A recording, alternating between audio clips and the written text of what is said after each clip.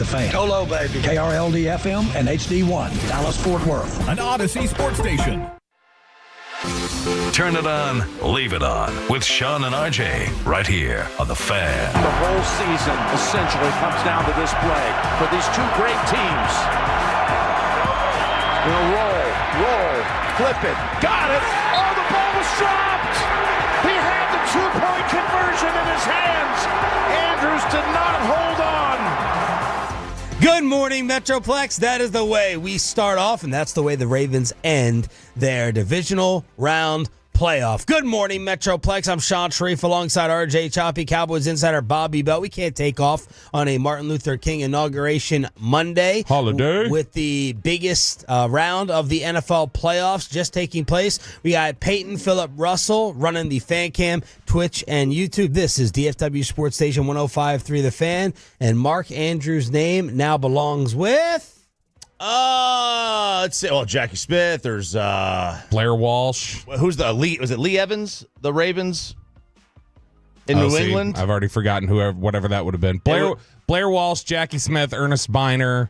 It's those. Scott Norwood. Alshon Jeffrey, New Orleans. Again, I don't remember what Alshon Jeffrey did. Okay. Yeah, I think it was Lee. He had the drop against New England in the conference championship. Would have sent him to the Super Bowl or the next round. Oof. Sean McDermott needs to send him a care package. It defines his career. Yesterday will define his career, probably. And you don't ever want that to be the case, especially when you've been a Pro Bowl player. Anytime a Pro Bowl player defines their career in a single playoff game, that's either really great or it's about the worst possible thing that could happen. Well, anybody who had him in fantasy this year knows he sucked anyway. So first half. Kiss my butt. First half of the season for sure. Ravens fans would throw out the name Zay Flowers real quick because of the Zay Flowers fumble that recently took place. You know what? This made me really happy because growing up in D.C. and always being jealous of the Ravens and the way they did their things, they're always getting the punt block. They're always getting the miracle Ed Reed 104-yard interception return. The Buffalo Bills have been cursed throughout their entire existence, so I was happy for the karma hitting Buffalo. Yeah, it did. I mean, they finally got some good luck. Listen, They have Superman. They have John Wayne. They have everything you could possibly want. We have John Wayne. He could be the next head coach. That's fair. But yeah, this is what it should have been. It needed to be Bills Chiefs. You had to go through. Ravens had their chance last year in the conference championship game. Bills had their chance several years ago. Now it's their turn again. Let me ask this about Lamar. Does the drive at the end? Mark Andrews, by the way, with a fumble as well in the second half. Yep. Is the drive that Lamar orchestrated enough to get him off of the old playoff hook that has been haunting him? I mean, yes, but no. We know how people don't remember these things. I mean, today it might be, but a year from now, we're gonna forget this. Minute 33 left. He hits likely. They're down the field. They set themselves up. They get the touchdown. Lamar was awesome on the drive, and at the end, that was his moment. Yeah. And then Andrews cost them the tie. Lamar fans will remember it. Lamar fans will give him the credit. The casual observer, who are really the ones that really are the ones that do a lot of the talking, too, are going to be like, nah, at the end of the day, they're going to forget about it. It's a loss. It sucks. Or will you just go to, my group text last night? My brother's like, he still had two killer, crucial, awful turnovers. The interception was just a throw-up, and then the fumble wasn't even caused by Damar Hamlin. Lamar dropped the football that Von Miller picked up. Yeah, and they scored a touchdown. And so, that's the thing where the Mark Andrews fumble that occurred, he gave up. They ended up scoring a field goal off of that. The Lamar fumble, that ended up being a touchdown. So I think he played well at the end. The final drive was great, and it's enough to. I don't know if that's enough to get him off the hook. Mark Andrews is probably enough to get him off the hook right now. Is that everybody's going to remember what happened in the fourth quarter with Mark Andrews? They're not going to remember because of the time when it happened as much. History's not going to remember. Lamar had the back-to-back turnovers on possessions that cost them points. That was a swing. Lamar was not happy again. Turnovers, 3-0. in favor of the Bills, and that's what Lamar wanted to focus on. Turnovers play a factor. Penalties play a factor. Tonight, the turnovers can't have that, and that's why we lost the game. Because as you can see, we're moving the ball wonderfully. It's hold on to the ball. I'm sorry for my language. It's annoying. I'm tired of Annoying. Tired of this S. Yeah, it's like, across the weekend, it was, the teams that didn't turn it over, they did well. Like the Ravens turned over 3 times, still scored 25 points.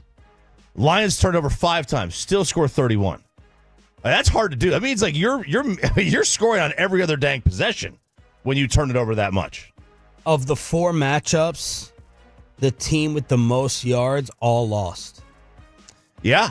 Houston had more yards, KC won. Detroit had more yards, Washington won. The Rams had more yards, Filthy, and Baltimore Buffalo. Surprised the Rams had more yards. I guess at the end there, it kind of helped out. They had those 2 back-to-back drives where, touchdown, Philly kind of nailed it in, touchdown. I mean, Philly didn't have to move the ball on 2 of their drives. The ball was right there. Yeah. And so, it makes sense to me that the Rams did because they had those short fields. That's honestly what saved them. Those short fields on those turnovers saved them when, Jalen Hurts didn't look like he could move. Look, it was a very strange weekend, but, turnover, you could simplify it down. Turnovers, they killed you. So that was the late game. Mark Andrews is the GOAT in the bad way of the entire weekend. Here's what happened in game 1. On first down, he goes to Barkley. He breaks a tackle. He's on his way. Here he goes. He's at the 40, 30, 20, 15, 10, 5. Touchdown! Saquon Barkley, 78 yards. It was a repeat on Eagles radio of their first matchup, Saquon going nuts. And the number 1 stat that everyone is referencing, laughing at, and crying at in DFW is the Dallas Cowboys are looking from the outside in of an all NFC East championship game. After Washington did what they did, the Cowboys now have the longest conference title game drought in the NFC. In the NFC. If you had told any Cowboy fan before the year that there was going to be 2 NFC East teams in the conference championship, yes, 100% of them would have said, "Oh, great, Cowboys made it. Cowboys Sweet. made it." There was no chance. We knew the Giants were going to make it. Yeah. All right, and then obviously rookie quarterbacks generally don't make it. It's like, yeah, all right, man, we're in. The Eagles, Bobby, have been to 8 NFC championship games since the Cowboys last went to 1. 8! Are you with embarrassed? 3 different head coaches. 3 different head coaches. They've been to 8 of them since Jerry and Steven have been back. Let's just go back to the year this show started. If you just counted NFC Championship games since the year this show started, every NFC team has been but the Cowboys. Yeah. Every team? The longest drought outside of the Cowboys is the Bears in 2011. That's the longest streak. That puts it into perspective. Yeah. When you started this show, did you think every NFC team but Dallas would get to the title game? Yeah. We were in high school. Dude, Saquon has 4 touchdowns against the Rams this year. Every one of the touchdowns was 60 or more.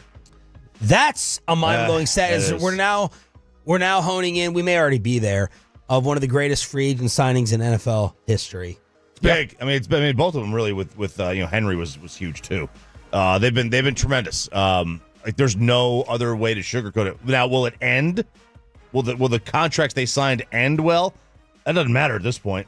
It really doesn't matter. They might, but today, because a lot of people judge things basically at the moment, early on, and it looks tremendous right now. This was yesterday. They carried the ball 34 times. They averaged 8.4 yards per carry. Philly did. Saquon Barkley had the lowest yards per carry of any Philadelphia rusher yesterday with 7.9. When you're doing that takes all the passing is better out. When you're rushing for 8.5 yards a carry, your efficiency is so high. You have to keep doing it. What were you thinking on the final drive? Did you think Stafford was going to get it done? They're down 6 with 2:23 left. Puka with the big catch to the 19-yard line. And then we all knew it on draft day. The 2 most absolutes in the NFC East, well, maybe 3 over the past 10 years. Daniel Jones was going to stink. Everyone was laughing at the Giants getting that pick. CeeDee Lamb fell to the Cowboys. Everyone knew that was a home run. And Jalen Carter falling to filthy, as all of us were like, you got to be kidding me. And he was a game wrecker last night, especially on that final drive. He was fantastic. And that the Philly trench work, I mean, really the trenches yesterday for both teams, like the Rams and the Eagles, those were massive. The Rams, I kept feeling like at the end it was... They had 7 sacks. I was certain that Stafford was going to go down there and score because, the drive before that, he just boop, boop, boop, boop, boop, no problem, gets down the field. Then the next drive starts that way, and it's like, oh, okay, great. Well, this is just going to set up. Karma's going to get me because I've dug in so hard against the idea of Matthew Stafford being a Hall of Famer, and he's going to have a Super Bowl, that he's going to go to a conference title game here with some all-time performance in the snow generating these 2 drives. But I thought for sure once they crossed the 50, I was like, all right, Rams are scoring. They're winning this game. I thought they were scoring. And that game had everything, man. It had the snow. It had the comeback. You love snow football. Snow football is without question the best. And that had everything. Is it? You are such a gaslighter. What am I doing? You are such a gaslighter. I thought you hated things of importance being decided in these types of conditions. I do. I hate the fact that, because that's not football. You can't do anything out there. So I hate that aspect of it. But the visual is fun. The visual is great. The visual is amazing. But you hate the fact that game was played like that. Exactly. Absolutely. Yeah. I hate when the most important games are played when you really can't do anything. It really is. It is a great debate because all of a sudden, like, you are not the identity of your football team. You plan your football team to play over the course of 18 weeks, and then all of a sudden, like, it's now you can't do what you're designed to do. I loved Quincy Avery, the quarterback trainer, yesterday. He had 2 really great tweets describing... You gaslit me twice yesterday in your email. The second one coming up later. Ooh, I can't wait to hear it. Prime gaslighting. Quincy Avery says, football played in extreme elements isn't really indicative of who's better at football. It's more about adaptability than skill. Sure, it's dramatic, but it turns the game into something else entirely. And then he says, people who love weather games are the same ones who prefer college football over the NFL. They enjoy the chaos and the idea of football, but miss the precision of ball at its highest level. And I think that's a perfect summation of what that game was because yesterday. Jalen Hurts being hurt, how hurt is he, by the way? Yeah. It didn't matter that much because Philly could just play ball control, hand it off for something. Maybe they were going to hand it off anyway in the elements, but Jalen Hurts not being able to throw didn't really harm them because of the elements. Right, it doesn't. And and look, I mean, Chris Collinsworth was good yesterday too. He focused in on Hurts. He's like, all right, are they going to throw the football? And then Sean McVay catching a little bit of heat in Los Angeles because of the lack of no huddle early, and it still felt like things kind of bogged down and broke down there on that final drive. Yeah, I mean, the Rams did more in the final 2 possessions than they had for a large part of the game, and Stafford is like, he does have elite arm strength, and that does help when you're playing in kind of crappy weather. I don't know that I've ever seen. I mean, I'm sure it's happened before, but that was one of the bigger momentum turns I can remember seeing in a game where Jalen Hurts is in pain, clearly feels limited. Philly's backed up in their own end, has to punt the ball away, and you feel like Rams are about to score, and then Kyron Williams fumbles that ball, and Philly scoops it up and gets down to the. It's like, man, that flips so fast. Cost me $12,000. How? I was betting on a lot of higher, lower with. Underdog, which Kevin Hagelin talks about here on the station. Hi, Gene. And I had minus Cooper Kupp targets lower than 6. Well, Cooper Kupp was absent the entire game. Well, the Rams just give the ball away, and then Stafford on the final drive hits him with that. The Eagles, it didn't really cost me $12K. I'm being dramatic. I made a stupid Puka Nakua rushing bet, but it cost me some money. It cost me some money with the Rams just giving the ball away. 877-881-1053 is the way to hit us up on the Franco LaFranco Injury Attorney text line. Thank you all for turning it on, leaving it on, live on the Fan Cam, Twitch, and YouTube. And now we get to Saturday, one of the biggest NFL upsets ever. And I'm here to defend the Kansas City Chiefs and that they didn't really get cheated like the entire world is crying about. Next on Sean and RJ, and we got an update on the Cowboys coaching search. It's a rough final 2 minutes for me. Let's make it better moving forward on the Fan. Let's get you over to BlueChew.com. Con, you want to make it better for her in the bedroom, you can do it. Chewables from Blue Chew.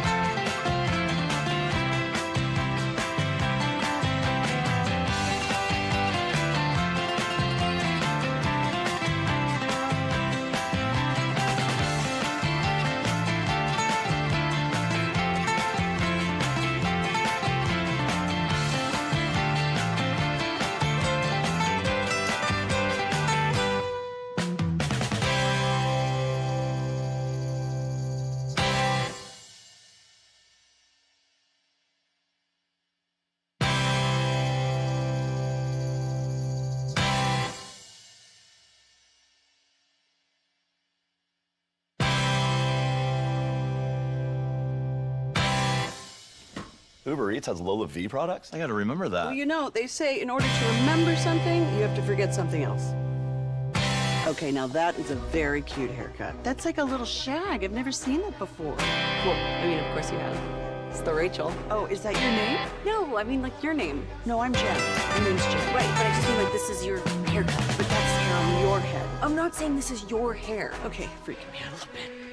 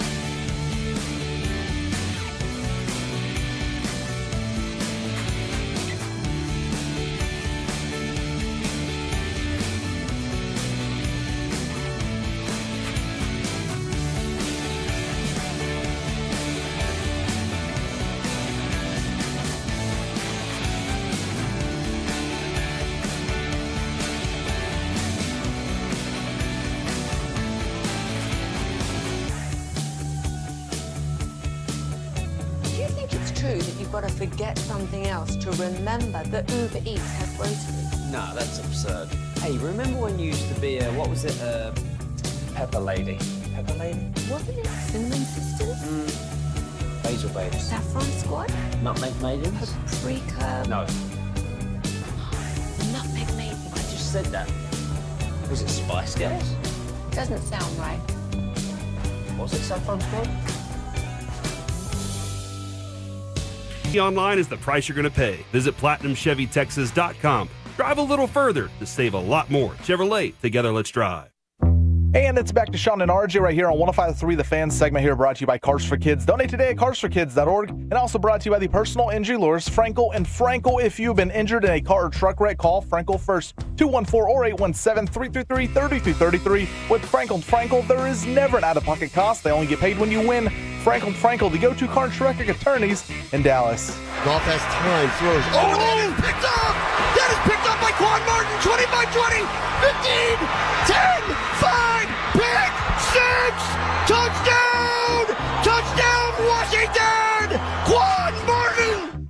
Commanders Radio with the call from 4-13 to Dan Quinn, 10 former Cowboys, and an NFC Championship appearance. That was the call on Commanders Radio. Good morning, Metroplex. It's Sean, RJ, and Bobby here on 105.3 The Fan. You shorted him. 12. There are 12 people that Jerry Jones was cutting checks to last year for the Cowboys that are now going to the NFC title game with the Commanders, between coaches and players. 12 people. A lot. And it'll be 7 assistant coaches, 7 former Cowboys assistants taking part in the NFC title game for other NFC East teams. It's pretty sweet. From 90 to, it's pretty sweet. It is pretty sweet. It is. You want a little bit. You want them to suffer a little. You want them to feel it.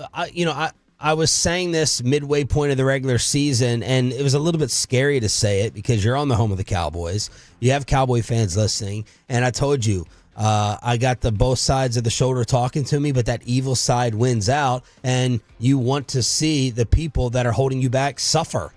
It's like the Baltimore game. And it feels like all the playoffs now, Cowboy fans are like a mix of embarrassment and revenge of, haha, eat that. I saw more people. Somebody else to ask these questions. I saw more people on my timeline who are Cowboys fans rooting for Philadelphia and Washington than I've ever seen in my life. Yeah. Definitely more Washington. There's some who just still can't bring themselves to root for Philly. Yep. But there were a lot of people still going like, yeah, Philly, make this hurt as bad as it's the Baltimore thing. When they played Baltimore earlier this year, remember how annoyed we were that they came back? And it's like, no, you needed to sit in 28-6. You needed to lose by that much so that you could feel the consequences of your actions. It's the same thing. These are the consequences of their actions. They need to feel them. The 4th worst winning percentage in the NFC from 1992 through 2023. The Commanders are now the 5th team since the merger to make the conference championship game after finishing the previous year with a bottom 2 record in the league. And a lot of people I'm trying to think who the other 3 would be. Since 1992, the 4th worst winning percentage in the NFC. I don't know what Carolina was the year before. Chicago's probably. Chicago's Detroit, probably. Yeah, Arizona. A lot of fans are asking this, and I've given up on it. I've given up of any hope or notion that this is the case. Will this be the wake-up call? How much does this sting Jerry and Steven? And I'm like, no, I've given up on that. That yacht has sailed. Someone messaged us over the weekend and said, Jerry will just say, see, we competed with the 2 teams in the conference championship look at what game. we have to face. Yeah. Look at the strength of our division. Oh, I know. We competed with we were in those games. Yeah. We were in those games against those teams. And as Bobby pointed out, this might be, Mike Zimmer's way into the head coach. If Washington somehow miraculously wins a Super Bowl, which I don't think is going to happen, but if they do, if they win a Super Bowl the day after, they will name Mike Zimmer head coach, and they'll say, this is the guy who last beat the Washington Commanders. Yeah. The LeBron stopper. That's it. That was the last time. That's the last time Washington lost a football game. Was that one when Dallas went to D.C. back in November. They've won every game. And so Gerald go, boy, we beat them. And boy, we had them right where we wanted them at the end of the season with a skeleton crew. Yep. We weren't prepared for Marcus Mariota. That kind of threw us off a little bit, but we were prepared. Yeah. That went down to the last second. That's what we're going to get. He'll reverse it and say, look, you want us to just easily go through the 2 teams playing for a right to make it to the Super Bowl? Well, this was 5-0 in the turnover battle, and the 15-win curse strikes again. The 2024 Lions and the 2011 Packers are the only 15-win teams to not win a playoff game. Oh. Remember in the NBA, we'll always get that stat for amount of wins and how it can be a kiss of death for you. There was another stat that was thrown out there this week. Here it is. The teams that won 15 or more regular season games the last 35 seasons, not one of them won the championship. Yeah, Minnesota lost, right? Good job. 98 Vikings, 2024 Steelers. That team we knew was a fraud. 07 Pats, 2011 Packers, 2015 Carolina, 2024 Lions, and the Chiefs can keep hope alive. Not one of them won the championship with 15 or more regular season wins. It's insane. It's insane, man, because like the sport comes down to these one games, and one game, the margins are so small in this league. The best of the worst team in the playoffs, the margins are so fragile that Detroit was up 7-3 with the ball at about the Washington 30. On a 3rd and 2, they decide to pass, they fumble. Strip sack. Instead of just doing what they do best, running the ball, they were gashing them already. Who knows how that game changed? It could have been 14-3 at that point. I mean, that's potentially that's the complete game changer because Washington scores in the next play. Then you continue more turnovers, and you have the 12 men on the field penalty. Everything that had to go wrong went wrong. The big question for me in this game, Bob, was at halftime. Are the Commanders going to be able to keep up? Mm-hmm. Are they going to be able to match this first half pace? And they did. Yeah, they did. I mean, they were fantastic. And I was texting around with a couple different people over the weekend, and somebody outside of Dallas, outside of Washington, had replied back to me at like the third quarter of this game, and they were like, "This is Cliff Kingsbury putting together a cover letter. This is him putting together a cover letter for his next job. This is him showing, all right, you guys want to talk about Aaron Glenn? You want to talk about Ben Johnson? Let's see if Ben Johnson can keep up with me, and let's see if Aaron Glenn can stop me, because they can't." And Cliff you could see it. He was fired up every time they'd cut to him on the sideline after score. That did look like a guy he wants to be a head coach again. And he did an excellent job calling this game. And Jaden Daniels, I've been telling you guys since the spring, fantastic. Yeah. The new prince of the National Football League, the poise and the control. The first rookie with 275 yards and a 70% completion percentage in a playoff game. Pulled off the largest spread upset by a rookie quarterback in NFL playoff history as the Lions were 9.5-point favorites. 9.5. And you have your pump the brakes second year, CJ Stroud, RG3 with what happened with the rest of his career. That's the only thing we can hope for now in this division, watching Jaden Daniels ball out like this. I mean, look, the league makes adjustments to you, and then it's on you to make adjustments to the league, and that's probably what's going to happen. And they might not win 12 games next year, right? There might be a little bit of a dip. Just likewise, the Lions probably aren't going to win 15 games next year. The Chiefs are the only one that seem to win like 12 to 15 every year. But it's like this is if you're like trying to find some silver lining here, you have to sit there and think they'll have a drop. He'll get hurt. Something will happen. He ain't that. He's not all that. Well, he is. I mean, he was that in college. It wasn't like this wasn't a projection play. Caleb Williams was the projection pick. Jaden put the product out. Yeah, I mean, what you got to hope for, you mentioned you got to hope for a drop-off or something like that. What you got to hope for is that this culture change in Washington is genuinely coming from that coaching staff, and they start getting picked over. That like Cliff gets a job, Joe Witt gets a job. We're already hoping they get picked over 1 year in. I mean, and it's something where when you look at it, it does make sense. I think everybody felt like Quinn had built a good staff this year. Like, I mean, you got former head coach on there, Anthony Lynn. You had Brian Johnson, who was a really top tier coach. Cliff, who was trying to get back to where he needed to be. Joe Witt was kind of ascending. So, I mean, it's come together in a really good way for Washington and really quickly, faster than I would have thought. But I mean, this game was so freaking fun in the first half. Great. It was amazing. Track meet. I mean, you expected it to be a high scoring game. I mean, the over was about to be hit. I mean, the over, I think it got hit. It was 5 points away at half. Dan Campbell devastated in the post. At the end of the day, after all of this, the loss today, I still, I love the guys and I respect them and I appreciate everything they've put into it. But it's not the time to talk about what a great year or how many wins. It just, it's because at this moment, I don't think any of us feel that way. The whole point of doing what you do is to get to the show, man. That's why you play this game, and we fell short.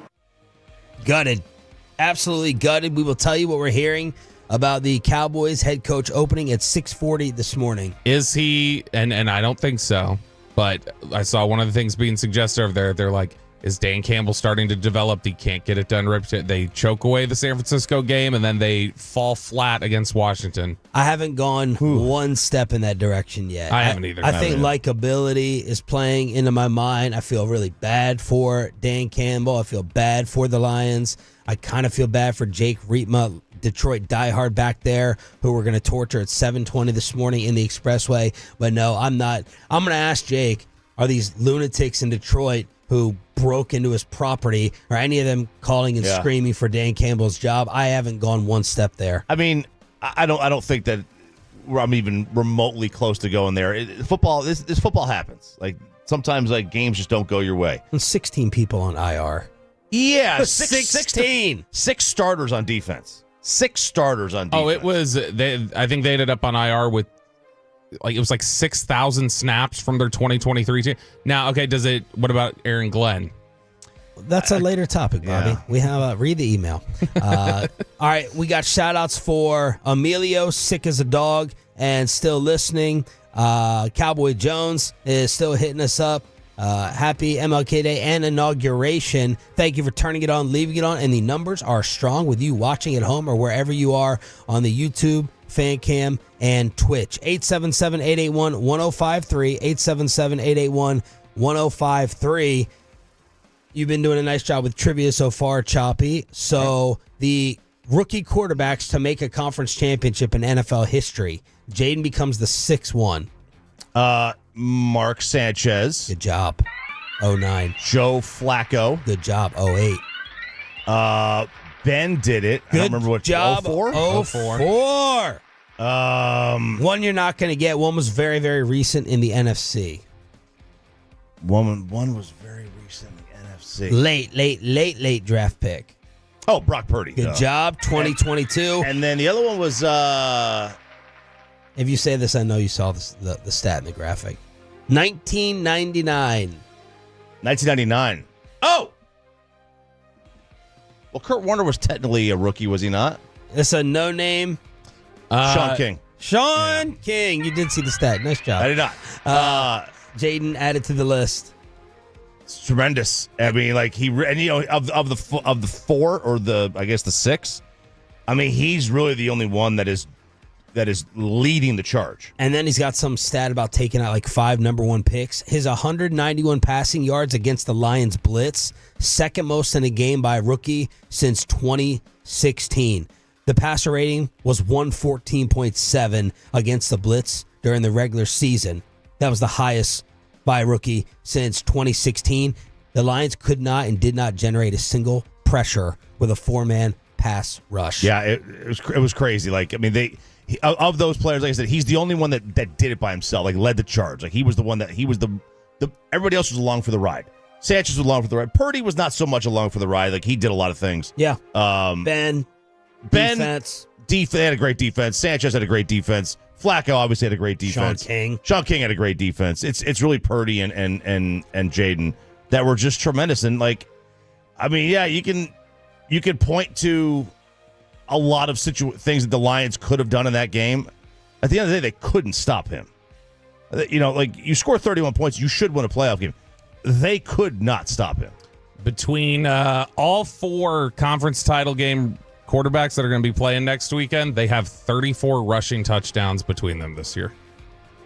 34 rushing touchdowns. That's sign of the times. Jeez. Sign of the times. You think Dak will ever rush for 9 touchdowns again? I mean, he used to. He used to get like 6. He used to get his draw. The only thing Dak can do 9 of is those sweet teas upstairs that he's lining up in front of him in the broadcast booth. 877-881-1053. Franklin Franco injury attorney text line. The brand new things that we are hearing about the Cowboys coaching search and one name in the building, I don't want you to spit out or throw your morning coffee. We'll take you inside the Star next on Sean and RJ. After we get you over to Platinum Ford in Terrell, it is, of course, a Stephen Gilchrist-owned store. Gilchrist Automotive, they're always hooking you up on that brand new Ford car, truck, SUV. PlatinumFord.com.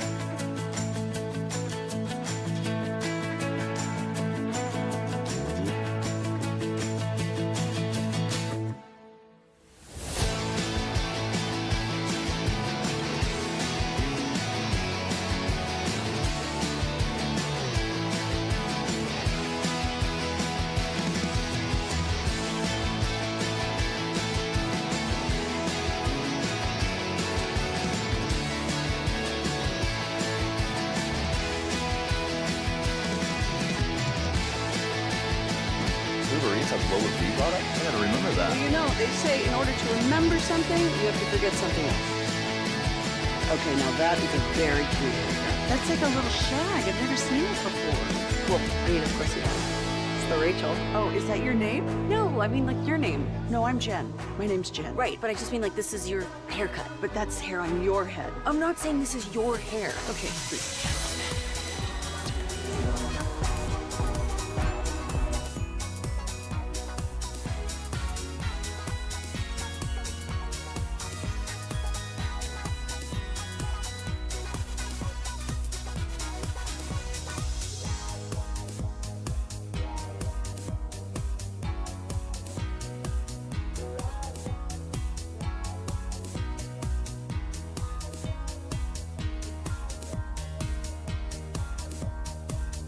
Notes to the coaches and players for America's team. Let us go inside the stars on 105.3 The Fan.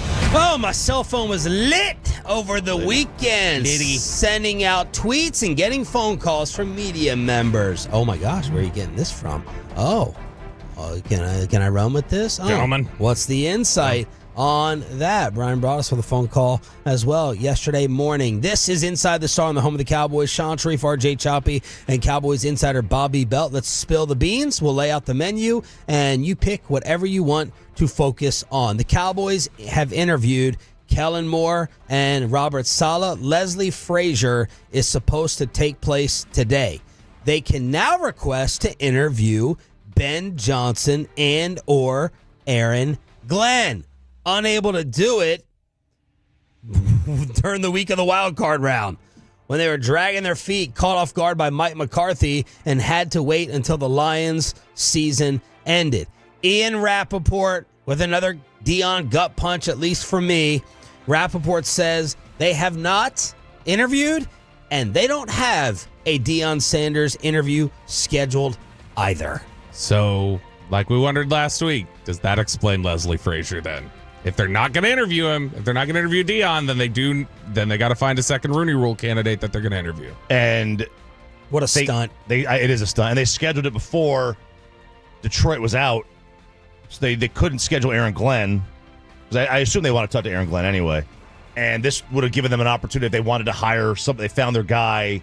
They could have hired whoever they wanted to. You know what it says? Stunt. What it says to me is, look, they scheduled 2 interviews before they scheduled Kellen Moore, but they got Kellen Moore done first. It felt very much to me like in the process watching their administrative scheduling of all this, it feels like we want to just be ready to hire Kellen Moore whenever he's free. That's what it feels like to me right now. Josina Anderson does point out the Cowboys and a formal interview of Deion has to be given permission from the Colorado AD. So the Colorado AD has to give the permission. Steve Sarkisian is out as the Cowboys, according to David Moore, did not put in a request to interview Sark, and Sark signs the extension in Austin. 7-year extension. That's weird that you got to get permission from the Colorado. Like Deion, I think Deion's actually going to adhere to that. He would just be like, I just quit. And then somebody will pay my buyout. Is that how that would work? Yeah, you would think so. But I mean, I guess you'd have to have some level of certainty that I'm getting this job. Jordan Schultz says Aaron Glenn is a name to watch closely. One league source mentioned Jerry holding him in especially high regard. Starred at A&M, not only played in Dallas, is from Houston as well. Yeah, he was, and I mean, he was, gosh, he would have been, what year was that? 05 he was here. And he's always been a big locker room guy and stuff like that. I'm not totally buying that that's enough familiarity for them. 1 year spent here, even if I don't think that Jerry and Aaron Glenn are just like keeping in touch over the years like that. Maybe they are, and I don't know what I'm talking about. But in general, it doesn't, I think that one feels a little more smoke-like than reality. The name that may excite you that we just talked about, it was a brand new development. Calvin Watkins was on it first. The Cowboys want to talk to Ben Johnson. According to Calvin, Adam Schefter on McAfee quickly shutting that down. I don't expect Ben Johnson to be in play in Dallas. I think Jerry has other ideas. I think Ben Johnson has other ideas, and don't think that he's a logical leading candidate there right now. Not because of his coaching, but he's getting a head coaching job. He is getting one. It's just not going to be in Dallas. me shut that down real quick. Jerry has other ideas. Like the feeling that comes off of that is like Jerry's like, ew, no. Are you kidding me? You know, it's a little troubling that an offensive, like not even offensive, one of the top candidates isn't interested in your job. Of course. That's a little, and it's not like it's not I don't think they're interested in him either. Though. I agree. That's troubling on its own, but that's a different topic. That's troubling too. But like the fact that he's interested in the Raiders. Now, not only do the Raiders not have a quarterback, they're also not in position to necessarily draft one in the first round. You know what? Cowboys do have a quarterback. What it might say, though, honestly, is I mean, Dan Campbell still does have really great relationships here in Dallas. I wonder if their mutual lack of interest is any sort of Dan Campbell, like, yeah, y'all would not work together. Just, you know, Ben, I wouldn't go there. Dallas, I wouldn't go with Ben. Yeah. Y'all are not going to be a good match. Because he has said, Ben, at least that's the reports, that he wants equal control with the GM. Like, he wants to basically almost be able to pick his GM. So the coaching nugget that got lit up over the weekend came from myself. Well, as a couple of people have just been hyping up Brian Schottenheimer to me non-stop. And one of the messages I got was Cowboy fans are about to be very, very unhappy. Someone being discussed in the building that doesn't have that head coaching experience. And at first I was like, okay, Al Harris. And then the follow-up was, no, Al Harris is not coming back. So that's the second tweet that I sent out. So I was like, okay, Brian Schottenheimer. As soon as I tweeted out, I can't see, no way can my brain go there that Jerry Jones names Brian Schottenheimer the replacement. But I'm just telling you what I'm hearing, that they are absolutely in love with him, or Stephen Jones particularly is in love with Brian Schottenheimer. My phone rings.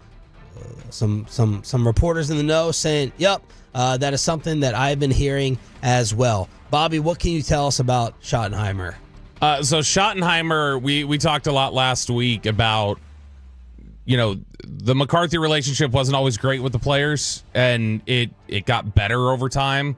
Schottenheimer gets a lot of credit for being the mediator that helped players understand McCarthy more and McCarthy understand the players more. And he's somebody who I think players really, really like. I would not want to hire Brian Schottenheimer as the head coach, but if you're just exclusively saying a culture hire or somebody whose biggest attribute is going to be culture, Schottenheimer's biggest attribute will be culture, CEO, locker room leader. Guys love him. They feel like he cares about me. He wants me to do better. He gives discipline when it's needed. Like, he is considered a really strong leader. And so if that's what you're looking for, he would be somebody that would make sense that they'd want to talk to, I think. Like I said, I still would not want to hire him.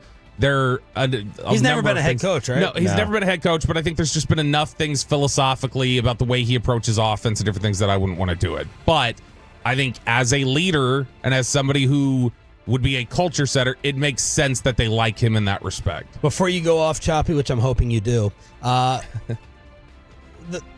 the sense I'm getting is, at the very least, if not head coach, like they would want Schottenheimer's hands all over the offense. Like he would have maybe a ton of offensive control. That's how much Schottenheimer love I've been hearing. Look, I get the logic from the Cowboys' perspective. This is a very Cowboy move. They like comfort. You know, they like to. I feel like they want to know something about the head coach. They don't want some random coming in here. So I understand it from that perspective.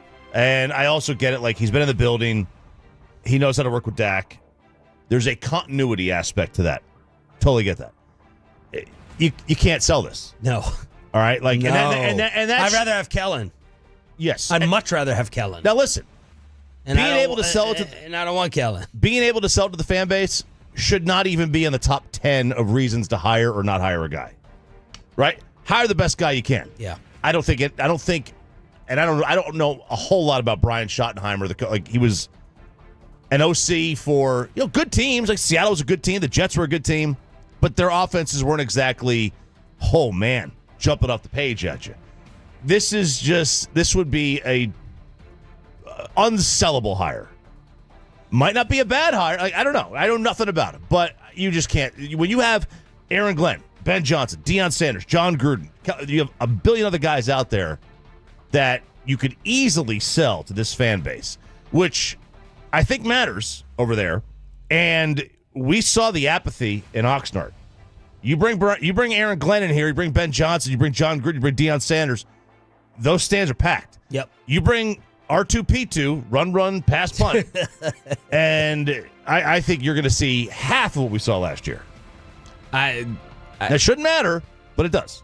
I think that there, like I said, I wouldn't want to hire him as the head coach, but I think there's a ton to respect about him as somebody who, like, he's Marty's son. Marty was in the NFL for forever. Brian's been in the NFL for forever.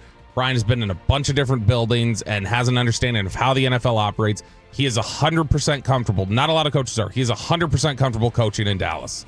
Like, he has it doesn't bother him. The noise doesn't get to him. He has a great relationship with guys like Dak, CD. Like, they really, really respect him. And he connects really well, too, with these college players. These new college players that are coming out, you'll hear guys who come out of meetings with them, even if they don't end up in Dallas, who say they loved talking to Schottenheimer. So after I tweeted that out, Jimmy Johnson goes on Fox and gives his thoughts on the opening. This decision is tied directly to the quarterback, Dak Prescott. He signed a $240 million contract, got a no-trade clause. He's had tremendous success in this system, so it doesn't make sense to bring in a new offensive system. The two key figures here, Brian Schottenheimer, the offensive coordinator for Dallas, and like I said, Dak's done a great job in that system. The other key figure is Kellen Moore, offensive coordinator for Philadelphia. He is very close to Dak. He was a coordinator prior to Schottenheimer. Now, Jerry, he could surprise us with a decision, but I think those two key guys are the ones you start with. I was really surprised that even Jimmy brought up Schottenheimer's name. I haven't heard anyone else publicly do that. He did it on national television, and I was like, oh, what does Jimmy Johnson know? Does it surprise you that I say that Al Harris is not expected to return? Not as much. You started hearing a little bit, and I don't know how much. I've heard a lot of people really like Al Harris and think Al Harris is really good. I've heard other people who think there's a little bit of, okay, don't just assign credit to a position coach because there's been success there. That's not always the case. So I know that there's at least mixed thought. It does seem a little convenient now that his time's up that I hear more of the negative thought than I did when he was here, but you heard a little bit of chatter that maybe there weren't as many fans in the building as it seemed like there were when he was coaching here. Elsewhere, Choppy, the Chicago Bears are the NFC version of the Jets. They're interviewing everybody. The Mike McCarthy news is not final there, even though you're supposed to be going on Chicago radio today. Well, the Bears interviewing Eddie George, and Schefter reports they called the Steelers to see if a trade could happen for Tomlin. Yeah, Tomlin's got a no trade, so he'd be able to stop that anyway if he wanted to. But yeah, the Eddie George. Eddie was conference coach of the year in college. He's coached at Tennessee State. He's done well there in 4 years, and this is like he's a player, like a former player, and that's kind of the trend that's going around in the league. But yeah, I would like the radio station in Chicago is like, Mike's the front runner. You want to come on and talk about him? I'm like, he's the front runner. Like, I'm not surprised, I'm not stunned, but they're radio guys too. That's true, but that's the buzz. The buzz up there is that they're the front runner, and if that's the case, that's probably, would that be the best job in this offseason cycle? Chicago. Depends what you think of Trevor. Are you including us? Well, yeah, it's definitely a better job than this one. Oh, it's definitely a better job than this one. Well, there's more upside with the quarterback. But upside it also equals question mark. Sure. We don't know what Caleb is. That front office could be much worse than this one. And it depends on what are you looking for. If Coach Freeman was looking to cement their legacy, Dallas has a better job than Chicago. All right, we will laugh at the biggest suffering NFL fan in the building. It's actually not us here on DFW Sports Station. And coming up next, stop saying that the NFL is cheating for the Kansas City Chiefs. The armpit did not get cheated. I'll tell you why next on 105.3 The Fan. But first, a little Tex, a little Mex, a whole lot of damn good barbecue. I'm heading on over to the Hurtado.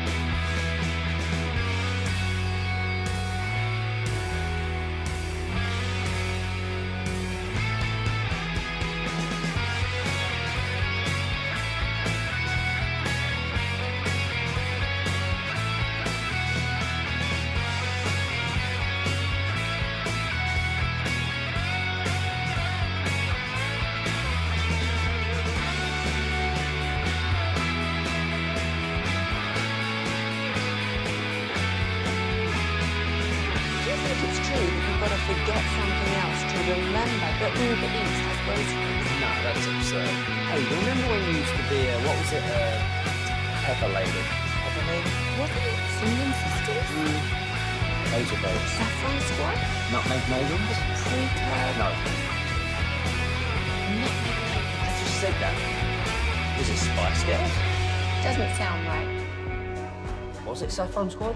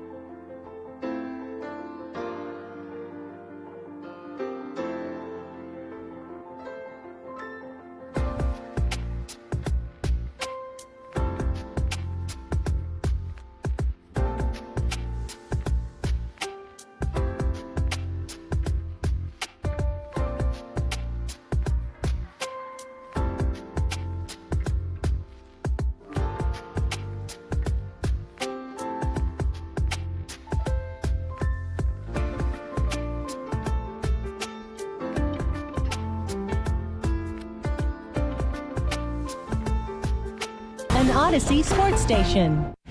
Turn it on, leave it on with Sean and RJ right here on The Fan. Mahomes stepping up again, tries to throw. Line caught! Touchdown! Kansas City! Travis Kelce owning this game. An 11-yard touchdown. Playoff Pat to playoff Kelce. And the Chiefs lead 19-12. Chiefs Radio with the call. Bobby Belt is nauseous, and that makes me happy. Good morning, Metroplex. Happy Monday, MLK, and Inauguration Day for you on DFW Sports Station. I'm Sean Sharif alongside RJ Choppy and our Cowboys insider Roberto. We got Pepe firing up the fan cam, Twitch, and YouTube as the Kansas City Chiefs. They call it the Arrowhead Invitational, and it's happening again as they will host Buffalo after beating the Armpit. Every year, every dang year, except for last year, this team is hosting this game, and it's it is one of those things. One of the 7 straight conference title appearances. We're talking about the Eagles. 2018. The Eagles making 8 of them since the Cowboys went to their last one with 3 different head coaches, and the Chiefs just go 7 straight years. Sickening. And before that, the Patriots went like 7 straight years, 8 straight years. Just like the AFC has been. It's been Mahomes, it's been Brady, and a little bit of Ben and a little bit of Manning. Like that's what it's been for the last 25 years. The big stat from this one, Bob, the Texans are the only team to outgain their opponent by 100 or more yards, have 0 turnovers, and lose the game in any playoffs this century. Previous teams were 28-0. Yeah, look, I mean, Kansas City remains really fortunate that they keep winning games where they get outplayed. 4.2 yards per play from Kansas City, and they win this for stupid reasons. And this is irritating, but I'm not going to be really mad yet until they win the Super Bowl. This is like a couple of years ago when Philly made the Super Bowl and it was getting really close, and all year I was like, Philly's they're not good enough to win. And then we're staring it down against Kansas City. It's like, damn it, this is getting way too close. I feel like that's where we may be heading with Kansas City, that I'm going to be staring down a Super Bowl game in the fourth quarter, and it'll be close. And I'll be like, crap, this needs to turn. But they're not going to win. They can't win. They're not allowed to win because they're not a great football team. They're not. They are like the 6th best team in the NFL this year. But there are great teams who have won it. That's why we're having an Eli Manning Hall of Fame discussion. That's why we're talking about that Eagle team. Not this one. This team has been. They've been. I think it's also partially their fault for the expectation they've set of greatness in previous years of just, man, they're so impressive, they're so great, because they don't win impressively. There's always some bounce that goes their way or something fortunate, or maybe you have like officials in your pocket like they did in this weekend. That's a big one right there. All right, this game is just seeped in controversy, and the entire football world is convinced that Roger Goodell has sent a memo to make sure the Chiefs advance. Which hit would you like to start with? You want the Will Anderson, or you want the helmet-to-helmet with 3 of them, with 2 Texans players and then Pat? Which one, Bob? We can do the helmet to helmet.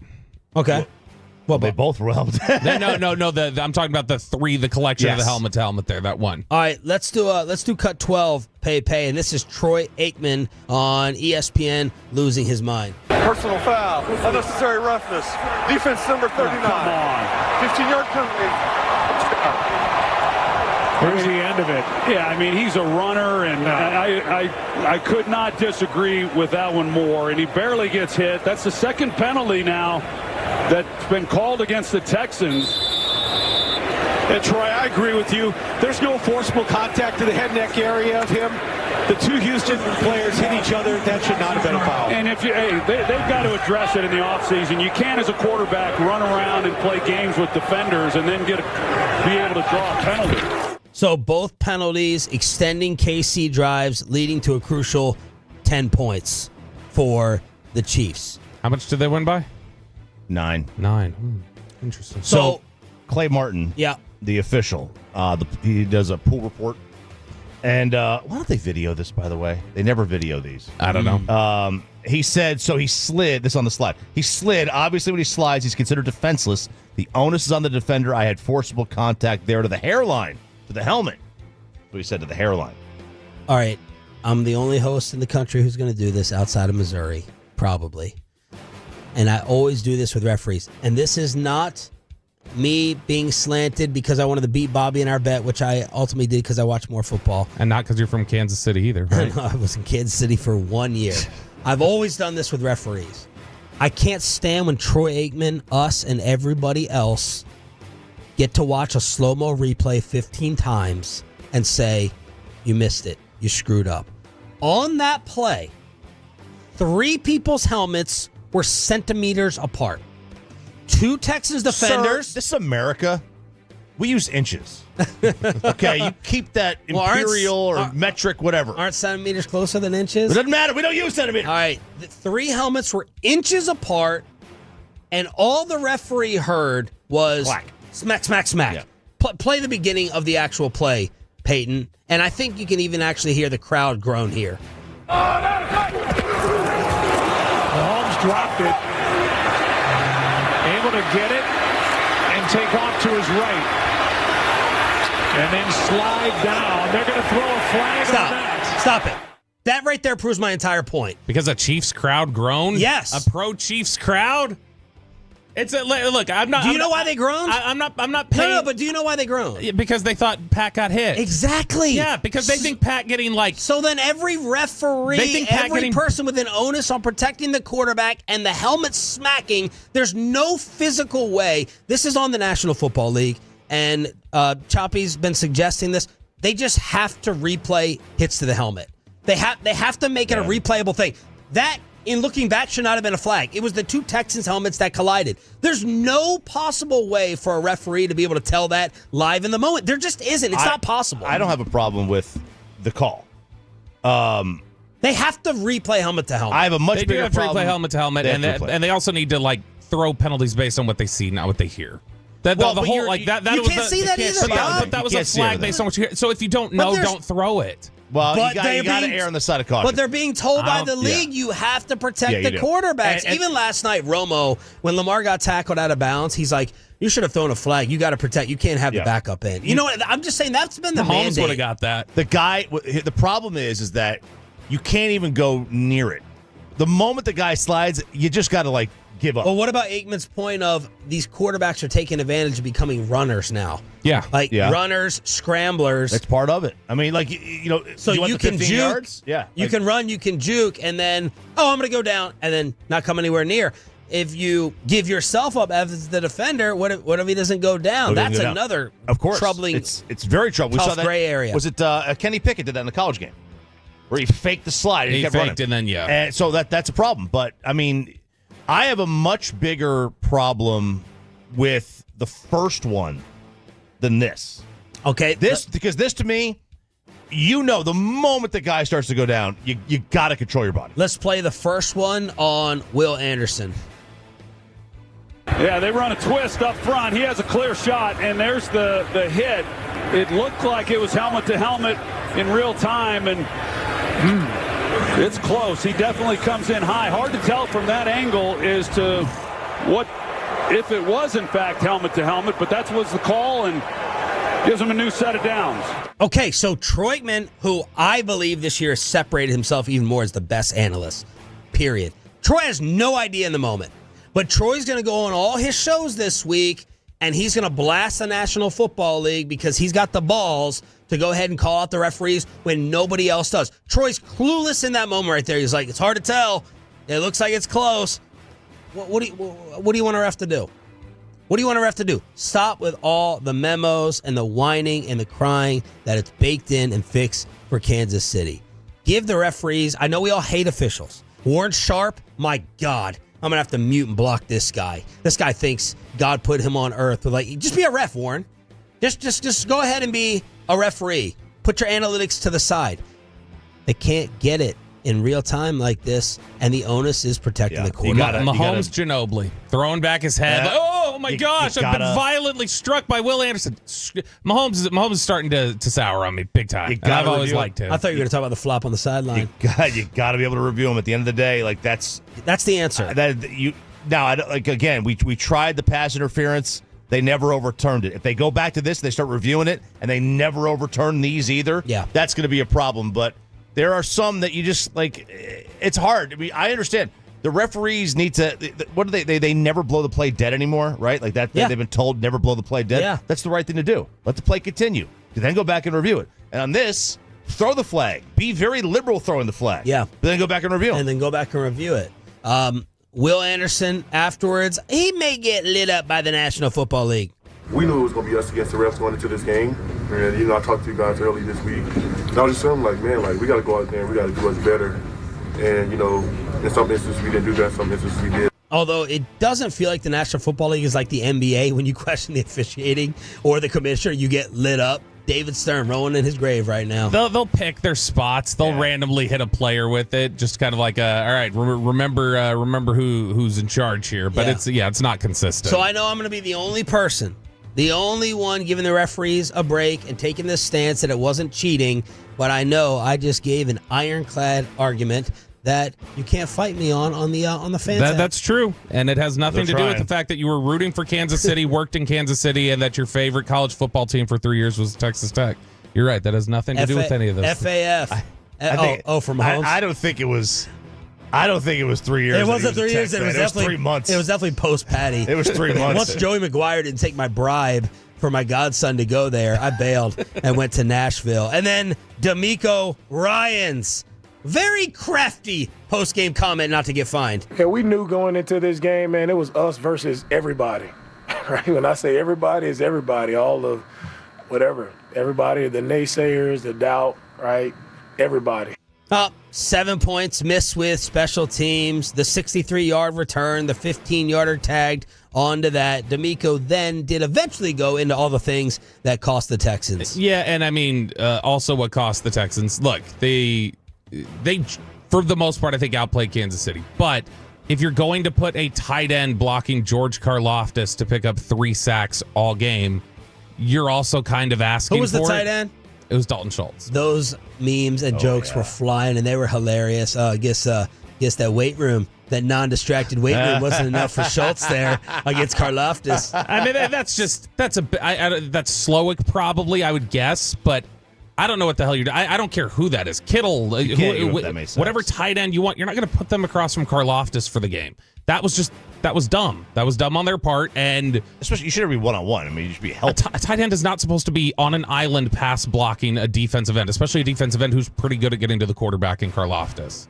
Okay, one of the only positives about the Cowboys not playing postseason football, your stress level, you don't have to see your cardiologist, and you get to laugh at everyone else. You know my motto, one of them, misery loves company, and let's laugh at the biggest suffering NFL fan in the building. He joins us in studio as the commercial-free Expressway comes at you live. Next on Sean and RJ, and Bobby Belt went and did a lot of Kellen Moore homework. Well, let's change your mind about wanting the Whiz Kid as the Cowboys' next head coach. That and best and worst of the weekend on the way here with Sean and RJ. After we get you over to BlueChew.com. Chew it and do it. That's right. You want to be able to give her some good times in the bedroom, and you can do that with...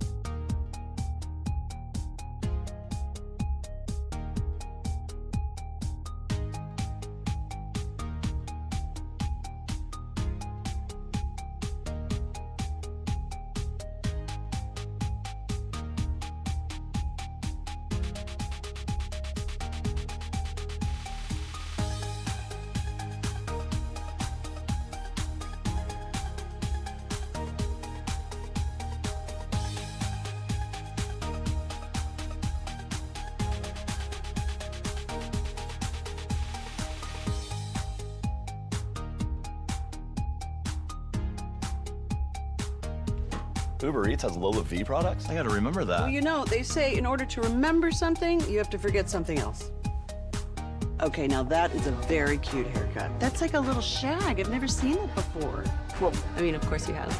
It's the Rachel. Oh, is that your name? No, I mean like your name. No, I'm Jen. My name's Jen. Right, but I just mean like this is your haircut. But that's hair on your head. I'm not saying this is your hair. Okay, freaking me out a little bit.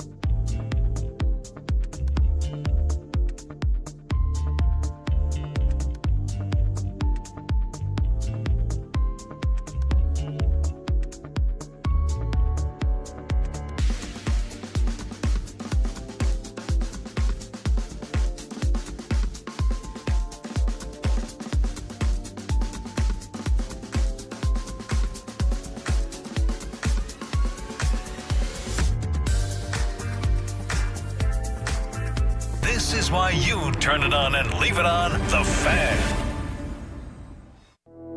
And it's back to Sean and RJ on 105.3 The Fan. It is the Expressway right now on The Fan, and it's brought to you by the On-Time Experts. The other direction. Gets it low. Labushkin score for Bork.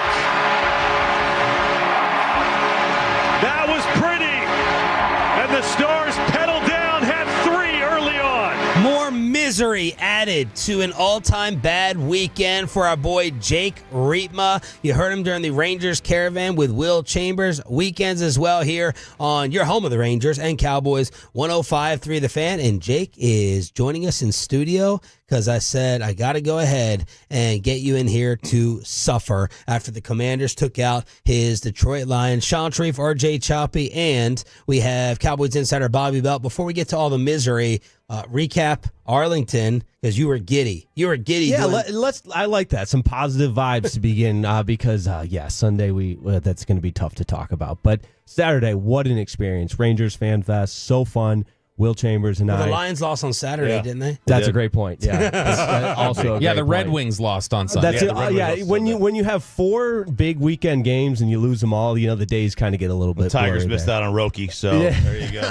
53% on Money Puck, by the way. Hey, for the Stars, wow, they did it. It was blowout though. Does that calculate just them skating circles Jake, around? Don't ask him anything about hockey. Just go into baseball. So, all right, FanFest, what a setup behind home plate. I kept saying I now know what it feels like to be a major league umpire. I mean, we were right there in the Lexus club level seats, right on the field where you had the Tolos walking around waving, saying hello. What an awesome guest list we had.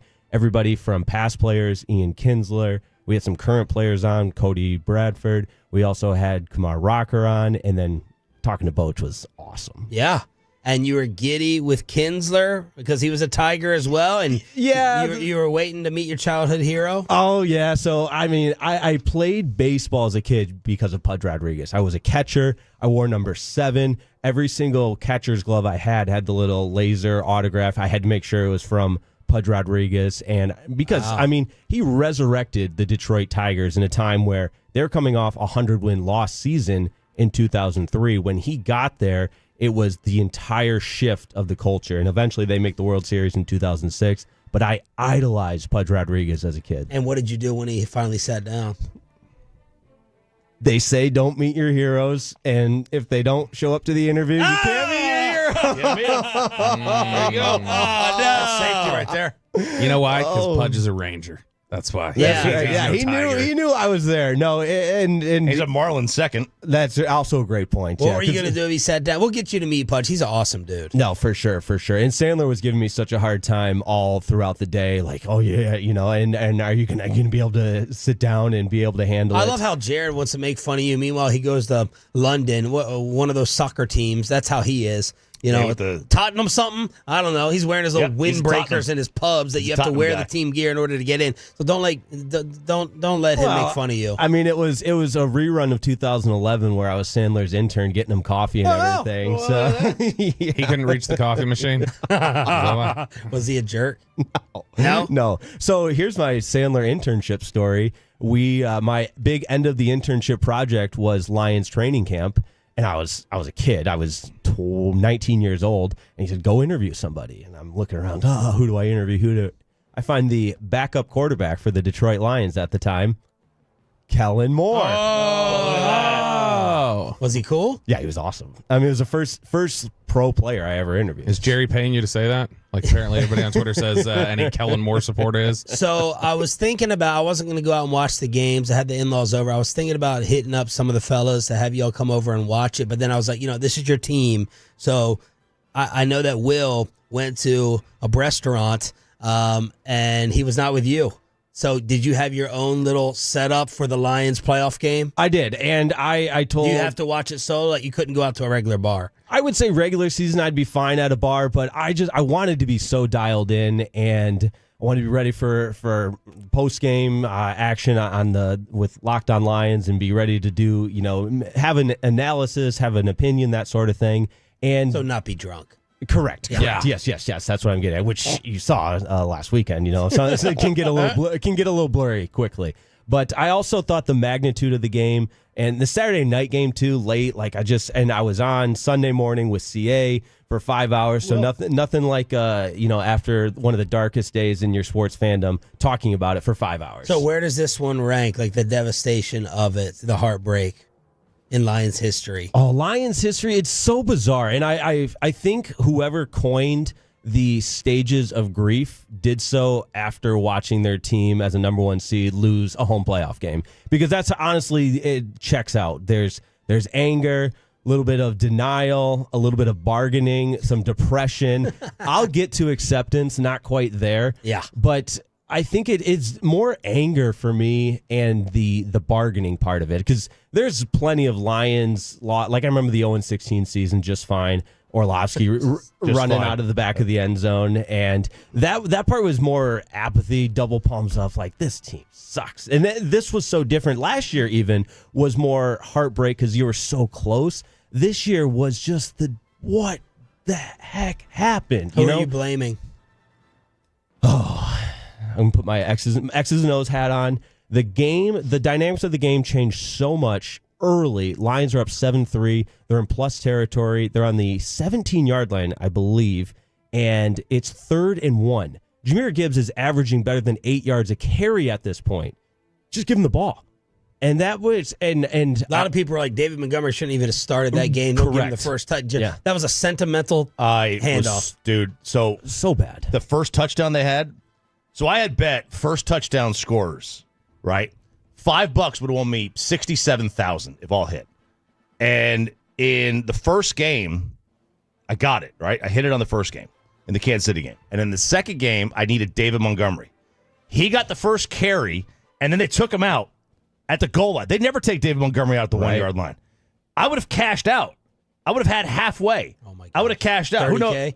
Who knows? Who knows what they would have offered? Yeah, the way Ben Johnson called that game to me, it was disappointing in the sense because I said this immediately after the game. I'm not going to do Aaron Glenn and Ben Johnson were distracted. They didn't prepare for their professionals. It's the National Football League. But I did feel like Ben Johnson called that game like he was trying to put together a highlight reel instead of calling the game to win the game. And I think you even alluded to it with Cliff. Like, it worked for Cliff. I mean, he put but all the things worked. Jake Reitman in studio after the Lions devastation. Didn't everything work except for the killer pick? The Jameson Williams worked. is compromising, yes. But the 3rd and 1. Yeah, if you're up 14-3, the whole game changes. The whole game. Ford Field becomes alive because my brother was at the game. He said it was a palpable, nervous energy from then on. And that's early. And some of that might relate to the Lions having not gotten over that hump before. And Jared Goff, and he turns the ball over a little bit too much and that sort of thing. But at that point, you hand the ball off to Jahmyr Gibbs. You're averaging better than 8 yards a carry. You have a healthy offensive line that's playing well. I mean, you look at some of those runs in the first quarter, there's no contact being made with Jahmyr Gibbs until he's 8 yards down the field. Not to mention the Commanders came in ranked 30th in run defense. It was your strength against their weakness. Why are you going 5 wide on 3rd and 1? Made no sense. It made no sense. And then, there was the 12 men on the field penalty. There was obviously the interceptions that happened, but that play right there, it made absolutely no sense to run anything but a run there. You have the best offensive line in football. You got to use it. They're not calling for Campbell at all, right? No, and I've tried to stay off Lions Twitter because it's toxic and I get upset. But there's a saying in Detroit, it was SOL, same old Lions, and you've invented ways to lose, and that was the case for 30 years of my life. I mean, you go back, they quite literally invented ways to lose, and it felt like that had been eradicated, and I hadn't seen SOL for 2 years, and I started seeing some of it last night. But what ticked me off. And I'm probably too far on the other side as a Jared Goff apologist, but people turned on Jared Goff quickly. I was seeing more turning on Jared Goff than on Campbell, and I understand the 3 turnover or the 4 turnovers. One of them with Jameson Williams, and there's 5 turnovers, I think. 5 total. One of them being J-Mo. So, but the point being, they scored 31 points. 31 points wins a lot of divisional games in the playoffs. You can't give up 45 points. Was Goff good? No, absolutely not. Was he are they there without him? Absolutely not. So I think turning on Goff is very reactionary. Without Josh Allen, without Lamar Jackson, you could throw Saquon in there, but he's a legitimate, and he played at a legitimate MVP caliber in the regular season. But I think this is a game. A lot of times when the favorite falls like this or the 1 seed, we're like, all right, how'd you give it away? I don't think anyone has that feeling. Like the Commanders absolutely deserve this. They did. I mean, they played well. This was no oh my gosh, you did this and you did that. Like they were there. Tit for tat the entire game, matching. They were and playing better. You could, absolutely. You couldn't stop them. You couldn't stop them at all. The entire game. They comprised a recipe to win on the road, and that's what ticked me off the most. Is the blueprint to win on the road was sustain long drives, absorb the punches early, force some turnovers, and it was like check, check, check, and before you know it, they're up 2 possessions late in the second half, and the Lions are pressing and playing from behind. And to your point, the SOL moment was the 12 men on the field. The biggest play of the season, 4th and short. That was what Brady was screaming about. Brady was screaming about it, and it's like, if it's 4th and 2, 4th and 2.5, you get that stop. They were only down 3. You're in the 4th quarter. You're down 3. I bet you if they get that ball back, that their win probability is over 50%. What was Jared Goff's touchdown to interception ratio versus playoff teams this year? Well, he had 5 against Houston. So what do you think it was? Probably pretty low. 16 touchdowns to 17 picks against playoff teams. And I bet that's all the picks he threw because he didn't throw that many. Yeah. Well, I mean, 17 is a lot. No. Outside of that, he didn't throw any against non-playoff teams. He had no interceptions against non-playoff. He does not play well. He threw at least 10 that I know of off of his zone this year. So you could probably track that down to the 5 against the Texans, 3 against Minnesota. And then, is that including the Commanders game? That's 2 against Minnesota. That's now, the 3 against the Commanders. Like, you go down the list. He also had 2 against Tampa Bay. He had 1 against the Packers. Like, it was every pick he threw. And he doesn't throw a lot of picks. Like, he's generally, didn't he came close to the record last year Jake Rietma in studio after the Commanders take out the Lions here on 105.3 The Fan, commercial-free Expressway. So be the Cowboys front office now and assess Ben Johnson and Aaron Glenn or the rest of the teams throughout the league after this game, putting everything together. Right, and I think what Schefter said about about Ben Johnson is put them together, you get the best of both. About Ben Johnson is telling that he has everything made up in his mind of what he wants, and I just don't think that plays here. So how much time are you spending? And what do you think that is? For those that missed it, Schefter saying Ben Johnson not interested and the Cowboys probably not interested in him. I think it's total control. I think it's the ability to bring in the guys you want and again, create this system that he believes he'll thrive in. Whereas Aaron Glenn, conversely, I think has made, and this whole season was proof of that he is making chicken salad out of nothing. You know, he's finding a way with all the guys on injured reserve to have a productive defense. And yes, it was the ultimate undoing of the Lions, but what he continued to overcome, the leader of men, the NFL experience, I think that plays more. Who would you hire first? It was Ben Johnson until the playoffs. No, I still think it's a quarterback-driven league. It's an offensive league, and Ben Johnson has, by all indications, done enough to be that next guy in waiting. The Sean McVay. What whatever type of guy is he? What do you know about him personally? I know personally that well, first and foremost, his kids go to gymnastics with my buddy's kids. Whoa! He's a great guy. Bella Caroli over here. Yeah, great Bella guy. Caroli. Great guy. But I think he Peyton, who's Bella Caroli? Ooh, it's a great name. No idea. No, Freddie Bobby, Mercury. do you even know? Yeah, Bella Caroli's the Romanian gymnast trainer. He didn't even know Freddie Mercury. I should ask Jake if he knew. I always love when you guys quiz Peyton because half the time I'm like, do I know this one? He carried Carrie Strugoff. Good job. Yeah, he did. But that being said, I think it's the biggest question mark is leader of men. That's the buzzword.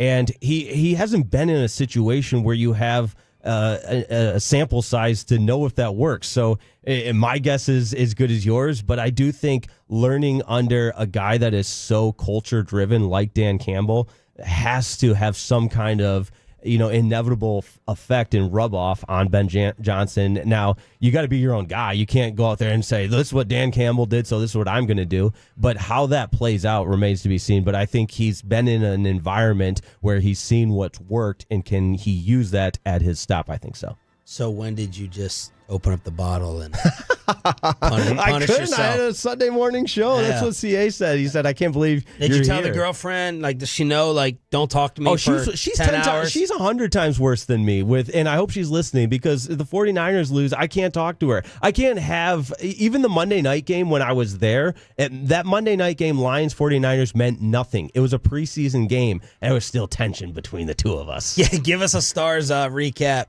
Oh, if y'all love, I already gave it to you. If y'all love hockey, follow Jake Rietma social media.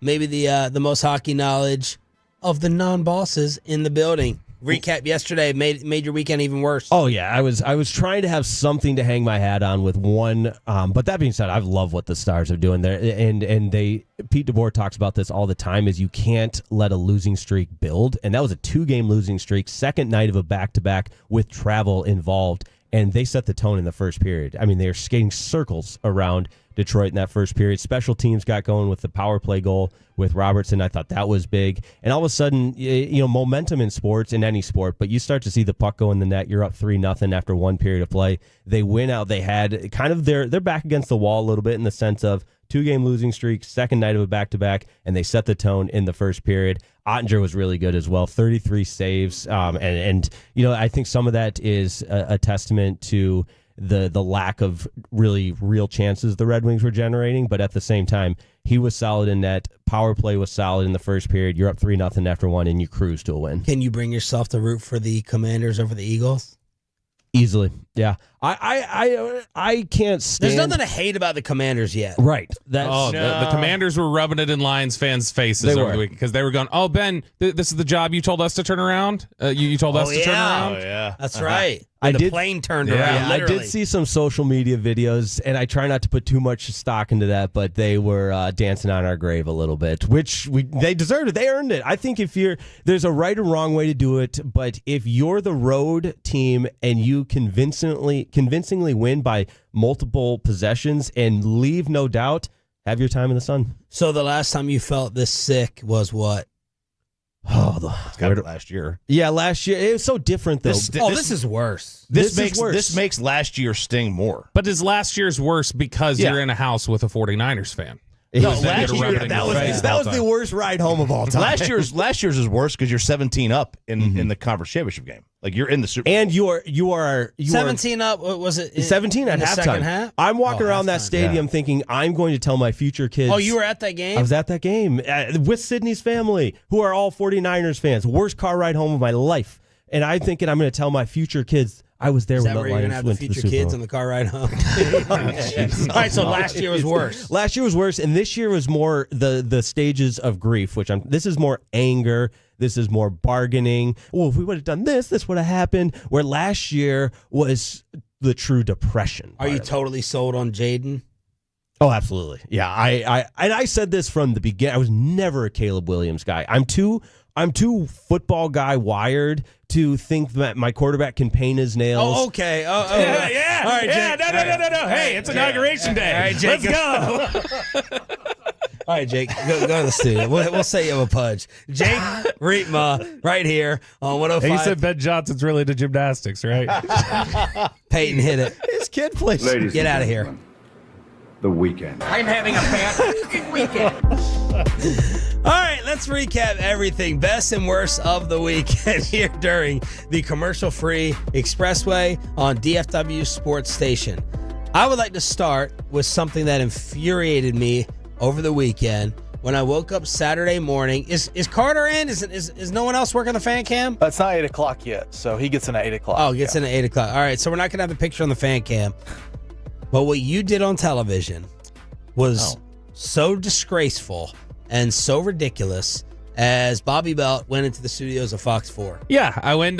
Jeff Colbert had hit me up and said, "Hey, you want to come in and talk Cowboys coaching search?" I was like, "Sure." So I drove to the Fox 4 studios and went and sat down, and I didn't see a problem with anything. I walked in there wearing a Keller softball hat and a like a black zip up, kind of like this one, and I zipped it up to cover my Kelly Kapowski shirt. So I think that was, I think I did the mature thing and covered up the graphic T-shirt that I had on. What was your issue with it? For you to go and sit in that television studio wearing a hat is so disgraceful. I was so pissed off looking at this photo. I felt for your wife. I felt for your children. And I said, if you're going to do that, just shave your damn head. Enough is enough. Just shave it. That's too much work. Just shave it if you're too worried about it. Like we all wear hats. We all dress like bums here on the Fan Cam, Twitch, YouTube. If someone wants to do an NBC5 Zoom, okay.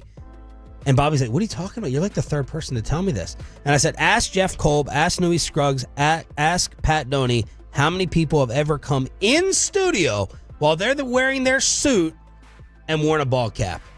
Get a fedora. And the answer would probably be zero. Get a fedora, so get a cowboy hat. Such a slob to go ahead and do that. I can't believe Amanda was beside herself. She's like, I'm going to text Kristen and ask how she let you leave the house. She like didn't that. see me leave the house. Exactly. I knew it. Yeah, she saw me when I got home, and she was like, because she would have said you can't wear blue with black.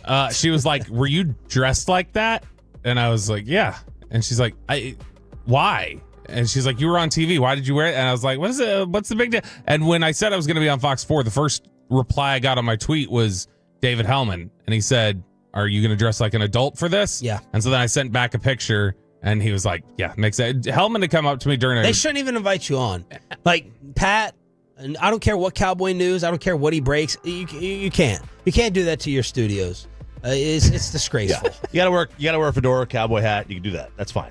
I mean, here's the thing. Anything they would they would not make you take off those two hats at a steakhouse, right? You go to a fancy steakhouse, you wear a cowboy hat, you wear a fedora. They're not making you take it off.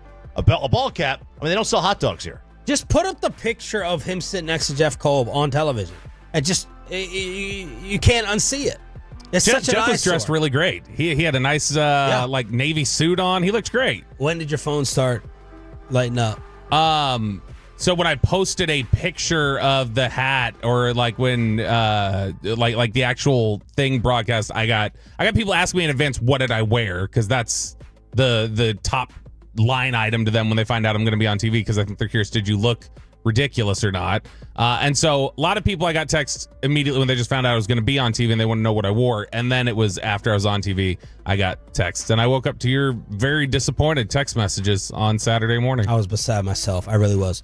I'm supporting Keller. This I is don't care. community driven. I don't care. That's your excuse. This is That's trying your to be in the excuse. community and support DFW. You got their equipment If it was stolen. a Detroit hat, you would just give me 20 minutes. Represent your family for once. Represent your last name. You got their stuff stolen. You didn't do anything. Oh, sorry, I bring so much heat that the cartel came around them in Midland. That's not my fault. I got to give a shout out, a special happy birthday shout out to Mooney the Mayor. Mooney, our top Tolo in terms of minutes listened in 2024. It's big number 52. So shout out Mooney. You are appreciated. Best and worst, Ralph. Let's see. I don't know what to start with. Best or worst. The best, we did go looking. We're not really house hunting, but we're kind of house hunting. We went to this open house over the weekend. And what area? It was a trophy club. It was great. It's fantastic. And then I realized that this is the crappy thing about houses right now. They're like, yeah, this thing's probably gonna go this weekend. And I'm like, yeah, we haven't even put our house for sale. We have no. I thought you were gonna say it's falling apart like mine. No. Oh. This was an older home. It's probably 30 years oldish. Completely gutted and redone. Looks amazing. Storage for days. That's what we need more storage. We have no storage because we're pack rats. We're not throwing anything away. But it's gonna take 2-3 months to sell our house. We can't buy anything right now, and that's the crappy thing about it. This thing already went. It's already gone. Wow. They had an open house. Went on the market Friday. It's already gone. That's the market. That's the housing market in DFW. You gotta be ready to sign that day. We have to sell our house, move into a hotel, and then go look. That's what you have to do. Bobby, you're in a more advantageous position. You can just get out. You just wait till your lease is up, go month to month, and then go. Spittle said in a meeting with us a couple weeks ago when he was complaining about some of the stuff with this house, he was like, the more I deal with stuff, the more I start thinking maybe Bobby's setup isn't the worst thing in the world, that it's there. I will say, you said you're shopping in Trophy Club? Mm-hmm. Because I did notice the Instagram story where you were once again in my hood, and I didn't hear nothing. Where? You were over at Marty B's. I saw you were in Marty B's. Your hood. That's 20 minutes from you. No, it is not. It is 10, and it's considered the general area. And we've had the Marty B's discussion before. I don't think of that. It was very last minute. We were hungry. We needed something to eat. Went up there.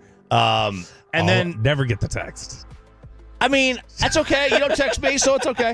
I texted you back that dance recital song that you did not thank me for, by the way. No, you did not. I did not get a reply back from you. Oh, I said thank you by head. I sent it over immediately. I thought I sent a response. It counts. My bad. He had me do a weekend audio editing for his niece. I was helping out, and he didn't even say thank you when I sent him the audio clip back. I thought I did. I thought. Jesus. You ever we do this all the time? Like Sarah and I do this all the time. Where like we say something to each other, but we say it in our heads, then we wonder like 3 days later, why didn't you do what I asked you to do? And we never asked. It's just in our head. That's the world I live in. The worst though, so Julian's playing basketball, and I don't know how to tell him to be a ball hog. I told him flat out, look, the whole family doesn't show up to watch you dish it off to some Chuck. Okay, no one shows up for you to get the ball across the timeline and then find somebody. I don't care. I don't care about assists. And you want me to care about assists? Get to the college basketball level. They don't care about assists. Does he have like a gift for passing? Got great handles, great gift for passing. He can shoot though. He doesn't shoot. He's like, I just want to get assists. Does he do it like J-Will passes? Like white chocolate? Yeah. Yeah. Not the other Jason Williams. You don't want him shooting. No, but like he sits there in the house. I mean, he's like, he's like trying to be like Kyrie. But the first thing he wants to do is he wants to look for somebody else. And I was like, I'm not coming here. I'm not coming here to watch some kid whose name I can't pronounce. My. Abdul Rauf, shots fired. No. Because they always throw these, the parents, they're throwing a random Y in the middle of their name. And I'm like, how do I use that Y? Do I use that as an I or an E? All right. So, yeah, I just like, I'm not here for that. I'm not here for that. So do you think he's going to start shooting more? Absolutely not. Absolutely. You gotta. Who does he? You always tell us all these wild things that he says. So who does he? Does he idolize anybody like really? Like could you say like Johnny Sins would shoot the ball or anything like that? I mean, honestly, I think he probably does know who Johnny Sins is. Knowing this kid, I think he probably does. But Pepe, best and worst of the week. What are you taking photos of? Oh, just Bobby reading up on some Martin Luther King stuff on his screen. I see, Bobby. Well, it's Martin Luther King Day. I know. I'm just wondering what he's and reading why up are you on. taking photos of it? It looked funny As on if, camera. Yeah, that is where it's literally just my Twitter timeline is open. That's weird. Peyton. I think it's more telling that Peyton is like taking photos of that, being like something's wrong with that. Yeah. I think he was taking a picture so he could Google who is that.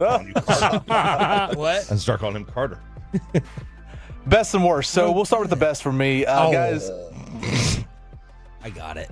All right, let's move on. Who's Martin Luther King, Peyton? Let's go. Come on. Boy, there's no chance of that one, right? Stop. Let's go. You'll be proud of me, guys. I turned down a trip to the casino with the friends. They hit me up this weekend. They said, hey, let's go Saturday. I said, You just went. I know exactly. That was my point. That was my excuse. I said back-to-back weekends, that's when you got to throw the A word at me, the addiction word, because if I go back-to-back weekends, that's a problem. Would Mackenzie have cared? Oh, she would have been mad. I asked her. Finally, one time when she would have had a problem with something. Otherwise, she's cool with everything. It seems because she had we didn't really have plans at the time, but she was like, "Hey, we're trying to get another couple that we know of to go to a local Bobby bar." and Kristen. Yeah.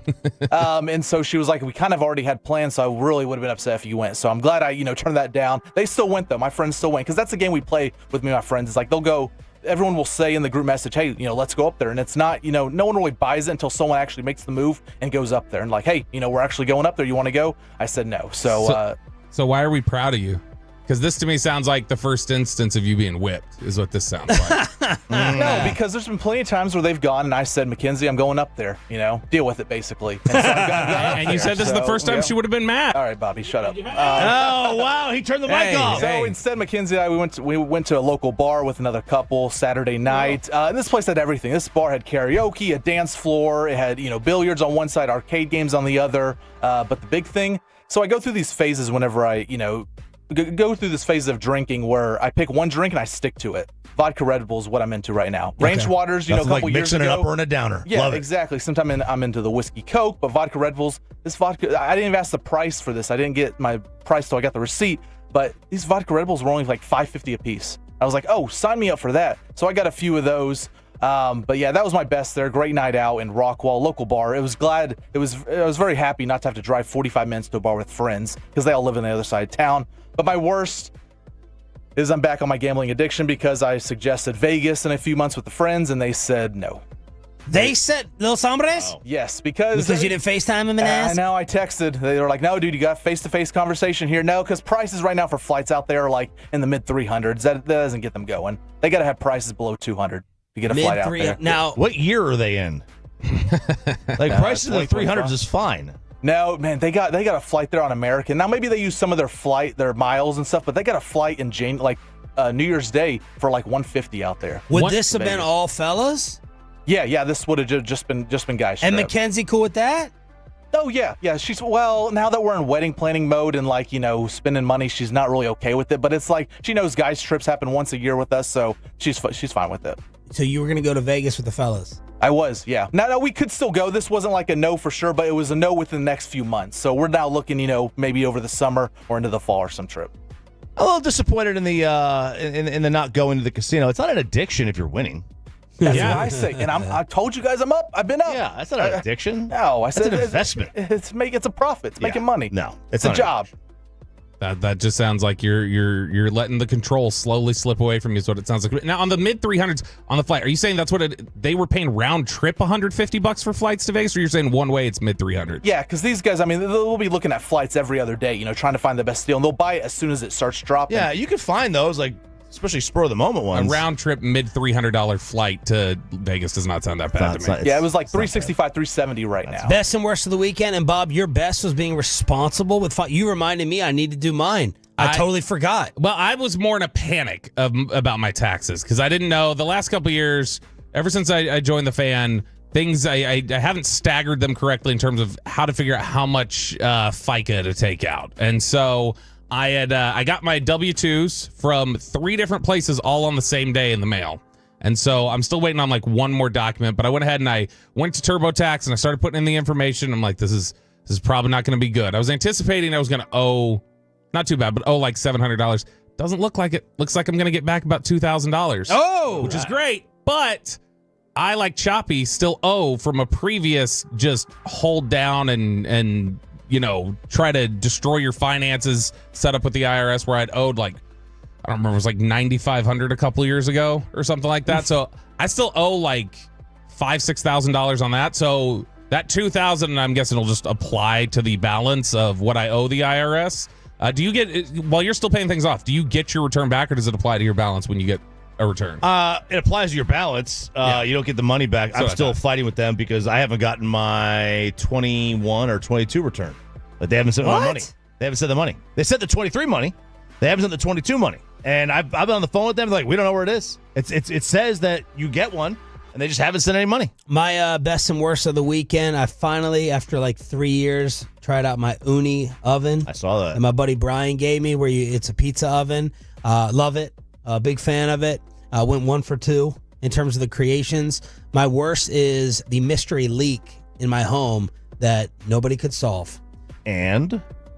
Turned out to be a pipe that wasn't tight enough. And it was slowly leaking under my wife's sink, running down and soaking up the floor and the rug underneath our bedroom. So it was wait. So it was like was the inside damaged, like the cabinet? A little bit wet. They came, jackhammered out the total bottom of our bathroom, took all my wife's stuff out of her cut the drywall in my garage. How did you notice it? Because did we're you step walking in like to a the wet spot? Yeah, we're walking to the bathroom. The rug before the hardwood or the hard part of the floor of the bathroom, and it's just damp. Ugh. And I go through 10 towels trying to dry this up. It's not drying. I cross-examine Oliver, put him under the spotlight. What'd you spill? What freaking Capri Sun? I hate those Capri Suns. It's way too difficult to get the straw in. And then, I always say, drink before squeezing. Don't squeeze. You squeeze, it's going to gush out. What did you spill? It wasn't Ollie.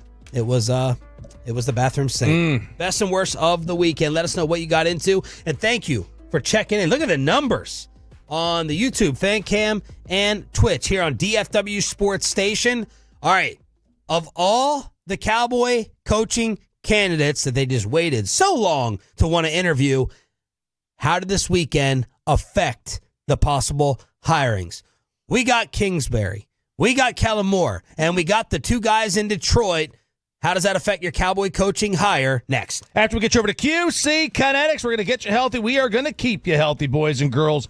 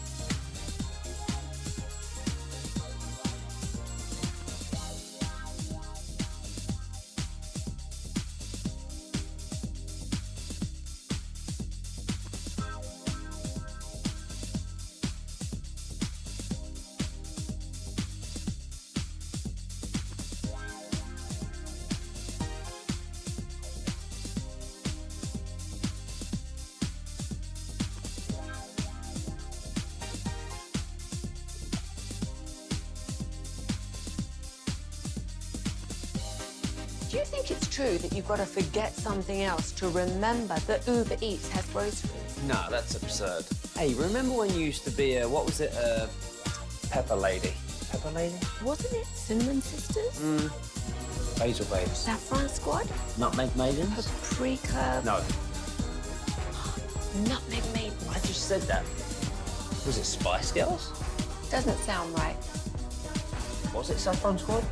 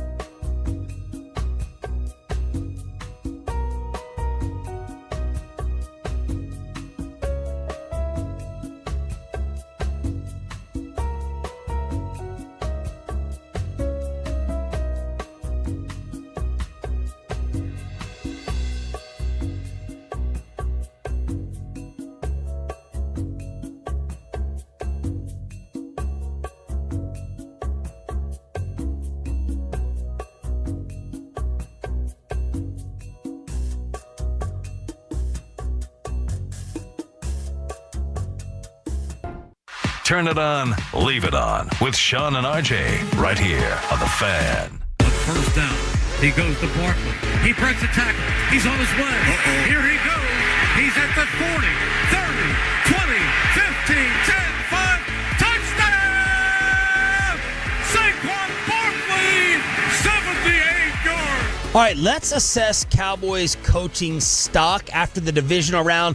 Good morning, Metroplex. Thanks for joining us this Martin Luther King and Inauguration Monday here on Sean, RJ, and Bobby. It's DFW Sports Station 105.3 The Fan. We got Pepe and Carter in the back. And thanks to everyone checking us out on the Fan Cam, Twitch, and YouTube. Cowboys are still without a head coach. I saw the Dallas Morning News speculate this could take place till mid-February.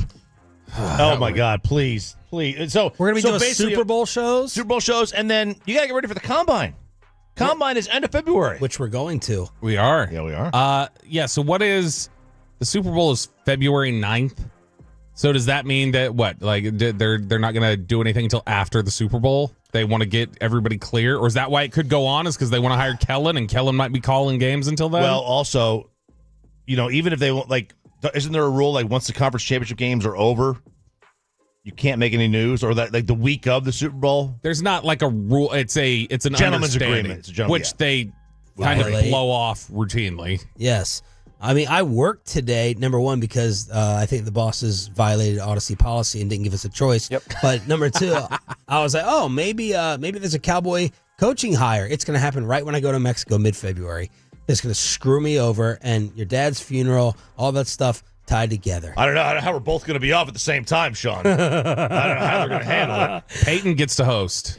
Peyton gets to co-host with me. KNC do it all the time. I might cancel my trip just to avoid that happening. Imagine Alec, Peyton having to run the board for Alec. Alec would be able to dunk on him then. All right, let's assess all the coordinator possibilities after their games this weekend. Let's start off with Kellen Moore.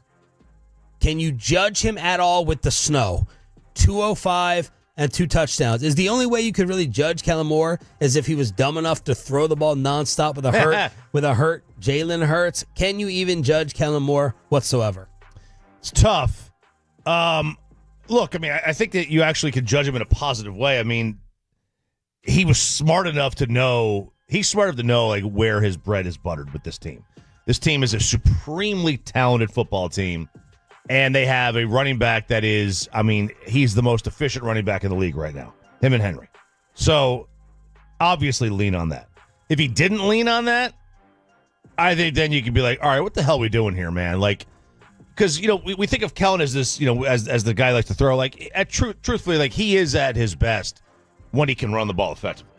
Yeah, I think that he, and we'll get into some of this with Kellen a little bit later.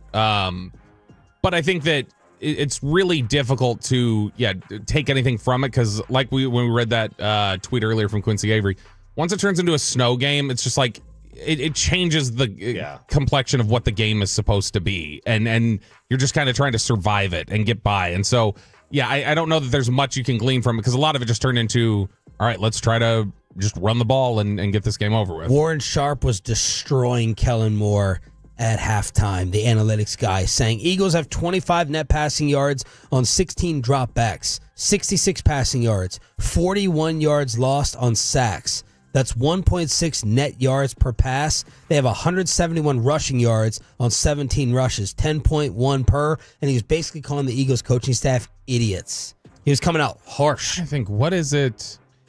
Is it... I don't know what the connection is to Baltimore, that he'd be so aggressively going after Kellen Moore in defense of his Baltimore Ravens, who he secretly does, consultation for that he doesn't publicly disclose. So that was, I can't figure out what that would be. Kellen Moore must have made Baltimore mad at some point. Because those numbers you read off, it was just keep running it. Yeah.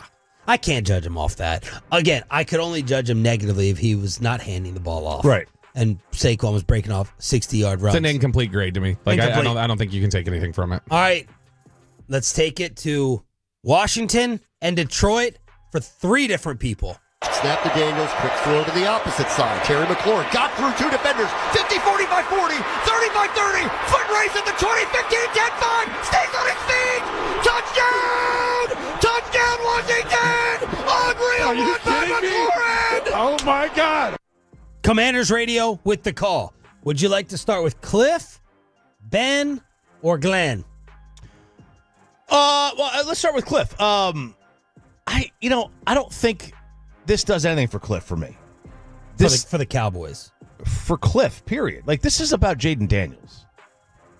Like that's what this is about. You give no credit to whoever's fostering that. I generally give the credit to the player. So like Jaden Daniels, though, he goes anywhere, he plays the exact same. Yeah, to me, I think if Patrick Mahomes had gone anywhere, he's Patrick Mahomes. If all these guys, if you're great, you're great. The only counter, it's the good guy. I think quarterbacks can take a good guy to make him like great. If you're going to be great, you're going to be great. The only there could be a lot of counters, but the one that immediately comes to mind because they also played is Ken Dorsey to Joe Brady. It seems like the Buffalo Bills offense jumped back up with Joe Brady at the controls versus Ken Dorsey. I feel good in saying, while losing Stephon Diggs, the Bills don't do this offensively with Dorsey upstairs versus Brady. That seems to be a big coordinator difference. That's my opinion. But go ahead, back to Cliff. So, I mean, I think Cliff is, you saw during the year, too, they lost 3 straight in the second half. That's kind of a Cliff staple where he falls off in the second half of the year. And then, their schedule, lightened up a little bit. They went back and they started winning games. In the Eagles game, they put up a ton of points. How much of that, though, was obviously they didn't put up the points because of Jalen Hurts' concussion that he got in the first quarter. But it certainly helps when the other team can't move the ball and the other defense gets tired. The reports are Kingsbury has requests from the Bears and the Saints, has not interviewed for any head coaching job. Meanwhile, Joe Witt Jr. will interview for the Jets head coaching job this morning. What do you think this did for Cliff and maybe possibly Cliff here? No, I think it actually does a lot for Cliff because, I think it's the counter is that when you say we've seen drop-offs, that's the thing. We typically have seen drop-offs, and what we've seen is over the last 7 games, they're undefeated and they're averaging 32 points a game in Washington. All I'm saying is I just give the credit to the quarterback. And I think schematically, they've done a lot of different. They had them spinning. Detroit had no idea how to counteract anything. This wasn't just execution. It wasn't pure execution.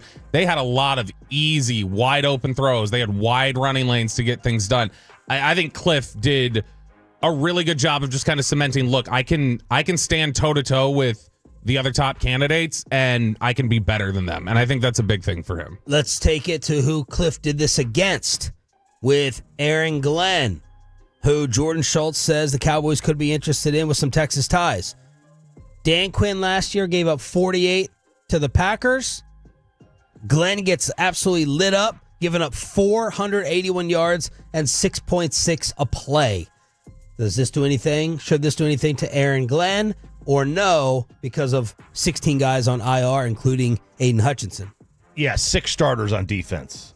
I don't think this does anything negative for Aaron Glenn. I mean, they had, outside of the Minnesota game, right, and that was more Sam Darnold than anything, this defense has been getting kind of worked over the last month-ish of the season.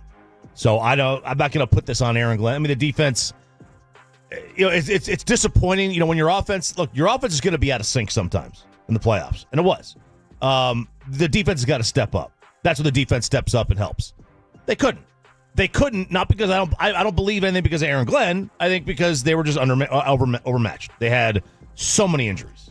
This is not good for Aaron Glenn. Not just this one game. I think it's the last 2 playoff runs. So if you look at the last 2 years as defensive coordinator in Detroit, the regular season, those 34 games that they've played, on average, Detroit gives up 339 yards on defense, and they allow 21 points per game. He has, in 4 playoff games with Detroit, never given up less than 23 points. He averages giving up 31. He's never given up less than 408 yards, which is 80 over what they typically average, and they average giving up 432 a game in the playoffs. That's 4 playoff games where he gets rocked. And so there is a question over a 4-game sample the last 2 years that says your defenses are not playing the same way that they play during the regular season. And it's not just by a little margin. It's a significant margin where your very best performance is significantly above your season averages. And I think that there's at least just a question there of just, all right, how much are you actually getting out of these guys when big moments come along? Because if there's a constant criticism that exists with Kellen Moore, and it's a fair one, of just the offenses haven't been the same when we've gotten to the postseason. Like, for all you do in the regular season, it's not the same. Aaron Glenn's defenses have not been the same when they get to the postseason. Is that not a little normal with better teams? You get better teams. Like your batting average in baseball theoretically should drop in the playoffs. Right. It's normal to have something that goes up. It's not normal for the very best performance you have can't even meet your season average, especially over 4 games. I get it. And especially when we're talking about 339. I don't know. Their scoring defense is pretty good because they take the ball away a lot. 339 yards per game over the last 2 seasons is 20th in the NFL. So we're talking about they're 80 yards worse than being the 20th best yards defense in the NFL over the last 2 years. Did we not overreact, though, to this? Like, if you have a body of work, this is the Rick Bonus thing. If you were going to get rid of Rick Bonus when he was the interim after Monty left, if you were going to get rid of Rick Bonus before the playoff run, are you really going to let a playoff run impact you? Okay. And the same thing here. You know what I mean? Like, I get it. I get it. I understand. I understand we overreact to the biggest things, but if Aaron Glenn was the guy for you all year, or Dan Quinn was the guy for you all year last year, are you really going to let a single 60 minutes going to impact that? Sure. Last 4 years, here's where Detroit's defense is ranked in. Let's go passing yards the last 4 years. 24th, 30th, 27th, 30th. This is where they've ranked in total yards. 29th, 32nd, 19th, 20th. This is where they've ranked in points. This year they were better. They took the ball away a lot. But this is where they've ranked in points. 31st, 28th, 23rd, 7th. Ugh. That, like, I mean, his resume, it's not like, when we talk about the whole body of work, it's not like the super impressive 4-year dominant run. It seems like more as the man versus the coordinator, where Johnson, all the credit is for the coordinator, and we don't know a ton about the man. Yeah. I mean, that's the exact, it's the exact kind of question we're asking here in Dallas right now. Just, do you want the X's and O's guys or do you want the leadership guy? All right, now let's get to Ben Johnson. 31 points scored, trick plays that worked, except for the Jamison Williams pass, and a total yardage of 521. Does this do anything for Ben Johnson? I don't know that I don't think it helps. I mean, scored 31 points with 5 turnovers is impressive. Yeah. That's really impressive. I mean, look, they were the best offense all year, or one of them. And they were one of the best offenses last year, too. Like, they're just a really good team. I think, again, it's the same thing with Aaron Glenn. If you thought he was the guy before, this performance isn't going to hurt you. All 3 years as offensive coordinator in Detroit, they have been top 5 in points and yards. All 3 years. And so he's at the top of the league. He's clearly shown himself to be a really effective play caller. I think the questions you have about him aren't going to be answered in these playoff moments. I think more of the questions are going to be answered by, like you mentioned, what is the personality type? What are the leadership traits? That's the bigger thing with Ben Johnson. And then my 2 leftovers, we are getting your Cowboys stock report on the divisional round coaches. Joe Brady, Todd Monken, Buffalo, Baltimore. Man, Brady, that play design, the series of plays at the inside the 5 and the final drive before they kicked the field goal. There were a lot of people on social media killing that. Just the third down. I didn't get the third down. The run with Allen. That they didn't tush push it. That they went shotgun. Yeah, they went shotgun. So that. But again, I mean, I would not want Todd Monken. Todd Monken is a 60-year-old that's had one head coaching job in his entire career, was 3 years at Southern Miss. No one else has ever thought of him as a head coach. It's very hard to go and win national championships at Georgia or Alabama and not get a head coaching opportunity. I don't think it hurt either of them. I thought the coordinators were fine yesterday, like in the Baltimore-Buffalo game. Nothing stood out to me as just like, oh my gosh, what are you doing here? So I don't know if it helps them, but I definitely don't think that there was anything in there that you could ding and say, oh, this was a really bad performance from them. All right, so that is around the rest of the National Football League on your home of the Dallas Cowboys. Bobby Belt he made his research project, Kellen Moore, over the weekend. That is coming up at 8:40, but let's talk Mavs, Stars. Do the Dodgers continue to cheat? And is TikTok back or not? Next on 105.3 The Fan.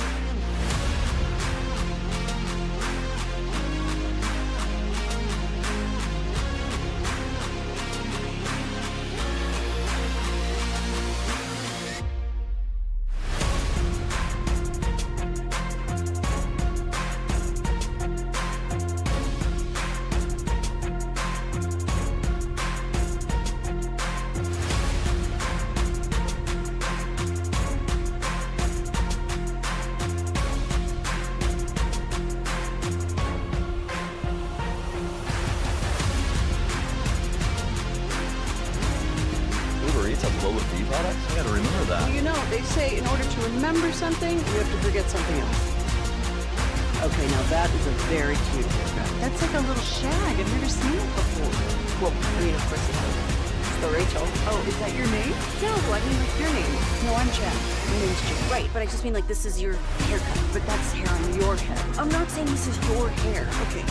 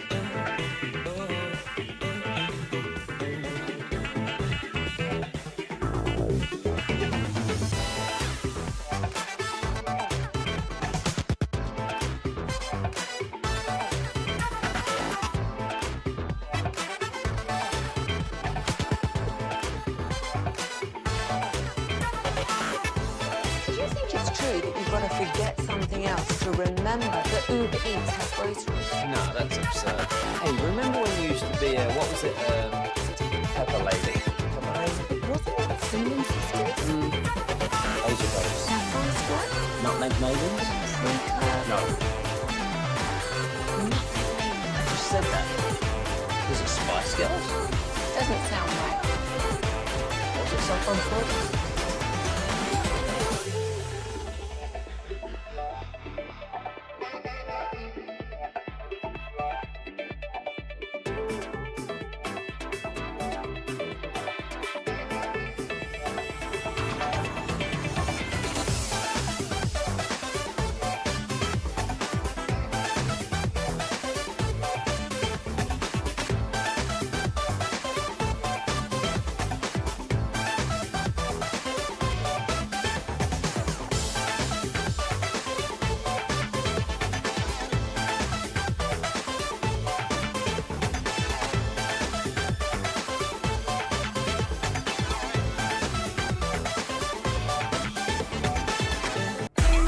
And it's back to Sean and RJ on 105.3, the fan segment here, brought to you by Cars for Kids. Donate today at carsforkids.org, and also brought to you by the personal injury lawyers, Frankel and Frankel. If you've been injured in a car or truck wreck, call Frankel first, 214 or 817-333-3333. With Frankel and Frankel, there's never an out-of-pocket cost. They only get paid when you win. Frankel and Frankel, the go-to car and truck attorneys in Dallas.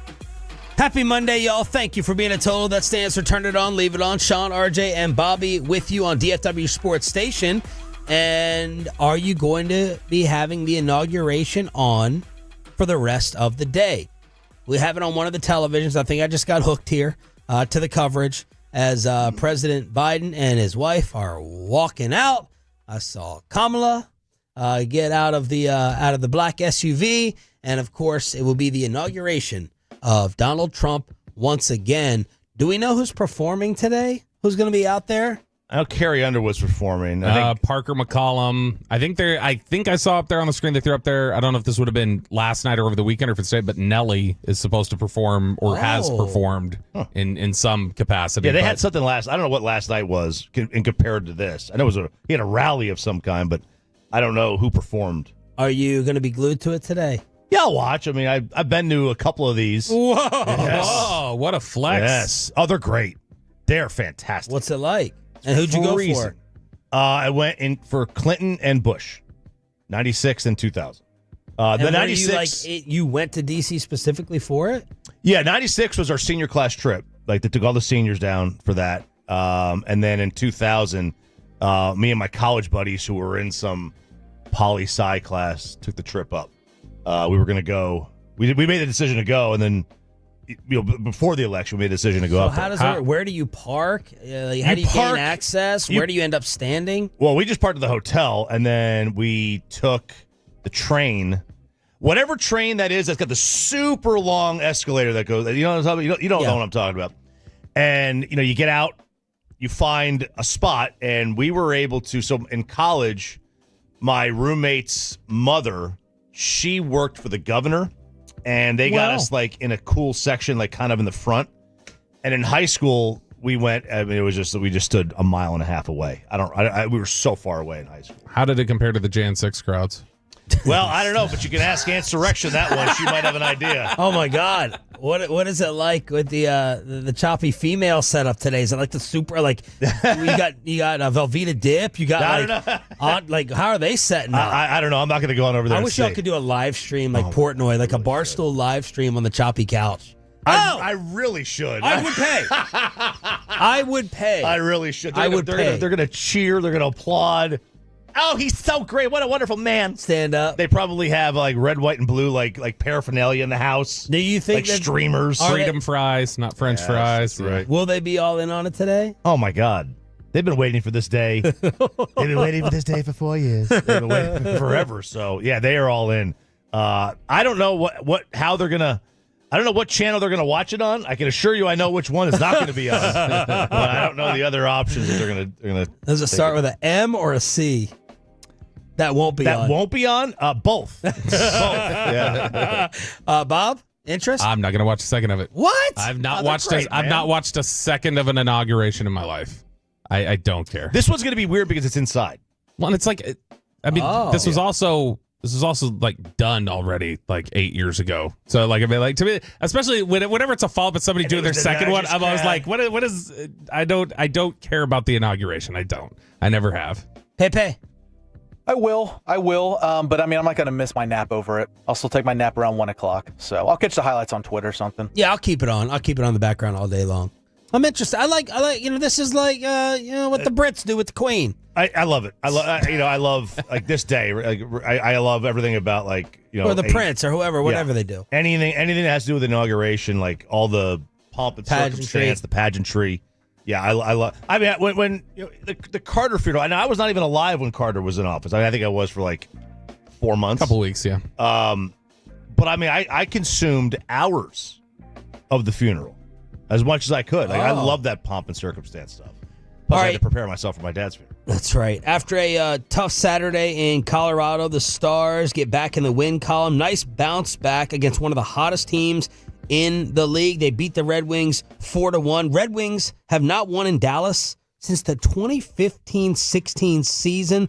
Otter, another strong performance. He has now allowed 2 or less goals in 7 of the last 8 games. Detroit, one of the top power plays in the NHL. In their previous 11, they had scored 18 goals, but then the Stars' penalty kill came up big. Red Wings 0 for 3 with the man advantage. It was a 3-1 first period lead and never looked back. Romo continues to be hot. Wyatt Johnston, Gavin Spittle all over the coverage with spits and suds. And then, Bobby, you were all over the Dallas Mavericks owning the Oklahoma City Thunder and stopping the 3-game losing streak. Look, they won again, and I know there's no SGA, but that doesn't matter. We've already taken these fools out once in the playoffs, and now this is twice this year. We've handed them 2 of their losses. The one game we did lose happened to be the one that Luka played in. Is that going to be a Mike Bassick topic? Are we going to hear about that a little bit? But after the game the other day, Kyrie Irving got a little bit, I don't know, was feeling himself a little bit. As we've heard before, they get a little defensive when they talk about how the Kyrie trade was viewed. You remember last year, somebody mentioned that it got like a D grade from CBS Sports, and Luka and Kyrie were just kind of scoffing at it a little bit. And Kyrie loves to remind people how that trade was viewed. And when he was asked about I think he was being asked about actually a PJ Washington trade, and he just happened to include himself into the discussion. February 8th, right? Or is that my trade? I think it was 8th, right? Yeah, so my anniversary is coming up too. Greatest trade in the business, baby. Who won that trade? I was going to say. Who won that trade? I was bad goods. He was just, and this is he has been like they were asking about the PJ trade anniversary coming up. And he just goes, oh, I think mine's coming up too. He goes, won that trade, didn't we? Won that trade. He goes, that was bad goods. And he got a lot of praise too for, I know you had retweeted over the weekend, Sean, when he had all those different Native American individuals that were there at the Mavericks game. Yes. And he stood out there, and apparently after the game, hours after, like we're talking past midnight, he stayed in the arena just like talking to each person that was there for the game, and like shook hands and talked to like 1,000 different people. God, he's so lovable. It's such amazing. A flip. It's amazing. It really is a massive transformation. It's the thing that I don't think I've ever felt more wrong about was this one, because I was certain, I was like 12 months max that something will go wrong, something will flip on this. Yes, and he's just gotten better and better as a personality and a leader here. All right, Chop, one more President Trump leftover, and I don't even know whether this should be attributed to him or not, but hell, the app did. The TikTok saga over the weekend. Are we alive? Are we dead? What's going on? Well, we are alive. They've restored service. And now some people are saying the app already feels different. It's different. I have no idea. I don't know that I don't notice any difference to it. It's not different. It's got some kind of more of a partnership, I think, with Facebook than it did before. So they kind of did some, they kind of molded it a little bit differently. But it's back. And it was down for about 12 to 14 hours, about 8 to 9 o'clock on Saturday night. My wife sent me the saddest text. I wanted to go into the room and give her a hug. As I sent her the notification, TikTok is down, this blah, blah, it's canceled. And she sent me back the text saying, yep, I scrolled to the very last second. And I felt so bad. I said, oh my God, I feel so bad for you. See, and you were mocking me for saving my 27 gig worth of TikToks. Amanda would have appreciated it. I didn't even comment on it. No, you did. When I brought it up last week, you said because you're a loser. No, I didn't. Yes, you did. No. Oh, I'm pulling this audio. I don't remember. That is a loser move. All right, well, you said it now. I didn't say it, yeah. You gave off the energy if you didn't say it. I don't remember commenting on it. Yeah, so like on Saturday night, you got this notification. Sorry, TikTok isn't available right now. A law banning TikTok has been enacted in the U.S. That means you can't use TikTok for now. President Trump's indicated that he will work with us on a solution, yada, yada, yada. And then the next morning, maybe before some people even woke up, it was back. It was back live. Took a minute. I was stuck on one account for like an hour. It was slow kind of repopulating and getting its bearings back about it. But it's back. It's back for now. Now, it's going to be like I think they said a 90-day stay of execution where they can figure out a sale or whatever, or for him to just evaluate what things are, for Trump said he wants 90 days basically to evaluate what the situation is and what resolutions there are. But I will say they're playing it the right way. They are playing it the right way with their statements. The one that said, sorry, we're offline, and then the one that said we come back. They both made sure to just say, we're very optimistic about what President Trump has said. And then there was when they came back, they went, we're so grateful to President Trump. They know. You gotta buddy up if you Who's want buddying up to who? Is Trump buddying up to TikTok or vice versa? I think vice versa. Because people are trying to say President Trump tried to cancel this in 2020. And then it's all publicity stuff, like he's to get the credit for it. These are the theories out there. Sure. And I don't remember what it was like in 2020 with the app. I don't remember if there was more. Yeah, we're all a little busy. Yeah, so I have no idea. But right now, I mean, this is a First Amendment issue. It's at its core, right? It's like a lot of people make money off this. That was the thing to me that was most stunning. And I shouldn't have been stunned because people make their living off of this, but the amount of people that were like, what am I going to do for work now? Yeah. It's basically, they're small businesses that basically run off of it. Yeah. Yes. How? I mean, TikTok not shop. just individual influencers? No, you'll get, there was a TikTok shop is huge. TikTok shop is big. There's companies that have developed so much of their marketing just through their platform and branding through TikTok and different things like that. There's a lot of, and then you've got an individual who has become a big influencer who, then they've become big enough that they start hiring a team and they become like a small operation. And so that was one of the other things that a lot of, I think Trump and some of the supporters for Trump were pushing back against too, was like, well, this is anti-business. You're harming people's ability to make money. Pepe, did you ride this roller coaster at all?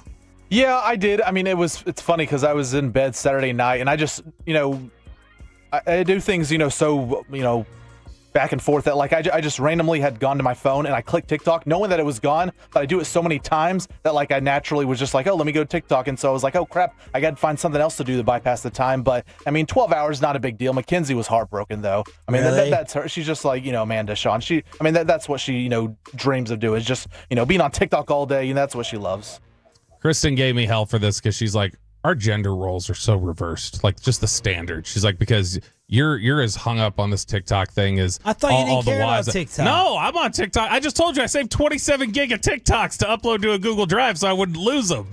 I'm all about TikTok. And so she's like, you're always the one who wants to watch the murder shows and the Dateline mysteries, and you're on TikTok. Right, power rank your apps. TikTok's one by far. It's one. Yeah, it's just an entertainment factor. Yeah, it's number one, easy. Wow. It's TikTok, Twitter, and then I don't really Facebook, Instagram. The others, they can just kind of Instagram or TikTok are one for me, one of the two, and then the other one's number two. I'm going Twitter one by far. Twitter's great for news and information. Yeah. TikTok is just an entertainment thing. I'd rather be on TikTok. Nobody just sits and scrolls Twitter. I do. But you're looking for news. Yeah. I'm looking for entertainment. That's the Lamar memes, The Lamar memes, there's the jokes. We might get to it to cover week. Today Inauguration, I have to be on Twitter. Yes, for the inauguration, yeah. Just comments and, jokes. I find music, comedians, there's so many different entertainment things I find through TikTok. The way, real quick, TikTok has made it so much easier for comedians, especially, to get out in front. Matt Rife is not Matt Rife. He's not making $200 million this year or whatever it is without TikTok. All right, Bobby is the only one in here who wants Kellen Moore to be the Cowboys' next head coach, and because of that, he did a little Kellen Moore research project over the weekend. See if this can change your mind and what I'm hearing about possible candidates that did not make DFW very happy. That's next. And below the belt, 105.3 The Fan.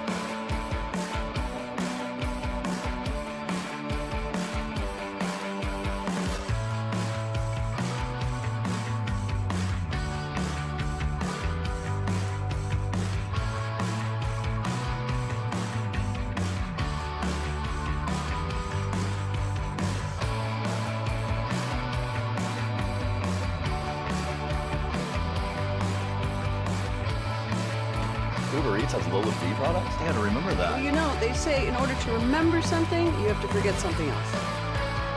Okay, now that is a very cute haircut. That's like a little shag. I've never seen it before.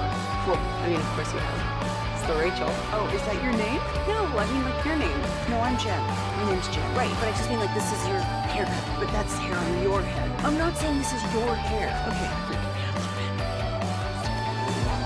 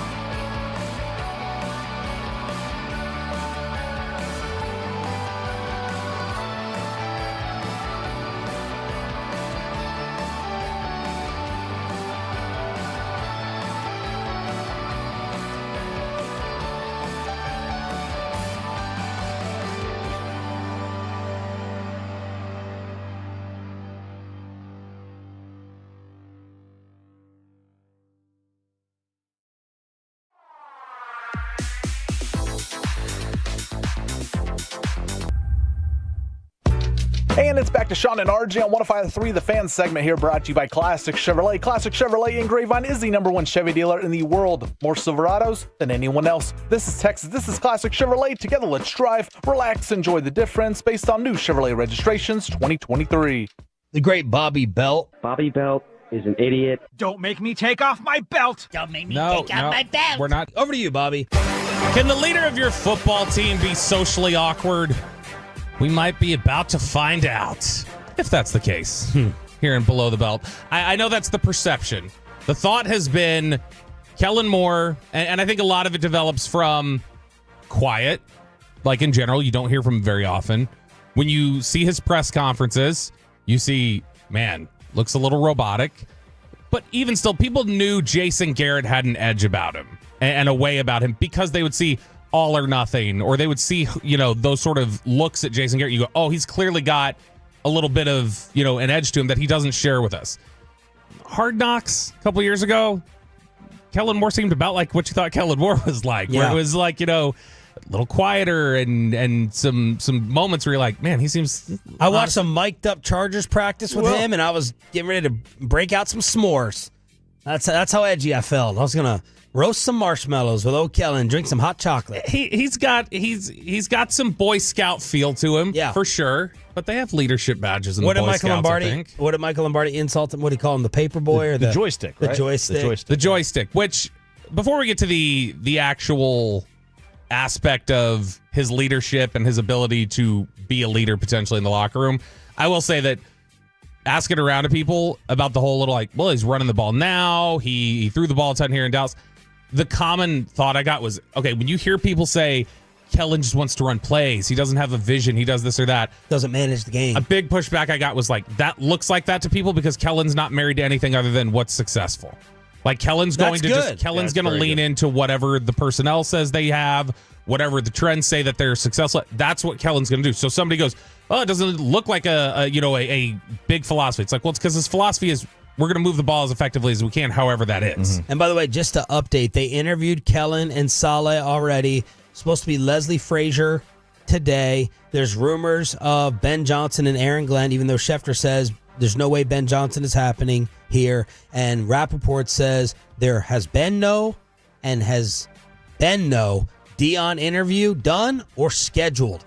Very, very weird. And it may be because they already have their candidate in mind and that they're just trying to get through the process at this point. And Kellen Moore might be that guy. I think he is the odds-on favorite. Everybody here, I think we all agree at this point, right? That's the likeliest guy. That's what it feels like. It feels like that's where things are heading. So I wanted to find out a little bit about the very fair question that exists about what kind of a leader could he be? Can he command a locker room? Because I don't know that. I think he's a good play caller. I think there are things about him that I would trust as a head coach. But I guess I don't totally know how players would respond to him or how people think he does. So on Thursday and Friday, I had solicited the opinions of 6 different people who have experience with Kellen Moore. So these are people who have either played with Kellen, they played for Kellen, or they've coached with Kellen. Oh. So it's a lot of different variety here and a lot of different perspectives on him.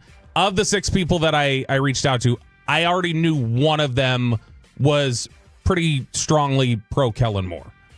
So I anticipated I was going to hear good things on that front. The other ones, I didn't know exactly how they were going to give me feedback on him. But I decided to ask them just some questions about, all right, how does he command a locker room? What kind of a leader can he be? Can he be in control of things? And everyone that I spoke with agreed that they thought he was, they didn't think it was a concern. They don't think it's his strong. Some people didn't think it was his strongest trait, that he's, oh man, that's like the top thing that I would highlight with him. But everybody agreed that he's capable of leading the locker room that I spoke with. Now, I'll also say this. It's possible I was talking to the 6 most pro Kellen Moore people, and I didn't know. I mean, I don't know. I could be talking to. You didn't know and talking to them? One of them I knew in advance how they felt about him. But the others, I was just reaching out. I had never asked them about Kellen before. So I asked them and got some opinions on Kellen Moore here.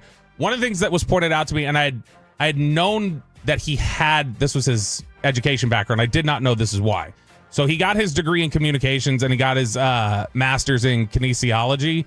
And those were both apparently done, and I looked this up after. Those were done like specifically because he wanted to be a coach. Like that's why he got his education. What the hell is kinesiology, by the way? It's the study exercise of science movements and things like that, physical movements. So communications was an emphasis on, and apparently what his original master's was going to be in, the program went away at Boise State.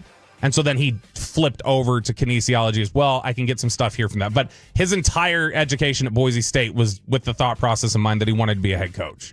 So he's worked towards this. But these were some of the things that reported out. Making his playbooks as a child. And I had mentioned a little bit of this on, and he actually did. Apparently in 2nd grade, he would go up on the whiteboard at show and tell and draw up plays.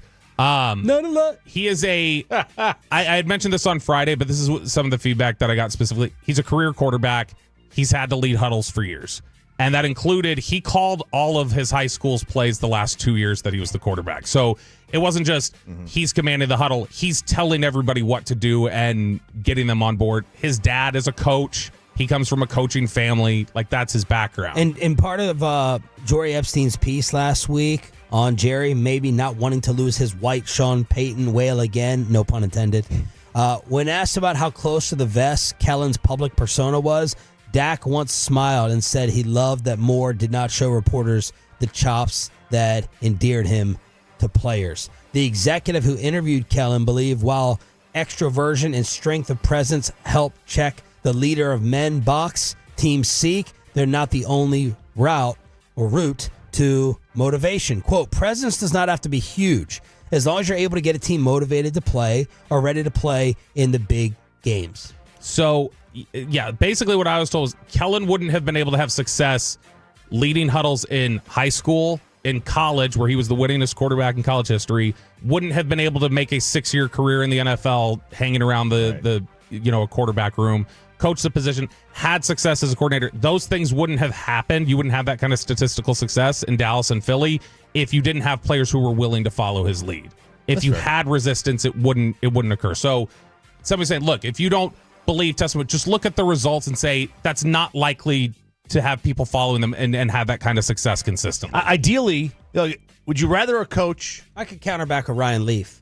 I could counter back and say Ryan Leaf led high school and college huddles, and he was a complete train wreck. Like, just because you are leading a huddle doesn't mean you have those traits. I mean, Ryan couldn't even lead his own life. Like, he had his own demons that he was battling. But Ryan was also a physical specimen. Like, Kellen was not. Kellen has to fight, and then that's the point that was brought up, was like, Kellen had to fight for everything. If there was anything where he doesn't get along with offensive players or anything, that would be an issue. It would have set him back pretty quick. Now, like, you can have motivation or you can have preparation from the head coach, right? Now, ideally, you want both. Yeah. Like, that's the goal. You're trying to find that. So, like, now it's like, okay, well, if we don't have both, like, we know that Ben Johnson will be prepared. Yeah. We have no idea how he motivates. Yeah. Two names came up when I was asking about, all right, well, what about, like, leading a locker and his, personality and things like that?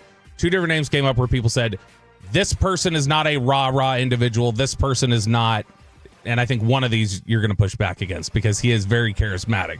But the names that came up, they said, Kevin O'Connell's not a big rah-rah guy on the surface. Tony Dungy was never a big rah-rah guy on the surface. They were both considered strong leaders that people got behind and followed. Okay. So they said in terms of being a leader of men and commanding a locker room, the way that Kellen does it, Kellen's strength is not the Ron Rivera, Dan Campbell, motivate you kind of thing. They say his ability to command a locker room is almost that of an evangelist. So they say that he creates a clear, concise vision of this is how we're going to be successful, and then he's able to make it a compelling and accessible idea to players that then they believe it, and when they believe it, it becomes their own motivation almost. Like, well, this is just my belief in how football is supposed to be played. Kellen has sold me on this idea. Kellen has sold me on this is why we run these routes. This is why we do this. This is why we do that. Again, when you look at strife and tension, Dak was very publicly willing to disagree with Mike McCarthy on option routes and different things like that. A lot of that came from philosophy that Kellen had convinced Dak was this is what we do. Like he clearly had Dak leading behind him. They said that also assistants would probably be enforcers and disciplinarians of the vision. That you've got a vision and get people to buy in, and you're a teacher and you're an evangelist, and then you have middle management essentially that's making sure everybody's staying on task and doing what they're supposed to do. It was also suggested that Kellen hasn't come close to reaching his potential as a coach because of the environments that he's been forced to work in as a subordinate. So they said everywhere he's been as a coordinator, 2019, it was Jason Garrett's contract year. It was considered a very toxic, unstable environment. 2020 to 2022, they had success here in Dallas, but he and Mike McCarthy did not get along for the entire 3 years that he was here. That's consistently uncomfortable and combative. 2023 season, Chargers had a really bad environment with Brandon Staley in his last year that had checked out. And then when you look at Philadelphia, the Eagles are kind of widely thought of as one of the most combustible locker room potentials that exists in the NFL, that it could go either way. Oh, that's a pressure cooker. And so it was like, look, Kellen's had success in really uncomfortable situations his entire career, and you don't get that without being able to get people on the same page in difficult circumstances. And we don't know what it looks like when some of that drama is cut out. I mean, look, if you paid attention to Boise at all in college, like, it was always pretty well known, like, this guy is like on that Chad Pennington. A lot of people compare him to Chad Pennington. Not a great arm, but like a super mind. I mean, there's no doubt that he's a smart guy, like that he's going to be. The Kevin O'Connell comparison is intriguing to me. Mm-hmm. I mean, this guy. I mean, nobody knew anything about him either. Oh yeah, absolutely nothing. By the way, I had heard over the weekend that the Cowboys are in love with Brian Schottenheimer. I don't know whether that means as the head coach or just someone that would have a ton of offensive control moving forward. That's right, Brian Schottenheimer, and that Al Harris was probably gone. Yeah, and I think that it's when you look at Schottenheimer makes sense to me just from the perspective of, again, if we're talking about culture and that's something that's really important to them, that's where Schottenheimer gets a lot of high marks. He's somebody who's considered a really effective communicator that players really like and feel like he takes a personal investment in them, but also will get in their face a little bit and will demand discipline and get on top of them for that.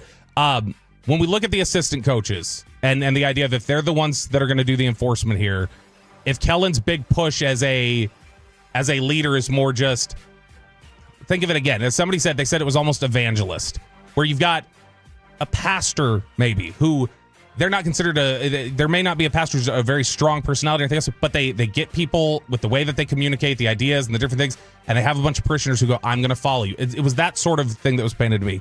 In terms of the discipline, if you are talking about Doug Nussmeier comes here, Nussmeier's a disciplinarian, and he's somebody who consistently was thought of as that's the guy who can get in Dak's face and they can have it out. And have respect for each other. There's a lot of buzz about Writen. If Jason Written gets here, that's a disciplinarian kind of guy. We've heard some buzz potentially about Tashard Choice as a running backs coach. Choice, again, disciplinarian, regimented, very optimistic, positive guy, but that's the kind of style that he uses. And if Eberflus ends up here as the defensive coordinator, again, another guy who that was what he was. He was considered kind of a hard ass at times. And so I think the vision here in Dallas for the Joneses would be Kellen will get people to buy into the ideas. He will effectively sell the ideas that they become self-motivated by those. And then any sort of discipline is handled within position groups with the position coaches and the coordinators. Well done, Bobby Belt, with a weekend research project here on your home of America's team. It's the Monday edition of Sean and RJ. This is going to be the RJ Choppy Power Hour. Oh, we're gonna pick the national championship played tonight at 9:20. But RJ gives his recap of all the NFL games this weekend. He says, "Stop giving Dan Quinn all this credit. Kelce's not the GOAT." And how much did gamblers actually get screwed? The RJ Choppy Football Power Hour starts right after that.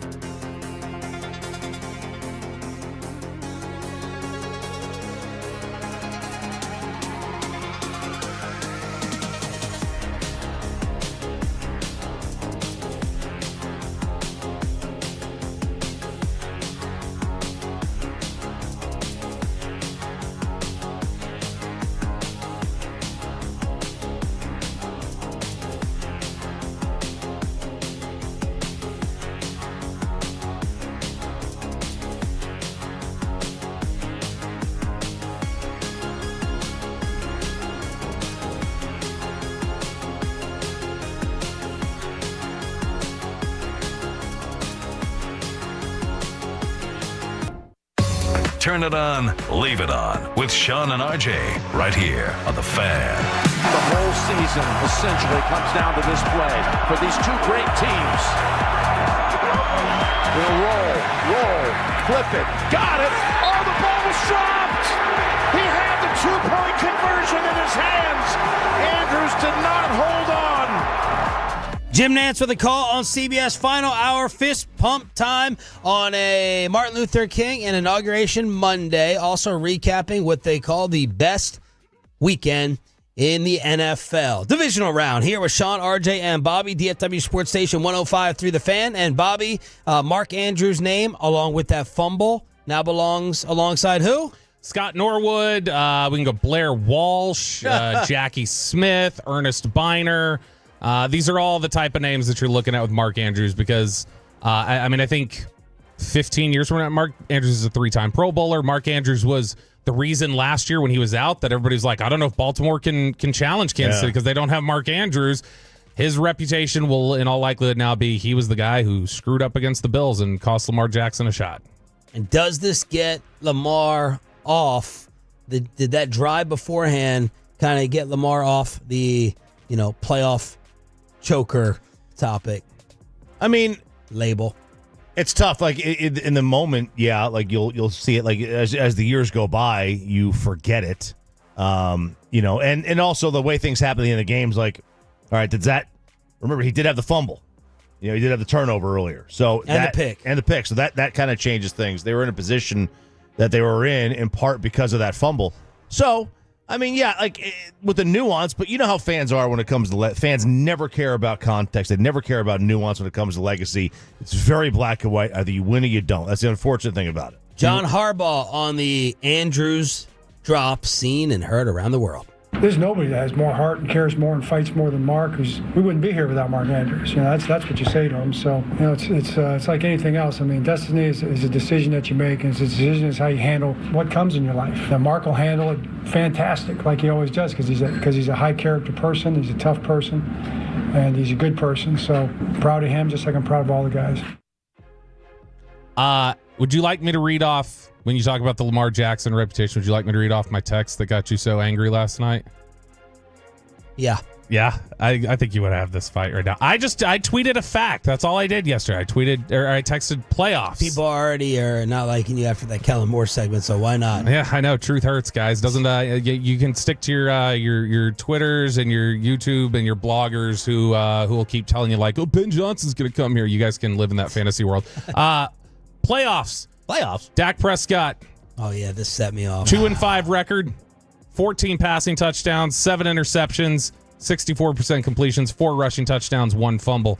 Lamar Jackson, 3-5 record, 10 passing touchdowns, 7 interceptions, 60% completions, 3 rushing touchdowns, and 7 fumbles. So I wasn't saying anything about that. I was just showing you statistics. We look at statistics all the time, Sean. Yep. And as I texted back, so you're just going to completely act like you did not watch the game, be a scoreboard box score loser. And he goes, I'll do everything to fit my narrative. So that was the biggest play and blunder of the weekend, Bobby. By the way, when you said you're texting me, you said you morph into an LCD when you want to. Do you think Peyton had any clue what that meant? No. No idea. No idea. You thought he meant to write TV. OCD, and he wrote LCD instead because it's right next to each other on the keyboard? Right, yep. I could be wrong about what you meant by that. I was just assuming I knew what that meant. Lowest or common least common denominator. That's what I thought it was. Lowest common denominator. I mean, look. I mean, you could go stats. I mean, we're not. No. Don't give any attention to that. Do your NFL playoff recap. It's stats. These matter. Do your recap. Well, where do you want me to start? Which one do you want me to start It's with? your Travis recap. Kelce or at the one thing we finally realized, and I hope it made everybody realize. This. It's just the quarterback, man. I've been saying it for years. It's just the quarterback. It isn't the coach. It isn't the GM. It isn't the owner. It isn't the culture. It isn't the draft picks. It's the quarterback. And you either have one or you don't. And if you don't have one, your only job is to find one. And Washington found one. They found one, and that's scary because they have the cheat code. They have the cheat code that happens that every team dreams of. The Cowboys had it, but they screwed it up because they still owed Romo $25 million at the time. But the cheat code is just get a free quarterback, and you got one, and they have one, and that's it. And none of this other stuff matters. The Bills were a train wreck of a franchise, and they got a quarterback, and now they unstoppable. And the Bengals were never able to get out of their own way, and they got a quarterback, and they're in the Super Bowl the next year. And the Texans were literally the laughing stock of the NFL with their owner and the charlatan, and then Nick Caserio, and you can't do anything right. And it ain't DeMeco, it's C.J. Stroud. They get a quarterback and back-to-back playoff appearances.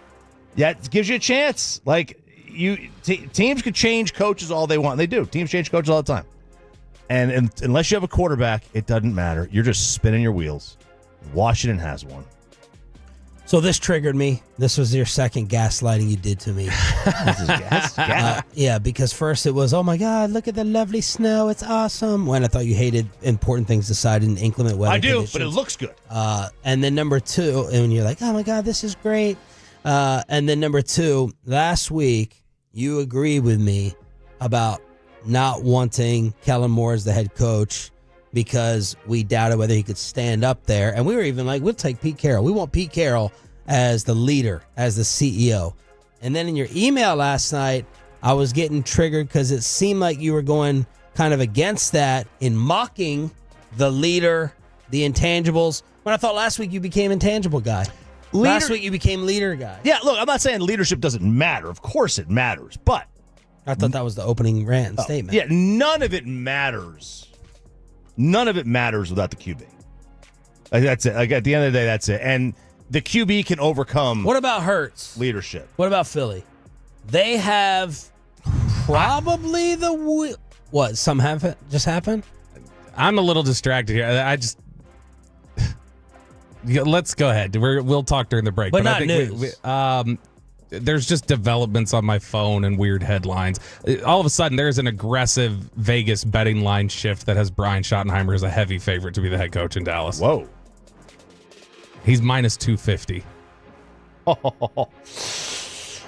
I got a text while we were sitting here that I got very distracted where somebody was like, I think this Shotty thing's getting real. So that's improvement. Which... Did someone tell you to look at a Vegas line? No, somebody just tagged us in it on Twitter as I was also getting texts. He's the new favorite. Pro Football Talk, Florio. Oh my God. What? I mean, I shouldn't be saying what the hell. You know, I broke it. Yeah, you did. I didn't think it was like. Go ahead, RJ. You talk. That's wild. Wow. Kellen is plus 250.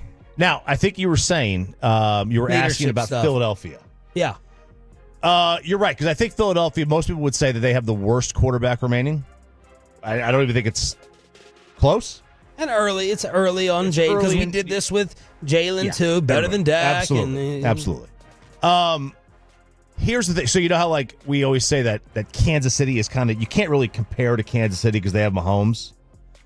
I think Philly is a similar situation because they really are 1 through 53 the best roster, right? Would you not say that, Bobby? That they're probably the best roster in the NFL. Who again? Philadelphia. Sorry, I'm like keep looking at messages and stuff. Philadelphia 1 through 53. They're near the top. I don't know if they're number one, but they're near the top. They're just so different. They're run like as an organization, like they're so well done. I don't know. Like I think Jalen is the one thing where you could say like, yeah, he doesn't really like. You could get away with a lot of guys there. Like, can you do the same thing with San Francisco? I mean, sure, sometimes. But before they got Purdy, anytime Garoppolo was out, they didn't do. They had their downs. They did. There was times. I mean, it was a whole Kyle Shanahan only had a winning record with Matt Ryan and Jimmy Garoppolo. All right, Chop, you got to touch on this, which took place at the end of the Chiefs win. And there are a lot of people who are paying attention to that. That makes it a 9-point game. World. Al Michaels is smiling right now. Al Michaels is giddy. Wow. So that's a betting line right there. It was an 11-point game. They took a safety, and it went from 11 to 9. Now, The game went off at 9.5. The entire week it was 8.5. And then it moved to 9, and then right to kickoff with the 9.5. So the people who got in there late, very late, lost on that one play. The others, the people who got there early, me, they won the game still. Most of the people, I think they said about 75% of the bets had it at like 8.5. And then you had a fair share that got it at 9, and then the late arrivers got screwed. Now, the problem is, so the late arrivers are the guys like in Vegas. They're the fans that go there, or they live there, or they're the fans that just like, hey, we forgot about it. Let's go do it that morning. Unfortunately, that's a lot of people, because a lot of people do wait till the very end, because sometimes the line goes in the other direction. And if you were looking to bet Kansas City, you were thinking, hey, let's try to get it at 8.5 again. Maybe it comes back down. Once it went to 9, you're like, that's going to come back down. It did. It actually went up. So there's a lot of people at the very end that did get screwed by this. Wow. Big time. And that's a kick in the pants. Did it make sense to everyone on why they did it? Why the Chiefs took the safety? I didn't understand it. I mean, you had a 9-point lead, right? You had an 11-point lead, you had a 2-score lead anyway. What's it matter? Now you still have a 2-score lead, right? Because 9's still 2-score, and you just wait. You just took 10 seconds off the clock, and time is of the essence. But I mean, you punt it away. They still got to get an onside kick and then a Hail Mary. Like you punt it away, they got to run it back and they get the onside kick and then a Hail Mary. Bobby is so frazzled right now. He can't even compute. It's almost worth. The sick part of me wants to see this Schottenheimer thing happen. Number one, to be right, but number two, to crush his Kellen Moore dreams that he was just floating on after that past segment. 9:20, you were just on the phone. Bobby stepped away. And then the other RJ take, we need to get to the Superman throw and the other end of it. Mahomes stepping up again, tries to throw. Line caught! Touchdown! Kansas City! Travis Kelce owning this game. An 11-yard touchdown. Playoff Pat to playoff Kelce. And the Chiefs lead 19-12. Chiefs Radio with the call. All right, so this is one of those like overreactions or not, and one of them was Travis Kelce is the best receiver to ever play in the postseason. He had 7 for 117 and a touchdown. Passed Jerry Rice for the most 100-yard games by any player in the postseason with 9. 14 straight playoff games with 70 or more receiving yards. Double the amount of the next highest, which is Antonio Brown with 7. In his playoff career, 2,000 receiving yards, 20 TDs. Now, Rice has a little bit more, but he's going to pass him, right? He's not the best receiver in the history of the playoffs. Are we crazy here? Jerry Rice played. I'm very distracted. Sorry, who are we talking about? Jerry Rice. Kelsey's prolific, like his prolific numbers. He's up there. He's great. There's no doubt about it. He's great. Down all the numbers too. There's no doubt about it. Like he's tremendous. Y'all get on the fan cam if you ever want to see Bobby devastated. All y'all in the text and the commercial breaks who he was trashing and going at. Get on the YouTube, especially for 9:20. He is in another world. Let me say this about Kelce. I got you, Choppy. Just floored. Because he's great. Nobody say he's not great, but like Jerry played in a non-passing era. Yes. Yeah, I don't think of him as the greatest. I will say what he does in all these playoff games is like all-time light switch. Yeah. Like for him to just turn it on like this, though, what he did last year, I'll always remember that run where he was out there intimidating, and he's like, just put it on my back. The numbers that he put up, it is legendary how he's just flipping the switch. He had 7 catches, 117 and a touchdown, a season-high 62 yards after the catch. It's his 14th straight playoff game of 70-plus receiving yards. That's the second longest streak in NFL history is 7. He gained 33 yards after missed tackles against the armpit after gaining just 18 after missed tackles in the regular season. And then Hellman, pointing this out, he averaged a career worst 8.5 yards a catch this year, 22.5 the other day, and that was with the fourth quarter still left to play. I mean, he's great. He is. There's no doubt about it. It really is like championship medal. To make Bobby even sicker, The duo. That's right. Tay-Tay and Caitlin Clark. Loving life next to each other in Kansas City. How about that? Look, I mean, it takes a lot for Patrick Mahomes to be my third least favorite person sitting in a stadium, but that we managed to get that with that game the other day, and so. All right, let's give Bobby a moment and come back with the development. And you got to get on with your Vegas people and find out what the heck is behind this. We may have a developing situation, and shout out to the new audience in the 9 o'clock club. Choppy is going to pick the national championship game. We need everyone's national championship game pick for the college title tonight. But why did Vegas just launch Brian Schottenheimer to the top of the list for next Cowboys coach? We'll cover it after this.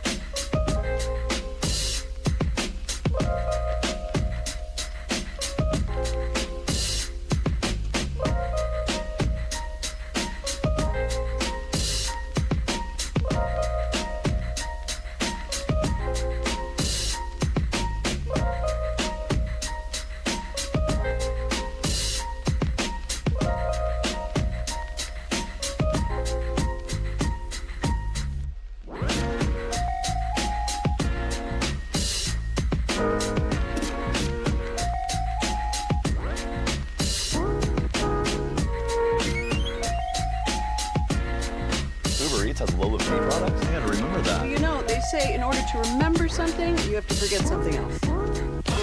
Okay, now that is a very cute haircut. That's like a little shag. I've never seen it before. Well, I mean, of course you have. It's the Rachel. Oh, is that your name? No, I mean like your name.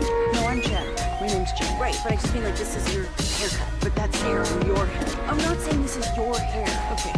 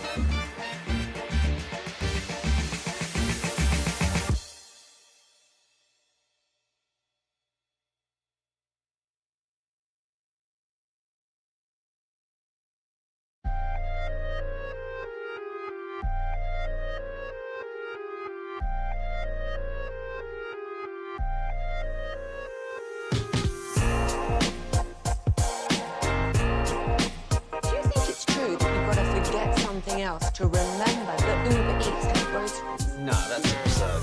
Hey, remember when you used to be what was it? Pepper Lady. Pepper Lady? Cinnamon Sisters? Those are ways. Saffron Squad? Nutmeg Maidens? Paprika? No. Nutmeg Maiden. I just said that. Was it Spice Girls? Doesn't sound right. Was it Saffron Squad?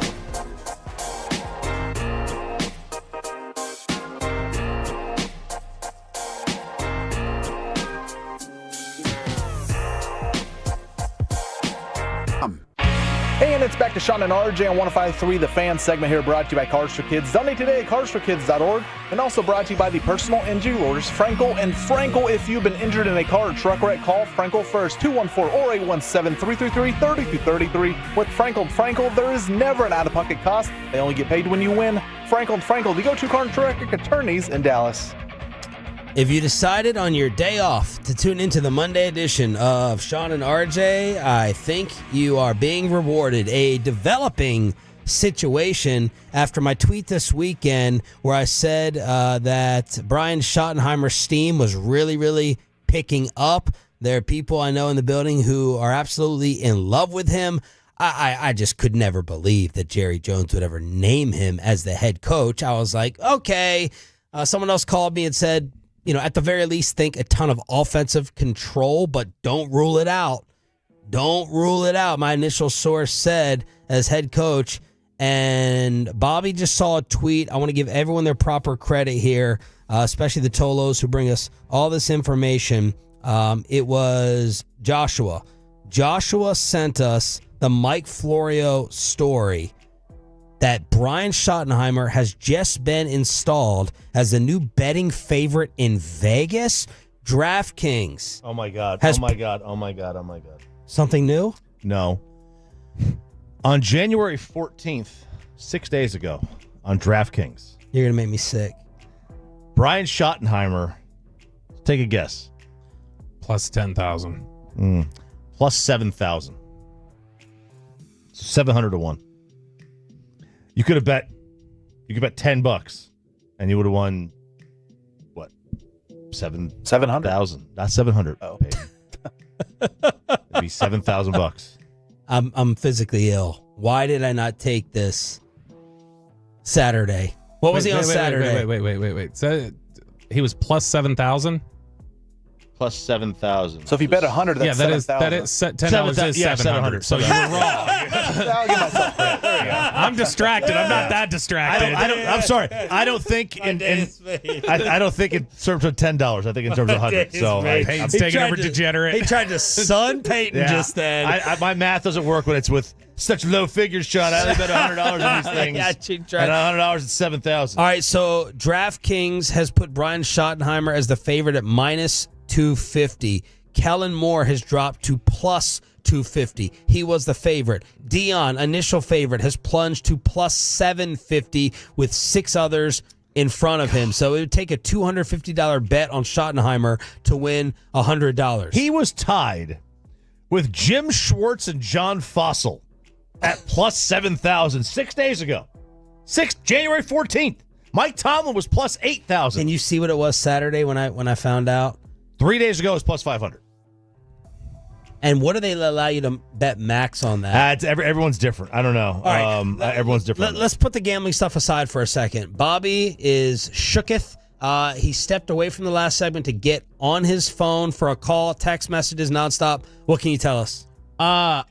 So I think part of this is related to just logistics.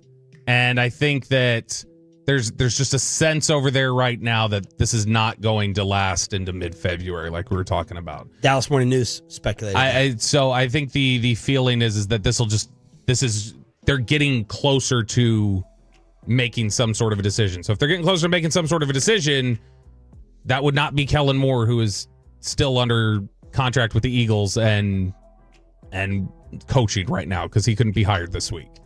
And have they officially interviewed? If it was something where if we're chugging along to a potential decision, that would seem to indicate only available individuals. Unless it's they interviewed Saleh and they're going to interview Frazier today. And I think if you're chugging along to a decision pretty quickly, then you'd be saying, all right, we need to check some boxes here. Right, but what are the chances that it will be solid then? I don't think it is. I mean, it's possible. I think just some of the discussion I heard, they like him, and they interviewed. But I think there also was a dual purpose there to potentially go like, well, what would you think about potentially doing some defensive coordinator stuff here if we didn't make this? So that makes me excited. I think there's at least some dual purpose that exists there. But I mean, this definitely feels like the more people that I was talking to that I'm not saying it's a slam dunk yet, but it feels like it's very, very real. Like that he's right here in this contention. Wow, this is crazy. Because we heard about this just now minutes ago. Last night at 9:00, Sports Betting Dime posted that he was made the favorite at 9 p.m. last night. So here's my follow-up for the gambling world. Is someone in Frisco talking to Vegas? Yeah. So basically... Well, you're telling me, how does that even get set up or coordinated? Why would someone in Frisco be talking to the books? I don't think Vegas basically has an insider with every sports franchise, and that's how they know injuries before anybody else. Like when, have you ever noticed? Do you think that Jerry and Steven, they know that, and everyone's fine with having that info to Vegas? I'll say this, and it's not. I'm just curious from a gambling standpoint. Yeah. But if here's what I'll say: if you had heard this, you started hearing this when Saturday. Yeah. Okay, so if you started hearing this Saturday. That gives a time for a game of telephone to potentially, clearly there's discussion that's occurring that I would imagine they're going to be in that sphere. They're going to have people in those circles that, even if it's not coming directly from them, they're going to be in enough circles to know, all right, this is what's starting to leak out of there. They have people basically in every city that they place games in that just keep an eye on what's going on. Their network their web is massive. But think about it this way, the next Mavericks game, right? If you don't know if Luka or Kyrie is going to play, you don't know that until 16 minutes before the game. That's when the lineups come out. If you ever notice, Vegas has already changed the line. Yeah. Before that, they know the lineups before. So if I on Saturday morning put down $5,000 on Brian Schottenheimer to become the next head coach, would I get flagged? Would I get investigated? Would they take that bet? I don't know if it was plus 7,000. Probably not taking that bet. That's too much liability. $1,000? It's a lot of liability. You're telling me it was plus 7,000? It was plus 7,000. So now they might. So if I bet $1,000 at that, that's $7 million. Then I got to pay out $7,000. It would be 1,000 times 7,000. Times 7,000. Yeah, I guess. They would have looked you up and they would have saw you were a host in Dallas and been like, okay, what does this guy know? They would have. But done would they have accepted it? Would they had to accept the bet? All right, all that gambling stuff. Ask your people. Actually, don't ask them because I don't want to know that I could have done it. I'll jump off this out this 11 I think it would be 700,000. I don't know. Yeah, we're done listening to you on math. Never mind. All right, let's talk about this. Is shocking. This possibility is shocking. And I think it still is a possibility. I don't think anything. I still don't have enough that I've seen where it's like, oh, this is happening. I don't have enough there yet, but it's enough that it's I think there's a genuine. The fact that he's at the top of the board this morning is shocking. We've already gotten there. Yeah. We're at the stop. I mean, we're supposed to be paid to use words here.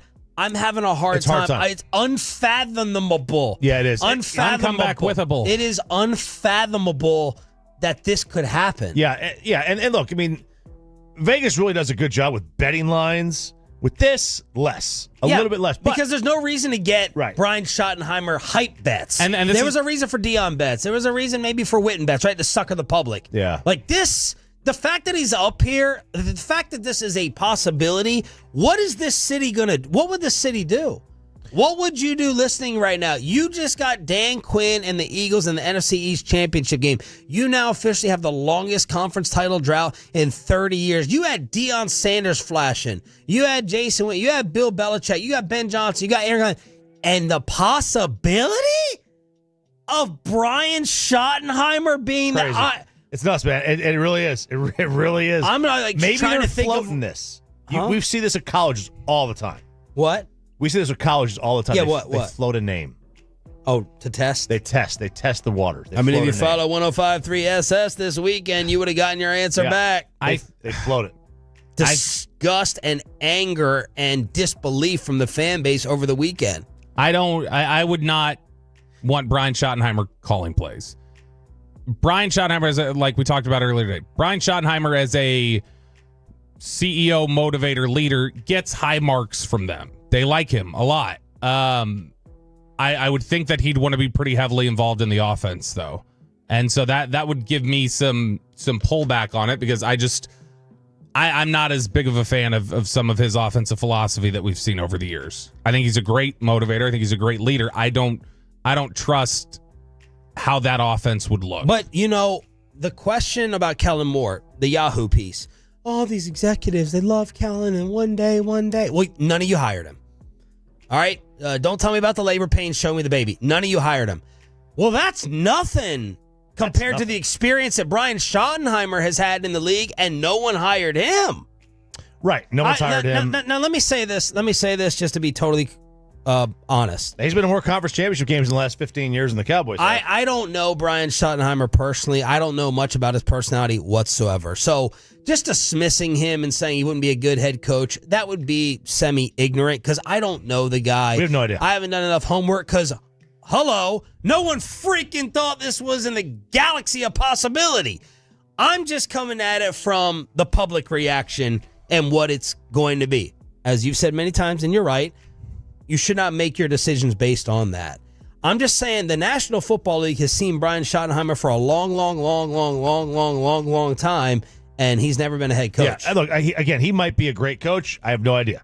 He might turn out to be a fantastic leader. Everybody likes him. I think his dad was probably the most underappreciated head coach ever. Yep. He was really, really good, and he just never won, and it happens. But this is a time in this fan base has never been in a situation like this ever, where they've gone this long without success, and you have to sell this.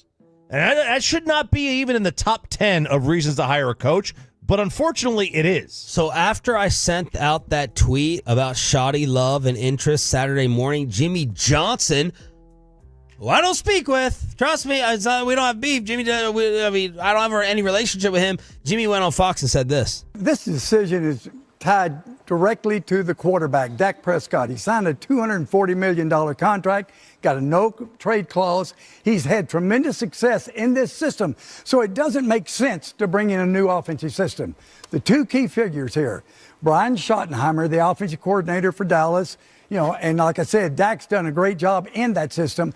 The other key figure is Kellen Moore, offensive coordinator for Philadelphia. He is very close to Dak. He was the coordinator prior to Schottenheimer. Now, Jerry, he could surprise us with a decision, but I think those two key guys are the ones you start with. Here's more from Florio, Pro Football Talk. Here's why Schottenheimer makes sense. Dak wants continuity. He doesn't want to learn a new offense. If, as it appears, McCarthy has gone simply because he and Jerry couldn't agree on the length of a new deal, why not bump Schottenheimer up and keep it going? Here's why he doesn't make sense. Now 51, he's never been a head coach at any level. He has never been a serious candidate to be an NFL head coach. He has failed as an offensive coordinator in multiple NFL stops. It would not be an inspired hire to say the least, but it would give Jones someone who would be sufficiently grateful for the opportunity to not complain about the owner's habit of conducting multiple interviews on radio per week and post-game media scrums and treating the workplace like it was an amusement park. This is developing as we speak. Let's get the reaction from, you got something else? FanDuel just made Brian Schottenheimer the favorite too. So like all the it's books just DraftKings. It's not out. I just talked to my guy in Vegas. He said none of the casinos have it yet. Let's crosstalk with a KMC masterpiece about the Brian Schottenheimer development and pick the national championship game tonight as well. Next.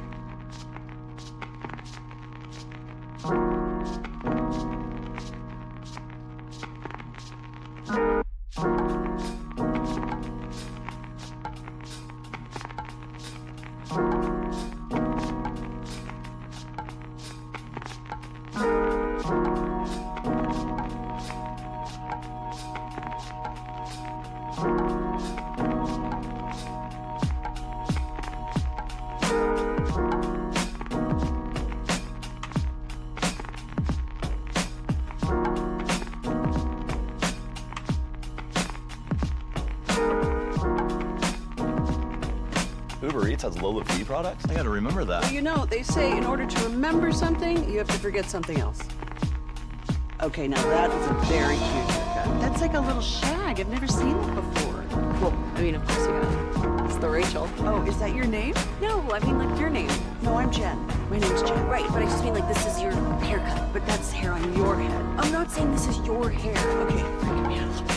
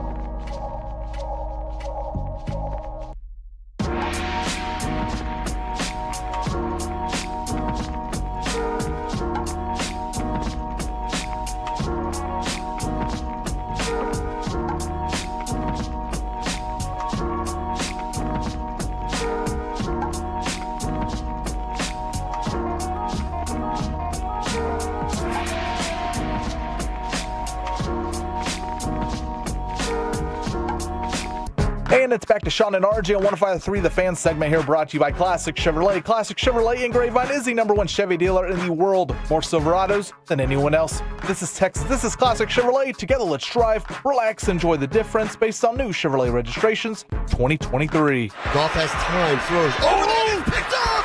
That is picked up by Quan Martin. 25-20, 15, 10, 5, pick, 6, touchdown! Touchdown, Washington! Quan Martin!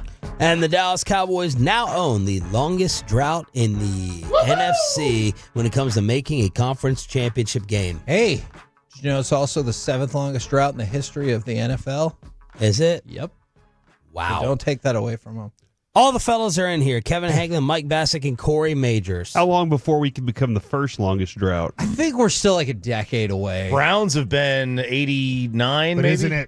Isn't it? Well, I guess it was 91. I'll double check. I mean, we can do it. I think there's a strong possibility. I was listening to y'all's show this morning. It feels like the Cowboys think they can do it too. I don't think the rest of my life they're ever going to play in an NFC Championship game. And I think I have approximately 40 more years to live. Like, I mean, I could get obviously. I thought you said something was going to happen religiously. That's a good point. I think it could, okay. But let's just say that doesn't happen. I think if I just have, let's say, if you don't get raptured, I have a normal life. My parents are right around 70 right now. Okay. If I get to live, my parents' life, let's say, I don't think I'm ever going to see the Cowboys playing an NFC Championship game again. All right, let's make sense of this developing situation. It's only happening in Vegas, but Vegas a lot of times knows out of nowhere Brian Schottenheimer. Oh, wait. What do you mean Vegas knows? I saw you post on, what was it, Saturday? That you were like, look out. So I'm not giving credit to Vegas. I'm giving credit to you. Thank you for making this happen. Thank you, Kevin Hagelin. I appreciate it. Hold my hand again. You hear that, listeners? If it happens, this is a sad one. Do you hear that, listeners? If it happens, Kevin wants you guys to all thank Sean for it. Smart move. Very smart. Vegas is instilling Brian Schottenheimer out of the blue as the new favorite to be Cowboys head coach. Corey, please make sense of it.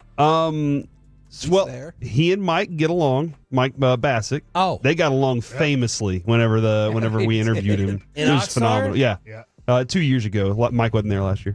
But yeah, 2 years ago they sat down and by the end of it, I thought they were best friends. So that's one positive there. The other thing is he's familiar with the personnel and Jerry Jones and the working organization. That's other than that, I don't know. He didn't call plays. He installed plays, kinda. I'm not sure what his role was or what impact he made so much that they're like, we got to have him as the head coach. When was the last time he called plays? I don't know. Seattle? What do you mean? He's the offensive coordinator. Well, I know. Seattle Jets? I'm trying. Seattle probably. I wasn't here for. I wasn't here. Well, I'm gonna put that on the back burner. Bassick, give me the Jones mentality towards this. Oh, right now? Yeah. I think that they're furious that Washington made it to the NFC Championship game and that they are going to stay up all night, every night, and they're going to start work, and it's going to be 24 hours of straight work until they figure out what's wrong with this franchise and how they can make it a Super Bowl winner again. But Brian Schottenheimer is a possibility? Yeah, because he's in the building. Yeah. He's like, hold on, we can't hire Kellen more now. Shoddy. Let's take the guy that's in the Young building. Shoddy. That's it, young Shoddy. Yeah, they can't do this to me. They can't. You got rid of Mike. They're going. That gave me an unbelievable joy. I got Belichick. But they didn't want to get rid of Mike. I know. He'll be a better coach than Mike. They got rid of Mike. He will. He absolutely will. I got all these names and toys out there, and you're going to go possibly with an NFL OC retread. Is this worse than Kellen Moore for you? Yes. Okay. Oh, give me Kellen now. Does Bobby, I mean, I know this is an unfair question. Do you think if Shoddy is the head coach of the Cowboys the next 5 years, they make the playoffs 3 out of the 5 years? I know that's not fair. I think their roster window is closing. I tell you this, I don't think they lose to Green Bay last year. I put Green Bay all on the guy who was preparing 53 guys who came out there and were like, we don't want to play football today. So let me get back and talk to you about this. I mean, it's not just my opinion. Okay, well, yeah, Brian Schottenheimer's worth a 30 or 40 point difference, but Preparation is just work the phone. Right, work the Roberts. phones. Work the phones. I know why they have to do this. I understand it makes sense, but it also is giving me a bad taste. It's ticking me off hearing all this for fitting Dak, and I get it. I know why. I know there's $60 million, but making the next head coach for Dak Prescott, that's infuriating me because I'm like, I don't care what Dak thinks, and I don't care what Dak wants. Don't undersell Dak's contract either. Remember, next year it's $89 million, not $60 million. And when they tell you they're going to flip the switch, where does that money go? Because every single one of his salary cap hits is higher than $60 million. I was not here for, Chan Gailey, Dave Campo with the hirings. Can anyone recall the last similar type reaction that this Schottenheimer move would cause for the fan base? Is there anything else you can compare it to or think of or remember? But the issue is, I know it didn't go really well, but with Dave Campo, everybody liked Dave Campo. I'm not saying that we're all we're going to go back to prominence, but I do think it was kind of cushioned by the fact that everyone's like, he seems like a nice guy. And people thought he was a good defensive coach. People didn't anticipate when you're nobody viewed that as a favor hire or anything at the time. They thought, oh, that's a good coach. Okay, that makes sense. And you were 5 years off of being the world champs.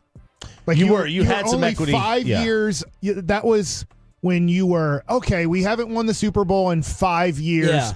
But there was still hey, Jerry's kind of effing this thing up, right? And everybody's kind of I think he is, but he does have 3 championships. And they just made the Joey Galloway He'll figure trade, it out. He'll realize that he's screwing this up sooner than later. Okay. And here we are. So not 25 years comparable later. to this feeling right now. Because think about it, too.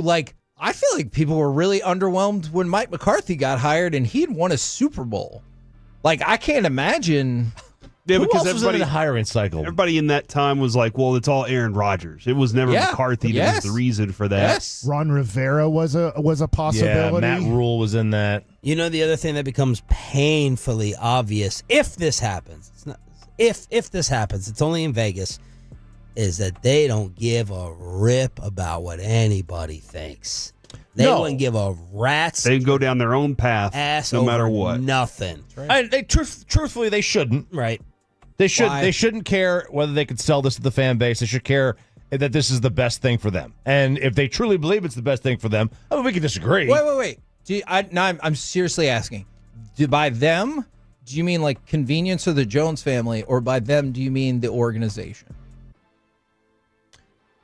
Because I think they think this is the best thing because he's in the building. And he's like, hey, this will be easy. Yeah, look, I don't know if we could separate them, the organization, from the Jones family. But, yeah, if they went through the interview process and they're like, this is really the best guy, fine, whatever. It's just hard to sell. And you can't, that's the problem. Selling this to the fan base shouldn't matter, but we know it does. We know it matters. I just got a text. My guess, Schottenheimer is Wade Phillips. Written is Jason Garrett. I could see that. Does Schottenheimer allow for your succession plan? So you sign up for that. It's a what did I say? Bridge gap earlier. It's a good bridge gap. It's a bridge to Jason Witten. If he's hired on staff, we all will see that coming. Everybody will know that's coming from a mile away. Nobody wants Schottenheimer. This is how Witten can come in and kind of be the understudy for 2 or 3 years. Is there's not a team in the NFL who wants Schottenheimer as either their head coach or offensive coordinator. Right. I'm not saying he's not a good coach. I'm not saying he's not a good guy. I'm not saying that he can't be a good head coach. Yeah. But when you hire somebody nobody wants, because if you're Kellen Moore, there's no way in crap that I'm putting Jason Witten on this staff. Hey, will you put this guy on your staff so 3 years from now we can have him take your job? No. Right. I am wanted. And I have a job people want me to stay at. I have a job that people might want to elevate me to. I'm not putting Jason Witten on my staff. Right. Now, this way, it's like, if you're Brian Schottenheimer, you're just like, oh, here's $20 million. Yeah. I'm going to pay you $5 million a year or whatever, and you're just going to kind of babysit Jason Witten, and you're going to pass it off to him in 4 years. He's our Chris Woodward. Sure. Yeah, I'll do it. I'll just say, and the Joneses, there's plenty to criticize them for in the way they do their organizational structure and things like that. The whole you're being forced to bring assistants along with you. I don't know that there's ever been an NFL head coaching hire who got to pick every single one of their assistants. Every organization makes you bring guys. A successor. There's a difference between name specifically. Yeah, but I mean, there was a time where Kellen was assumed to be the successor and he got driven out.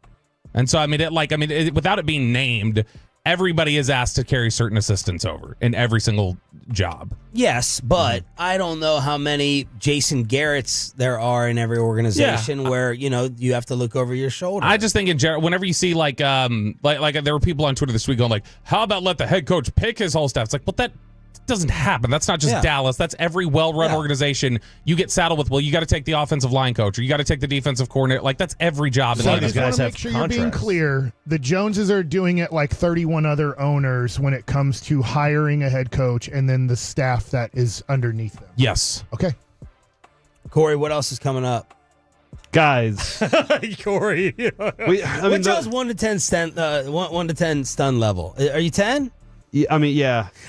You look. Yeah, this is one of those where I'm just like, it didn't ever occur to me. I don't think with this organization anything can actually be a 10. Man, that is an intriguing hypothesis. I might be with you on that. It's like a Portnoy pizza score. This is a 10. This is a freaking 10. Only in Vegas. What's coming up? Yeah, we'll talk about the playoff weekend, and the crap is happening. So, yeah, that's the crap is happening. Schottenheimer come here and win back-to-back. What's in baseball nuggets, Mike? I talked to Chris Young for a while this weekend. I talked to Josh Young for a while this weekend. And how the Dodgers continue to cheat the system. Man, they got to close the loophole. I think that's the issue, honestly, in baseball nuggets is there's going to be a strike.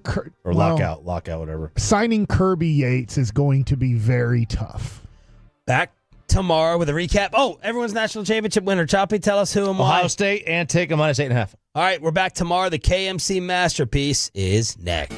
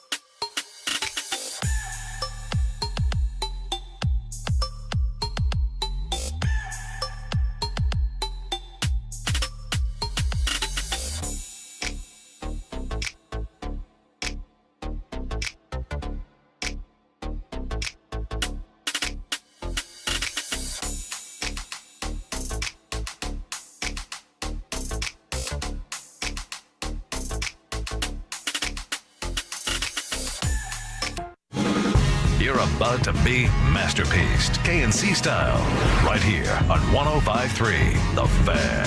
KNC Masterpiece right here on 105.3 The Fan. You got me, Kevin Hageland, Corey Majors, Hello. the famous Mike Bassick, the famouser Alec Medford, no doubt on wrestling highs from last night.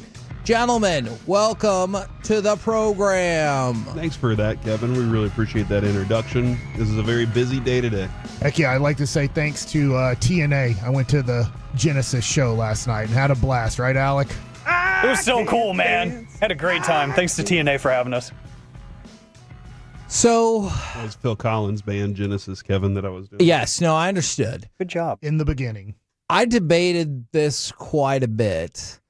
But I put a lot of thought into this. You know, Mike, how much you're joking about how, Jerry is going to stay up all hours of the night, maybe get 2 hours of sleep, maybe do this, maybe do that.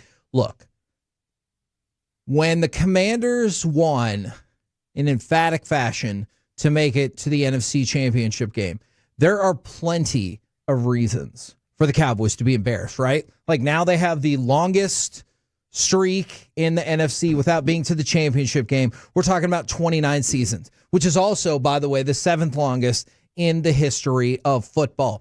Every team in the NFC has been to the NFC Championship game. By the way, you're 9 years away from setting the record. The problem is two teams ahead of you, both Miami and Cleveland, have active streaks, so that would hold you back. And every team in the NFC has made the NFC Championship game since, I believe, 2010, except for the Cowboys, who haven't been there since 1995. It's a tough year to make it. Yeah. I mean, look, you got the two best teams in the NFC in the title game. And how could you overcome that division anyway? And what else can you do? They scored 73 points in this round. I mean, yeah, that's a great point. It's not like one of those teams is led by your defensive coordinator and one of those or your former defensive coordinator, and the other team is led by your former offensive coordinator. Well, I mean, that's why we got rid of Mike McCarthy. He was the one that came in here and forced those guys out of here. I heard Bobby Belt. The players wanted to play really hard, and Mike McCarthy said, I'll be damned. You guys, I want you to play as bad as you possibly can. Yeah. And then the players like, well, the coach said we have to play as bad as we possibly can. So once the Joneses figured out that Mike McCarthy was the problem and it wasn't the other guys, they shipped him out of there. Problem solved. By the way, there's 10, this is per Zach Wolchuk, there are 10 former Cowboys players and coaches on the Commanders this season. So there's that. But I just wanted to throw that out there. And I want to point out, repeat that one more time. There are 10 players and or coaches on the Commanders that were with the Cowboys. A long time, like in the 90s? No. I think Bobby said 7 coaches this morning. So Yikes. 7 of the coaching staff. That means 3 players. Wow. So the 7 worst coaches last year on the Cowboys went to another team and took a rookie quarterback because they told them to play hard? Yeah, I guess that's the case. They just didn't tell our team to play hard last year. All right, I'm not going to settle down, Jerry, because here's what I want to talk about. And this is what I really, really want to get into right here, right now. There are plenty of reasons for the Cowboys to change. Guess what? There have been plenty of reasons for the Cowboys to change in the past. They haven't then, and they won't now either. Can you live with that? Or what are you going to do about it? Because I quit the Cowboys. I know, you quit the team. And I thought about this a lot. And what I really want to know is, and the Lions made it last year for the person that is asking, what I really want to know is, can you accept that this is just the way it is? Can you accept that they're not going to change anything because the Commanders made it? Like, I see everyone saying, hey, we're a year and a half, give or take, removed from getting rid of your garbage owner, bringing in a new coach and getting a new quarterback. And what happened? Presto, changeo, they make it into the NFC Championship game. The Jones family doesn't learn football lessons. Mm-hmm. What are you going to do about it? Are you going to quit the team like Mike did? And I totally understand why. There's a lot of other behind-the-scenes reasons as well. Or what? Because I'm not. I guess I have to, Kevin. I have to accept it. Okay. Because I want to be a fan of this team. Exactly. Because I want them to accomplish something. I've turned to myself as more of an NFL fan this year because I was like, if I'm going to enjoy the sport, I need to enjoy some other things about it. That's why I'm literally in this weird place of rooting for the Commanders at the moment, Kevin. Yes, I have to. I have to accept that or go find something else. Because you're right, it's not changing. It's not changing at all. They're not going to do anything different. Hire a new coach. You've already hired. This will be your 9th one.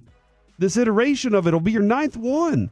And it's not going to be much different because you're not doing anything that changes what the culture or the actions of that coach is going to be. And so this is where I'm curious how many people are like Corey, how many people are like me. I've said this before, and I'm just going to throw this out there as like my little mission statement. I don't think it's going to change for the Cowboys. I just don't, but I'm not going to stop rooting for them. And that has nothing to do with the Jones family. It has to do with the fact that I root for all of the Metroplex teams. I was born and raised here. Yeah. I learned watching sports by going to Texas Rangers games with my mom and watching football with my mom. She is the person who taught me about sports. I watched Cowboys games with Brandon as he grew up. Noah's there. He doesn't really understand what's happening yet, but he'll have plenty of time to get his spirit broken down by that. So I'm not going to stop being a Cowboys fan. I love the Cowboys. I don't love the people who own them. I don't have to love specific players. I don't have to love the people running the franchise. I love the Cowboys because they're a part of my life growing up. They're a part of my life as a dad, and they're going to continue to be part of my life. So that is how I'm going to deal with it. How we've tried to fix it. We have all tried to fix it. We have been sworn at by the Jones family, hung up on, called after an interview because we were a little too tough, all kinds of things. And we will continue to keep asking, why are you doing it incorrectly? And they'll continue to answer the questions the way that they see fit. But here's what's happened, Kevin. More of the fan base is perked up to it all. We've seen it. I can see that. We've seen it here on the fan text. More of the fan base is smart, and they don't want to believe some of the things because they're like, I see other teams do it this way. I see other teams do it a different way and take a different approach to it all. And they've gotten further since then. So I feel like more and more of these fans, Kevin, you're starting to see it on the fan text, are in this toxic relationship and they're about fed up with it. And that's a frustrating time to be in. And that's what I want to know more about. And just for the record, I don't begrudge anybody whatever their decision is. Like, you need to live your sports life and your regular life however you want. Like, for example, we're getting a lot of feedback. Somebody texted in, I'm going to keep watching the Cowboys. I'm just not going to plan my Sunday around it anymore. And I absolutely get that. Look, I've said this many times. We will go to the earlier church service if the Cowboys are playing at noon. And if they're not, the 10:45 church service is just fine. And I know there are a lot of people who plan like social gatherings, everything. My entire life, my family has planned Thanksgiving around the Cowboys game. And I think a lot of that's still going to be the case. But I want to know, Corey, how many people are out there who are like, it's too much? Here's the other thing, Kevin, that I'm curious. When was the last time you can think that you continued to pull for something the way that we have when you had this one thing that you knew was that frustrating and in the way the entire time? And that's a great question because I think about two of the other teams that I root for, but dang it, they're trying their best and they just don't always get there. Texas A&M football and the Dallas Stars. I believe that Texas A&M is like, hey, what if we pay this coach all the money? Hey, what if we invest in our facilities? It just hasn't worked. But I feel like they're actively trying. The Stars, they've gotten to the Stanley Cup final at least multiple times. It's true. They haven't won a title in 26 years now. But they're like, who's the best personnel guy out there? Let's hire him. You can see the effort. Doesn't always work out for you. But with the Cowboys, I feel like, and nobody is going to change my mind about this. I feel like Brian Schottenheimer is in the building. And they're like, that'll work. That's what I think. I think it's to hire Jason Witten 3 years from now. I could see that This is the stopgap. But I would say this. One, when Ross Perot Jr. owned our Dallas Mavericks in the 90s, I was still a Maverick fan, but he was intentionally trying not to win. He's like, I don't care. I just want to make as much money as possible. I don't care. I don't want to Kurt Thomas, like, you had a good player. He's like, I don't care. I'm not paying the extra $75,000. Just let him go somewhere else. I don't care. Like that. Yeah. That really stinks as a fan. Jerry is Ross Perot Jr. at this point with the Mavericks. But I look at this right now. There's 950 people approximately on YouTube right now. Now, that's around the country or around the world. There might be people watching this that are right now not even in the country that are Cowboy fans and listening. 50% of Cowboy fans are only football fans. They love college football, they love pro football, and they love their Dallas Cowboys. They don't like basketball, they don't like baseball, they don't like hockey. There's like, my thing is football. I like Saturday college football, and I like Sunday pro football and my Cowboys. So it's all they have. Being at FanFest, the people at FanFest are obviously Texas Ranger fans. There's no other reason why you would go out there unless you're you're a Texas Ranger fan. But there were so many Tolos out there. Thank you for saying hello to the Amazon drivers right now working. Hey, Amazon driver, I forget his name. I'm sorry. He is a Tolo. He's like, hey, give a shout out to the Amazon drivers, man. I listen all the time. Huge Tolo. Shout out to the Amazon drivers because it's pretty much a 24/7 job with Amazon drivers, and they're listening to our station. Thank you so much. But so many of them said, thank you so much for talking about the Rangers. So much of our content, I'm not saying our show, but I'm saying so much of the content around DFW is just Cowboys, and they're sick of it. But they're sick of it because they have the Texas Rangers, or they possibly have, in about 45 minutes, the Dallas Mavericks, right? Yeah. So, like, if you do like other sports, you can go somewhere else and go, I'm going to back off of this team because they're disappointing me so much or not trying to win. But I think for 50% of the people right now on YouTube, they're only Dallas Cowboy fans or only football fans. They don't have anything else to go to. They cannot go to another sport or another team.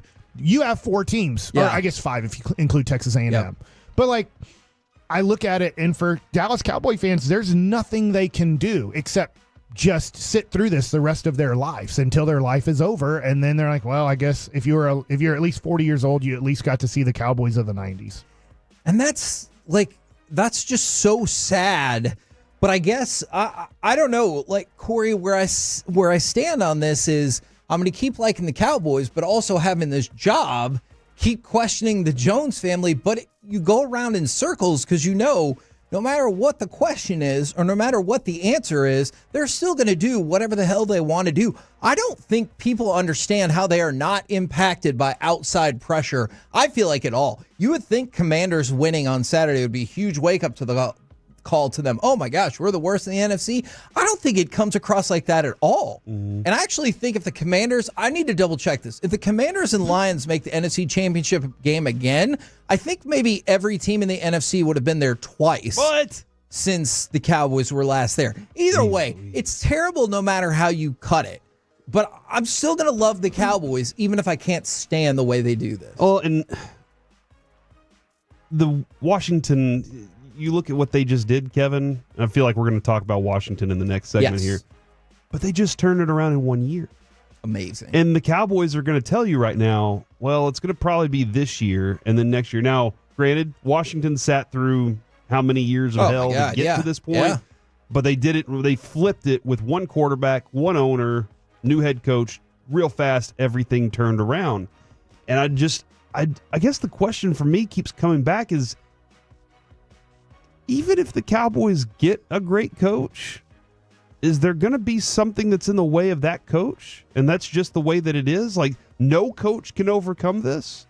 No coach can overcome. So, Kevin, if we're fretting about that, and now we're fretting about Schottenheimer being the guy, no coach can come in here and change it. There's not a single one out there. There's too many hurdles to overcome, too many things to defeat. And then you're saddled with this quarterback situation and the money that you have invested there. The roster's going to take so much time. So they do have a window of 5 years here where it's just like, what moves? How can you be bold? How can you make these things happen when nobody can make a difference when they walk into this building? That's a great point because I feel kind of bad because the Vegas odds shifted pretty emphatically to Brian Schottenheimer being the next Cowboys head coach. Sean Sharif mentioned it, I believe, on Saturday. Bobby's been working the phones and his sources this morning. So there's definitely something there. Not to say it'll happen, but there's definitely something there. But then I keep thinking about it. Okay, what if it was Deion Sanders? Hell, what if for some reason Bill Belichick didn't sign his contract and he comes over to the Cowboys? What in the world makes any of us think that you'll be like, hey, you've been able to build successful programs in the past. Why don't you go ahead and do that here? Think about Kevin, all last week when we talked about Deion Sanders, we were like, well, I mean, if anything, he knows how to take the limelight. Like you're trying to figure out how to justify working with the family that's been involved with running this organization you're justifying how can they fit with that, because that isn't going to change. Like, that's a reality. That's not going to change. And then how are they going to be able to add the roster depth that they need this offseason and do all these right things? There's just it seems like no matter what, it is futile to even try with this one. Yeah. Look, after seeing the successes you saw over the weekend, that's where the frustration is the most. That was definitely a bummer. It really, really was. We're the KNC Masterpiece right here on 105.3 The Fan. Coming up next, let's talk about that game in particular. Commanders win. How long till Jaden Daniels is the best quarterback in the NFC? Is it already now? See you next right here on The Fan.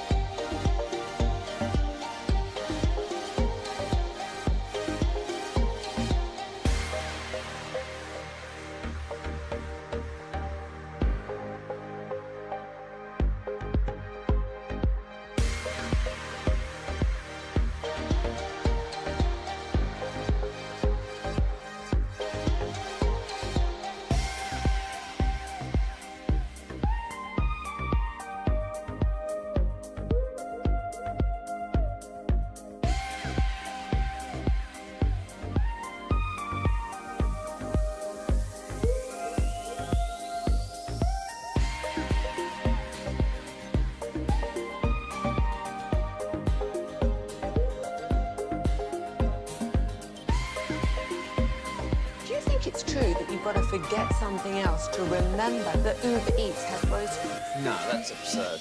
Hey, remember when you used to be what was it, Pepper Lady? Pepper Lady? Wasn't it Cinnamon Sisters? Hazel Baby. Sapphire Squad? Nutmeg Maidens? Pre-curve? No. Nutmeg Maidens. I just said that. Was it Spice Girls? Doesn't sound right. Was it Saffron Squad?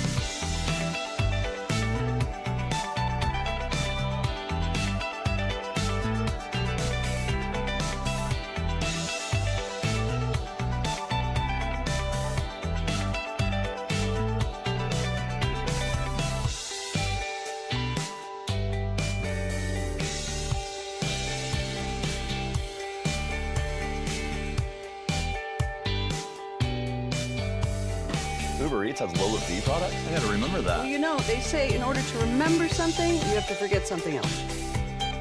Okay, now that is a very cute haircut. That's like a little shag. I've never seen it before. Well, I mean, of course you have. It's the Rachel. Oh, is that your name? No, I mean like your name. No, I'm Jen. My name's Jen. Right, but I just mean like this is your haircut. But that's hair on your head. I'm not saying this is your hair. Okay, freaking me out a little bit.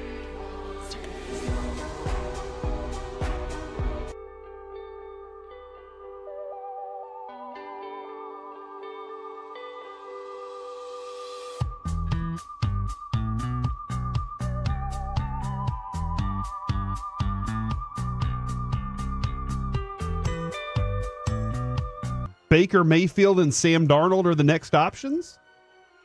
I mean, Jalen Hurts, nobody wants to argue that right now. I guess Matthew Stafford would be up there. I can see there's that. history there. Okay. I guess that's where I'm going here is, hey, he's played 16 regular season games because he sat out the last game against the Cowboys. Yeah. And then, well, I guess he's played, 16 regular season, 2 postseason. He's played in 18 games. I'm not going to crown him this yet. That's not fair. I know this is a little bit different. Wyatt Langford's the best player in the American League. Hell yeah, let's go. Well, he was the best player in September. So I think he could be. I think he's trending towards that. I think a lot of people thought C.J. Stroud was a top 5 quarterback in the NFL after his rookie year. And now we're like, well, he's probably still going to be that, but let's give it a little bit more time. We've been having the same debate with Brock Purdy for the last 3 years, too. So, like, there's that conversation that falls in there. But also, the quarterbacks do stink in the NFC compared to the AFC. So there's that. He's got that going. And I think that's what makes this more relevant because in the AFC, I'm like, I immediately think of 3 people that actually probably 4 people that are at the top of the list. Allen, Lamar, Burrow immediately. Exactly. And Mahomes. Oh, yeah, that guy too. Yeah. I was like, wait. But I was looking at this. He's the 6th rookie quarterback to make it to the conference championship game. That does not necessarily, though, mean you have a bright future ahead of you. So here are the other ones. Sean King with the Bucs in 1999, though he didn't play a lot of that season. Tulane. And do you remember what the score of that NFC Championship game was? Against Philly? It was against the Rams. It was like 11-6 or something dumb. Ben Roethlisberger. Okay, that worked out. Unless you on the field it worked out. On the field it worked out. Joe Flacco, Mark Sanchez, Brock Purdy. So he's the same category as Joe Flacco, huh? Yeah. He's going to be a great. So you look at this group of 5, and it's like Ben Roethlisberger stands out, and then Sean King, Joe Flacco, Mark Sanchez, and Brock Purdy all go from like below average to, I don't know, sometimes above average. I feel pretty good about. So I have no idea where Jaden Daniels is going to end up in the hierarchy of all of that. This one season, he walks in and into what could be looked at as a terrible situation for a first-year quarterback, which we see often. Yes. New head coach. Yes. Team's been in disarray for a long time. Instead, what happens, the new head coach had a vision for what he wanted to accomplish, gave ownership to everybody in the locker room, and the leaders stood up and said, I'm going to take this on. They went out and got a leader on the defensive side of the ball that he knows very well, and Bobby Wagner, interesting, and said, hey, it doesn't matter that you want this amount of money. You're going to be a leader in this locker room. The Cowboys couldn't do it any times that Dan Quinn was here. So he had somebody that was instantly a leader there. You had Terry McLaurin built in there. They had pieces because they've been stuck at the top of the draft so much. So they were there. All these things, Kevin, in this 1 year with the catalyst being the guy that could throw the damn ball so well and look so comfortable in the pocket. Kevin, as many times as we can discuss the Joe Flaccos and the Brock Purdys, none of those guys looked as comfortable as Jaden Daniels has this year in the pocket. A couple of things from that game, particularly, then we need to really talk about all the problems that Detroit had. Jaden Daniels, 12 of 16 against the Blitz for 191 yards and a touchdown. That's the second most passing yards against the Blitz by a rookie since 2016. And so when the pressure was brought, it made a difference. But one thing I heard come out of this game a lot, and I was like, yeah, but not really, right, is people were saying, I guess the injuries finally just caught up with the Lions defense. I guess. Jared Goff put them in a bad situation. Or it's the fact that didn't they have a -5 turnover ratio in this game? I don't think, sure, would having all of those players back probably have helped them? No doubt about it. But if you have a -5 turnover differential in any football game, it's probably overwhelming that you're going to lose. Yes, but then it goes to Washington. They kept taking advantage of those, and they just kept moving the ball down the field and scoring. That I think it put pressure on Detroit offensively to go, we got to do everything. Yeah. And we have to score a touchdown every time we touch the ball or we have no chance. So once Washington established in that second quarter through turnovers and them moving the ball, that's where I think the second half Detroit was like, we have to score a touchdown every possession, which usually starts giving you more opportunities to make big mistakes. Yep. Can I just throw in the specifics of that just to really hammer home how accurate that point is? You go back to the first half. Detroit, fumble. Next series for Washington, it's a touchdown. Obviously, the next one's easy because it was a pick six. But then if you go into the second half, Detroit interception, then Washington touchdown. So immediately, that's 21 points directly off of those turnovers, to Mike's point about not only did Detroit turn the ball over, but Washington put a hurt on them when they turned it over. And I mean, quite honestly, the best approach for Detroit would have been just to run the ball the whole game. And really not go to Jared Goff very frequently at all. Let him do what he's done so well and be a 16 for 16 guy instead of a 28 for 40 guy. Yeah. You don't need him, but they could have continued to run the ball while down and still caught up in this game. But that happens today in this league now. You get down a touchdown, you get down 10 points, you panic, and you're like, oh crap, I got to go make that all up right now. And so you start airing it out in a situation where maybe you don't need to do that. But yeah, Jared Goff put this team in a bad situation in this game. That was a miserable place for them. And my buddy texted and was like, hey man, Aaron Glenn's losing this game. And I was like, I don't think so. Look at what the position that the Goffs put them in, their defense most of the time. Granted, they were continued to get injured. Maybe it did catch up a little bit because the passing game was affected pretty well in this one. I'm always curious about not just the Cowboys, just teams in general. How much have you already kind of done your research, maybe already had your interviews to the point where whatever happens in that last game, I'm not saying it doesn't matter, but maybe it's not the most important. Like teams that are chasing Aaron Glenn, how many have already either set up an interview or had an interview or done all their research and they're like, yeah, this sucks, but we really like him otherwise. I feel like, if you've already done that and you've interviewed him before this week, you already had your idea of what he was. Yeah. Ben Johnson the same way. And Ben Johnson I feel like he called a lot of really interesting plays. There were a lot of very well-designed plays that he called. I mean, the one interception for Jameson Williams doesn't look great, but there were a lot of really good and well-designed plays. But I feel like if you were wanting those coaches before, this didn't change your mind that much. Did Jameson Williams have the most impact in the fewest amount of plays in the history of football? So we run the gadget play, and he throws the interception. Was that the pick six interception? No, right. That was just downfield. Near out of bounds. Okay, yeah. Okay, so that goes out of bounds. And then he gets a carry and breaks off it for 61 yards and a touchdown. You really talk about, hey, I'm going to have a huge impact on this game one way or another. And then he had one catch. One catch on the day. Just a weird array of opportunities for him, for sure. I wonder, and this is probably a conversation for another day, and I know the scenario behind it is different, but for the Lions, this feels very much like the way a lot of Cowboys fans felt after losing last year. It felt like the path was clear for the Lions. This was your chance. Yeah, like last year when they made it to the NFC Championship game. Your coach is gone this year. Both your coordinators are probably gone this year. I don't want to be a hypocrite because I did pick Detroit to win this game. But when they lost Aiden Hutchinson, and they somewhat proved me wrong by going 15-2 for the season. Yeah. But they had more injuries after more injuries, and I felt like they stacked up.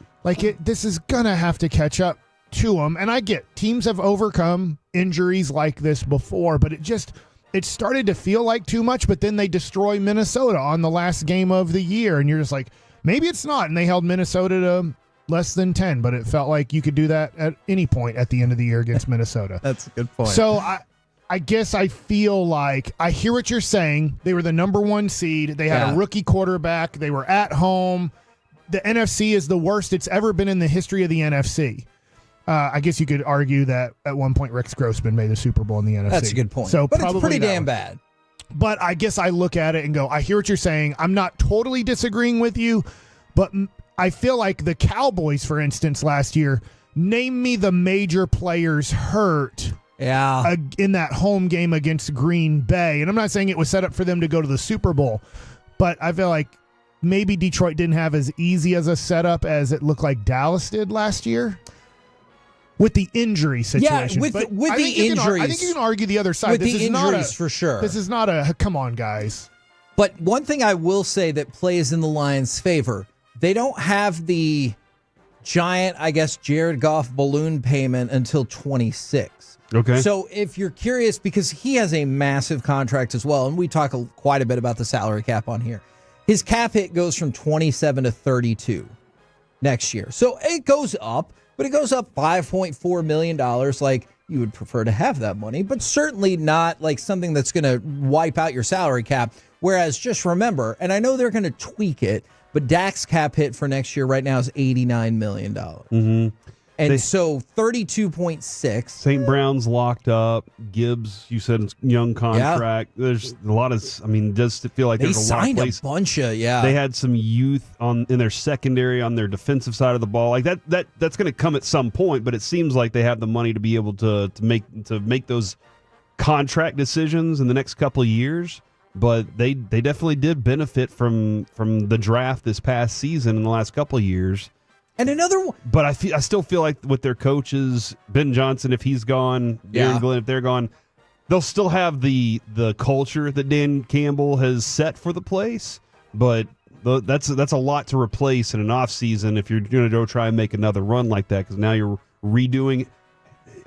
Is anybody going to run the ball the same way Ben Johnson does and trust it that much? So there's a lot of factors there. I was really curious how Aaron Glenn and Dan Campbell felt when straight away they got another defensive injury. If they're just like, yeah, that's about right. Yeah, the hell with it. What else could possibly happen here? Yes, of course that's going to happen. And granted, Kevin, that moment right there, that was their 50th cornerback that they've had to go through this year. Preemptively, if you're on the roster and you play defense, I would have been like, hey, be ready to come in this game. Hopefully we won't need some of you, but who the hell knows? And then bang, was it the first drive? Yeah. Right away. They get an injury, and you're just like... To a guy that you're sitting there that you're thinking all week, all right, we really need him to stay healthy in this game because we've had injuries at this position anyway, and we're really going to need him to win this game because we know what their offense does. Their offense moves it around a lot, and they're going to go to their wide receivers. Terry McLaurin gets his big one. Like, they knew that was going to happen. That killed them, man. So, and I just saw somebody text in from the 806. They'll take a step back. Those coordinators will affect them. I'm really interested to see how the Lions bounce back from one of the best seasons in franchise history, followed by a really disappointing playoff run, followed by probably losing your two coordinators. I'm really fascinated to see what they do. I'm always curious whenever these things happen. You've finally gotten to this point. You've finally gotten yourself to a place where you're really good, but you can't get over the hump. How many big drastic changes do you make? Ben Johnson is the next coach of? You're saying he's gone. Where is he gone to? I say the Raiders. I mean. Sorry. Wow. Jaguars. Really... Okay. Aaron Glenn is the coach of? Raiders. I think Aaron Glenn's going to stay there. Okay. Interesting. I think Dan Campbell sounded like as the season ended, he was like, I don't think people are taking Aaron Glenn seriously as a head coach. And he was trying to sell it as much. He wasn't selling Ben Johnson. It was kind of the same way we felt about Eric Bieniemy for years. Is Andy Reid's like, you should hire him. He's really good. And I'm not saying Aaron Glenn's a bad coach. I just think that I do think they're losing Ben Johnson. Yeah. My opinion. I don't think they're going to lose Aaron Glenn. Okay. We know the Cowboys head coach has been filled. Do we? We don't know that. Do we know that for sure? We know. Mike, I'm torn between I don't think you're wrong, but as like Until the it's people official. on the air, it feels like we have to say it hasn't officially been filled, but do we think We're hearing words. yeah, that perhaps Schottenheimer is going to be the guy? It sort of sounds like that. We're the KNC Masterpiece right here on 105.3 The Fan. Coming up next, it's time for Baseball Nuggets with Mike Bassick. All right, I talked to CY, Chris Young. They're healthy, but they don't have enough money. Next. Aw.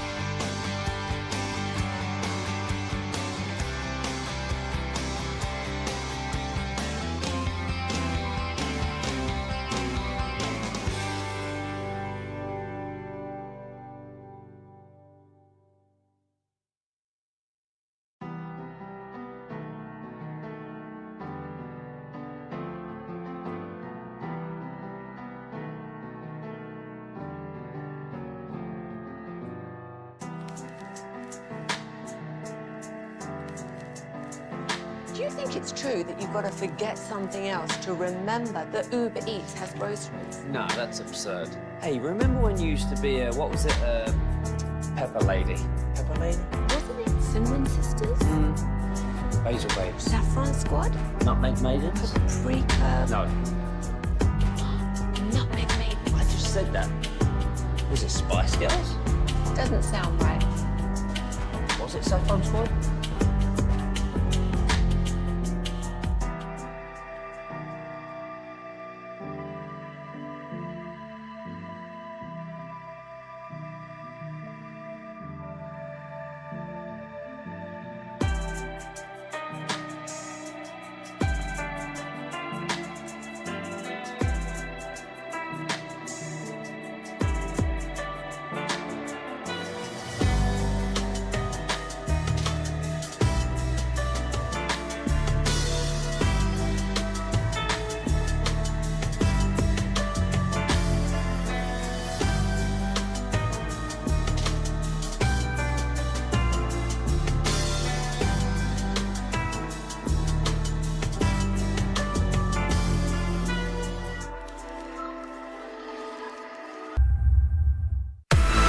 This segment is brought to you by Classic Chevrolet in Grapevine. They're the #1 Chevy dealer in the world, more Silverados than anyone else. This is Texas. This is Classic Chevrolet. Together, let's drive. Based on new Chevy registrations 2023. KSC Masterpiece back here on 105.3 The Fan. Ladies and gentlemen, right now, it's time for Baseball Nuggets with Mike Bassett. All right, if I saw you at FanFest, thank you so much for coming up to me, saying hello, talking to me. Tons of people that said they are Tolos, that they love the station, they love the baseball talk on our show, and here we are for Baseball Nuggets. The other thing, too, is I also saw people at the awards banquet, which was great. Got to listen to a lot of guys get awards and kind of get up and talk about different things. So now I will bring you what they kind of said. Chris Young, this team, as of right now, besides Josh Spores, is pretty much 100% healthy going into spring training. So February 10th is, I believe, reporting date for pitchers and catchers. I believe the 14th or the 15th is the first day of full workouts where the position players are going to be there and you're going to get full workouts. But Josh Young, talk to him personally. He's ready to go. He is, if you are completely healthy and ready to go, completely healthy, ready to go. Everything feels great, and he knows it. He gets it. He gets that his career has been derailed by injuries. Some, maybe you could say, is controllable, like when he got the calf injury in spring training. You could say, hey, you know, what were we doing to a muscle injury? Sometimes you can say that's controllable.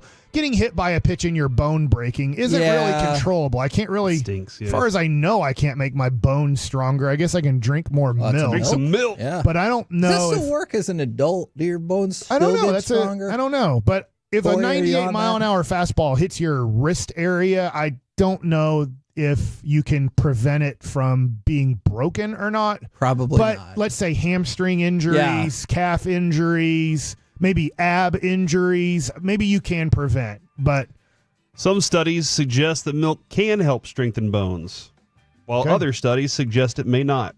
So what? There's really That's what science. evidence. Hold on. I'm sorry, Mike. That's what science has brought us. Yeah. Milk could strengthen your bones unless it doesn't. Great. How much grant money did they get to put that together?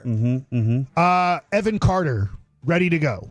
Completely healthy, will be full go for the Texas Rangers. That's So exciting. That's really exciting. I think if you're looking at two guys that could really be, I'll say, X factors for this 25 season, guys that helped you win a championship in 23, those guys look like they will be full go, no problems, no issues. That's huge. Jacob deGrom feels great, had a healthy offseason, is ready to be opening day starter as of now. Now, they haven't thrown competitively in spring training and gone through the process of throwing 2 innings and 3 innings and 4 innings and 5 innings, then 5 to 6 innings, and then being ready to start the season.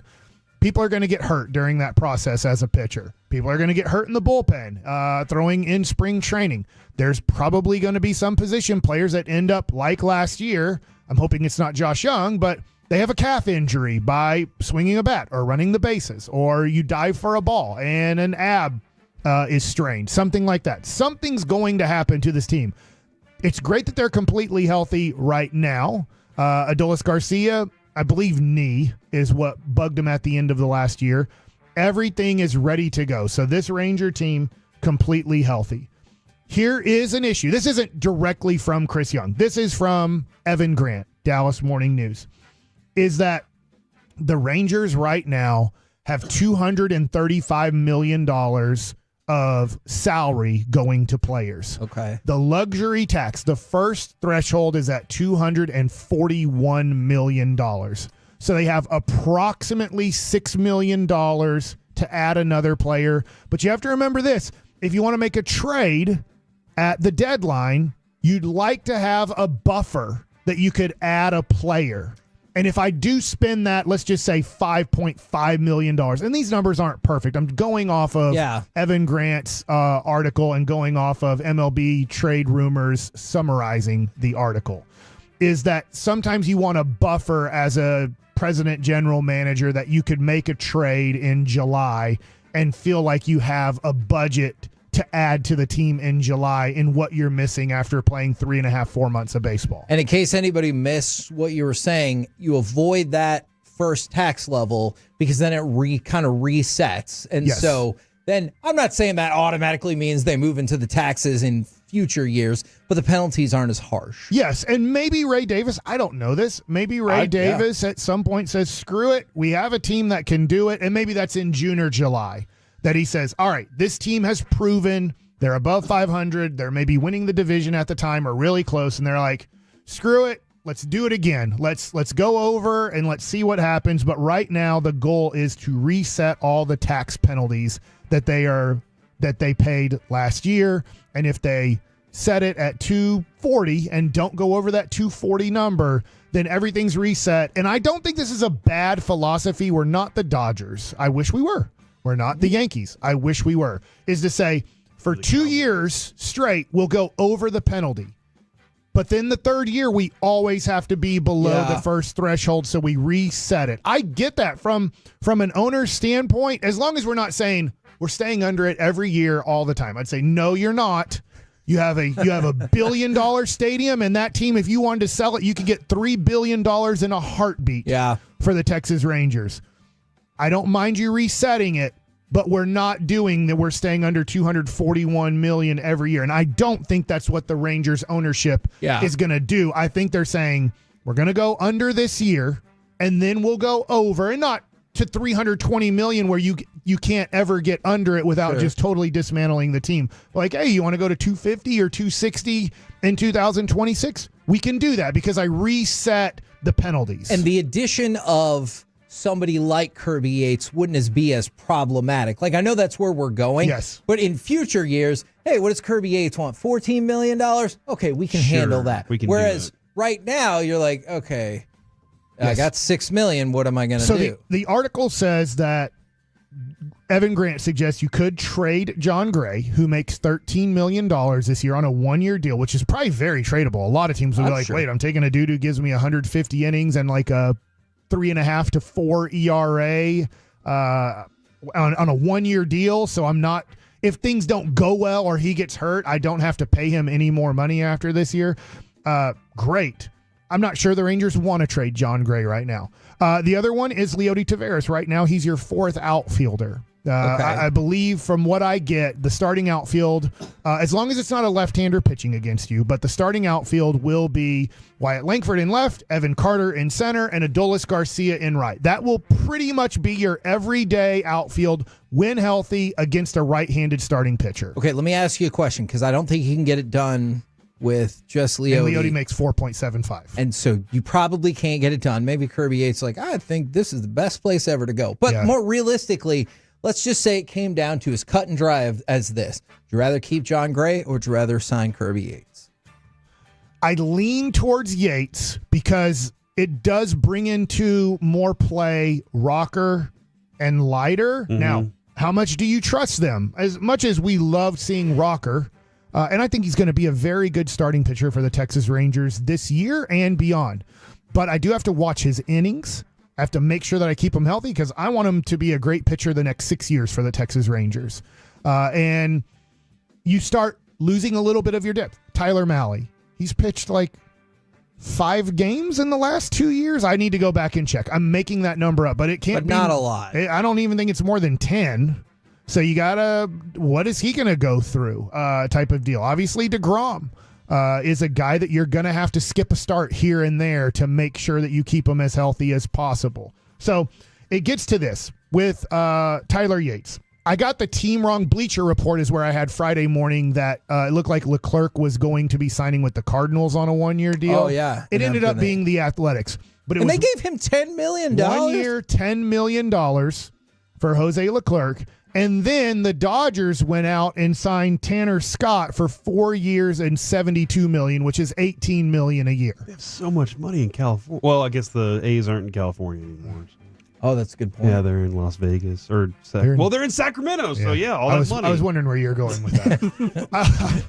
I forget where they are. I'm just amazed the A's are spending money, regardless of what state they're It really does stink for Oakland that all of a sudden they're like, yeah, we got a good starting pitcher. We got some relievers. We're really going to try to win this division this year in 2025. They're like, why couldn't you have done that the last year in Oakland at least, or at least the last 20 years? But so Leclerc got 10. Tanner Scott got 18 a year. He got more than 1 year deal.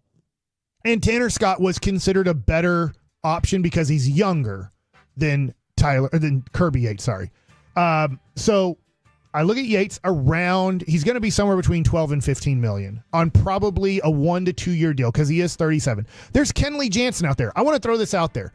Kenley Jansen, I would not mind the Rangers signing. The issue is I think that he will be over $10 million a year because he still is a closer. At worst, he's a setup guy. Now, he is 37 also. He's near the end of his career.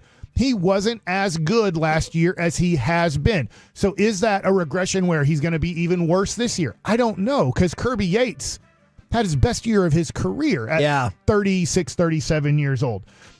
I think the issue is the money. And I'm sure the Rangers are going to wait as long as they can to see if there's somebody that gets maybe around that $10 million number, and they would have to move about $5 million off the book somehow, some way, which is AKA Leote. I think that's it, right? If you're looking at, we want to move 5, and we believe that in a way I can move Wyatt Langford to center field on certain days. I have Ezekiel Duran. I have Josh Smith. I have in a pinch Jock Peterson. I have 3 guys that are playing DH and then utility bench roles that can fill in the outfield when I need fill in the outfield situations. So I'm not saying they're going to make a trade. It suggests that they're not, that they're going to go into the season and this is their bullpen. I'm scared of that. I do not like that. That scares me on blown saves in the 8th and 9th inning, because I think you're asking 7th and 8th inning guys now to be 9th inning guys. That scares me. I'm hoping somehow, some way, they figure out a way to get a closer. But right now, looking at it, positive. They're healthy. Their lineup looks great. But I don't think they're going to add anything more to their pen. I hope I'm wrong. But this looks like your Texas Rangers team with approximately $6 million of a buffer until they get to the number that they can't go over. Did you have fun at FanFest interviewing the people? I know you said you like seeing the people, but I mean interviewing Chris Young, Josh Young. It was great. It was great seeing the fans, and they're fired up. The Rangers are ready to go. Who knows what that means? I'm sure the Rangers were ready to go, but there was a lot of distraction. They were the first ever team to win a championship here.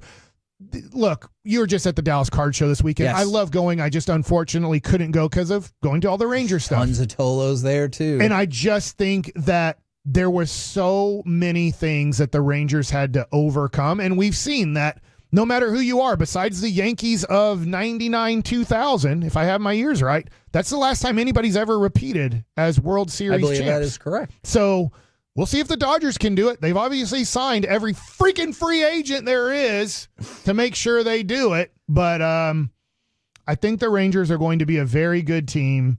If they don't get a closer in the next 2 months approximately, I do think they'll be searching for one in June and July. With a KNC masterpiece right here on 105.3 The Fan. Coming up next, we talked about Commanders Lions. Now let's dive into all of the other divisional round games next on The Fan.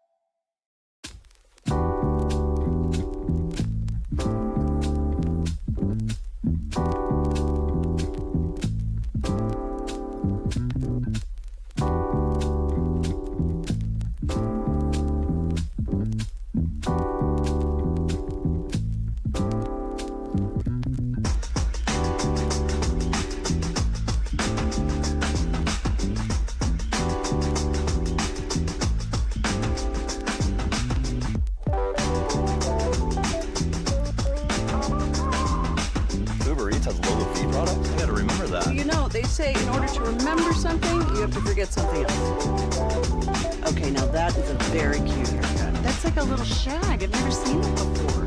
Well, I mean, of course you have.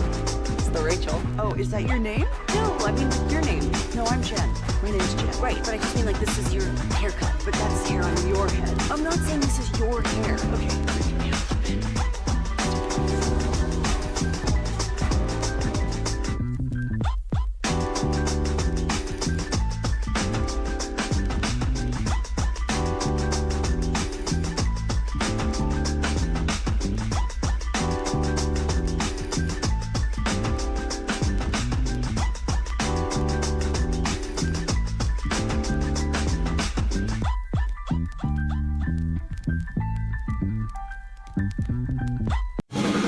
You're about to be masterpieced, KNC style, right here on 105.3 The Fan. KNC Masterpiece right here on 105.3 The Fan. Believe it or not, Mavericks have a game that's going to start in like 7 or 8 minutes. What? So I also want to ask the Hoops? question. Yes. Basketball? Yes, basketball. All right, we'll get after it then. Are you working today? No. Not you guys. Look at old Joe Biden and Donald Trump shaking hands They and are. stuff, huh? Yeah, man. Like two American people that. Oh, we're at war? What are we doing? No, I think this is a demonstration. They're already lining up the tanks? It is a weird combination of we're talking about NFL football, the Mavericks are about to start, and the presidential inauguration is all happening. And It's there's a 11 in the championship. morning. There's a championship game tonight. Yes! Oh, my gosh. What? Yeah. Yeah. We'll get to that in a little bit. It's a weird day for And sure. Raw's here.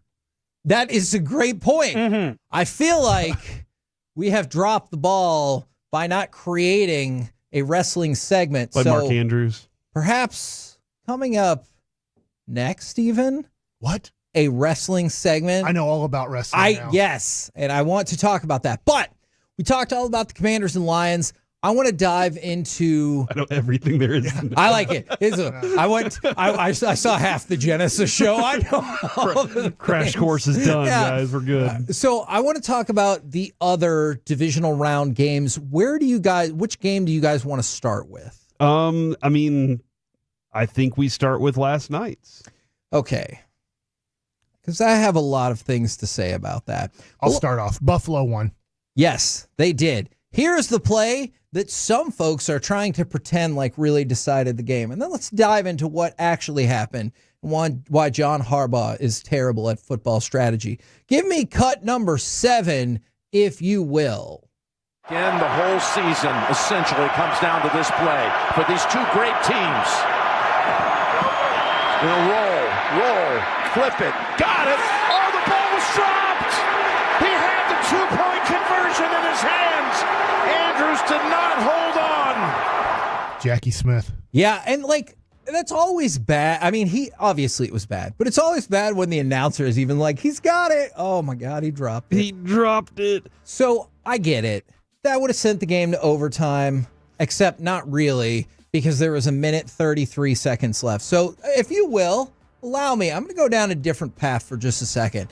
I'm going to say Bass had already hit one from 51 yards out. Yes. So that not Mark Andrews, not Lamar Jackson, but John Harbaugh cost the Ravens this game. I just don't understand their usage of Derrick Henry in the second half. So at the beginning of the game, man, it looked like it was going to be tough for the Ravens. First, 3-4 carries. Derrick Henry got 5 yards. They were stuffing him at the line of scrimmage and, hey, we're going to be fine. So then you look ahead at the second half and the way the game played out. And I just kept thinking this while I'm watching. I'm like, what in the hell are they doing? So the Ravens' first possession of the second half, Derrick Henry gets a carry. He goes for 12 yards. okay, that's a first down plus some. That's true. You're welcome, Alec. And then Thanks. they didn't let him carry the ball anymore, and they kicked a field goal. And you're like, That's no yards. Okay, well, I guess we got some points, so that's good. Next drive, we learned our lesson. Derrick Henry on this drive gets 5 carries for 46 yards. So that's 9.2 yards a carry. Sure, sounds good to me. Ish. Over 9. And he got the touchdown. Just for you, Alec. All right. So we learned we should have used Derrick Henry more on that drive before. You're damn right. We learned, except not really. Why not? Because he was on the field, I think, for one play in that last drive. And the last 2 drives, he only got 2 carries. I just don't understand at a time when it looked like Derrick Henry, without even a lot of runway, because I realize if he gets a lot of runway, well, I don't want to tackle him either. Without a lot of runway, in that freezing cold, was smashing through the defense again and again and again. And here's the issue I have. It looked like they'd figured Buffalo out. Yes. Yeah, I mean, like it looked like they had unlocked a door and then they couldn't get the gate to swing closed. And I realized it had been 5 years since Mark Andrews fumbled the football because tough night for him. Mm-hmm. He also had a fumble the possession before that really could have put Baltimore in front. I just looked at it and I was like, you figured it out. Whether you want to mix in Hill along the way, let Lamar run, or just give it to Derrick Henry. Give him enough carries, he will smash that Buffalo defense and make his way, which is another reason why I had an issue with the last drive of the game. So I realized they scored, and I get all that, rock and roll. You got the ball back, down by 8, with 3 minutes and 29 seconds and a timeout. Mm-hmm. There is plenty of time to run the ball. And I know the counter argument, of course, is, well, what's the big deal? They scored a touchdown. The issue is with Josh Allen, Patrick Mahomes, whoever, well, those guys are actually probably at the top of my list. Maybe Joe Burrow, but they're not in the playoffs. They left 1:33 on the clock. So I get it. Everyone's like, oh, Mark Andrews dropped the ball. Is there no part of you that thinks Buffalo would have gotten back in position to kick the game-winning field goal because the Ravens are like, let's keep chucking the ball down the field on the last drive? I just hated everything the way they managed. The way that it ended up more than anything. Gotcha. I think you're right, but I do think that is very difficult to do. And the best figure out how to manage that clock down to where Buffalo thought they did it against Kansas City 2 years ago, and with 13 seconds, and for still all Mahomes normal did purposes, they should have. So I do think I hear you. You are right. But I think it's maybe more difficult than we think. You need to get the touchdown, the 2-point conversion, and then make sure it goes to overtime so that the other team can't get you at the end of the fourth quarter. And so that is part of my issue. I have an issue about the drive before as well. I just don't understand why they didn't feed Derrick Henry more. And I was rooting for the Ravens, absolutely, because I really like Lamar Jackson. And I think it sucks that there's narratives out there, and I think what really sucks is he played into them in the first half. I realize the second half was significantly better, but look, I like Lamar Jackson, but let's take a look at what actually happened. This is the first time Lamar Jackson turned the ball over twice in the first half in like 4 years. Mm-hmm. What a terrible time for that to come. And you heard Tony Romo. I don't always agree with Tony Romo, but Buffalo was able to take control of this game because of those turnovers. Yeah, no, absolutely. That was the time they were able to say, all right, let's convert these and use field position in our favor. I mean, look at this. How many passing first downs do you think Buffalo had last night? Not a lot. It feels like 6. They didn't have to do a lot. Mike nailed it. 6 passing first downs. They had 1 penalty, and it was a hold that I disagree with 1,000%. He just had great technique, and the dude fell on his face. And the guy fell over? Yeah. That was the only penalty. Like, it was the cleanest game I think I've ever seen Buffalo play, and it didn't even look like they tried that hard. Like, seriously, go look at the numbers, and you're like, what did they even really do? They took advantage of field position. They made sure that they took advantage of securing the ball, not turning it over. Huge factor there, and they ran the ball effectively. They let the opponent make the mistake. Yeah. Like that's the really more than anything. They just said, we're not going to mess it up because we believe that the opponent will mess it up. And when it comes to Philadelphia and Baltimore, their numbers this year have shown that they will fumble and put one in your hands. I think 28 and 29 respectively when it comes to fumbles this year. So they said, we're just going to let this game come to us, and it did. So it's tough. Yeah, Lamar Jackson didn't have a perfect game. Look, Mark Andrews, I do feel bad for him. He's a great player and just had the worst probably sports moment of his life, like moments because of the fumble and the drop pass. So Lamar Jackson, this is a loss on his record. He loses to Josh Allen. He doesn't get to the AFC Championship game, which that's been a struggle for him in his great career. It's been a struggle in the playoffs. But you look at it and you go, well, how much of this was his fault? It doesn't matter because he threw the 2-point conversion pass to tie the game up. It just happened to get dropped. Right. You know what? Now it's a loss. And you know what got me about that? It was this morning. Because he's not wrong. I disagree with Bobby a lot about Lamar Jackson, like the arc of his career. But he compared playoff Lamar to playoff Dak. And the stats were in Dak's favor. And I realized that stats don't always tell every single story, because I felt like a point that you could have pushed back at was, that's fine, the stats are great. But if they would have won this game, you could at least say back-to-back AFC Championship games, and maybe both times you got picked off by maybe who's going to be the greatest football player of all time.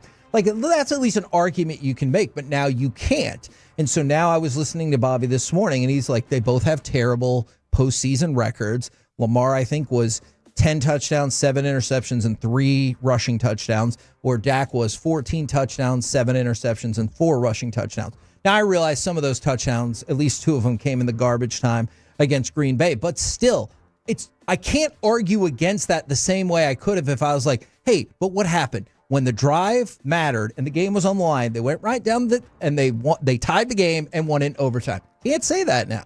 Did you want to stick with Lamar Jackson here? Because I had another question about Josh Allen.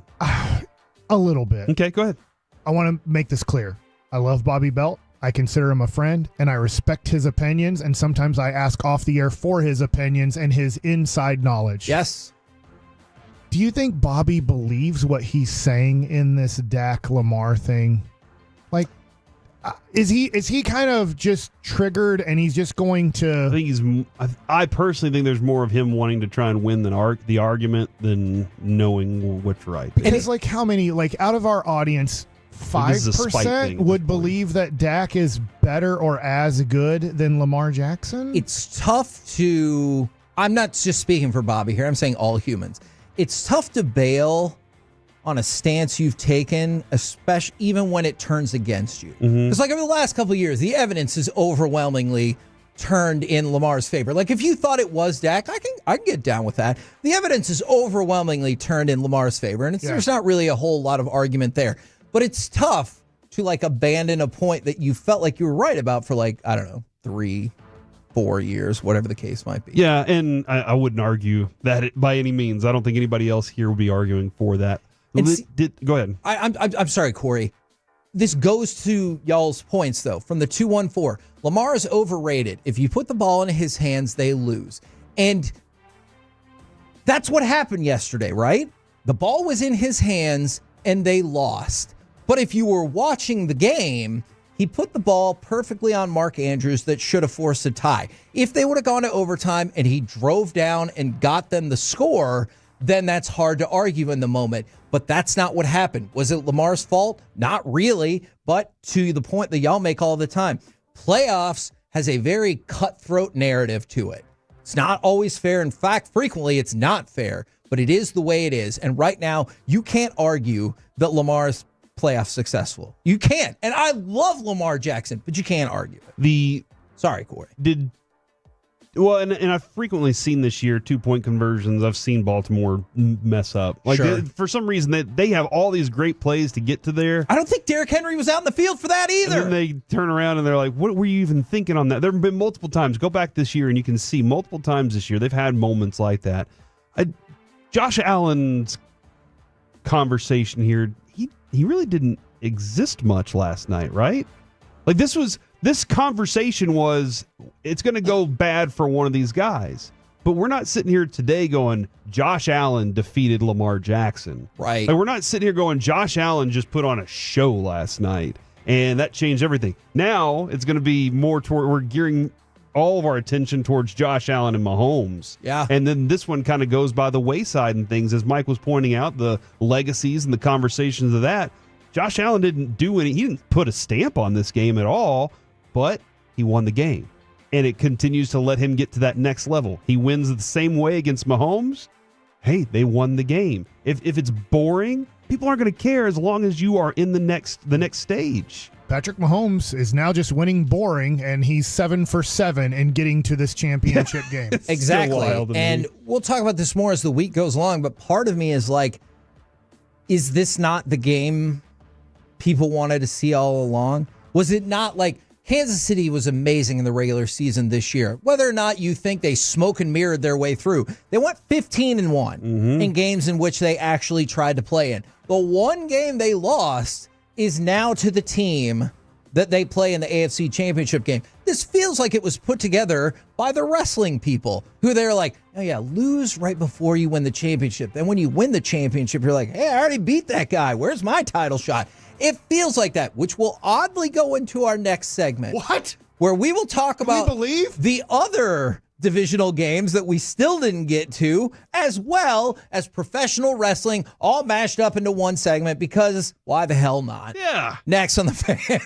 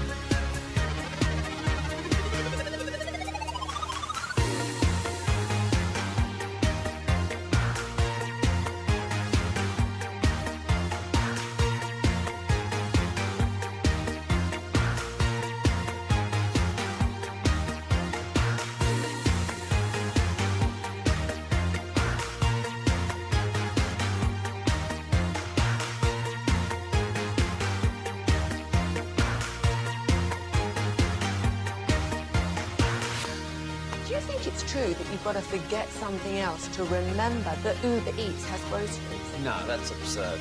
Hey, remember when you used to be a, what was it, Pepper Lady? Pepper Lady? Was it Cinnamon Sisters? Razor Blades. Sapphire Squad? Nutmeg Maidens? Pre-curd? No.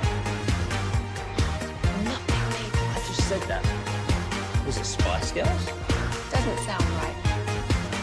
Was it Saffron Squad?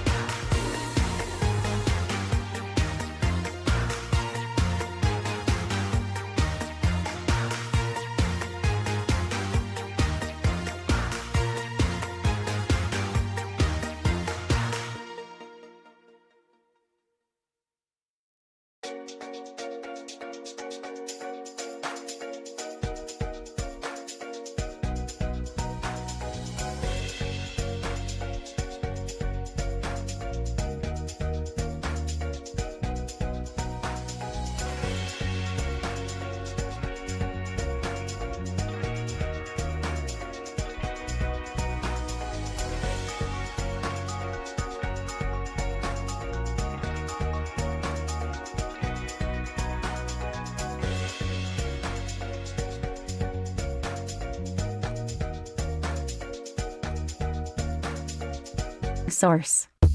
This segment of the KNC Masterpiece is brought to you by Cars for Kids. Donate today at carsforkids.org and the personal injury lawyers, Frankel and Frankel.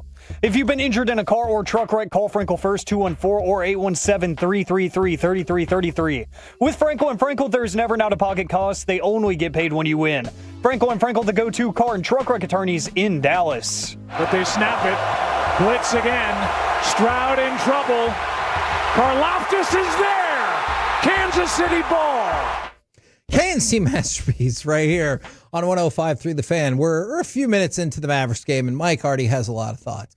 But we're going to try to do something here. We're going to talk about the rest of the NFL Divisional Round playoffs and then get to what we really want to talk about, which is professional wrestling.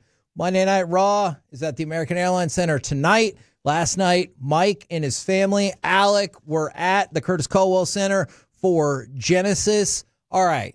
Chiefs, Texans, I watched it. Eagles, Rams. Now, I know the way that the Chiefs win is like methodical. Sometimes people just flat out call it boring. I always think you get towards the end of the game and you're like, how the hell did we lose this game? But it's over. We lost. I called you about this game. Yes, you I called did. Sean. He refused to answer my phone call. Sharif only wants to talk about head coaching decisions.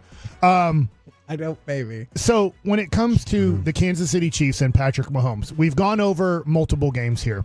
Lamar Jackson turned the ball over. Mark Andrews turned the ball over. Now, the quarterback can only have so much control. Talked about Detroit turning the ball over a zillion times. Here's what we don't want to say about Patrick Mahomes, because the way he came into the NFL as just a gunslinger and something that's like, dude, I might have seen this before, but I don't think I have, is when we've gotten to the playoffs the last couple years, what is he the best at in the NFL? He doesn't give you an opportunity for a short field. He doesn't give you that opportunity to say, well, why did they lose? Well, you could look at a Lamar Jackson fumble, a Mark Andrews drop, a Mark Andrews fumble. Now, I can't control if I throw it to the receiver and then they fumble the ball, or hand it off to the running back and then they fumble the ball. What about when it's 3rd and 7 at midfield, and I'm going to get the time wrong on the game, about 8 minutes to go. There's still time for Houston to go down the field, score the touchdown, go for 2 and tie up the game. I hate doing this, Cowboy fans.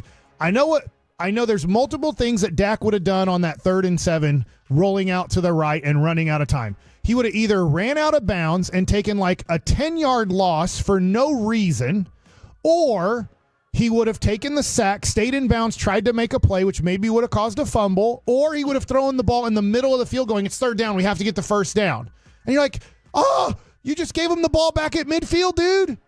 Patrick Mahomes boringly said, play's over. Yep. I can't get the 1st down. I'm not going to just run out of bounds, and I'm not going to take the sack. He threw the ball pretty much into the ground and said, it's not grounding. I'm out of the pocket. I threw it past the line of scrimmage, and they punted the ball to the 7-yard line. Those little stupid, boring, small things is championship football. It doesn't get you fantasy points. Agreed. It doesn't win you MVPs at times. But those things that you do in a game are championship moments that we totally forget. I'm bringing them up because I remember calling you because I wanted to remember this going, it's boring. But I know he's turned over the ball in his career, and he's turned the ball over a lot early last season. And then we're thinking it was going to happen again in the playoffs, and he just stopped turning the ball over.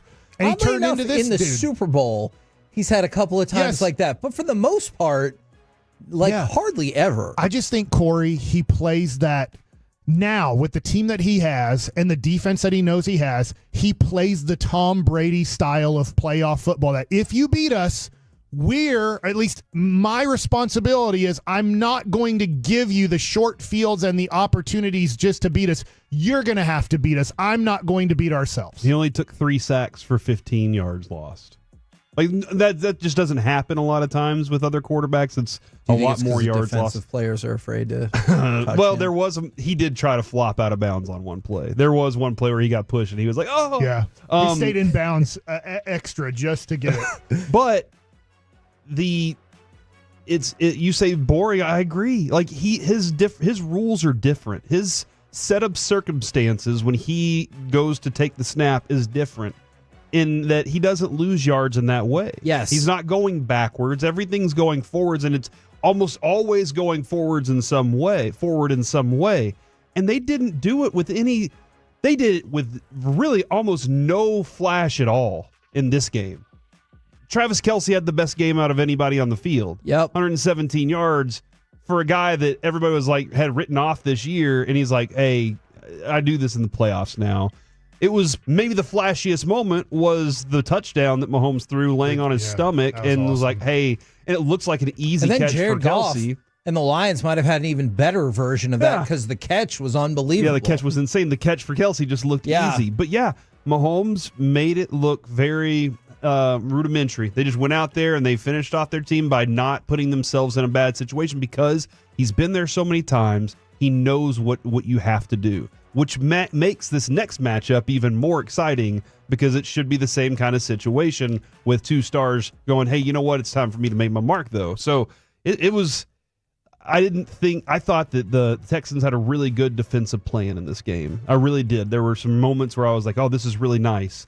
But Spagnuolo goes and calls blitzes late in the game to just paralyze C.J. Stroud. And that I thought they were going to be able to do something, but man, their defense just came too strong late in that game. I don't blame C.J. Stroud too much for those. I know that sometimes we might, not us, but sometimes on our show, we might have somebody who says the quarterback never caused any issues. It was all the offensive line, which is hogwash a lot of times.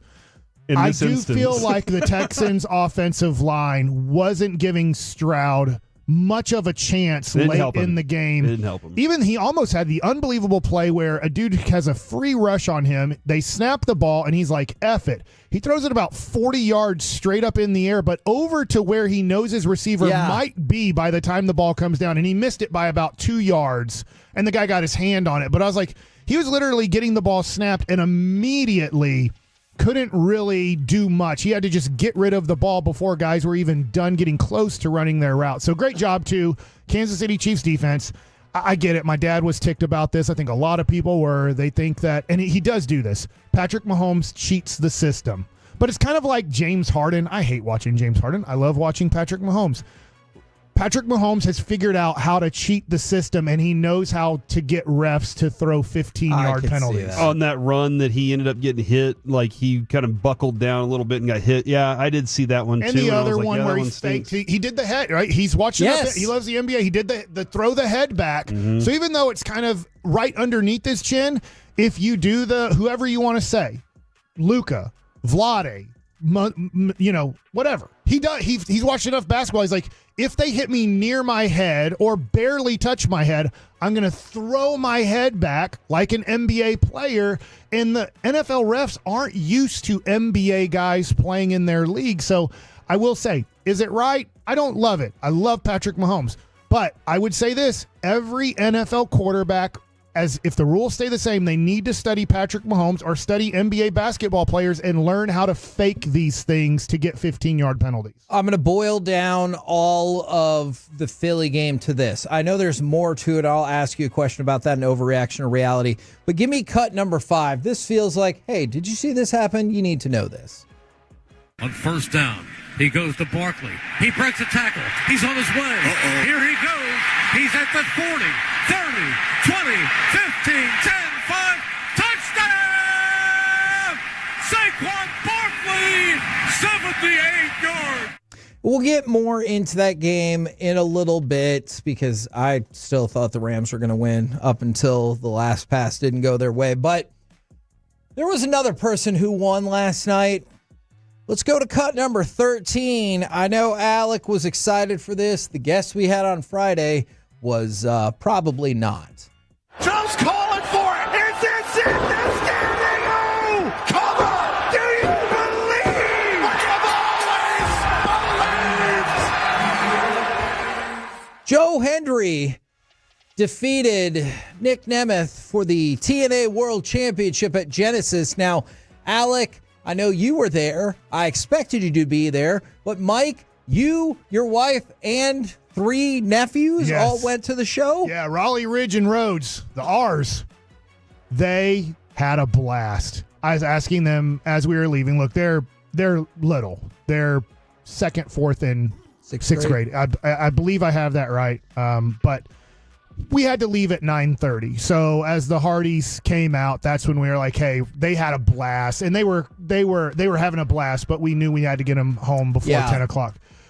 It was awesome.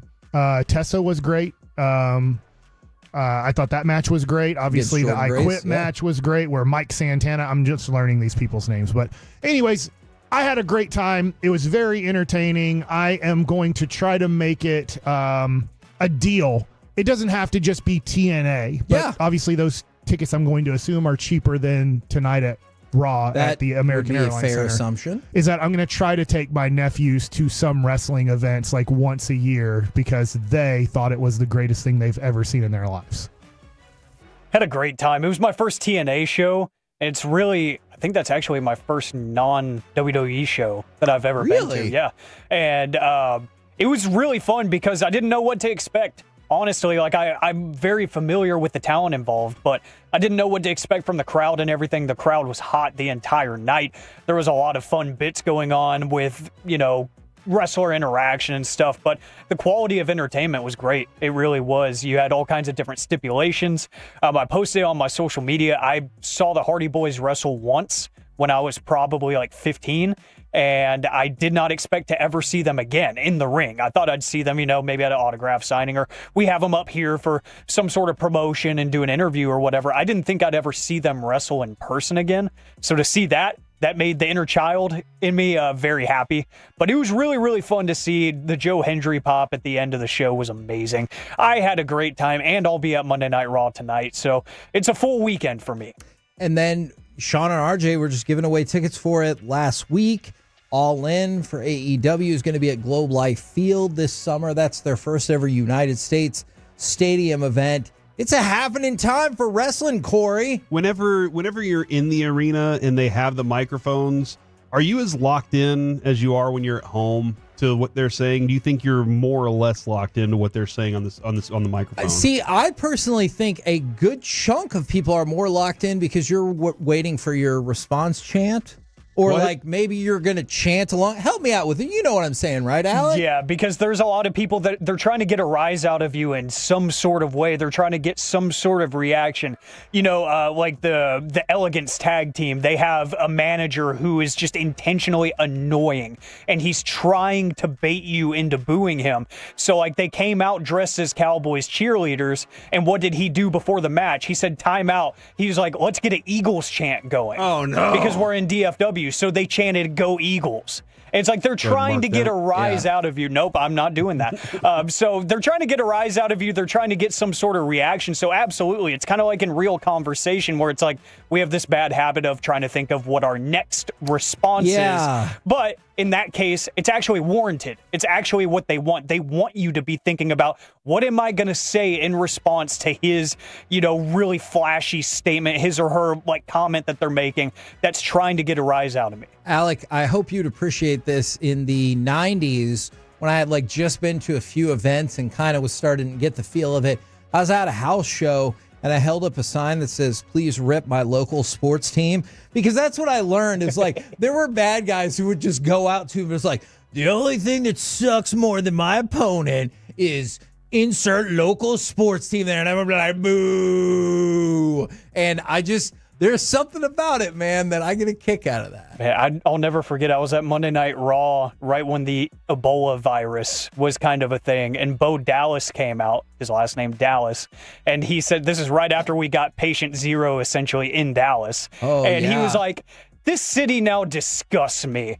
I'm changing my name to Bo Canada or something like that. And he got booed out of the building. I think they're going to be a new state for the United States. That could happen. Now, Alec, you liked it. Mike, you liked it. I did love it. Your man. nephews loved it. But Yeah. what I'm really curious about, she's maybe not in the demographic. Your wife, and look, if you've been to wrestling events, it's not to say that there's not women there or little girls there or anything like that. But it's a pretty, Yeah, I'd say 80%. yeah, it's a pretty Men or big kids? contingent of men. What did she think? Because this show is not. This is maybe not built for her. My wife was happy she went, enjoyed it. She was entertained by it, but she said, "I'm good." Like As I went to the wrestling she went to show. it. She enjoyed it. She loved that. Her nephews had a great time. But she's like, the next time you guys don't have to have me come to this. But she enjoyed it. She was having fun with it and everything like that. It is very entertaining. They are very athletic. It is fun. And your nephews thought it was like the best thing ever. And we were the fourth row from the top. Oh, okay. It doesn't matter. Colwell is a good arena for that. It does not matter where you're sitting there. I'm sure if you're closer, it's better. But, I mean, you feel close even if you're there. So I would just and there's tons of Tolos there again. I know I just talked about FanFest, but and I'm the Dallas sorry, card show. I'm forgetting the security guard when I picked up the extra tickets I needed. He was like, Mike Bass, because I said, here's my ID. He's like, Bassick? And I was like, yeah. And then other people were saying hi inside the arena, outside the arena. There was a huge line to get in. We got in about 6:40 was about when we got in, and they had 2 matches, I think, on at the the pre-show. 6. Yeah, but anyways, great time, great seeing people. I'm sorry I don't remember everybody's name. I'm horrible at it. Even my own kids, I forget what their names are. So, Alan, Jake. Yeah, those are your thanks. kids. Yeah, those are your sons. Adam Schefter was on Pat McAfee's show. Said, "I think Brian Schottenheimer's the favorite in Las Vegas here." Now, that doesn't mean that Brian Schottenheimer isn't going to be the head coach at some point in time. We never rule anything out, but to the best of my knowledge, he hadn't even interviewed for the job, and Dallas hadn't approached him about being the head coach. I think the Cowboys absolutely love and respect Schottenheimer, and they want him there, but I don't know that that's as the head coach right now. Again, the process will unfold. This morning, Sean and RJ, Bobby is hearing more and more. Sean's hearing more and more, and then we saw the Vegas odds change. Yes. Now there's a report from Adam Schefter. We'll see. Or is that a report? Or is that just hey, nothing's really changed on this front? That feels like somewhat of an update. He's like, here. It's an update, yeah. See, I feel like Adam Schefter was listening to Sean and RJ, and he's like, okay, hold on. I see what you're saying. It feels like one of those things where you're like, hey, this could be a 3-hour thing, and they're like, all right, tell me every hour how it's going. And you're like, okay, nothing's changed yet, but by hour 3, we told you something might happen. I'm not going to lie. I kind of felt that way this morning when they showed all of the cars driving to the inauguration, and I was like, what is the news value of this? Like, maybe people love it and they're like, oh my god, they're about to go on Piedmont, gotta get the shots of the balloons. Yeah, maybe, but like, I didn't know what the news value of was. Like, they're making a left. Oh, here they go. All I know is this, Cowboy fans. Jerry and Steven didn't sleep last night. Shut up! I already know what you think. They've probably talked to 10 different people this morning, let him keep and it's talking. only 11:40. Last call to save on the last.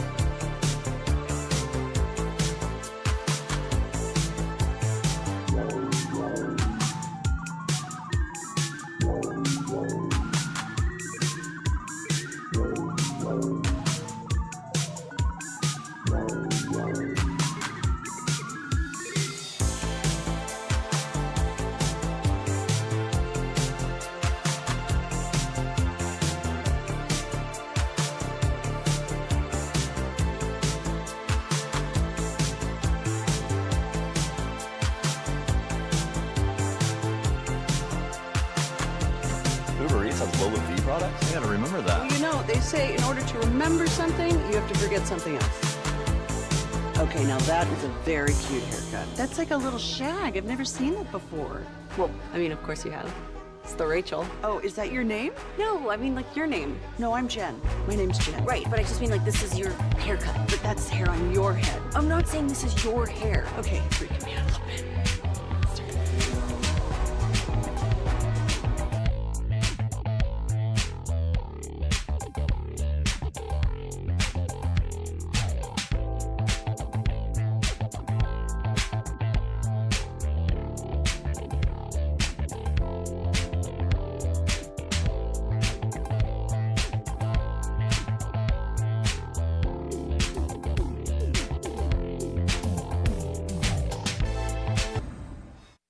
This segment of the KNC Masterpiece is brought to you by Classic Chevrolet in Grapevine. They're the #1 Chevy dealer in the world, more Silverados than anyone else. This is Texas, this is Classic Chevrolet, together let's drive, based on new Chevy registrations 2023. Mahomes stepping up again, tries to throw. Line caught! Touchdown! Kansas City! Travis Kelce owning this game. An 11-yard touchdown. Playoff Pat to playoff Kelce, and the Chiefs lead 19-12. KNC Masterpiece. You might have heard Mike yelling about an and one in the very bizarrely, I know it's not bizarre because it's MLK Jr. Day, but the not often seen 11 a.m. weekday tip-off for the Dallas Mavericks against the Hornets. By the way, from the 214, I love it. I swear, I freaking love you guys. You are my family. I hope that was in regards to Mike's ad read where he was still talking about his thoughts about the Cowboys. That's absolutely what it was. And then moved into Best Buy windows and siding. Yeah. Now, Mike, I'm if glad there's anything you can say about me, I'm pro Jones. I would not say that, actually. What? I've never said that or thought it. Literally not Everybody at calls all. me a sellout for just loving the Jones family and everything they do. Who has said that? A I would like to single meet time. with that person and learn more about their interpretation of things. Right now, let's say we go around the entire NFL and dip into some gridiron gravy. Here we go! We didn't really talk about this a lot so far because of obviously all of the divisional NFL playoff stuff and all of that. But what did you think about the back and forth with Des Bryant and Micah Parsons, where Des Bryant tweeted out, "From now on, I'll speak my truth about the Cowboys, whether it's good or bad." I feel like that's kind of what happens already, but okay. That would mean he hasn't been speaking the truth this whole time. Which is just confusing. Jerry has built a great brand. It's time for the team to start winning. It's time for a real culture shift. I'm fed up with all the nepotism. Get someone in there who can win some games. Now, interestingly enough, Micah Parsons quote tweeted this and said, "Stuff like this irritates me, Des, because you had enough talent and was probably one of the greatest in your time. You could have changed the culture, brother. You could have changed the culture." That just seems like a fascinating kind of Pretty sure Des asked them to change it. He was told Rich, he was like, "You need to fix this." That's a good Des." point.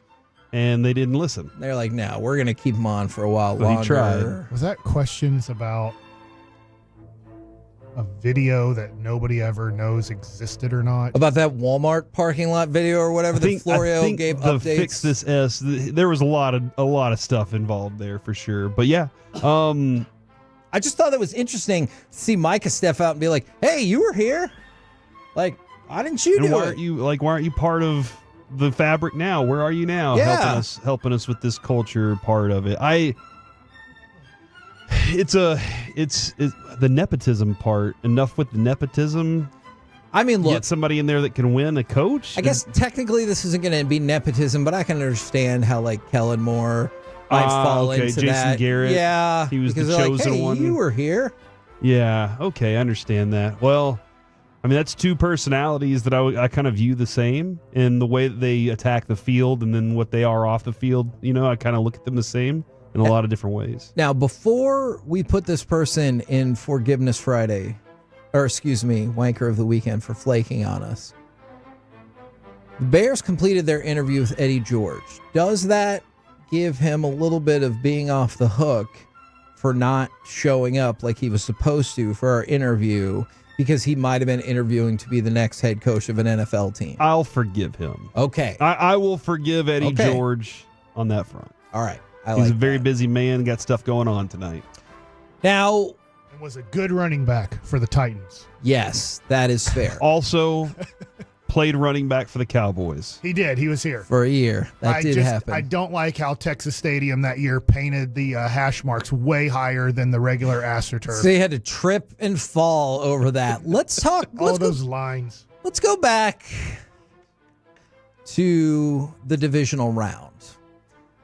C.J. Stroud and the Houston Texans. This is not the side of history you want to be on. They outgained the Chiefs 336 yards to 212 yards. You might be like, who cares? They lost the game. But that in there lies the point. Teams that outgain their opponent in a playoff game by 100-plus yards and commit 0 turnovers were 46-0 in the playoffs. Wow. That is until Saturday, where the Texans lost that game, which now makes the teams a robust 46-1. So, like, when we talk about all these things with the Chiefs, there's something else going on, man. That's never happened in the history of the playoffs, and they're like, we got it. I wonder what your record is. I guess it would be you could have a team win and lose the same game if you don't turn over the ball in the playoffs, just period. I get you added the yards there, but if you don't turn over the ball, I bet your winning percentage is like at 70%. It's got to be pretty dang high. That's an excellent point. When did the referees decide to support the Chiefs? Because I see that. Listen, man, I don't. Because it wasn't just on Saturday. I don't feel. Yeah, and has it been all 7 years that Mahomes has been in the AFC Championship games? I don't think so. They didn't support him the first year he's quarterback. They flipped the coin the wrong way. Right, that's right. And they called a bogus penalty that would have allowed him to win. Because remember, you can't. I mean, you can, but you're not going to have any legitimacy to your conspiracy theory if it's an up and comer. Except for maybe like the Sacramento Kings. Only if it's happened multiple times. Like you need to be part of the machine, which the Chiefs now definitely are, to get that conspiracy. You brought in the Kings. I get it. I mean, I don't like it. I get why the NBA is somewhat fixed. Yeah, because they wanted the Lakers. Yeah, you can see how bad the ratings become when two teams make the NBA Finals that don't have the superstar guys. The NFL never has to worry about ratings for the AFC and NFC Championship Game. They never have to worry about ratings for the Super Bowl. It doesn't matter who's in it. I get that the Cowboys would elevate it a little bit, but it's not like, oh, this Sunday they're like, ratings are way down. Mm-hmm. We got Washington in. Yeah, no, you're right. I've just been trying to figure out exactly like how that fit, because it's once the Chiefs win, it's. I mean, even on Facebook right now, I see the picture and it says the referees have already assessed a 10-yard penalty to the Bills before the game. Sure. And I'm like, when did they decide the Chiefs are our team and we're supporting them over everybody else? A couple years ago, I think I'm not saying this happened. I'm saying a couple years ago is when I feel like the discussion point started. Okay. I will say, and the better you get, Patrick Mahomes has become. Patrick Mahomes knows how to fool the refs. Now, I get it because I hate James Harden. I can't stand watching him play basketball. It's miserable. I'll be honest. Love Luka. Hate at times the way he plays basketball by just trying to bait the refs into fake calls. I get the NBA has gone to that and it's not just two guys. So Patrick Mahomes is the only guy who knows how to bait refs into making stupid calls. Why aren't other quarterbacks doing the same? I don't know. Whose fault is that? Whose fault is it that Patrick Mahomes has figured out how to throw his head back or how to slide late or step one foot out of bounds? So did Tom Brady. I thought Tom Brady had this down to a T as well. Yeah. So I don't know. I get it. I get where people are mad, and I'm defending really my quarterback here. I don't like that he does it, but I get why he does it. It's a free 15 yards. It's a free first down. He's figured out 2 to 3 times a game how to put a lot of pressure on the refs to go, crap, we're supposed to protect the quarterbacks at all costs. That's what the league told us, at all costs. I have to throw the flag. I saw his head pop back. Yeah, maybe I didn't see it completely, but out of the corner of my eye, I'm pretty sure I saw this, and it's he'll get the benefit of the doubt, sure. Yeah. Now, a couple of injury things to keep an eye on. One very real, one potentially problematic for both teams in the NFC Championship game. Sam Cosmi, the Commanders' offensive lineman, tore his ACL, so he's out for the rest of the playoffs, their right guard. So that is something that it's very real, and you have to make adjustments. The one I wanted to keep an eye out on as well is Quinyon Mitchell. So he didn't go back in the game against the Rams. I'm not saying like that means, he won't be able to play in the NFC Championship game, but think about this. He's played 97% of the Eagles' snaps this year. Dang. And he's third among all NFL cornerbacks with 16 forced incompletions, one off the league high. And this is as a rookie. Clearly, he's had an incredible season, and he was exceptional. Just keep an eye out on the progression of Quinyon Mitchell as we go along. Especially with the matchup they're about to have in the NFC Championship game, True. going up against a team that's going to be airing the ball out and likes to not just deep downfield, but everything short, everything all over the field. So, that's going to be a big factor, especially for a team that's relied heavily defensively on how good their secondary's been this year. You're absolutely right. I know we played the highlight earlier, And but 3 fouls on Mark Williams. They're complaining about it. But too bad. Sit out the rest of the quarter. Mike is talking about a basketball game that is currently taking Mavs, place. man. The Mavericks and the you see Klay Thompson miss the technical free throw, though? Yeah, I know. They should have I have no clue who number 20 is on the Dallas Mavericks. I'm going to be totally honest. He's playing right now, and I'm like, I don't know who that is. Is it Gortman? I don't think it is. Saquon Barkley, by the way, 26 carries, 205 rushing yards, 2 rushing touchdowns, the 8th most rushing yards in a playoff game in NFL history. I'm looking up the box score to be like, To figure out who that who is? is this guy? Kelsler? Edwards? Oh, yeah. I don't know who that is. Yeah, of course you do. Did you say his first name is Kelsler? It's K- not Kessler? Yeah, probably so. Okay. I just Kessler. wanna- Yeah, it's Kessler. Okay.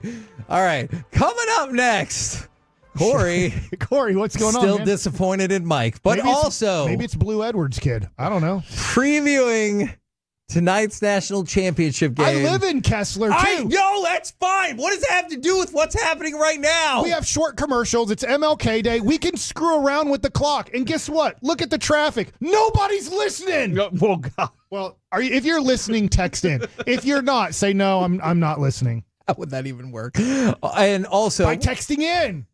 But never mind. Coming up next, I said it loud college enough. football. Yeah, that's a good point. If you say something loud enough, it's fine. Yeah, Coming up ask next, Bobby. college football.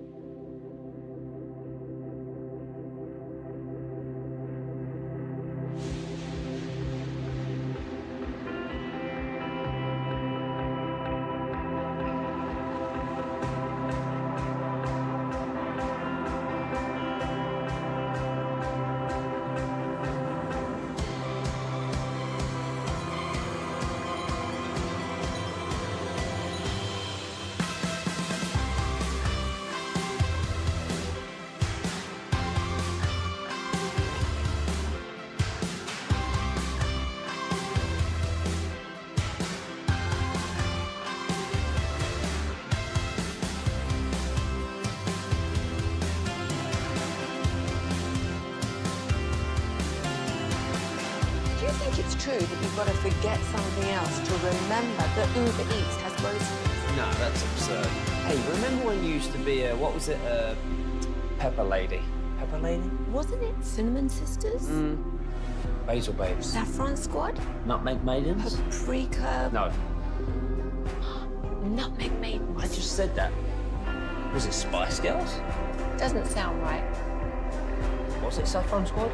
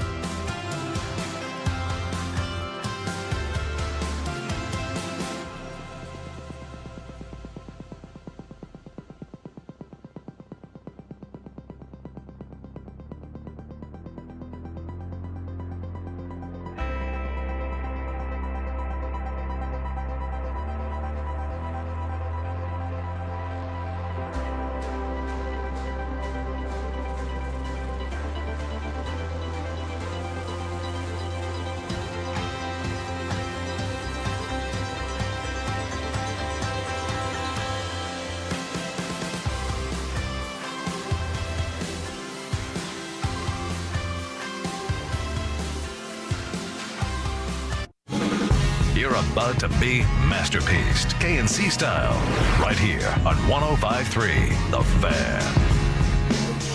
Nobody texted in. Nobody listened. Yes, they did. Everybody. Not on YouTube. They're having random conversations by having the show on and not listening. That irritates me so I'm just much. going to give you a little insight into some of the responses from the 469. I'm not listening, guys. Sorry. But they still knew to text in. From the 972, awesome. Just let Mike know I'm not listening. From the 817, always listening. From the 469, relax, guys. I've been listening since 2012. And then also from the 214, I have been listening, but I'm about to walk into the Kroger for a minute. Yeah. So That's what the Odyssey app is for. Turn Here's it on your YouTube. phone. Here's YouTube. Mark still breastfeeding on his mama. That's not the answer I need. Who's Mark? Confused circuit board. That's who's texted that in. Breastfeeding really got your MDN. no, it's just calling some guy out and Mike reading it. I need ice cream, cookies, and cream. Okay. That's what we get responding on YouTube on are you listening right now or not? Is it weird that I kind of sometimes will eat cookies and cream, but I hate Oreos? That is a little weird. What's wrong with Also, from the person from the 817, it's not my fault they ran an old commercial. But you're right. Justin Herbert is not in the playoffs anymore. What? I also have questions about why that's getting run. All right. Now, tonight, we're going to preview the National Championship Game. And then Corey has a side question I think it's really intriguing. Maybe we get to it here. Maybe we don't. Maybe we don't. Because it takes plenty of time. Ohio State and Notre Dame. I know the point spread, and we talked about this last week, Carter. We bring in Carter Freeman, as always, to talk all things college football, is overwhelmingly in Ohio State's favor. And you know how this goes, Carter. I'm not saying it's right, not saying it's fair, but people are like, I've seen Notre Dame in this situation before, and I've seen them lose by 1,000,000 points. They're underdog heavily tonight. They're going to lose by 1,000,000 points. That ignores any number of variables, but I know that thought is out there. Do you look at this as a foregone conclusion this evening or not so fast, my friend? I think Ohio State's going to win. I think bottom line, I do think they're the better team. I think they've looked like the better team throughout the CFP. But to just say that they're just going to run by Notre Dame, I think is silly.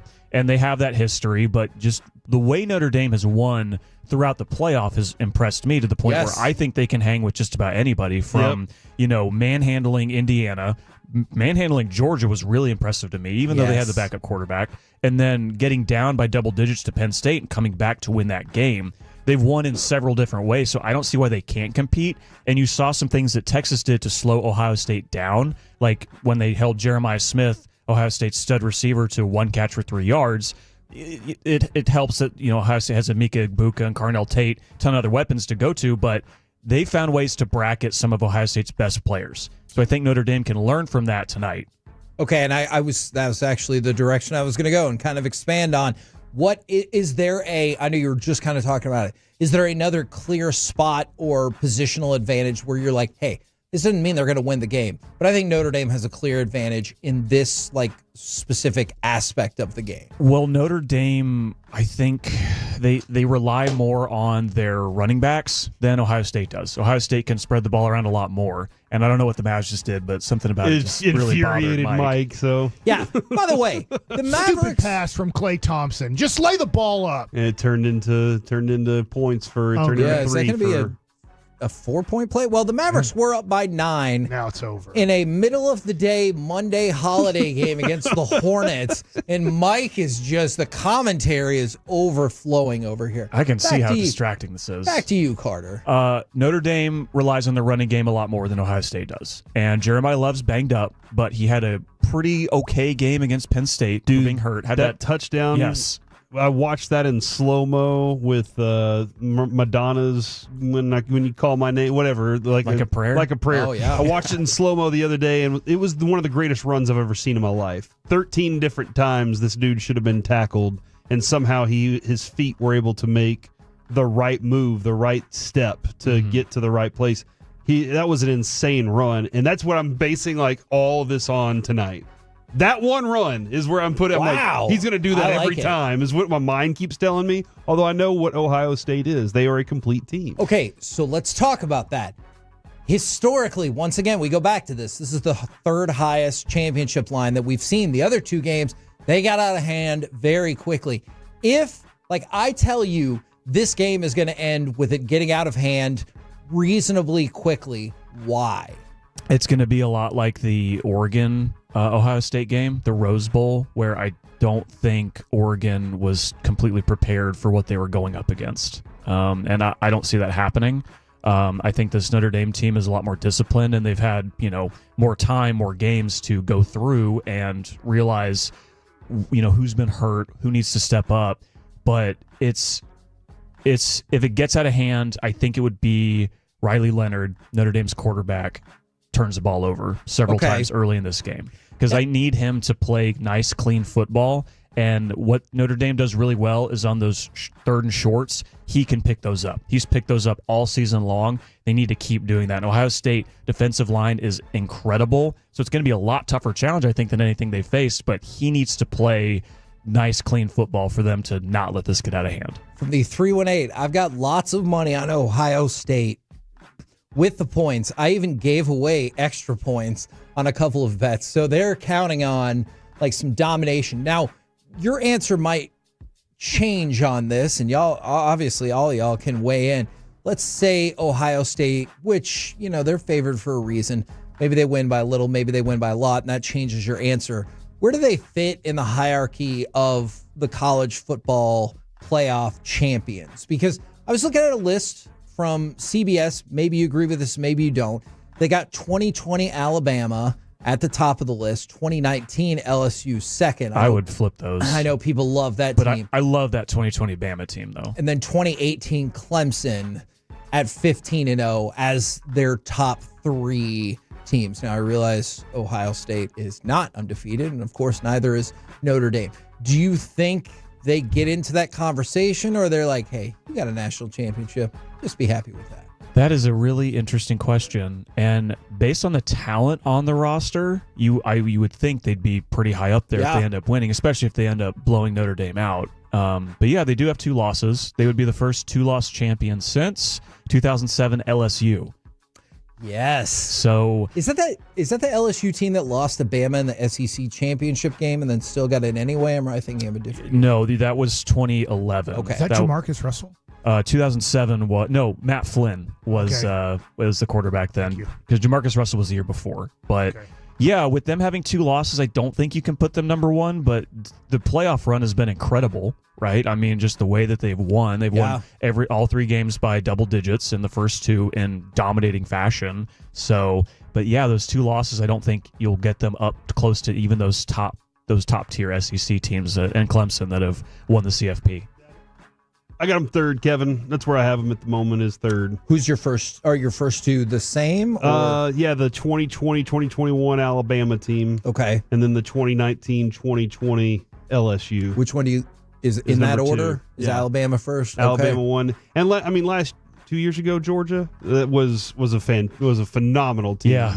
That was the best team money could buy for sure at the time. They had 15 draft picks on that team. And that's something people have pointed out with Notre Dame is the fact they lost to Northern Illinois so early in the season and have won out. They're saying, "Oh, they're a team of destiny. They're ready to go all the way." The last time we saw that was TCU in 2022. That didn't end well. I think this Notre Dame team is better than that TCU team, but a lot of the time when it's team of destiny versus the team with more talent in college football, they get blown out. And that's tough to argue against. The problem that I struggle throughout this playoff, I'm not disputing Ohio State's talent level whatsoever. I just can't get over, we're only a month removed, well, maybe a little bit more than a month removed, from them losing to a crappy Michigan team. And you can't say, well, they didn't care because it's Michigan. Like, everybody cares. But they looked awful in that game. So to see that versus this, it's been incredible. Yeah, it's a total 180, and they needed that. They needed to get their asses handed to them at home by their rival to really put things into perspective. Because a year ago, they would have been an afterthought. They wouldn't have had a chance at this. It's funny, a year ago, it would have been, the top 4. I think it was the 2 Big Ten and 2 SEC teams that played for the final. And then 30 years ago, Oregon just would have been handed the national title because they went undefeated in the regular season. But now, because of that loss, that kicked them into high gear, and they finally look like the team we thought they should have been all season long.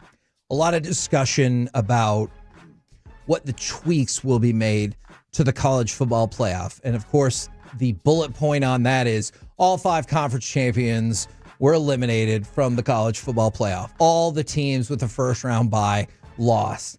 Is there any tweak in particular, whether it's about the buys, whether it's about something else entirely, that y'all would like to see? Add more teams so you can have more buys. Don't have your SEC quarterback blow out his elbow in the championship game. Makes it tough. That is a good Maybe strategy. eliminate those championship games for your conferences. Don't have the Big 12 get a bye because they stunk. But they didn't, though. I mean, that was a hell of a game, though. It was. But, I mean, at the time when Arizona State won, you're like, isn't this like the 16th ranked team in the country? Yeah, but I think that validated that. The fact that Arizona State did, nearly win that game, arguably should have won that game. Like, I think that and Boise State played pretty good against Penn State for my money, but my change would be not to the seeding right now, because what Chris Vanini is a writer for The Athletic that I really like, and he's saying, you've only seen this for 1 year. I don't think you want to overreact to changing the seeding after just one time around in the 12-team playoff. Because next year, all 4 of the teams with buys could run roughshod on their way to the semifinals, and you're like, oh, okay. Absolutely. Not every year do you have a team as talented as Ohio State who loses those games and falls to the 8 seed, right? Yeah. So I would just move everything up.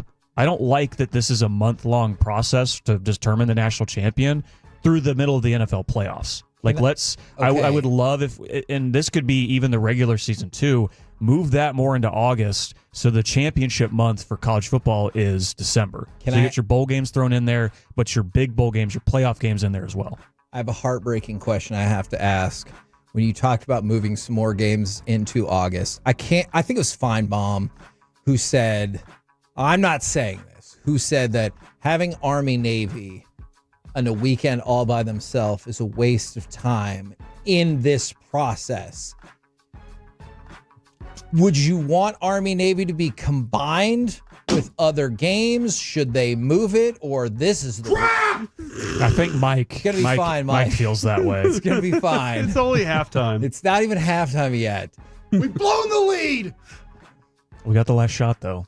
Almost Okay, the last shot. We definitely can't be doing live play-by-play of this, but what do you think about that Army-Navy game? Should it be shifted at all? Because that would obviously facilitate the moving up of the rest of this process. I think it could be a part of week 0. Week 0, you usually get a big game in Ireland, right? And both Army and Navy have participated in that game. But if that could be your main marquee draw for week 0, in addition to the Ireland game, move that up a week into the sport, then you just speed everything up at the end of the year. And I'm not a fan of getting rid of conference championship games. One thing I've seen the ACC throw around is that their regular season champion gets a bye, so they don't have to play. They could just get their regular season championship. Then the 2 and the 3 play to determine who would have a better shot to make the playoff, right? Because your team in the regular season, if like SMU 11-1, if they're sitting there like that, they're set. But they had to sweat it out playing in their conference championship game because they lost. Interesting. I like this. But you have the 2 and the 3 play. One of those teams is probably deserving, like Clemson and Miami would have been this year. They play, one of them wins, they get an extra win. That's that boosts pretty their interesting. profile. That's an interesting idea. So I can't take conference championship weekend away. The regular season has to matter, and conference championships have to matter to me. But if you just want to move everything up and condense the schedule and then have the championship game around New Year, that's what I would change. Add more games. Just add more games. Make the season longer. And that's how I'm always about that. Kevin, go ahead. I was going to say every 30 or so years, college football just add an extra game. They used to play 9, then they played 10, then they played 11, then they Surely we're added to the point 12, where like 20 years ago. Have we reached the threshold of you might have to play 16 or whatever? Yeah, I don't. Well, yeah. I mean, these teams that are playing now,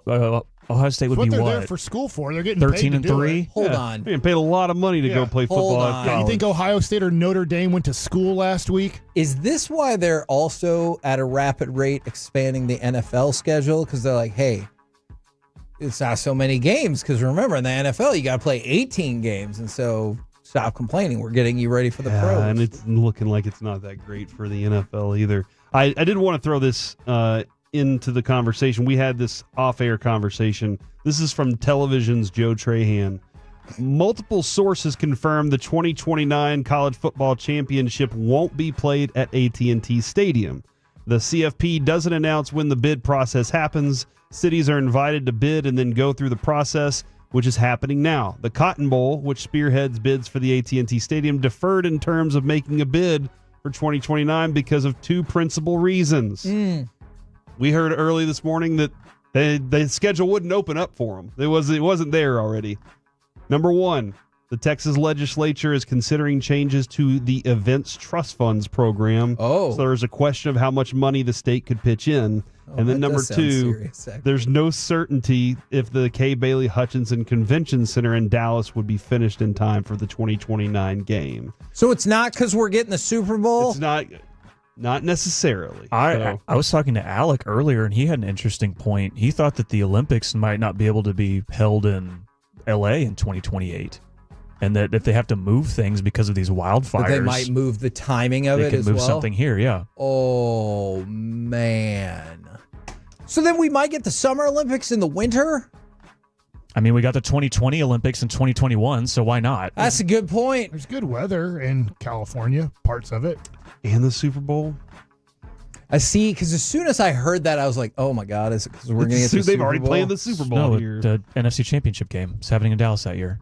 They've already planned it out. Can you imagine? Are they changing to neutral site places for NFC Championship games? Mike? Can you imagine? Can you imagine having in the same weekend having the Super Bowl and the national championship No, game? you can't do it in the same weekend. Yeah, back to back. Yeah, back to back. Okay, just not in the same stadium. I feel like probably takes a... They changed the grass out.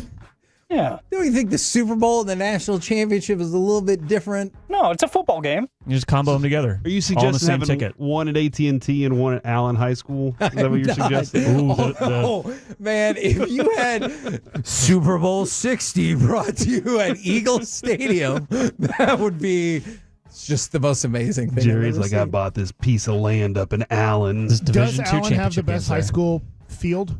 Yeah, or don't think McKinney they and have to. Prosper's stepping up. Okay, in the DFW area. I don't know down in like the Houston area if anything's any better, but Corey, I'm going to need you to fix this from the 682. Notre Dame's going to win by 4. I was listening, but I've sent 4 texts and you haven't read any of them, and it hurt my feelings. He's reading this one. So they're back in, right? Yeah. Awesome.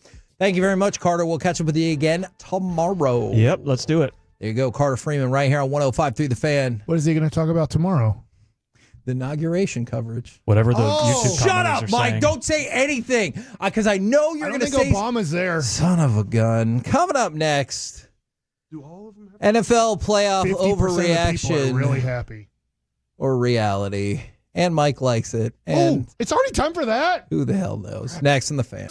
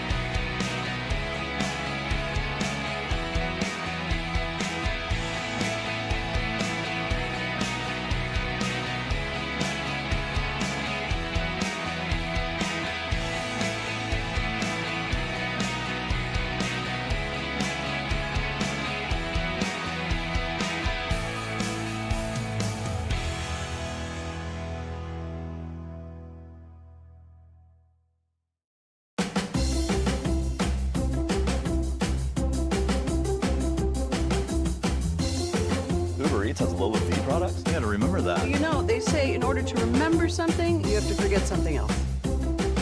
Okay, now that is a very cute haircut. That's like a little shag. I've never seen it before.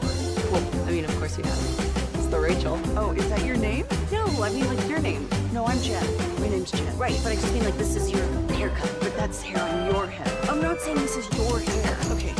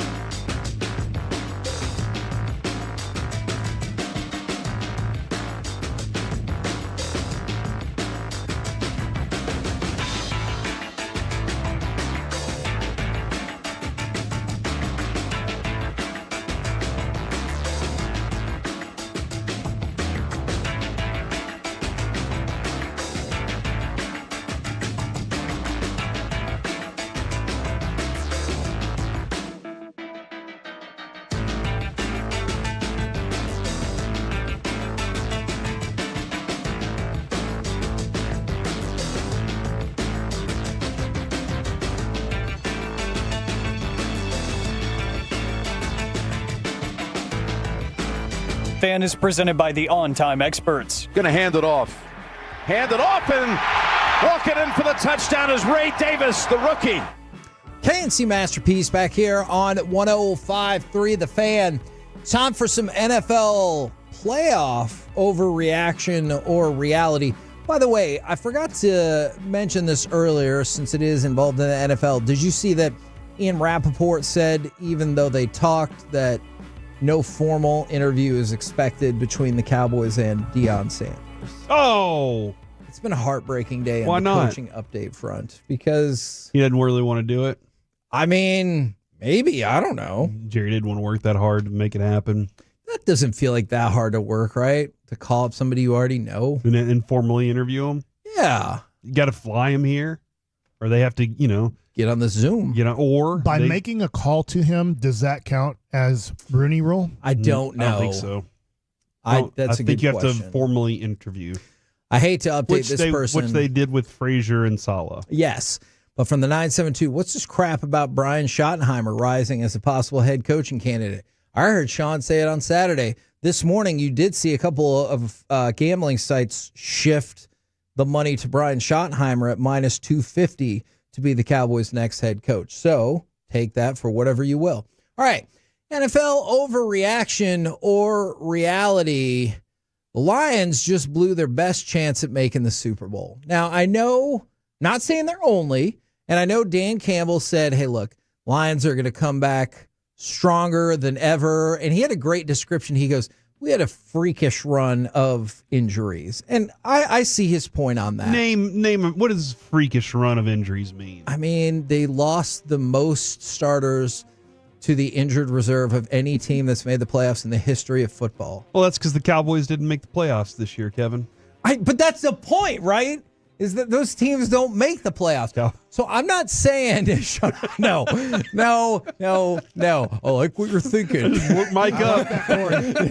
I was going to say, no, I think they have a better chance, but with what has happened in the playoffs and it's two NFC East teams playing to go to the Super Bowl, the Cowboys are back, and everybody needs to watch out. I hate you for this. Detroit Lions, you're finished. You know why you're finished? Jerry can't stand this, and he's not going to take it. Okay, in reality, though, the Lions just blew their best chance at making the Super Bowl. Yeah. I'll honestly answer no. I think that they still have a window. I don't think. Okay. I get that they're probably losing Ben Johnson. I don't think they're losing Aaron Glenn. Okay. They have a veteran quarterback who I don't think will be worse next year. I think he's at the end of his prime. There is going to be a drop off here. And pretty this soon. is his last. Next year will be his last cheaper year. So I'll say they still have a 1-2 year window that's still open, but I understand it's very tough to do what they did is to get the number 1 seed again. I wonder also how much longer Dan Campbell can coach the way he coaches. He's so intense. I wonder if that wears out on players after an amount of time, especially when that is a good question. You haven't gotten over the hump. Yeah. And again, this goes to when organizations can't get to the top, they start pointing at things that are the problem, and they're like, well, if we can fix this, instead of making small adjustments, they usually go make big adjustments, and I'm just not certain how long you can keep the thing together. Now, I mean this absolutely not sarcastically. I think Dak is in this conversation as well. Overreaction or reality, Jaden Daniels is having the best rookie quarterback season you've ever seen. Look, I know they lost, but Dak Prescott, that rookie season was freaking phenomenal. So by EPA per drop back, including the postseason, Jaden Daniels is having the 5th best rookie quarterback season. By some other success metrics, it's 3rd. That group includes Justin Herbert, Dak Prescott, Robert Griffin III. There are other players who have done really well as a rookie, but no rookie quarterbacks ever made it to the Super Bowl. Obviously, Jaden still has a shot. It is impressive to see his growth all season long. Yes. You know, when it started this year, a lot of people didn't know enough about Jaden Daniels. They hadn't watched him enough to know what he was capable of. And even Cliff Kingsbury was like, let's pump the brakes early. You know, I'm not gonna do anything. We're gonna focus on our run game. We're gonna be very effective in the run game. And Jaden, we're not going to ask you to do too many risky things. And then as the season opened up more, Cliff Kingsbury just kept opening the playbook for him. And he was able to take on every adversity that they gave to him. Everything that he had an injury this year. Yeah. He had a rib injury this year that he battled through. The way he's done it on the playoff stage, though, Kevin, he looks like a veteran that's been there so many times. He really does. And that's why I think that, yes, you're capping off this rookie season with something special, getting into the NFC Championship game. I don't know how they're going to fare in this game, but I don't think it's going to be because Jaden Daniels just flopped if they don't go on. But it will be because he was a star if they do continue to go on. So, yeah, man, we're seeing it. I think we are. I know you're upset about missed three-pointers. It was 55-48. Now it's 59-55. They're on an 11-0 run, and we can't score to save our lives. So, Jaden Daniels, sure, whatevs. I'm going to be like Jerry Jones in his career. Sure, whatevs. Now, Mike, I'm going to start with you on this question just because I feel like I have your attention at this exact moment. But also because I think you might like this question. What? Another 3 for Charlotte. NFL overreaction to reality. Hey, that's all great, and we're talking about it, and all that's neat, but none of these games really matter. The Chiefs are just going to win the Super Bowl again. No, I think the Chiefs are the most beatable they've been. Now, maybe last year they were too. Obviously, they had to go on the road and do things. I think Buffalo can beat them. I'm going to pick Kansas City. I think whoever wins that game is going to win the Super Bowl. Okay. But maybe you get into a game where Kansas City has to throw the ball more and be pressed to score. What Kansas City has done great this year, all year, and their one playoff game too, is they've never been pressed to hurry up and have to score 21 points in the second half to maybe win the game. They always seem to have the game where they need it to win, and they end up always winning it. So can a team like Buffalo or whoever wins the NFC press them into a showdown of back and forth football? We've seen Patrick Mahomes be great at it, but we haven't seen him be great at it in a while. Yeah, this is the team this year, Kevin, that's been like, you always felt that Kansas City could match up with you. They could do everything you could do, and they could do it just as good. This year, it just seems like they're keeping you from doing what you're best at most of the time. Yeah. And they're not even really good at anything in particular, but they're just good enough to do it. But because their defense is so good, it's keeping you from doing what you want to accomplish most of the game, and that's frustrating for a lot of teams.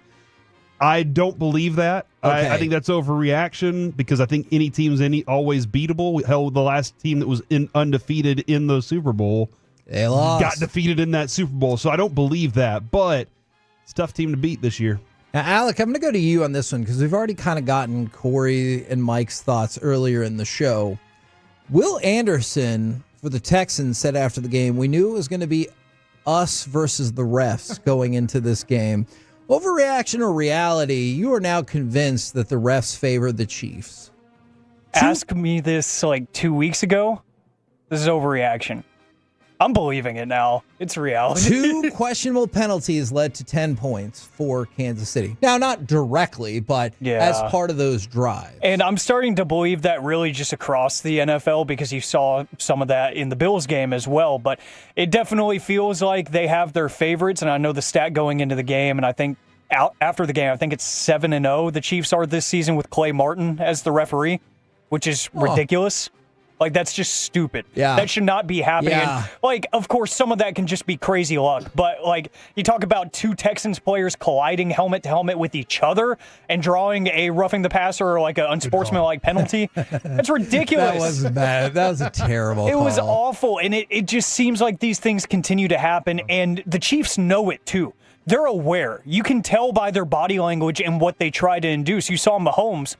He gets tapped on the shoulder as he's running out of bounds, and he trips over his own foot to try and draw a penalty there. They know. They are aware of these things, and good for them because they know it's a reality. I agree with that. Yeah, yes. they're making the most of what they're given, which is they're given a very easy whistle because they are who they are at this point. I really thought that it was just like, it happens. Sometimes it looks kind of bad, and but no, they're definitely getting calls that they shouldn't be getting. Now, this is the most unusual question in this edition of Overreaction to Reality, I believe. NFL Overreaction to Reality. You should be able to throw a snowball at a kicker as long as you collected only snow off the field.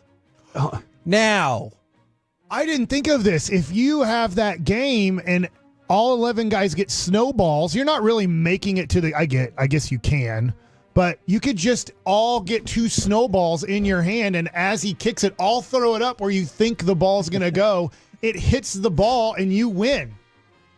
Now, I'm not saying go to the sideline. I think that would be unsportsmanlike. Is there a rule against this? Well, I would assume you would get flagged for unsportsmanlike conduct. You can't throw your helmet or your glove. Like, I get that. Like, there's rules about throwing your equipment. But don't you think if you were in the middle of an NBA game out of the sky. and LeBron threw all that chalk up in the air, they'd be like, hold on. Yeah, because that's not on the court. But this is snow that's on the ground on the field. You can So get are you in on my false starts right before they snap the ball. You get a snowball, and you just plunk Kareem Hunt right in the face. Yeah. I'm in on this one. I like this a lot. Okay. And this is a great idea. Starts. Why wouldn't you do that? Why wouldn't you do that to offensive linemen on like 4th and short? Well, and you just snow attack. Here's one thing, Mike. You've seen football players come out and try and throw a baseball before, right? Yeah, but all you're doing is this. All you're doing is like from an offense to try to get an offensive lineman to flinch. You're just taking your hand that's not on the ground, and you just put that hand on the ground real quick, and then just throw snow in his face and see if he moves. I'm glad I convinced you guys of this. Is that Lionheart where he throws the sand in his face like that? And there's an episode of The King of the Hill, too, where Dale Gribble gets in a fight and he goes, pocket sand. And just like Broadus, I don't know if Broadus would know this. I don't think as like a kind of a head of scouting or a scout would know all the rules, but he would be the best to ask up here. It seems weird because nobody's done it as far as we know. Yeah. But this isn't a bad idea, is to get multiple guys if there's that much snow, and I guess they'll play in Kansas City, but Philadelphia, you get a snowball and you throw it up and try to hit the ball. If you hit it, you win. Yeah. From Twolo Vader on the Twitch, pocket sand is what he throws out there. Pocket sand. And then from Joel Martinez, by that logic, this is on YouTube, by that logic, you could make mud balls on a rainy days. So now you're saying Same mud concept. balls? There's like 4 fields in the NFL that don't have fake turf. That is true. I agree with that exact same You logic. make mud balls and snowballs. Yes, and that will encourage the NFL to get their act together. All right. NFL overreaction or reality. This one hurts. You are never going to trust a Lamar Jackson-led or maybe John Harbaugh-led playoff team again. They had home field last year and lost in the AFC Championship game. By getting away from their identity again. This is why I go back to the Derrick Henry thing. They're so good at running the ball. I know Lamar Jackson was really great throwing the ball this year, but it felt like they got away from something that was working for them. It's always scary, Corey, when a Lamar Jackson team gets down by multiple scores. So it's 21-7 or 21-10? I think it's 21-10. 21-10. That puts Lamar in a tough situation, and maybe John Harbaugh too, and their offensive coordinator, and they can sometimes struggle in that situation and go, we're going to become a team that we're uncomfortable with. Yeah. I agree with you. But he's a young quarterback. I don't think he's going to have a long career. I think he's going to be at like 33, 34 about at the end of his career, but that still gives him like another 5 years. Yeah, maybe 6. Yeah, I think, so I would look at it and go, the window's still open. They have to get, the advantage has to be we're playing these games in Baltimore. I do think home field advantage does help, especially against Kansas City and Buffalo and possibly Cincinnati if they get their act together with their quarterback. I'm still not gonna give up on a Lamar Jackson winning a Super Bowl. I don't know that I ever really truly trusted them yet anyway. For fantasy purposes, I absolutely trusted Lamar Jackson this year. Sure. But I wasn't necessarily prepared to say that this team was it yet. After the first drive by both teams in that game, though, I was like, we're about to get a classic. Yeah. I really thought we were going to get a classic game out of it. We got a good game out of it. It was good, but it wasn't a classic like I expected. But yeah, I have the only thing I've really trusted, Kevin, in the last 10 years, it feels like, is Mahomes. So I don't know that I can really truly trust any other team. But yeah, that one's let you down enough. Now, from Karita Parks on Twitter, she said she asked Derrick Henry, with a negative rhetoric connected to Lamar Jackson when it comes to the playoffs, what are his thoughts about Lamar Jackson as a player or a leader? Derrick Henry said, Lamar is what makes this thing go. He's the reason we had a chance. I'd tell him to hold his head high. He's a Hall of Fame player. And I don't disagree with that, but we also have talked a lot leading into this about how the playoff narrative works. Did your team lose? It's your fault. Yeah, and somebody just texted this in, and it doesn't matter. He needs a wide receiver one. Zay Flowers not being there. Yeah. A huge I thought factor. Bateman was playing really well. Bateman was, but yeah. that should be your two. And he has a top 5 tight end. He just unfortunately had the worst game of his life. Yeah, and that's an unfortunate thing too for for Zay Flowers not being there, because that is a legitimate thing throughout Lamar Jackson's entire career, is who's been that guy for him, and it's mostly just been him carrying the load on this thing, and then he didn't have that person again, and it let him down.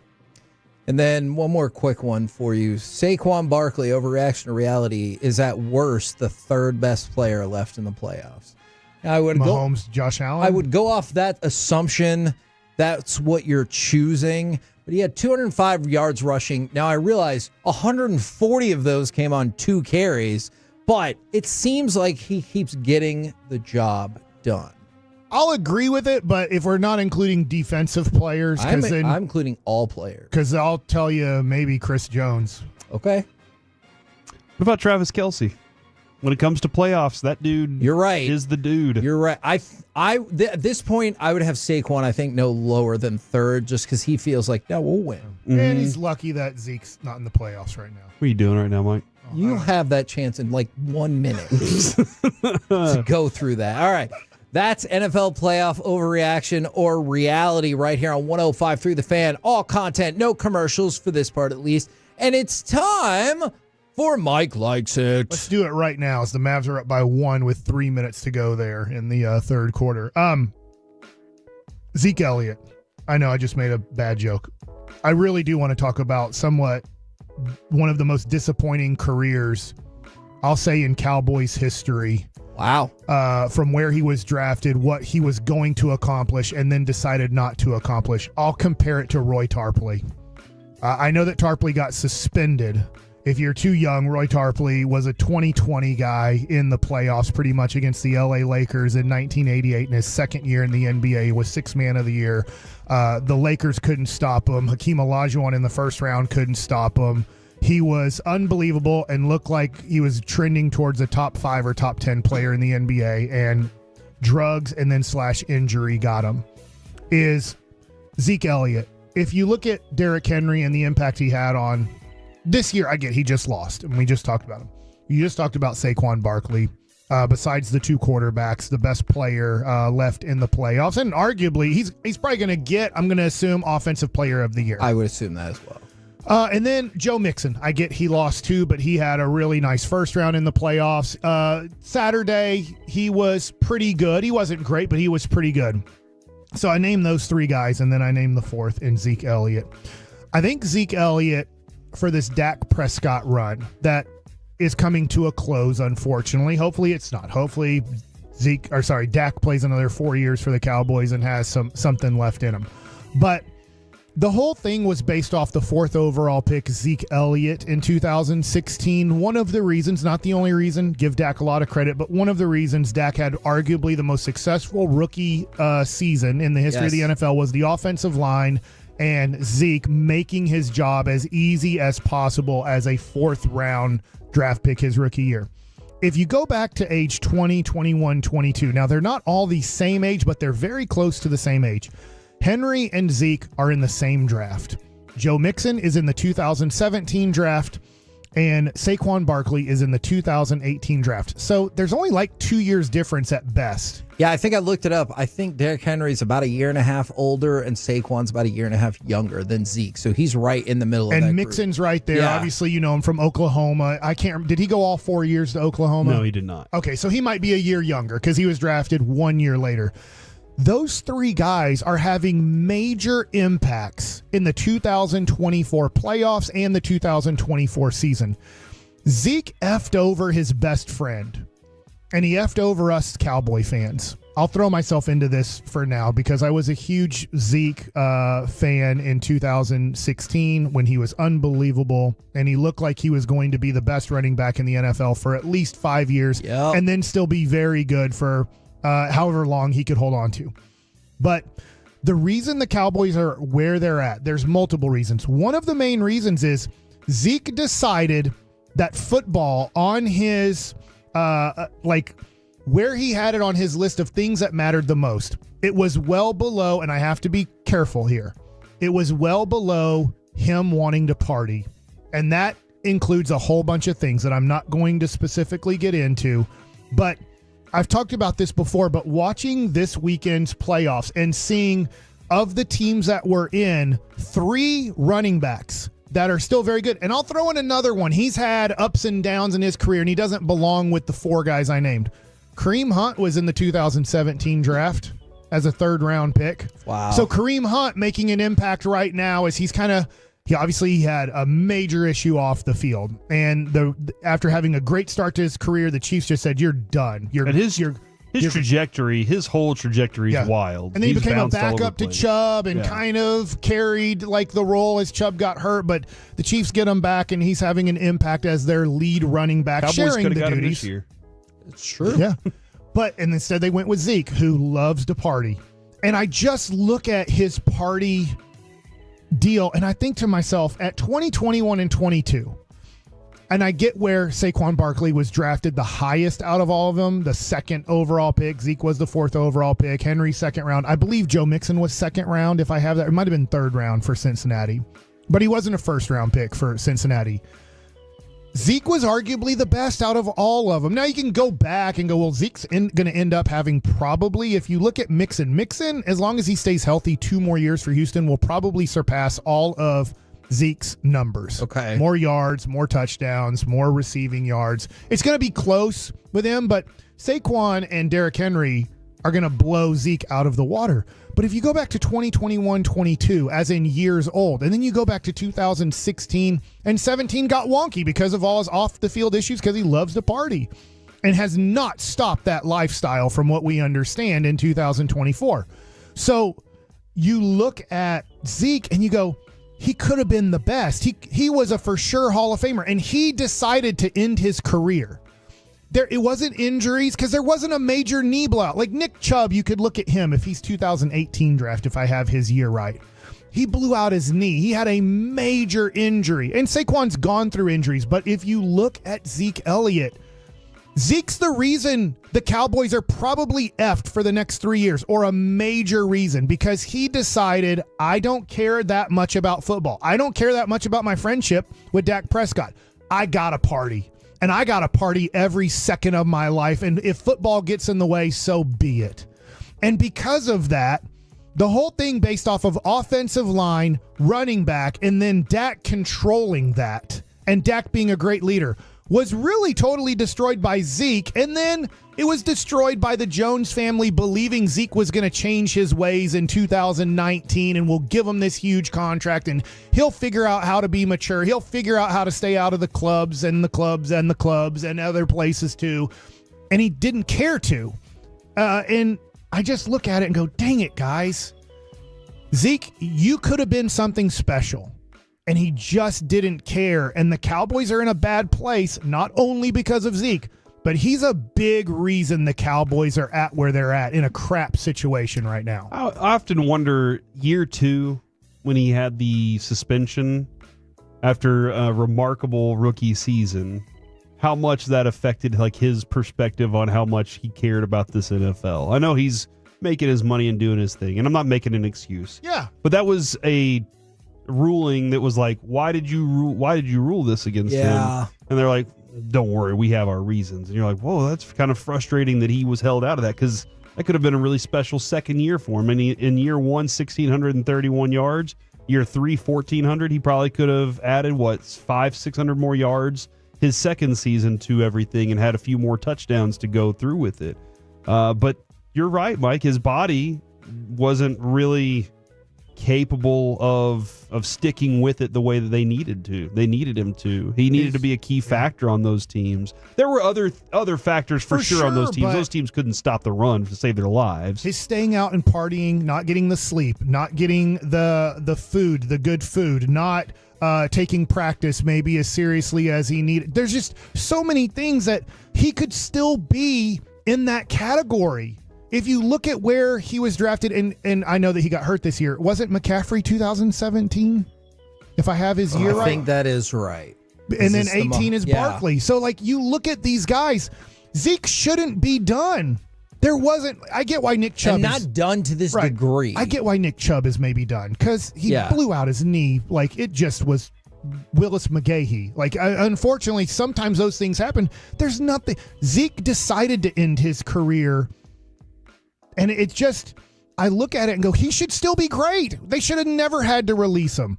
We should still be looking at him as a premium dude who has well over 10,000 yards. And when you say decided, I just want to clarify, decided by his actions, not because he probably didn't think at the time they would have these consequences, right? Obviously, yeah. And I would assume. And then as he got older, he decided either he's addicted to that lifestyle or he doesn't care. Okay. I don't know Zeke, but we hear all the Zeke. Guess what? We hear all the things that you're doing. Has Zeke had a better career than McCaffrey? I mean, injuries, if you want to look at it, but McCaffrey, we still think can help out the 49ers next year. Zeke's career's over. Like he really ended it in New England, but Jerry was too enamored with the 2016 Zeke to see what had happened to his career. And because of Jerry's lifestyle, I don't think Jerry sees that as a detriment to a football lifestyle at times. Yeah, now I look at McCaffrey's receiving yards compared to it, like that's a completely different world. Yeah. Two different backs. And I guess you can have arguments, but my thing that I just wanted to bring up here is Zeke should still be good at football. I don't disagree Zeke's with not that. 36 years old, or Zeke's not 33 years old. All the guys that were considered premium running backs in college that were going to have impacts in the NFL, they're all still having impacts in the NFL. Last year, McCaffrey was in the Super Bowl. Derrick Henry looked like he was going to go for over 2,000 yards. Saquon Barkley, yes, he's had injuries. He was on a crappy franchise, crappy team. He got to a good franchise, good team, and now he's the best offensive player that's not a quarterback. You just look at Joe Mixon and how he's helped out the Houston Texans, what he did for Cincinnati. I don't think anybody thinks, hey, Houston better draft a running back this year because Joe Mixon's career's over. Yeah. But Zeke's is, and if you look at what the Cowboys were trying to build in 2016, and then you got to the point where then Zeke said, I'm going to get fat, out of shape, hang out in Mexico, get suspended, who cares? Show up to practice, not show up to practice. Because that's the way it felt. Like, I'm sure he didn't go, I'm going to get suspended. But that's the way it felt because he kept doing he's just like, things. I can't stop this. I have to go to that place, and I have to have that in my system, and I don't care about sleep. And when you do that, some people can get away with it. I think it would have to be very tough in football, especially at a physical position as a running back who you want to hand the ball off to 20 plus times. You maybe want to have 3 to 5 catches a game, and you want him to be the thing that the defense says, if we don't stop him, like when you face Philadelphia this weekend, if you don't stop Saquon Barkley, you're going to lose. There's nothing you can do. The first thing you have to do, and Philadelphia has other weapons, but the first thing you have to do is stop letting Saquon Barkley hit big home run plays. And if you can't do it, you can't win. And Zeke had the speed.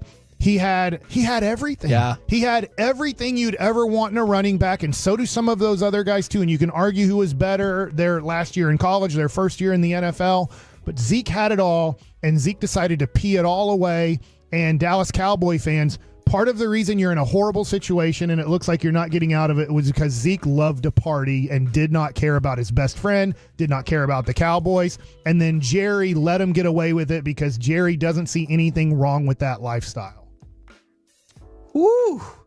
We're the KNC Masterpiece right here on 105.3 The Fan. Coming up next, it's time for the C Block starring Corey Majors. You get some hits and misses from the weekend, plus a review from the massage parlor. Next on The Fan. What?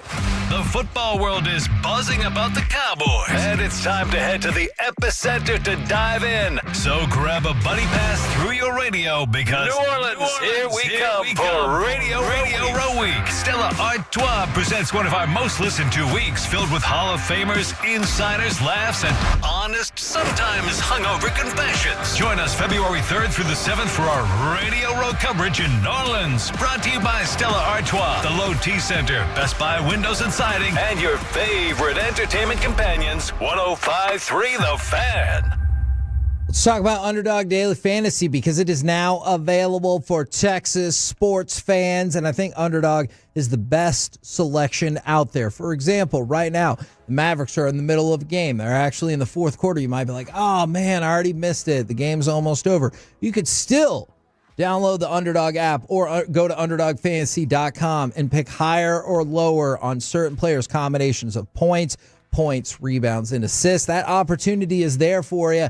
If you want to put a little bit of extra fun on the fourth quarter, you might want to go ahead and look ahead to the NFC and AFC Championship games. Do you think there's going to be an offensive shootout? Hit that higher button again and again and again. You have the opportunity, based on picking these stats, to win up to 1,000 times your money. The highest multiplier I've gotten so far is 330 times my money, but it's all there opportunity-wise on Underdog. Underdog, that's why I think is the best place to play Pick'em. You can download the app, sign up with the promo code Masterpiece. We're going to help you out and deposit now to get up to $1,000 in bonus cash instantly. That's promo code Masterpiece. Must be 18 plus, present in a state where Underdog Fantasy operates. Terms apply. Concerned with your play, call 1-800-GAMBLER or visit ncpgambling.org. Full KNC Masterpiece shows available anytime on the Odyssey.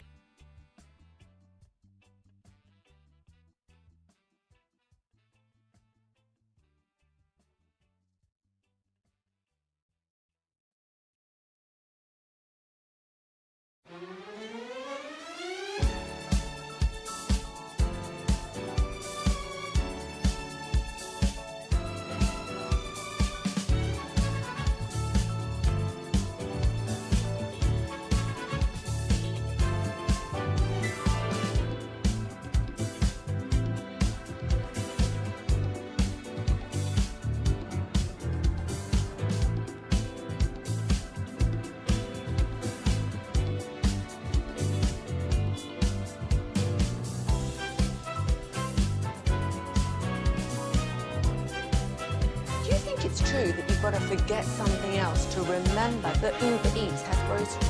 No, that's absurd. Hey, remember when you used to be a, what was it, Pepper Lady? Pepper Lady? Wasn't it Cinnamon Sisters?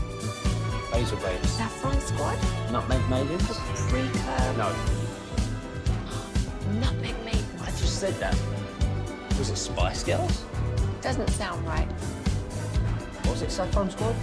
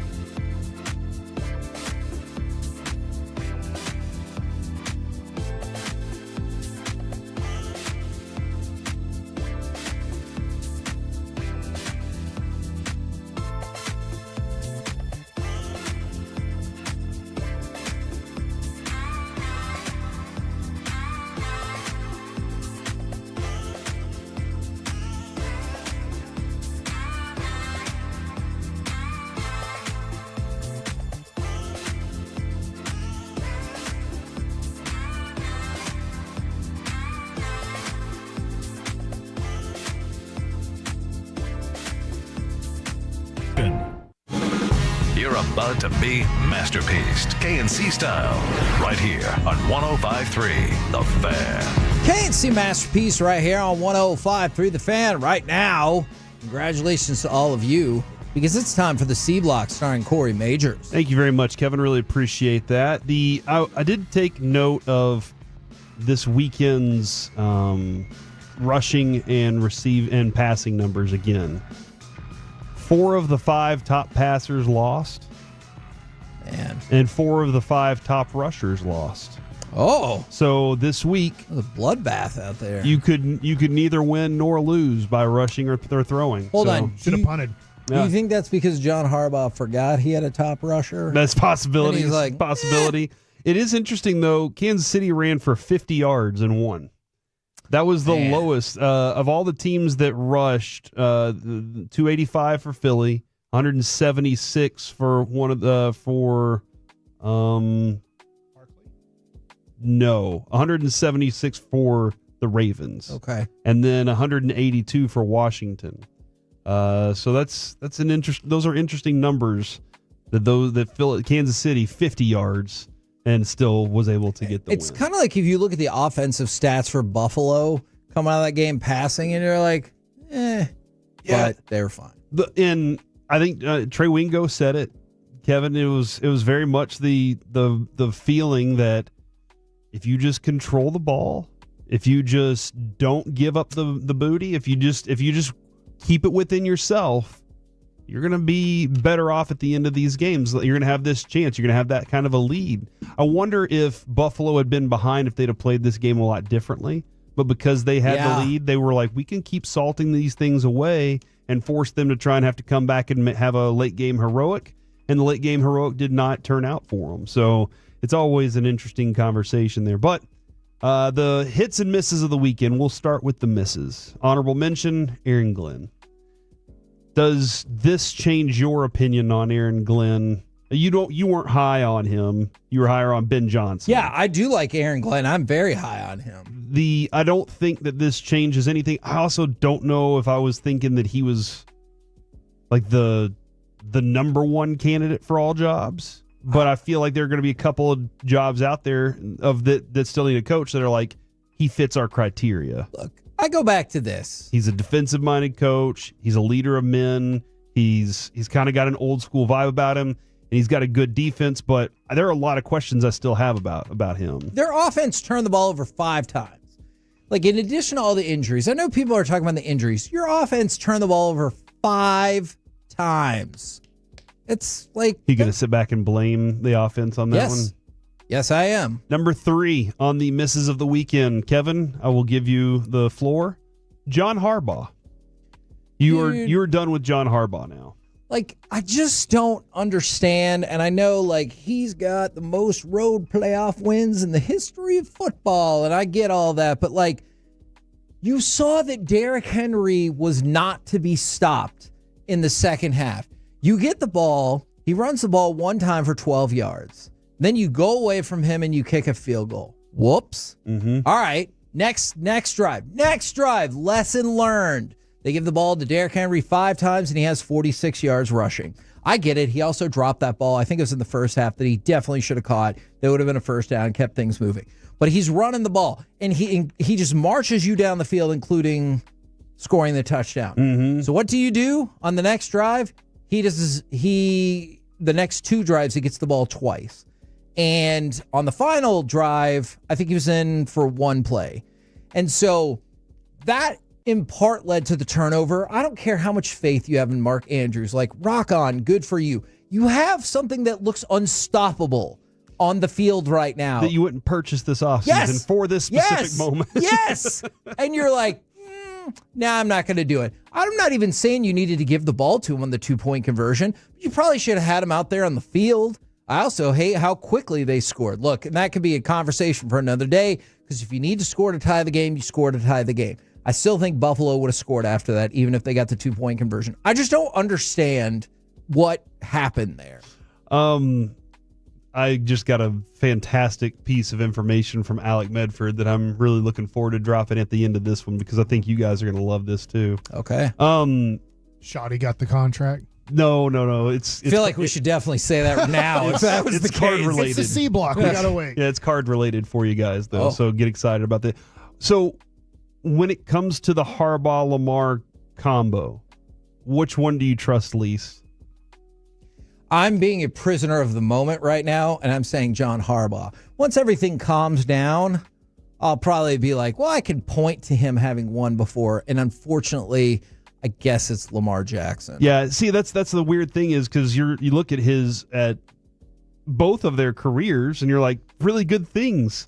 You know, they put you in position to get to these playoffs because of what they are. They have a good foundation, but are they that elite? Does it go over to the top? I mean, I can't, because Harbaugh's done it once. You can kind of give him a thumbs up. I can't argue in favor of, and this is the frustrating part, because like if you want to pin this loss on Lamar Jackson, I know there are bullet points.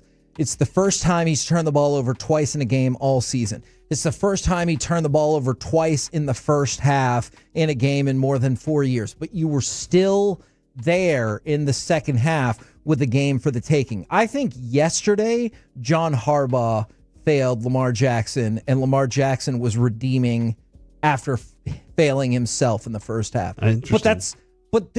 You're not going to get that nuance, and I understand. I'm not just talking about today. I'm saying in 10 years.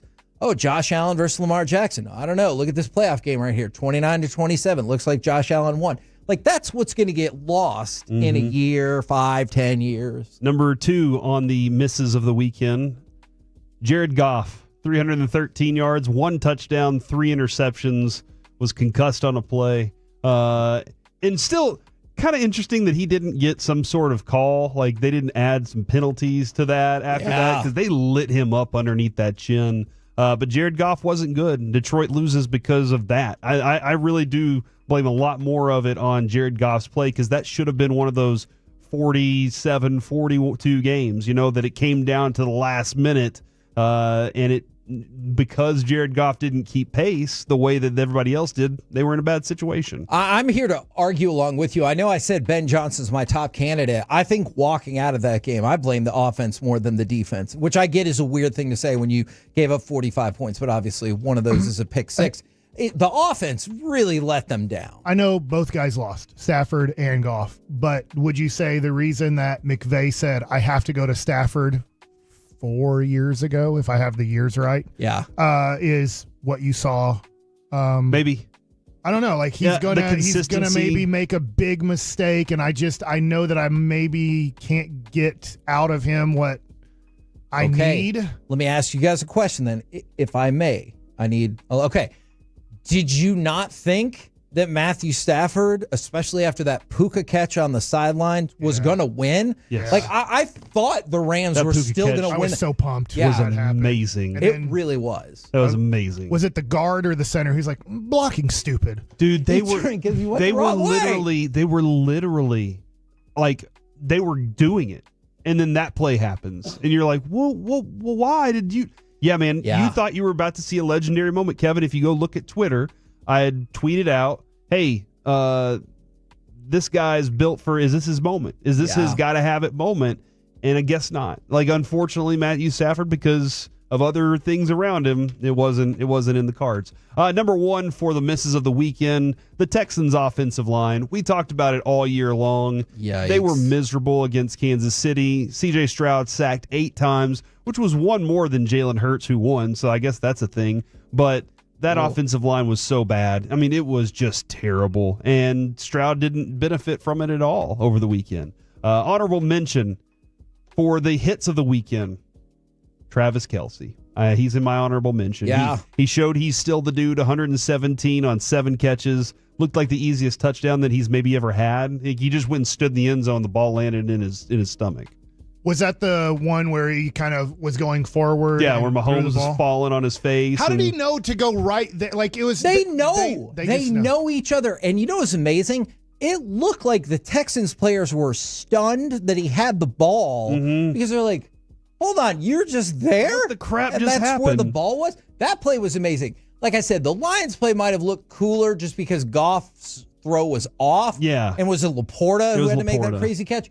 It's mind-boggling to think that Patrick Mahomes can be falling down and be like, don't worry, I know exactly where this guy is going to be. And that's where he was. That is, what's that ESP? They have that together. They hear the footsteps. Also, honorable mention, Jahmyr Gibbs, 6 catches for 70 yards, 105 yards rushing, 2 touchdowns. He did everything he could. Like, Jahmyr Gibbs literally did everything he could possibly do to put his team in position to get that win, and that's why it falls in under honorable mention. But, Kevin, that's a dude right there we discussed over the weekend. I have my notes on the teams. Jalen Carter was one of them. He made a big play over the weekend. Man, did he. Jahmyr Gibbs was one of them. He made significant big plays. Terry McLaurin was definitely in that list. And I thought Stafford, I had him listed on there too, and I was like, here's the moment, and he didn't live up to it. But Jahmyr Gibbs, wonderful job in the playoffs again. I just don't want it to turn into like, I knew the Eagles were going to win. Once Puka made that catch, I was like, oh my God, the Rams are going to win this game. Yeah, no, absolutely. Number 3 on the hits of the weekend, George Karlaftis. 3 sacks, and he just looked like he was everywhere when that game was closing out. That dude went so late in the draft. You go look at when he was drafted, you're like, how did this dude make it down here again? And he's on this team? It's the perfect person. Can I give credit to you, to Wolchuk and Broadus, and if more people deserve credit, I apologize.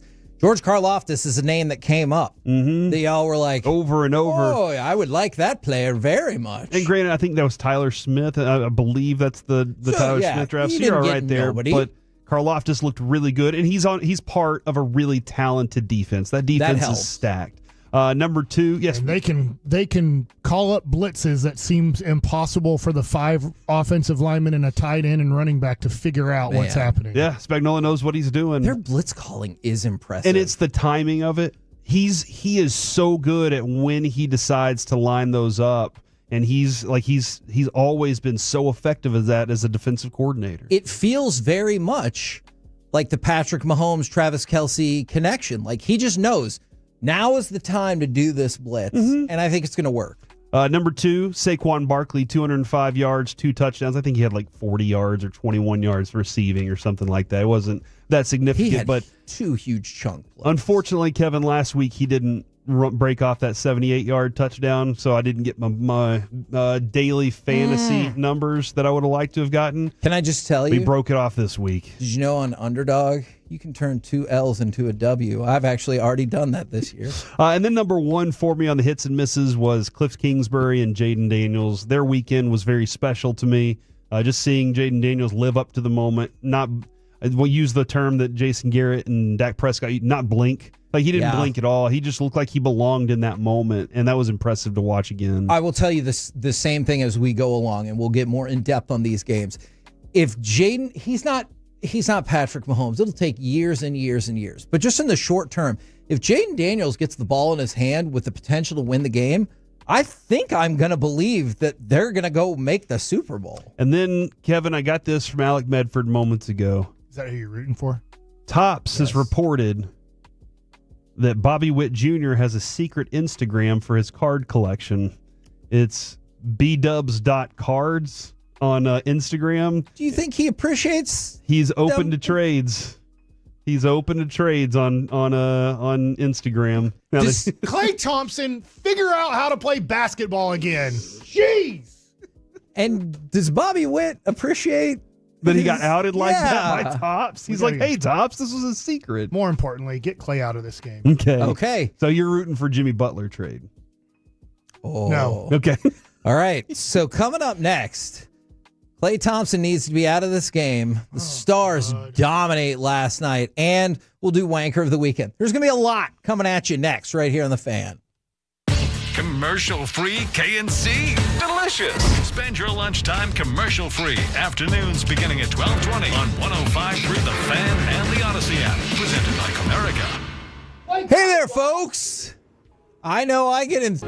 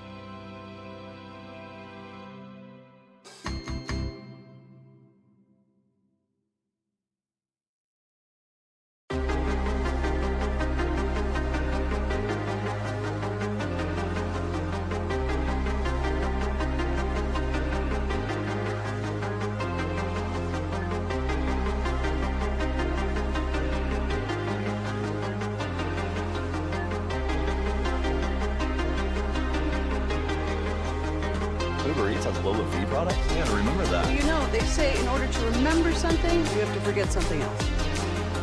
Okay, now that is a very cute haircut. That's like a little shag. I've never seen it before. Well, I mean, of course you have. It's the Rachel. Oh, is that your name? No, I mean like your name. No, I'm Jen. Your name's Jen. Right, but I just mean like this is your haircut. But that's hair on your head. I'm not saying this is your hair. Okay, fine.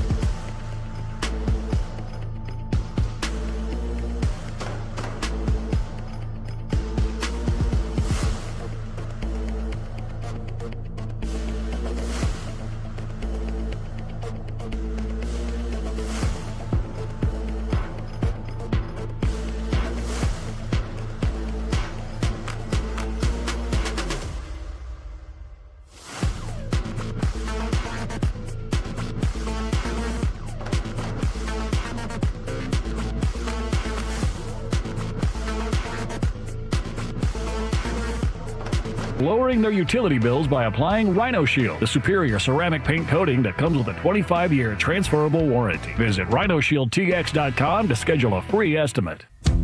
This segment of the KNC Masterpiece is brought to you by Cars for Kids. Donate today at carsforkids.org and the personal injury lawyers Frankel and Frankel. If you've been injured in a car or truck wreck, call Frankel first, 214 or 817-333-3333. With Frankel and Frankel, there is never an out-of-pocket cost. They only get paid when you win. Frankel and Frankel, the go-to car and truck wreck attorneys in Dallas. Stars trying to take advantage of the break. One-timer save, rebound, score! Robertson right on the doorstep. And there's your power play goal at home. 2-0, Dallas. KNC Masterpiece back here on 105.3 The Fan, where Gavin Dawson, you're more than welcome to come on in and watch the game in studio. You don't necessarily have to contribute if you don't want, but if you do want, please. I think he decided to stay out in the hall so that he could avoid Mike's yelling. I think that was kind of scaring him a little bit. Yeah. It makes a little bit of Mike, sense. how many times that Dinwiddie would see what the PSI in the ball was again. Actually, I was eating a loud snack out there, and I know how much that annoys Mike. Oh, yeah. I was like, dude, if I walk in there with this game like this and I'm crunching. Oh, why do we put Clay back in? Watch this. All right, hey, wait. We just really don't do live play-by-play. It'll get us in trouble. Hey, there you go, Gafford's. Oh, good job not getting the ball, Clay. Daniel Just grab Gafford the ball. is- One time this game. Don't act like you're 45 years old.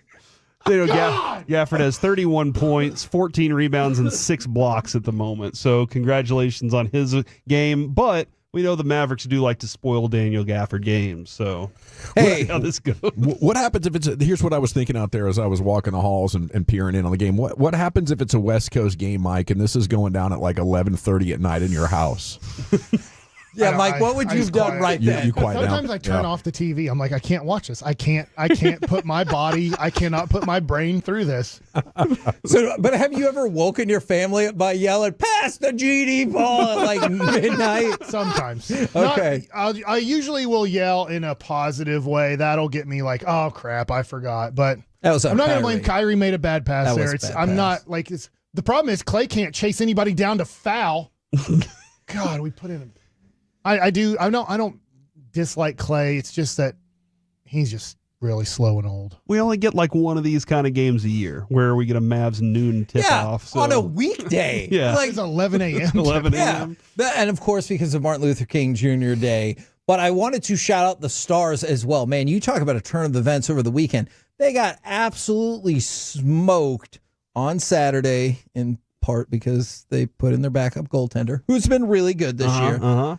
You were just bragging about him the other day. He's been really good this year. Then you come back tomorrow, or I guess that would have been yesterday. You get a pair of assists from Duchesne. You get the power play goal that we just played from Jace Robertson. Dominant performance from Jake Ottinger. 4-1 Stars because we own Detroit. Red Wings haven't won in Dallas since 2015-16. I believe that because I think the Stars have won 8 straight against Detroit. Not just home games, but just 8 straight overall. So they have been ruling over Detroit, who is not as terrible as perhaps they had been previously this year. They're not good. They're fine. And I'm just glad that Jason Robertson heard our criticisms of him and was I'll show you guys. Because he's gone out there.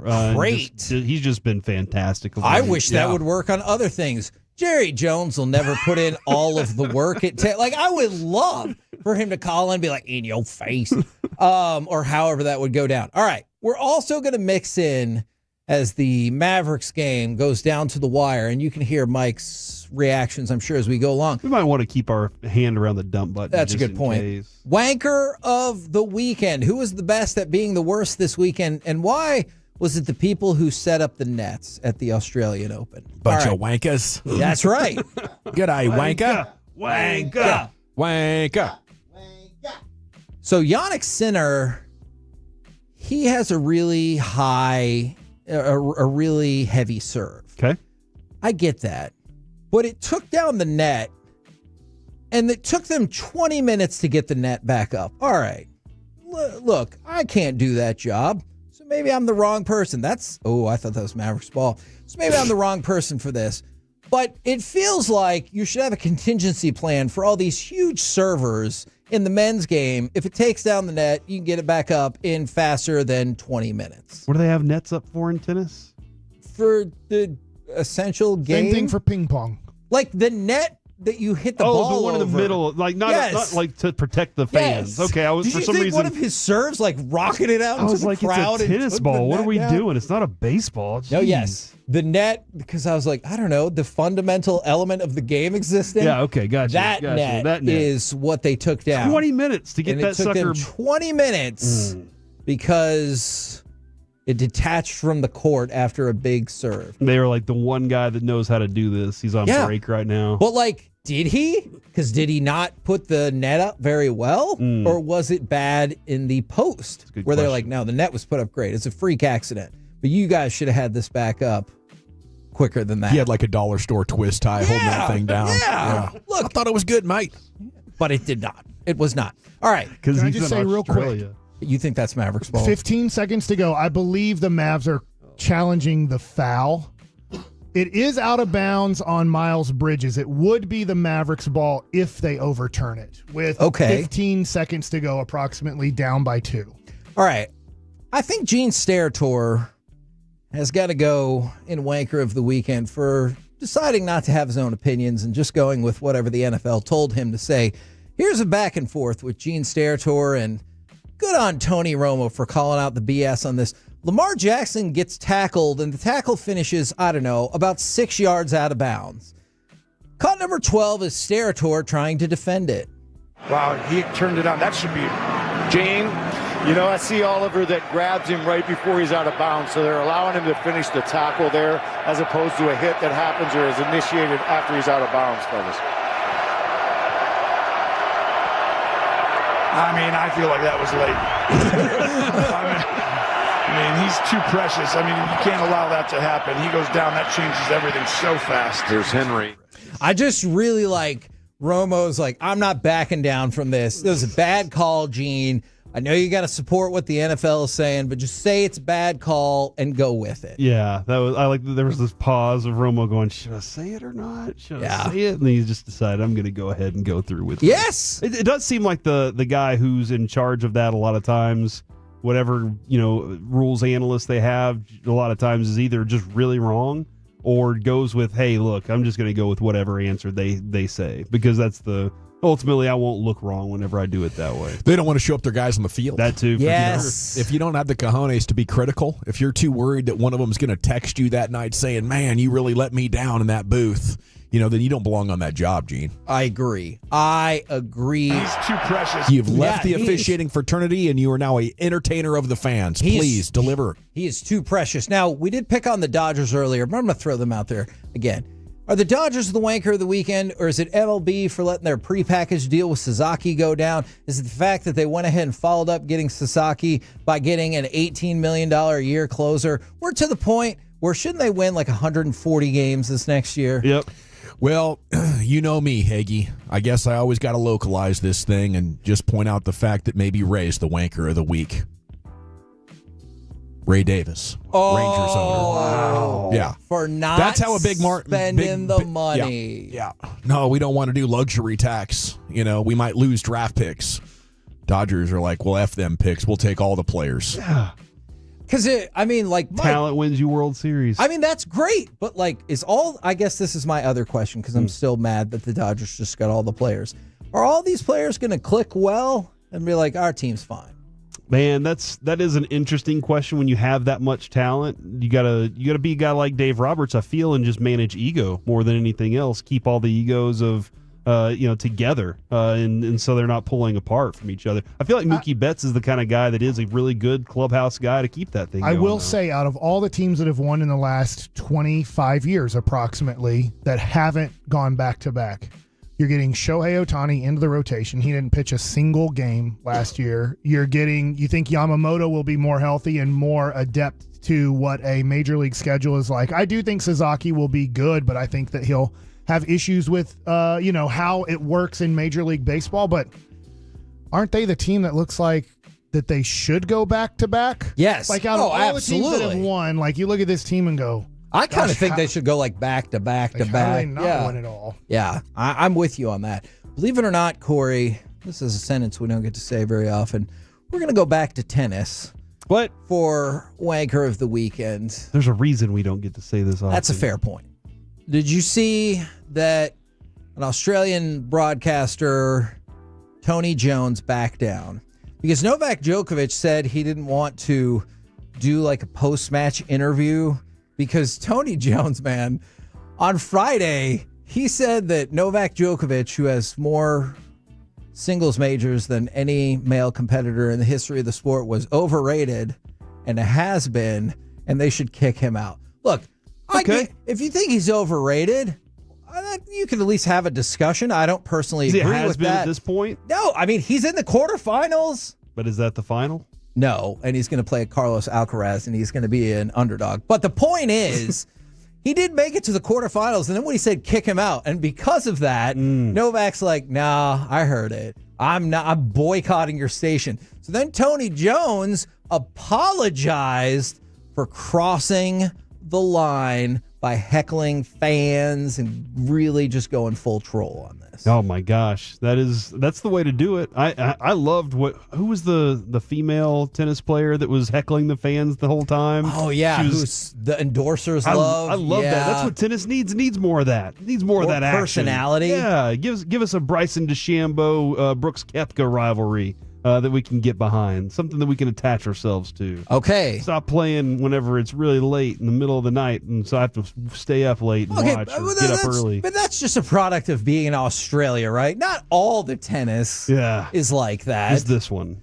By the way, one of the NHL's golden boys, Connor McDavid, I don't know if that suspension has come down yet. I should have double-checked that before this. My apologies. But he's facing a suspension after a really dirty play in which he had another player down. And then essentially, like, it looked like it was over. We're moving on. And then he's like, I'm just going to try to smash your face down in the ice again. Oh, that's rude. And so it looks like he is, I would assume, going to get suspended. I am curious why the referees were just watching them kind of lay on each other. And then they were like, I'm good.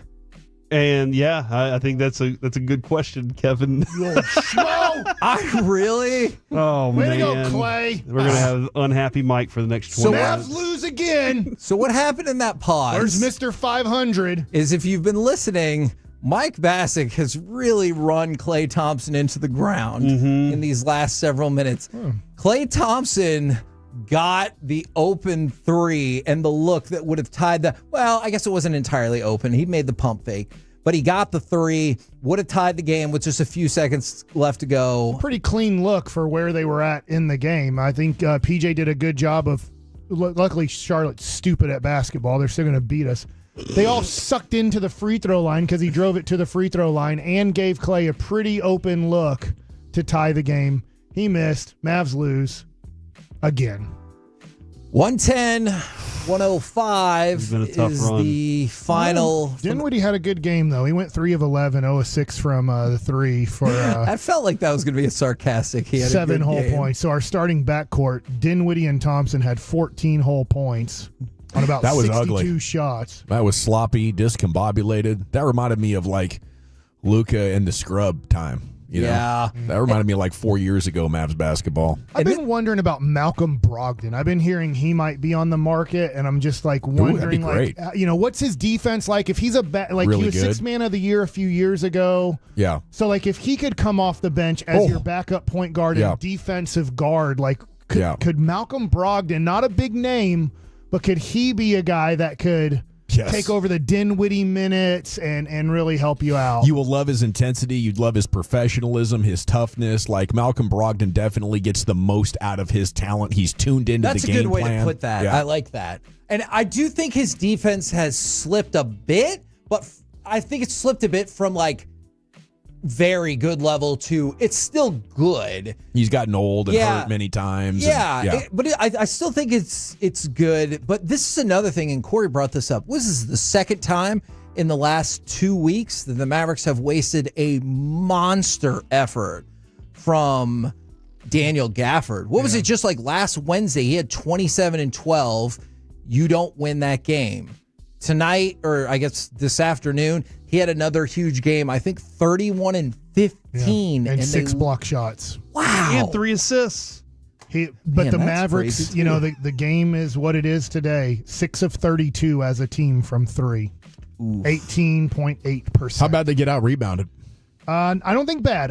51 to 49, they actually out-rebounded Charlotte. Their three-point shooting. Because Omax had a bunch of rebounds, I know, earlier. And Looked rough down the stretch. They couldn't get a rebound they needed, couldn't get a loose ball.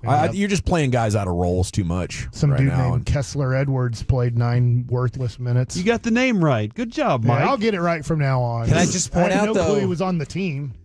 The person who was getting a lot of those rebounds is somebody that we talked about a couple of years ago, Mark Williams, the product from Duke. He had 13 rebounds. And you got him in early foul trouble, but at the half, you were tied at 55. So, there's always tomorrow. Yeah, how are you going to beat Charlotte, dude? That's their 10th win. Man. Wow. Well, at least Brandon Miller didn't play for them, so that didn't give you an advantage. So the Mavericks will be back in action on Wednesday. Mike's down. against they beat Minnesota. OKC. Yeah. I know. Yeah. I know. It's just, But I know. think about this. But think about the stretch ahead of you. You just got Charlotte. That was your hey, here's your chance to win. Wednesday, Minnesota. Thursday, Oklahoma City. Saturday, Boston. So, boom, boom, boom. What, 3 of the best 4 teams in the league? Yeah. 4-game losing streak. Yeah, So, that kind of feels like It can that. be done. What's up with Derek Lively? Is it just he has a kid's body and they just don't want to play him much, or does he have a real injury right now? The sprained ankle. All right, Yeah. man. That happened mid last week, maybe Tuesday. And I know Jason Kidd was hopeful he'd only miss a game, but what are we at now? 3 or 4 games missed? So What's the suspension for taking the juice? Oh, my gosh. No. I'm asking a question. I was just asking, you know how I feel about these things. I know in baseball, it's 81 games. It's half a year your first time. In the NFL, it's 2 games. Is it 2 or 4? I think it depends on which one it is. Okay. Yeah. First is 2, second is 4. I mean, they're like, go ahead and take steroids if you're bad. It does kind of feel like that. It was the same thing when Goodell was like, we do not tolerate domestic violence on women, except for all these people that have done it that we're going to let back into the game. We don't like it. We'll suspend you for a minute, but you absolutely tolerate it. We do. Coming up next, we've already got a taste of it. Let's go full on with Full that taste? chit chat. Full taste. Sounds like you want to taste Gavin. With the cheese. I'll pass. Well, we can't do it now. Change your teas because you're not going to get the He full already taste. said no. Coming up next, who else is delicious on the G-Bag Nation right here on the Fan?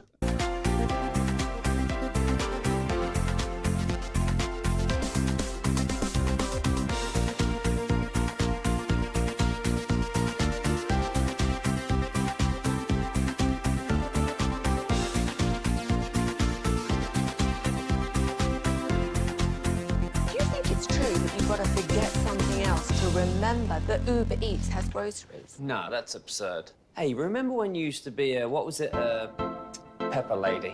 Pepper Lady? Wasn't it Cinnamon Sisters? Basil Babes. Saffron Squad? Nutmeg Maidens? Paprika? No, Nutmeg Maidens? I just said that. Was it Spice Girls? Doesn't sound right. Was it Saffron Squad?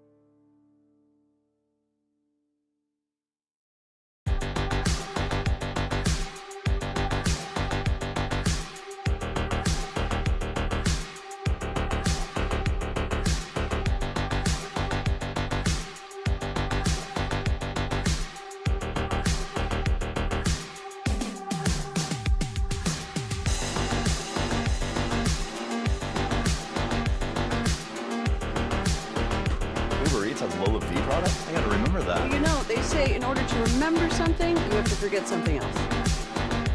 Okay, now that is a very cute haircut. That's like a little shag. I've never seen it before. Well, I mean, of course you have.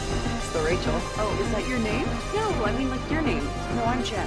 My name's Jen. Right, but I just mean like this is your haircut, but that's hair on your head. I'm not saying this is your hair. Okay.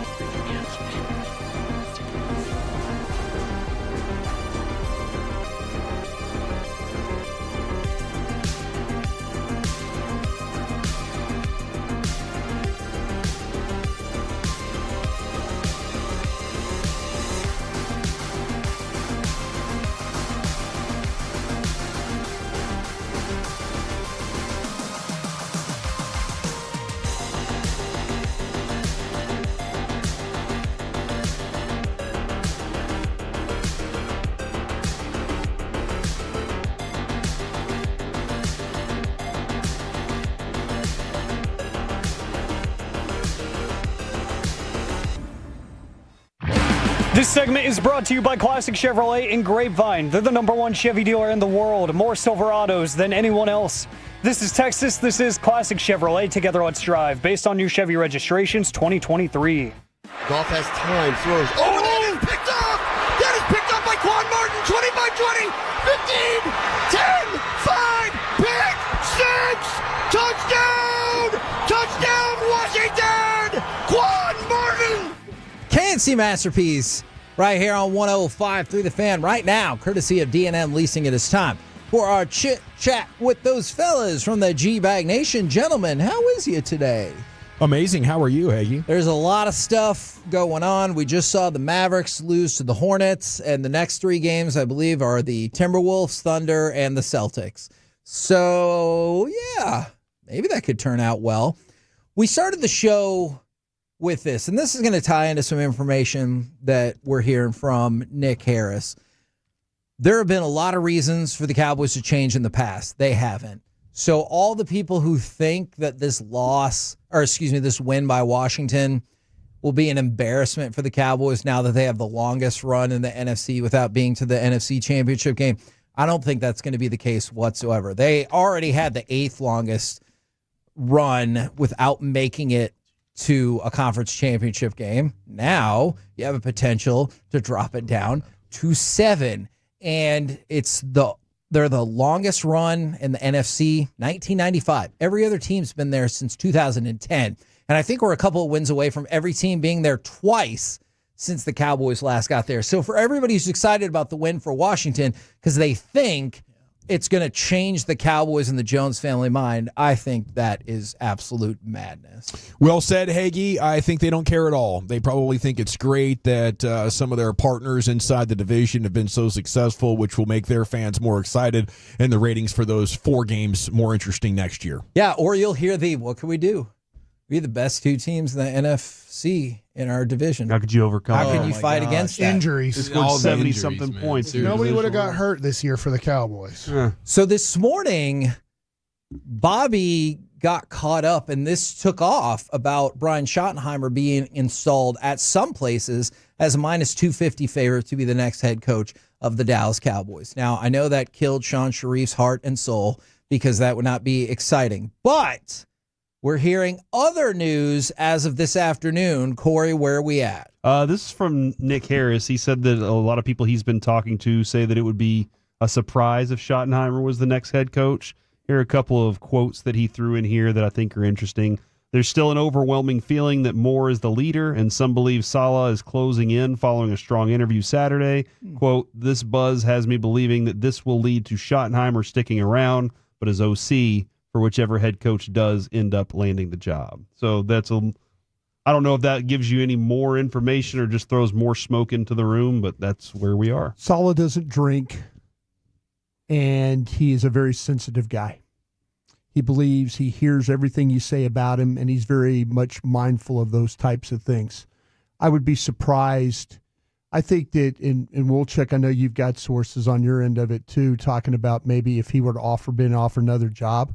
Yeah, I think if he had a choice between Jacksonville and Dallas, He's got a really good relationship with Shad Khan. They're both of the same faith. They're in Jacksonville. He'd have a little bit more autonomy to do what he wants to do in Jacksonville, which he really didn't get to do with the Jets even. And that'd probably still be a problem here with Jerry and the Cowboys. So if the Ben Johnson stuff doesn't work out with Jacksonville, which they still believe they're very involved in that right now. They're not out on Ben. But if he chooses somewhere else, I think Saleh would take that. I think that's excellent insight right there. I also feel like, though, too, you have to look at this situation. The players might be rallying for Schottenheimer as an OC, regardless who gets the coach. So maybe that's why you're hearing some of the things you're hearing about his availability here. And we can talk about the Mavs if you want. I'll admit I'm far more interested in football from this weekend or tonight. My biggest talking point, and I know there's a lot that goes into it, and I realize I love Lamar Jackson. I do not understand why the Ravens did not take better advantage of Derrick Henry in the second half yesterday. It boggles my mind. Yeah, they were running all over him there in the second half. I mean, their drive to almost tie it when they get to the 2 point, they get to 19. Now they're down 2. That whole drive was basically just runs. 5 carries, 46 yards from Derrick Henry alone on that drive. He touched the ball 2 more times in the rest of the game. Oh my gosh! And not to give him the ball on either one of those 2 point attempts, or even he wasn't even out on the field for the other one. Yeah, I'm not saying you need to. I understand, and like if Mark Andrews catches the ball, do we have a totally different conversation? Do we talk about how they didn't bleed as much time off the clock as they probably could have if they ran the ball? Maybe. But to not even have Derrick Henry on the field for that play, that feels like somebody you have to be like, whoa. Watch out for that big MFer back there. Yeah, I think a lot of these offensive coordinators are struggling with what to do when our running game is dominating because we feel like we need to pass sometimes. And I could see that. It bit Detroit. It bites a lot of these guys, and I don't know what the issue is. If I'm running the football and you can't stop it, and I'm the head coach, I'd be like, dude, I don't want to see any more passes until they prove they can stop this. It's called two stupid pills and a cup of Gatorade. Yeah, is what that's called. Yeah, that's what it is. These coaches way overthink, and you hear me a lot bitch about coaches not knowing the condition of their team. That's what it is right there. That's not knowing the condition of your team and when you should go for 2 to kill this thing, or when you should go for it on 4th down and kill this thing. You got to know these things, and the really good ones can do it. The really bad ones are going home. And John Harbaugh, they're talking about him now potentially getting fired. Oh, man. So 17 years of, we've talked about lack of playoff success. Well, now he's staring at that on Baltimore radio. That is really interesting because I hadn't thought about that at all. And we talked about, I'm not saying it's fair, but playoff narratives are instantly shaped and it's tough to break people from them. And in 1 year, 5 year, 10 years, no one's going to give you the nuance of why this game was lost. They'd be like, oh, Lamar Jackson lost to Josh Allen. Sure. That's interesting, the idea of somebody else running the team and Derrick Henry comes back and you still have Lamar playing the best football of his entire career, especially in the regular season, what that would look like. If I were the Cowboys and I heard that, I would not make a single hiring move. And I would wait and see if Mr. Harbaugh ends up being on the market, because that would instantly whole season without a coach just for Harbaugh. If they fire him right now, whatever it takes, let's do it. Jerry, just go ahead and coach the team. You basically want to do it anyway. Yeah. So just name yourself the head coach for a year. We'll see how that goes, and that's fine. But it is ridiculous. You signed Derrick Henry for this moment. Like, this is exactly it. Last year, the narrative was you passed the ball too much, you didn't run it, you bring Derrick Henry, he's the move that's end up going to change this in the postseason. And he was doing it. What happens? You have an opportunity, 2-point conversion. I'm thinking Derrick Henry's getting the ball, even if they're in shotgun. Give it to the train. Make him go 2 yards into the end zone. They throw it, and it's unfortunate because ultimately the play worked. They just didn't execute it. It did. Mike, do you want to complain about the Mavs, or are you set? No, it's fine. I mean, they're going to be 500 probably at the All-Star break. I know that's still a ways away, and they're going to have to battle their ass off to get into the playoffs. Like, it is what it is with the injuries, and they're trying their best. Like, that's, I don't know. I agree with it that. Stinks. Like, the Daniel game's Gafford's over. especially trying his Dinwiddie best.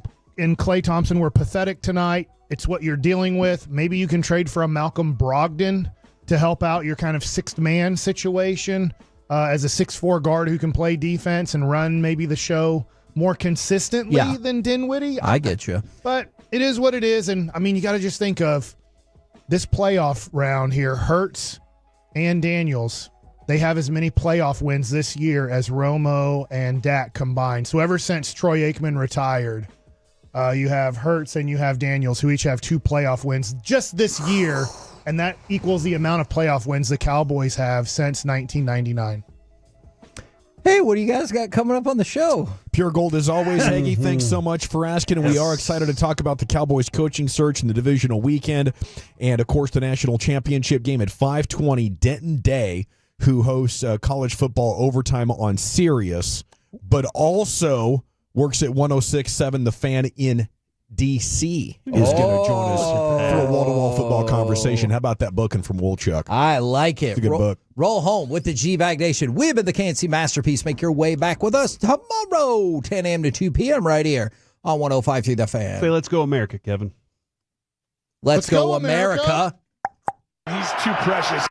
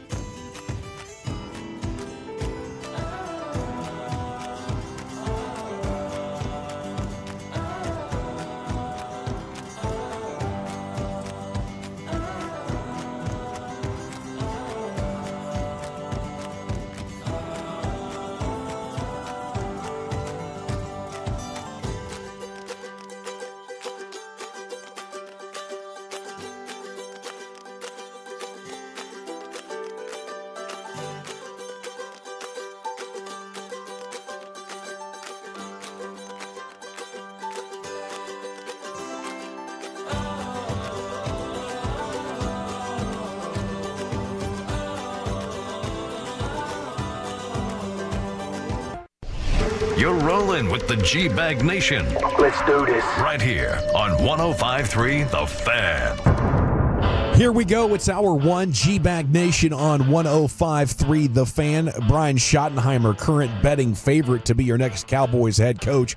But that story is shifting and evolving quickly. Let's discuss it. General at your service if you see me, bear me. And there's Brian Broaddus, former Cowboy scout, NFL executive, in his Masters hoodie. It's a good hoodie right there. Thank you, sir. Appreciate that. You have Ross Lubinsky in for Lucius Alexander today.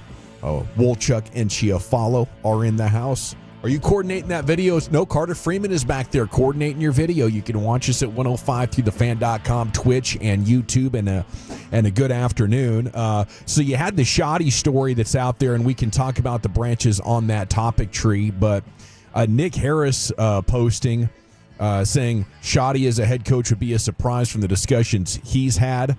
There's still an overwhelming feeling Kellen Moore is the leader, according to his sources there at the Star-Telegram, and some believe Saleh is closing in following a strong interview on Saturday, and this buzz has me believing this will lead to Shoddy sticking around, but his OC. So Shoddy gaining steam. Saleh's still out there. Kellen Moore is still out there. Gentlemen, what are you guys hearing from your sources that you could add to the discussion that kind of sets where we're at here for the next 5 hours? Yeah, I guess Robert Saleh really did have an outstanding interview. And I didn't know how real he was as a contender, but I think that maybe some in the building even thought that he interviewed better than they expected. So I think that what Nick is saying sounds right. To me, I still think this is Kellen. Maybe the Schottenheimer stuff could even be used as like a leverage play to try and get Kellen to take a little bit less money. Like, hey, we've got another guy in-house, an internal candidate that Dak likes. A lot of the offensive players do like. A lot of the younger guys on the team are pushing for. I think there's a lot of people in that leadership council that are big fans of Shoddy as well. So, hey, we've got another option to go. I just don't see, like, if Schottenheimer were to be the offensive coordinator, not a head coach, and you hire Kellen Moore, I assume Kellen Moore wants to call the plays. So that would be a weird dynamic if they went Kellen Moore and then they, same title basically for Schottenheimer, but he gets to call the plays. That whole thing's fascinating. But I think a lot of that with Saleh, you might have to wait what happens with Jacksonville. I do think he might be also number 2 behind Ben Johnson in Jacksonville. Right. So you got to wait for that domino. And if they do end up getting a Ben Johnson or somebody else, then, okay, Saleh's definitely more in play with the Cowboys. If they don't, and he has both options, I think he's taking Jacksonville over Dallas. So they're looking at Saleh as a head coach, not a DC if Zimmer retires? No, I think that Saleh would be a head coach. How about, what do you hear, Mariah? Yeah, I think to me, but I've heard a very, very sensitive guy. And so there's some questions about, do you really, really want him as your head coach? And, we know how the Jones boys operate a little bit, fun-loving guys and stuff. They can rankle you. Yeah, they can rankle you a little bit. So, yeah, I've heard the stuff about about Shoddy, and it's really related to, like, there have been people that have told me he is a legitimate head coaching candidate. I think there's some folks over there really trying to figure some things out. I've heard so many different things. But we got to remember about Schottenheimer. When he first came to Dallas, he had that Ben McAdoo job where he was working with the defense. There are guys on the defensive side of the ball that really think that he was really an outstanding coach. And so not only is he getting support from offensive players, but he's also getting support from defensive players. And it appears to be that they're trying to line things up that he somehow, some way, if he doesn't get the head coaching job, that he ends up the offensive coordinator here. But there's a lot of support for him in the building. There's also support in the building for him through Stephen Jones and also the players for him to be potentially a head coach. Well, I'm just hoping for the best here. Does Zimmer and Shoddy have legs to it? Zimmer head coach, Shoddy OC have legs to it coming out of the weekend? Where are we with that now? It seems to me that some of the names that I'm hearing, I was hearing that there was that guys like Bones Fossil, people like that would be out of the building. But there's also some Lunda Wells potentially being the offensive line coach. A name of a guy that I had heard about was a kid named Christian Garcia, who was assistant secondary coach. That seems to be a young guy that they kind of like. We were hanging out with him we were enjoying some Rudder Room action with him. Yeah. He was an awesome dude. Well, is Christian. Keep an eye on. He came from Washington last year. Keep an eye on him as a potential guy to be part of maybe a staff here. But you're telling me those three names as a way of saying that you've heard nothing about Zimmer? I've heard nothing. Mike Zimmer told me that he would take the job if it's a head coaching job. There's also some thought that Mike Zimmer might end up back in Cincinnati. Mike Brown likes him quite a bit. Oh, yeah. They're DC. And they're DC, and he would absolutely go back as the DC. Okay. He only lives 20 minutes from the complex there in Cincinnati because he has a home in Kentucky. Mm-hmm. If Mike the horses, he used to be with his horses. If Mike Brown were to call, you would lose Mike Zimmer to the Cincinnati Bengals as the the DC there. So there's still tons of balls in the air. We're not any closer, even though Schottenheimer's the betting favorite. The scheme under Schotty frustrated people of last year. Is there any hope that you could draw from, hey, maybe it's him working autonomously instead of Mike Zimmer influencing the offense heavily, that you could have something different than what we saw last year? I think that there was some stuff that Mike McCarthy did offensively that Schotty did not agree with. Absolutely. There was some, maybe, and I don't know that Schotty was like very outspoken, but similar to what we saw like Kellen and Mike. Maybe Mike didn't like some of the stuff Kellen was doing. I think Schottenheimer, if he was the one that was able to call plays, would have done things very differently than Mike did. I mean, I heard a story about Mike after a game this year said, okay, maybe we should be looking at some of what these other teams like San Francisco is doing. And that blew away some of the other members of the staff. Like, you're just realizing this now. And I think Schotty might have been one of the ones that was also just completely mind blown at that notion from Mike. Like, where have you been, buddy? Have you been living under a rock here? Well, that's good to know that at least some people over there are like, yes, we should be trying some more Shanahan or McVay style offensive sets here, and but it's frustrating that they couldn't get that in the game plan. Like, was Mike that close minded? Oh yeah, Really? yeah. There were things that clearly Mike was one of these guys that was he cut off a lot of avenues for potential growth for some folk over there. And so there's no Monday, Tuesday sit around and throw up plays on a chalkboard, see who's got something cooking. No. I think there was a lot of ego involved. I think there was a lot. I mean, some of the moves that he made of, not putting guys in like there were guys in certain positions and taking them out of those positions, and then, and just kind of doing things on his own and not really, listening to what needed to be done.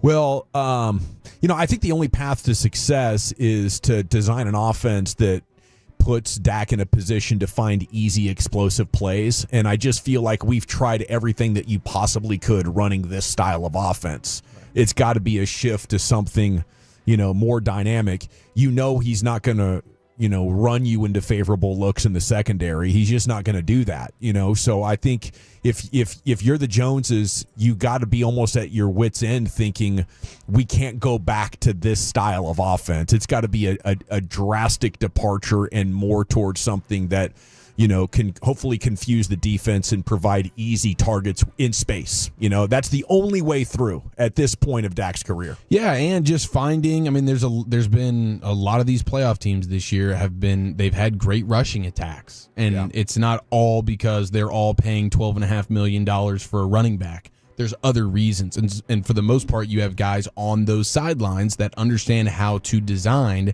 a well-crafted, nuanced, and wide variety rushing attack. And they have never once had that since Dak's been here.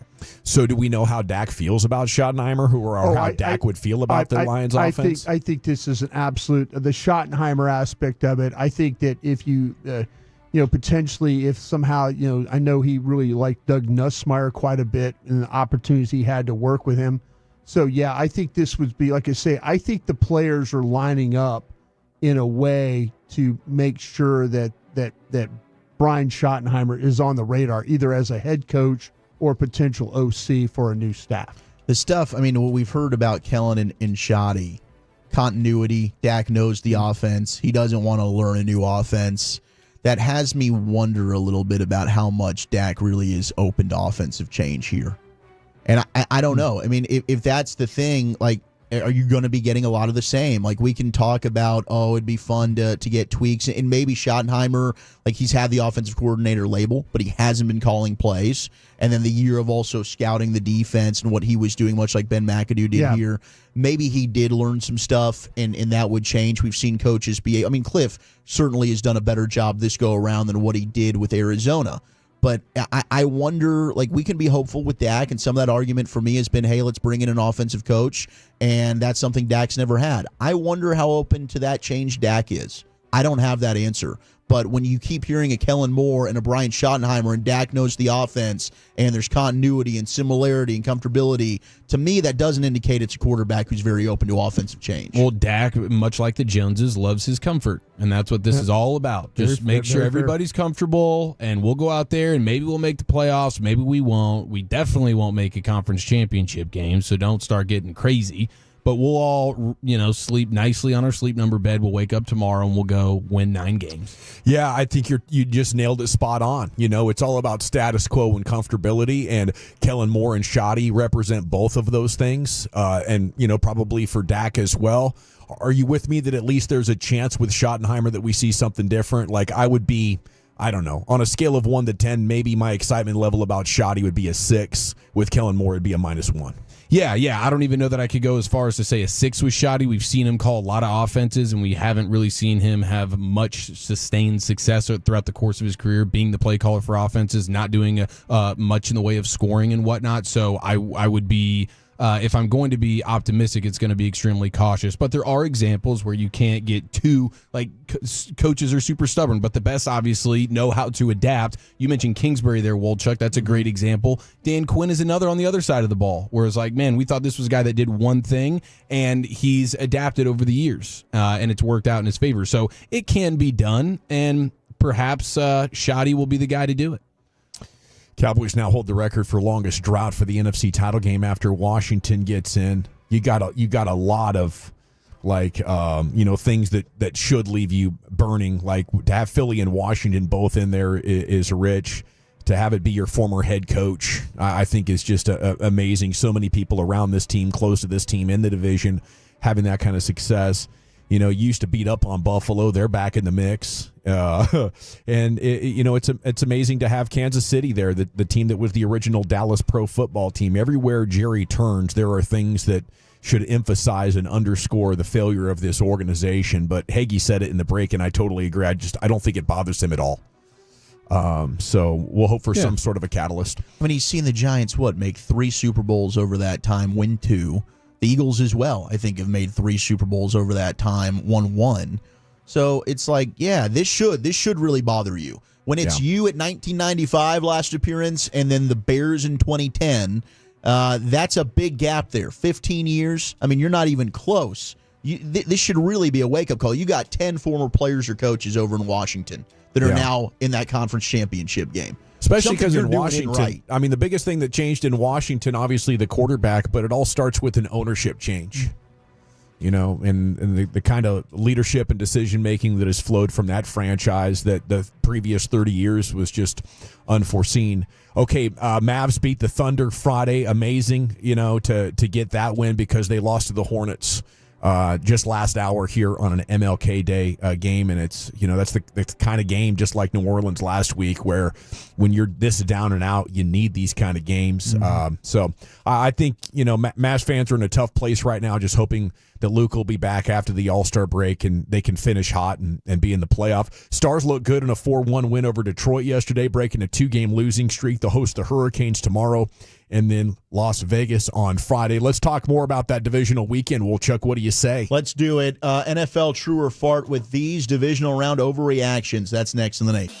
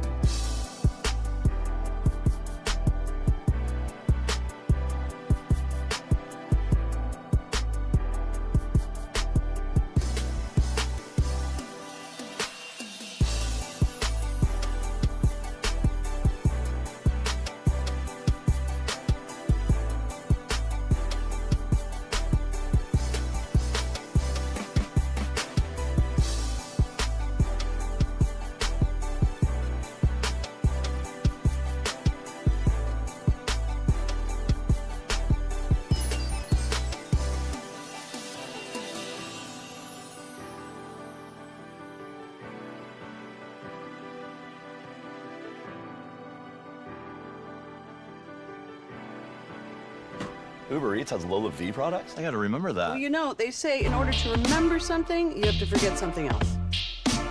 Okay, now that is a very cute haircut. That's like a little shag. I've never seen that before. Well, I mean, of course you have. It's the Rachel. Oh, is that your name? No, I mean like your name.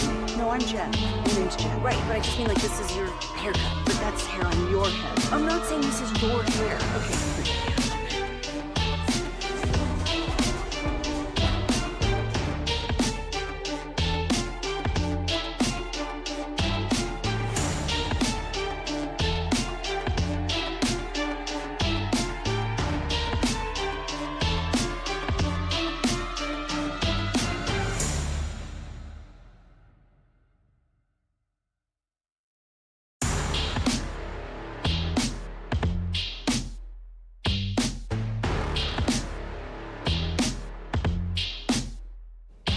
True that you've got to forget something else to remember that Uber Eats has groceries. No, that's absurd. Hey, remember when you used to be what was it, Pepper Lady? Pepper Lady? What? Cinnamon Sisters? Angel Babes. Saffron Squad? Nutmeg Maiden? Free Club? No. Nutmeg Maiden. I just said that. Was it Spice Girls? Doesn't sound right. Yeah, buddy, welcome back, nation. Segment here is brought to you by Cars for Kids. Donate today, carsforkids.org. It's brought to you by the Frankels. Life's unpredictable. Accidents happen. If you or loved ones injured in a car, truck wreck, call the Frankels. Get a free consultation, 214 or 817-333-3333. Hit frankelfirm.com. G-Bag of the day is coming up in 9 minutes. Here's Wolchuk. All right, let's do it. What a weekend it was in the NFL. The divisional playoff did not disappoint, and it's time to do a little true or fart. Take it away, Robert Flores. All right, we've moved to the red zone as far as the running back conversation goes here on this SportsCenter Fantasy Draft Special. True or false? Marshawn Lynch matches last year's production. All right, the stunner. The Commandos, they get it done, 45-31. They go on the road. They spoil the number 1 seed Detroit Lions season. True or fart, Gavin Dawson, the Lions have just lost their best chance at winning the Super Bowl. I don't think so. I think they'll have a better chance next year when they get healthy. You know, looking at Jared Goff's contract, from what I can tell, it continues to, just to get lower against the cap for one more year, I think, and then there's some nastiness and accelerators maybe in 26. But no, I think they'll have a better chance next year when they get Aiden Hutchinson. Like, once they lose that guy, it put their defense in a really vulnerable position that you can see they did not handle well this weekend. Right. I mean, they even said at halftime, you got to get out of this defense. Yeah. You're getting so that's a fart lit then. up. Yeah, I guess I farted on that. Yeah. Yeah, I believe think so. Yeah, I think that's sounded like one to me. I think that's a fart too. I think that they are going to, the injuries were a huge part of that. Now, how can they overcome potentially losing coaches? That will be tough, but knowing Dan Campbell and that crew, they probably got some guys that are ready to step up and take a little bit bigger role. And I think the Lions are going to be good for a while.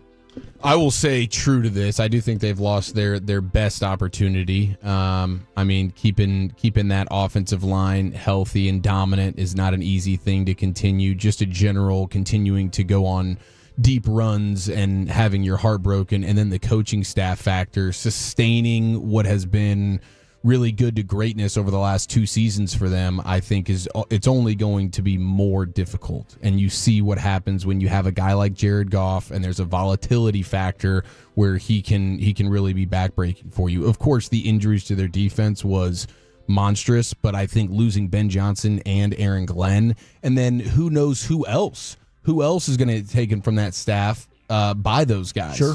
So, I think it's true. They just had their best chance. I am with you on that. 24 unrestricted free agents, by the way. It's a lot. Yeah. And the list of like the Ravens and the Rams, all these teams have a ton of players they're going to be losing. So I know we've talked about that from the Cowboys. Like, oh my gosh, how many of these guys can they retain?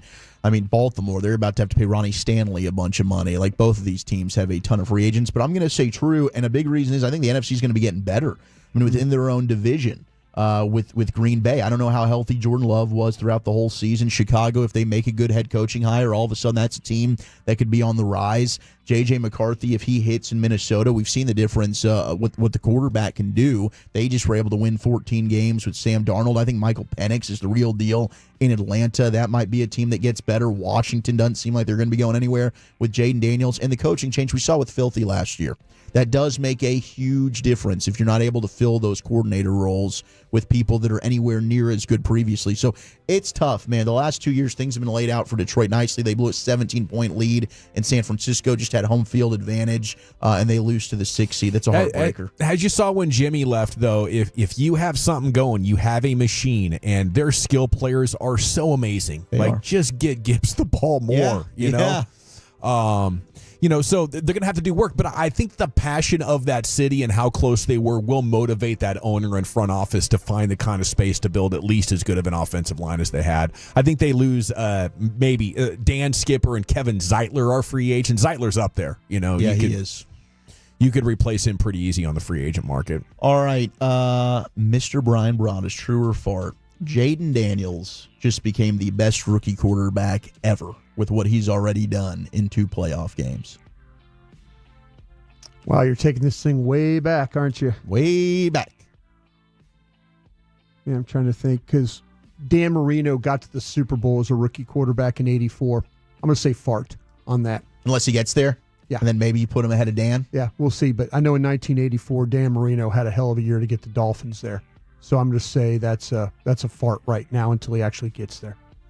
Yeah, I mean, I haven't been able, just from my own experience watching football, that I've never seen anything like this from a rookie.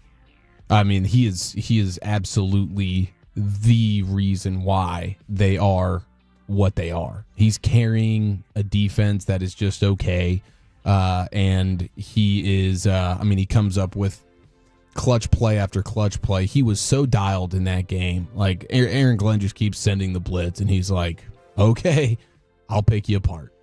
You know, it's so fascinating, that last game of the year against the Cowboys. What if the Commanders end up losing that game and becoming the 7th seed and having to go to Philadelphia to open the playoffs? Right? Yeah, changes everything. It took Dan Quinn pulling that kid for them to get that win. Now, it's just something you always kind of think That's about. True. Zimmer's the Daniels stopper. Yeah, that's what I'm saying. If I'm anybody watching how to stop Daniels, I'm watching Mike Zimmer tape for 2 games, because he did a hell of a job against him. But man, the kid has played incredible. Don't get me wrong, but man, it took them putting Marcus Mariota in the second half to go win that game, because it didn't look like they were going to win that game with Dan. No, it didn't. They were struggling. Playing. I mean, you're so right. And the Cowboys did beat them in Washington as well. So maybe Zim is the guy. Like, that's even more reason you got to play him twice a year. Yeah. But every time you need a big play on 4th down, he's making all the right decisions. Oh, it's absolutely. He's incredible. I mean, I'm going absolutely true on this. And the big reason is it's also why, I put Joe Burrow in that elite company early on. When you're able to come into an organization, one that has just stunk for so long, and for Joe was 30 years in between playoff wins. I mean, this team, I don't think it advanced the divisional round since 2005. They haven't made an NFC Championship game since 1991, their last Super Bowl, and he's doing this in year 1. I mean, a team that's got a new ownership, new head coach, and everybody there deserves credit, but it really does, to me, boil down to him. What he's done, it is, in my opinion, without question, the best rookie season in NFL history, and he deserves all the praise for it, because Washington was a dumpster fire, and he's now made it like, oh my gosh, here in the NFC East, we've got to be terrified. For the you next look decade. at RG3's numbers of the regular season, you look at Cam Newton and some of these other guys. Dak Prescott statistically had a really good rookie season. Did. But then, you add the fact that legacies are defined in the postseason. And I think you're right, Wolchuk. Yeah. And look, Dak had an unbelievable rookie season, too. Like, one person said he was one miraculous Aaron Rodgers pass down the sideline from going into an NFC Championship game. I would argue Dak was put into a very, very good position, though. Jaden Daniels, the majority of people laughed at me when I said they'd make the playoffs and win the East this year. I was on crazy pills. People were still looking at the Cowboys prior to the Romo injury like this is a legit contender. Offensive line solidified. You've got good weapons at receiver. Dak's team that he slid into probably better suited for immediate success than what the Commanders are working with. Incredible job here from Jaden Daniels. Last one here, Eric, NFL true or fart. We go to Eagles, Rams. We just saw Matthew Stafford play his last game in the NFL. I'll go fart there. I know he's going to be contemplating here for a little while, but we've seen even his own head coach flirt with this and hasn't made that leap yet. I think they'll feel like, man, if we could just remain healthy enough, we can get this thing done. They've got some good young cornerstone pieces. I think he's back. What's the question, Wolchuk? Sorry, I was Matthew looking up. Stafford's I was retiring. working on a Ben Johnson take. No, you're good. We should be souring on him. 2-1 in favor of passes against runs. Gibbs and Montgomery. This is your biggest moment. You know, if we turned on Dan Quinn after failing in the playoffs last year, then I think we need to at least give Ben Johnson a fair amount of criticism for allowing Jared Goff to throw 3 interceptions when Jahmyr Gibbs is going for 7.5 yards an attempt and only gets the football 14 times. Okay, is Matt Stafford going to retire? Probably not. Brian? I don't think Stafford's going to retire. And by the way, Marino's Super Bowl year was 84. He was a rookie in 83. Okay. But he threw for over 5,000 yards. That's where I got confused. Well, I think he was an MVP his second year. Yeah, but it's the same. They went to the Super Bowl, but it was his second year. Yeah, Still. I'm making sure. But no, that... I wasn't going to argue on that. No. I just was thinking that was Dan Marino's first year. He threw for 5,000 yards. It was actually his second year in the league. But do you say Matthew Stafford going to retire? Yeah. I say that's fart. I hope so. Too much money out there. Yeah. Yeah, you don't retire until they make you go, or you got back concussions, or you're 45 years old, something like that. Into the Pimp Cup. Ross Lubinsky has your G-Bag of the day. Oh, boy. Get excited, everyone. I know I'm not Lucius Alexander. Man, I wish I had those skills, I tell you what. But it is time for G-Bag of the day. Let's rock.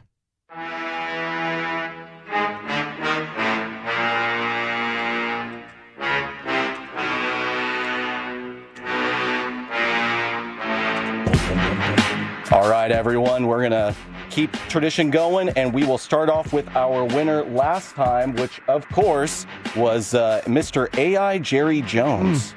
I fired Mike McCarthy because he looks like a pork chop, and I hate that big-ass play call sheet he holds during games. We all know it's a Perkins menu. I'm not even sure we need a coach. Hell, maybe we already have a coach in mind. Maybe he's sitting right in front of you, half drunk on Johnny Walker Blue with only an Egg McMuffin in his belly and a pocket full of Dinger pills. Maybe he's 82 years old and needs his ass wiped from time to time, depending on how much Salisbury steak he's ate. Look, I'm going to do things my way, and my way is terrible. But if you don't like it, then tough, said the kitty, but the milk kept coming.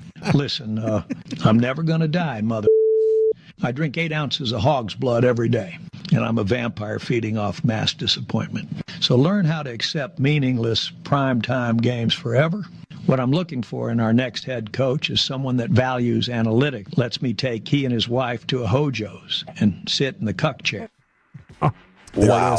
I believe this is 4 looking for 5 today, Ross. A historic day. I mean, it's got to be. That is an absolutely incredible piece of audio. And I really like to think that that's like what he sounds like behind like closed doors with like his friends. Like I really like to think that that's just kind of generally what he sounds like. Maybe not with as many curse words and spitting bars like Lucius was saying. But yeah, something about me is just like, you know, an oil tycoon. I feel like you kind of have to be just kind of a, you know, take no S kind of dude.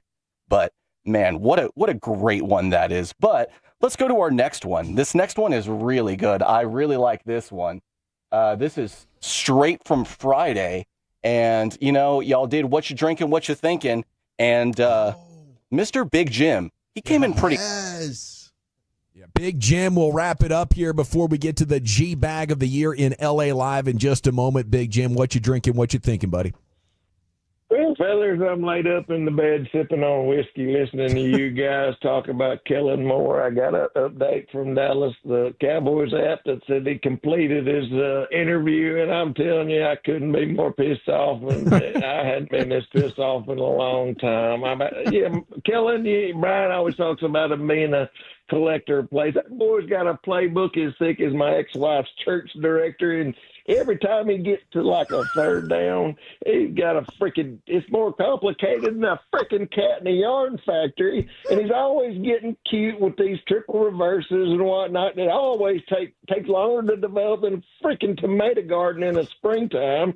And I am just sick if this guy ends up being our. Can you imagine this guy giving a halftime speech and be like, look, guys, if we don't start playing better football, I'm going to get upset. But you're not. This is my angry face. I mean, come on. He looks like he crawled out of the Best Buy working on computers. We got to do better than that. I'm sick of it. I'm pissed. And I'm actually sick. I think that's why I'm cantankerous. But by George, y'all have a good one. Appreciate you. Get to the G-Bag of the year, and we'll talk next week, fellas. Salute to you, Big Jim, getting the job done, kicking the door in. Yeah, Big Jim. It was amazing. That's good stuff. Wow. This is my main face. Oh, wow, boys. We got the news right now. It's hot. It's real. It's happening. The Bears have hired Lions OC Ben Johnson as their next head coach. So I would expect now Robert Saleh ends up being the number one priority in Jacksonville. So this could be interesting. Things could really heat up. Ben Johnson going to Caleb Williams and to Bears. Robert Saleh becomes the number one priority after. Oh, I see what you're doing in there. Jacksonville. Yeah, because I think they had Ben Johnson one. Dominoes are falling, and I think Robert Saleh might be their number two option. In your face, Tom Brady. I know Tom was on his best behavior. I felt like too. He was trying very hard not to mention Ben Johnson on that broadcast. Tough to do. I'm hiring Bill Callahan as my OC, and we're running it 45 times a game next year, all the way to undefeated and a trip in the Super Bowl. Hey, you'll get the run game if you have Shotty as your guy. Well, yeah, if you had Marshawn Lynch and Russell Wilson. It just won't be very imaginative. Yeah, if you had the quarterback to do the RPO thing with you. If you like 34 dives, he's your guy. Who's next, Ross? All right, so next up, I did want to give a quick shout-out to David Lynch, who unfortunately is no longer with us. I honestly am not too familiar with his work. I know he did that Twin Peaks show back in the 90s, if I'm not mistaken. But didn't watch it. Yeah, me either. But I had a friend in college who was a big cinephile, majored in radio, television, film, and David Lynch was like his guy. So thinking of him, and of course, thoughts and prayers to the Lynch family. Salute. Never easy losing someone. So, amen. Best of luck to them through the grieving process. But I just had to, when putting this together, I had to put this clip in because every time it crossed my timeline, I just thought it was so freaking funny. You want to cut the time down? What is this with everybody? No. What is it? Really? Why? I'm serious. Fucking A, man. It drives me nuts. Who gives a how long a scene is? Man, he was not thrilled to be talking about. Someone approached him about one of his scenes being too long, and he's one of those old school directors, so he was not a fan of being told that. So always just think that's hilarious. But the last one, it's a little bit longer, so you can feel free to cut me off whenever. But I was working the night that Blake and old Freddie D decided that they were just going to, come out of the gate swinging for the fences.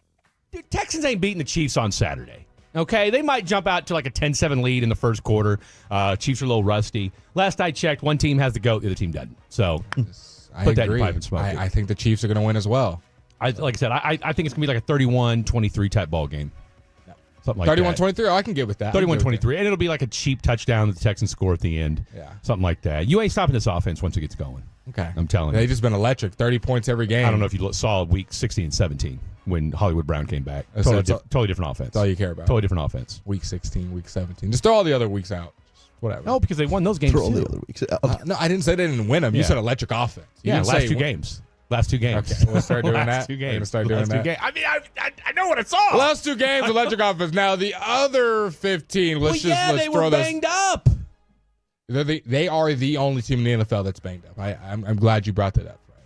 The Chiefs are name another team. Name another team in the NFL that lost their number one and number two wide receiver and their number one running back. Okay, and still rattled off the win streak. The Chiefs. No one rattled off the win streak. So there's really no point in bringing that part up. No, I will bring that part up. As far as people, this isn't a are the Chiefs good conversation. Yeah. You said electric offense. That's literally what you said. Last 2 weeks, yes. And I'm just last 2 weeks isn't much. But the Texans lost their wide receiver 1 and wide receiver 2 and lost Mixon for a good part of the year. Yeah. It was all in the defense. We're terrible until they beat the raggedy ass Chargers on Saturday. Okay, I think the Chiefs are going to win. Yeah. That's not All righty, Ross, that's a good taste of the Blake and Fred fight from last Thursday night. Fan After Dark, 7 to 11. These guys got something, by the way. I'd check in late night if you're bumping around DFW. You're going to enjoy the content. Is it AI Jerry Jones looking for 5? Is it Big Jim on the Geek Squad Tech? Kellen Moore being a favorite, I guess. David Lynch was told one of his scenes was too long, and the Blake and Fred fight. I'm going with AI Jerry Jones, Chief. Yeah, me too. Ross? Big time. AI Jerry Jones. Wolchuk? Big Jim. Brian? Big Jim. By a score of 3-2, and now a 5-time G-Bag of the Day champion, our first of 2025. He's now immortalized once again. He was the 2024 G-Bag of the year. He's back at him again in his white Vans. Dude. What are we doing next, Chief? Best of the weekend featuring the top moments from all the football, and KD gets the last laugh next year.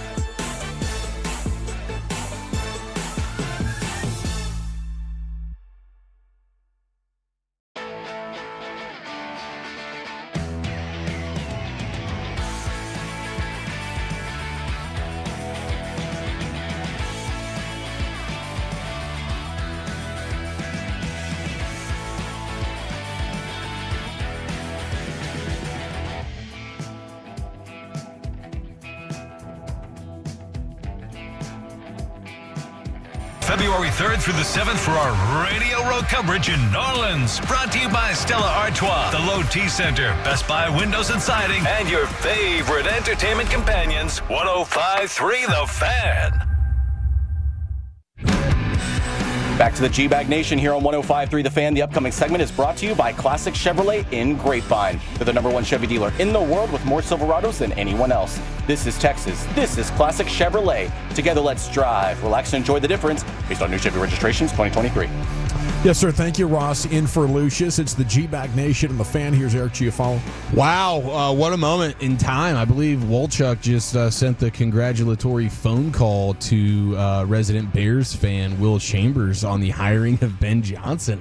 That's pumped. Exciting He's stuff excited. right there. Of course he is. Why wouldn't he be? The Bears finally did the right thing from a head coach standpoint. And what great news it is to be Caleb Williams right now, because that's really what this all boils down to. He probably could have had, he could have picked his general manager. He could have had the autonomy stuff more with the Raiders perhaps, or with the Jags. But I think this is just, dude, he believes in Caleb Williams, understandably so. And hopefully it works out for him. If you're Caleb Williams right now, you're just throwing a freaking party. Oh, yeah, this is fantastic. I mean, the best offensive line. You figure our offensive line is toast, but this guy should be able to maximize what we have. Now I'm looking at the front office to get me some help there in the trenches, and maybe the Bears realize their potential coming up as early as next season. If in fact the OC is this powerful, I just think the chances are about 50-50 that Ben Johnson goes in there and struggles without the kind of road grading offensive line that he was blessed to have in Detroit. Yeah, there's a very real chance of that for sure. And now but if you're the Bears, this was the move that you had to make. This was the unanimous best offensive mind out there. Go do it and take the chance that he can end up being a great head coach as well and have all the other characteristics that you need. But from a play calling, play designing standpoint, Caleb Williams is going to be in absolute heaven right now. And yes, the Cowboys will be seeing Caleb Williams and Ben Johnson this upcoming season. Mm-hmm. Wonder if he dials up any offensive line touchdown calls. I mean, you will when you start to the linemen. When you start talking about the best moments from the weekend. I thought one of the coolest. I've never seen it, and Tom Brady exclaimed it in real time as well. I've never seen Reverse that before. shovel? Yes, where they flip it out to the left. They get everybody going wide left, and then the running back that they flipped it to actually flips it back now into the line of scrimmage to the guy that's coming from right to left. And it was just a shovel pass, but it goes to the running back first and then to the guy that's crossing the formation. Just that right there. I mean, that was a great play. I thought the Laporta touchdown grab. Oh, it was the a sensational catch. Oh, my goodness, dude. And just overall, I mean, these games were all pretty fun and for the most part in the balance and close enough to really want to ride it all the way through. Yeah. So that was good stuff. I did think the heady play of the weekend comes courtesy of Jameson Williams. Now, he unfortunately had the trick play gone awry where he throws an interception, which you never want to have happen. But he did, on the play that he scored, the outstanding chunk play touchdown, and then his celebration. Do you remember what he did to celebrate? It was jarring in the moment because it was obvious, and I was waiting for the flag to fly. But it's the 3-pump rule. He went right down to the turf and started making sweet love to the Lions' turf, basically in the end zone. But that's a flag? He stopped it. How many pumps? 2 pumps. 3 is where you get the flag. Even if it is the most obvious thrusting that you've ever seen. It was apparent, and it was a little bit eye-popping in the moment. But no flags. And I was kind of looking around going I'm surprised they're not going to flag that. That was pretty apparent. But it's 3 pumps. And so maybe they've come to their senses. Jameson knew that. Yeah, he certainly did. We can't let the halftime shows come out here and pump in their underwear and not let the players get at least 2 pumps in after a touchdown. You know what I'm saying? I couldn't agree more. I really couldn't. You had from the Chiefs game. I mean, we were letting Dolly Parton get away with a little geriatric pump. You know what I'm saying? Yeah. Nobody needed to see that. Sorry, Chief. No, you didn't mean to belabor the point. You're on fire right now. Thank you. I mean, Babe got pretty excited. Yeah, well, hey, so did Broadus. I remember him doing that halftime show. Oh, yeah, we were doing the halftime show. I was speechless. You were pretty fired up. Yeah. We had the Mahomes touchdown to Kelce. I mean, how about that one? Oh, yeah. I mean, I can't believe The horizontal pass. the refs, I mean, that's the only reason the Chiefs won, because the refs went out there and made that play happen for Patrick Mahomes to get it to Travis Kelce. I knew that was going to have you fired up. There was something to the refs, though. I mean, come Good on. Lord. Which one bugged you Don't most? hit the quarterback in the head, guys. Like, what are we complaining about? Bitching to be bitching over Okay, here. let's go ahead and let the quarterback just dance until the defender commits Change and the then fall rule. down. The defenders are hitting themselves on top of you more. And they hit the quarterback in the head, right? No, Change the rule this offseason, then you won't deal with that. Thank you. Okay, so you realize it's BS. You want the rule changed. I'm with you, man. But Patrick Mahomes does it better than anybody. You won. And you need to to know. change the rule. You need to be coached better on the defensive side of the football. To There's know that's nothing you coming. can coach around that. It takes Don't nail him in the head. It takes referee common sense. If he's going that was down, BS. I'm staying the hell away. And you're right. Okay. The officiating was poor all the way around this weekend. I mean, Lamar Jackson probably should have gotten a call. He got tackled out of bounds. They decided not to call it. And the two refs, I'll tell you, coming up next, you're going to ref the conference championship games. I don't think it's going to get much better. Jeez. Who do you got? I know Cleat. You got Sean Hockley and Cleat Blakeman. Okay. And Eagle fans are going to be very excited. So that means the Super Bowl will have neither one of those guys, which Thank is a goodness. good thing. The Eagles are undefeated with their guy reffing over here. Oh, really? Yeah. Oh, they're 8-0. going to get some serious home cooking. 8-0 are the Eagles. Well, I thought, honestly, the play that bugged me most, because I am sort of team Mahomes. I want to see the greatness. I want to see the dynasty. But the play where he clearly flopped and tried to draw the flag on the sideline, that was Bush League. Be better than that. You're better than I'm with that. you, man. Like, I would be calling out. I'd be calling out any basketball player, superstar, even if I loved them. That was a big time flop there. You're trying to bait the refs into doing something, and that was actually a good moment. Tip of the cap to the refs there for not buying it. But Mahomes doing the flop stuff, that was a bit of a joke, as much as I love him, and I think the Chiefs are pretty dang awesome. Let's see the plays from yesterday. How about Verse, dude? Oh my gosh, for the Rams and obviously the Eagles. They find a way to get it done. The snow was great. I absolutely loved it. The people all weekend long that were lamenting the snow, get freaking out of here, So dude. beautiful. Some people are like, hey, man, when we get to the playoffs, it should just be like, let's go like neutral dome, like whatever. Like, okay.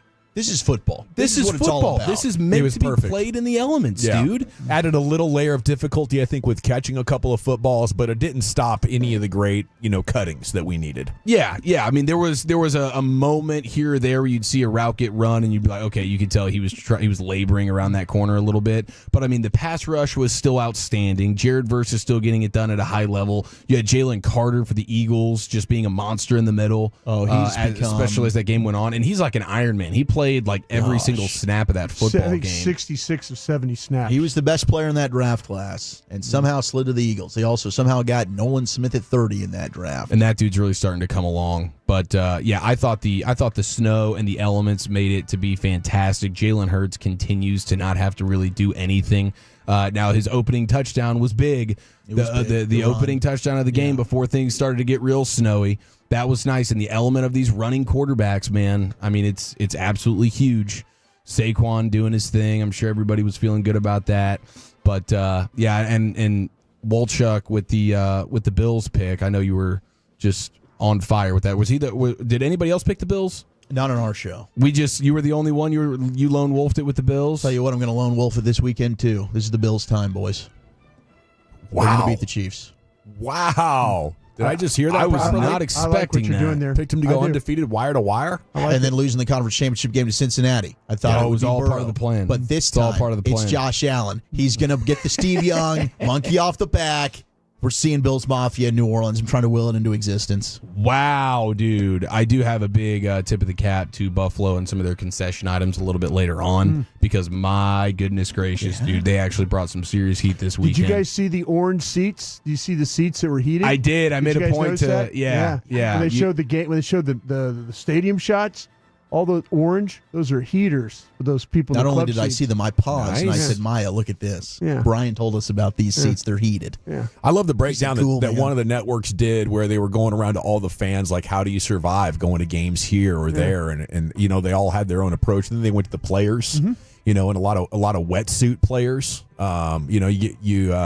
That's a big deal in Kansas City. Yeah. Apparently they have like 40 or 50 that they roll out in like this little wardrobe before a super cold game, and all the players get to pick which different ones they have. Oh. There's one that's been owned by Tom Brady, Matt Castle, and Alex Smith. I'm not sure if that's the one Mahomes wears, but I think that's huge. Like the weather technology, and then the refs. A former ref retired and started this company where I make ref suits basically for you to be able to officiate while you're freezing your balls off. Wow, dude. See, I love that. That's good stuff right there. I'd be all about wearing that. These crazy animals. That I wonder if we're going to get any reports of frostbite stuff like we did last year after some Kansas City playoff games.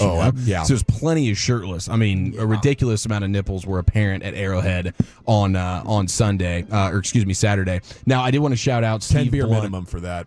10 beer minimum. 10 beer minimum. To go there. Yeah, it has to be, dude. Yeah. That's you're a different kind of person. That liquid help. Shout out to Steve Blunt, who is a big time Tolo and the owner of Local Craft Barbecue in Newark, which is like 15-20 minutes from my place. They cook all their stuff in tallow. And it was 10 out of 10 dominant when it comes to the barbecue. I think we might get a little care package sent up here to the studio one of these days because I was just losing my mind about it. Fantastic in Newark. We love all the great local barbecue craft places, barbecue. yeah. We're spoiled. We're barbecue a fan of heaven. all barbecue. Big time. Yeah. Yeah, salute. If you make Hurtado, great all the barbecue stuff out there, we'd love to try it. Okay, there he is. Best of the. Oh, I had my the floors in my office. They've been out of there for about 2 years since the carpet got so bad. I just pulled up the carpet one day because I couldn't stop sneezing. I found out there was allergens in there. Oh, I remember that. So I had a buddy, Jason. I call him Jason the Tolo. Many of you guys know him. He's like, oh yeah, dude, if you need anything around the house, just give me a call. And I was like, okay, I'm gonna go get some vinyl flooring. Come on in here, dude. He banged it out. It looks amazing. Oh, that was good by for far you, best man. of the That's weekend for me. fantastic. I Did you got. stand around and watch? Well, I was laying on the couch watching the games, and he'd poke his head out every now and then. I'd give him an update. I'm like, how's it going in there? Did a hell of a job. Did my daughter's room as well. He killed it. Okay, NFL news of the day coming up next. Chuck, where are you taking us? Okay, all the latest coaching dominoes after the Bears got their guy, the shoddy offensive coordinator resume, and fans of the Bills are circling the wagons against this Baltimore host. That's next.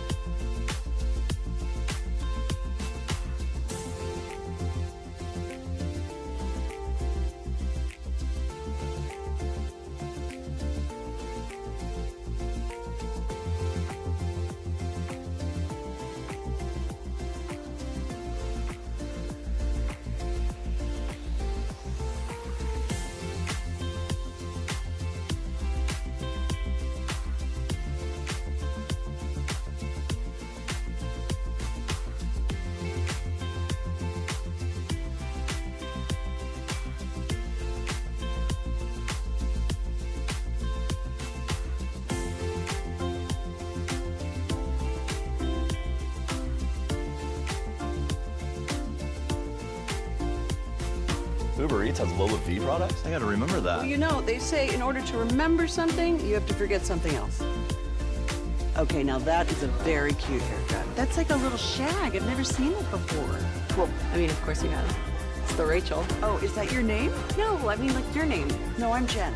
My name's Jen. Right, but I just mean, like, this is your haircut. But that's hair on your head. I'm not saying this is your hair. Okay, freaking me out a bit.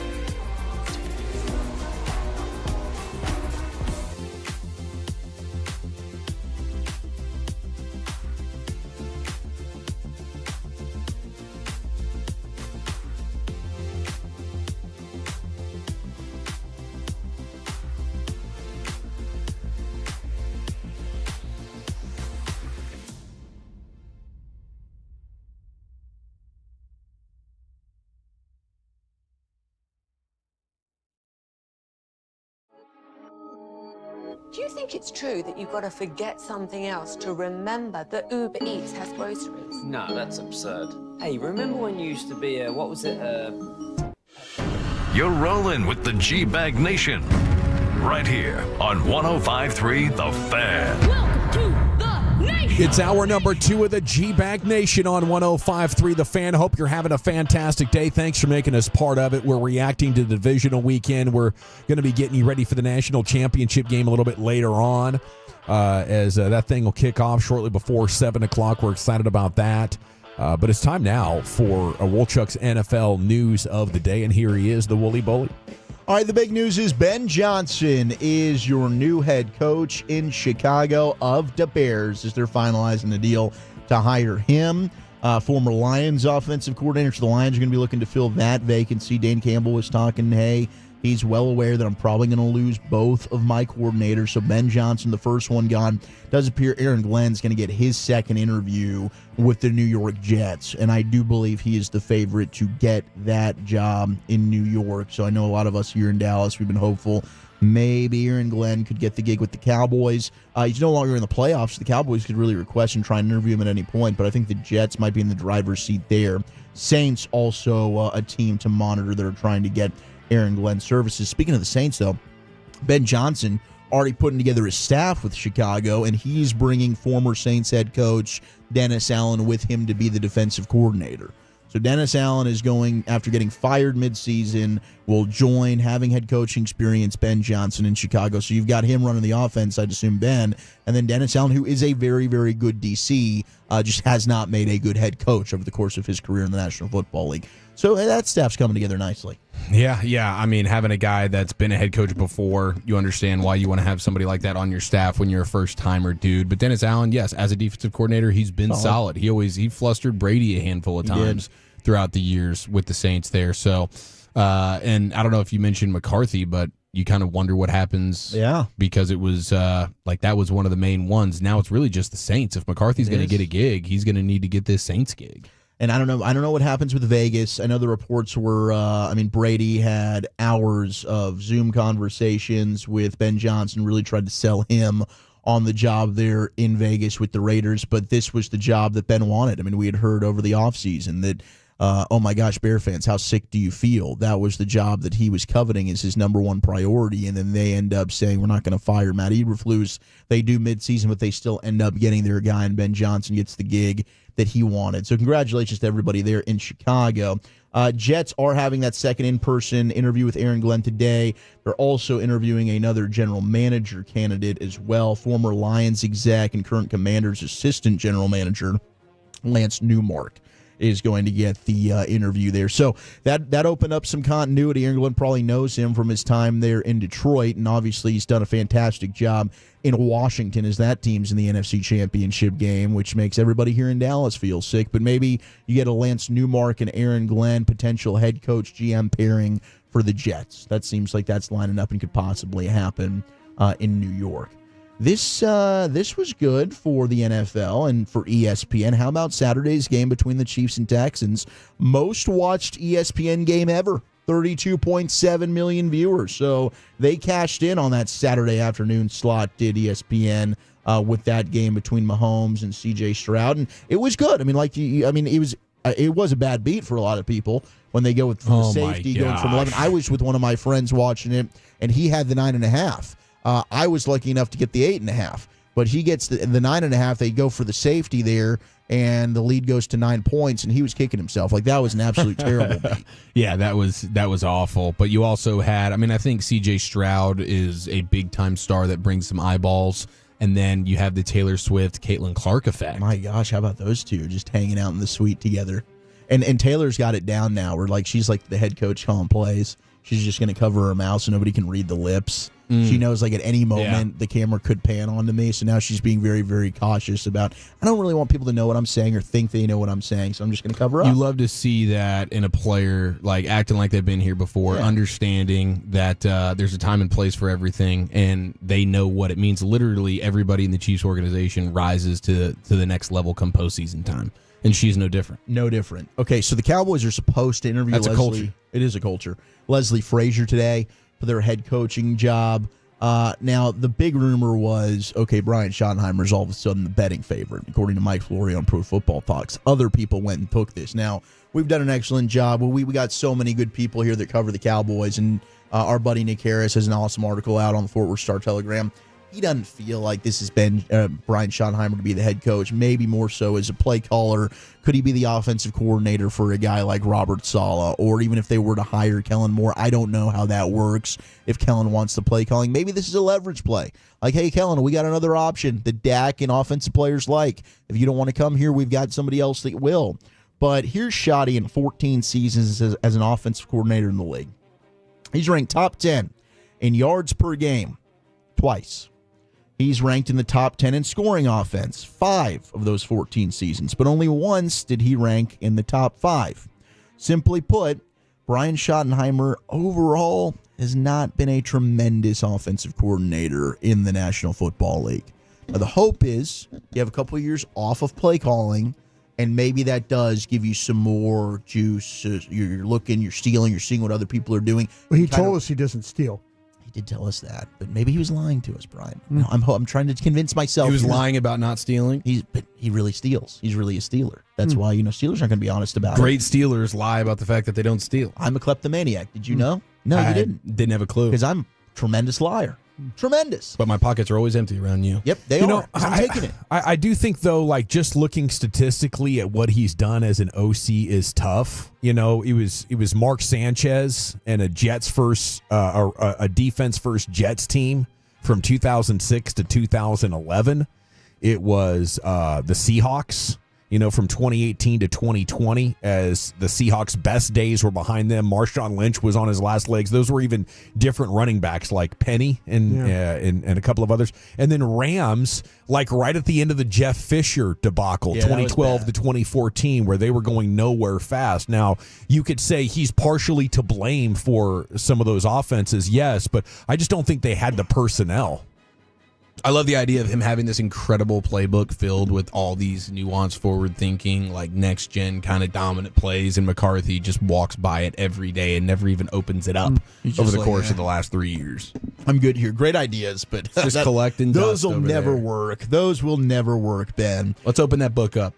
Congratulations to Jaden Daniels. The only 2 rookie quarterbacks to ever beat a 1 seed in the playoffs are now Joe Flacco, whose Ravens beat the Titans in 2009, and Jaden Daniels, whose Commanders upset the Lions on Saturday night. Football guy of the day. You nailed it there, Chief. Boom. There's also an interesting stat. 280 turnovers in the NFL since Week 12. The Chiefs have committed 0 of those turnovers. In fact, their 8 straight games without a turnover is the longest streak by any team in the Super Bowl era. Turnovers were certainly a theme this weekend, weren't they? And the ones that were able to protect the football moved on. The ones that weren't, they're going home. Mm-hmm. Yeah, isn't that the Jimmy Johnson thing in the postseason? It's not about making better plays. It's just about avoiding the disasters. That was always his thing. And that's what it was. I mean, all these you had Josh Allen. He didn't have to have some superhuman kind of day. Very efficient, but they were able to run the ball, and he got sacked, I think, 1 time, had no turnovers. That's going to get it done. Jaden Daniels, same deal. He was electric, but, I mean, Jalen Hurts, You don't have to do a whole lot. Just take care of the football, please. And even Jalen was kind of struggling with that. The safety. Yes. Kellen Moore was doing a couple of things yesterday. At the end of that game. Well, that was I was kind of looking at this. They get the ball back. You've got a chance to go ice this game. Can you do it? Just go kill this game. They punt it right back. And Stafford almost had his drive, and he was very, very close. Got him in scoring position. Unfortunately, it ended up being too much. I know A.J. Brown was talking afterwards like, man, you can't judge us for the passing game. We could barely see anything out there. So a lot of people are like, the Jalen Hurts can't be throwing for 150 yards and expect to win football games in the conference championship round, and if they make it to the Super Bowl. That's got to change. But I can Well, if Saquon runs for 250, you're probably right. good. Sure. And Barkley, my gosh, this dude is just making history week after week here.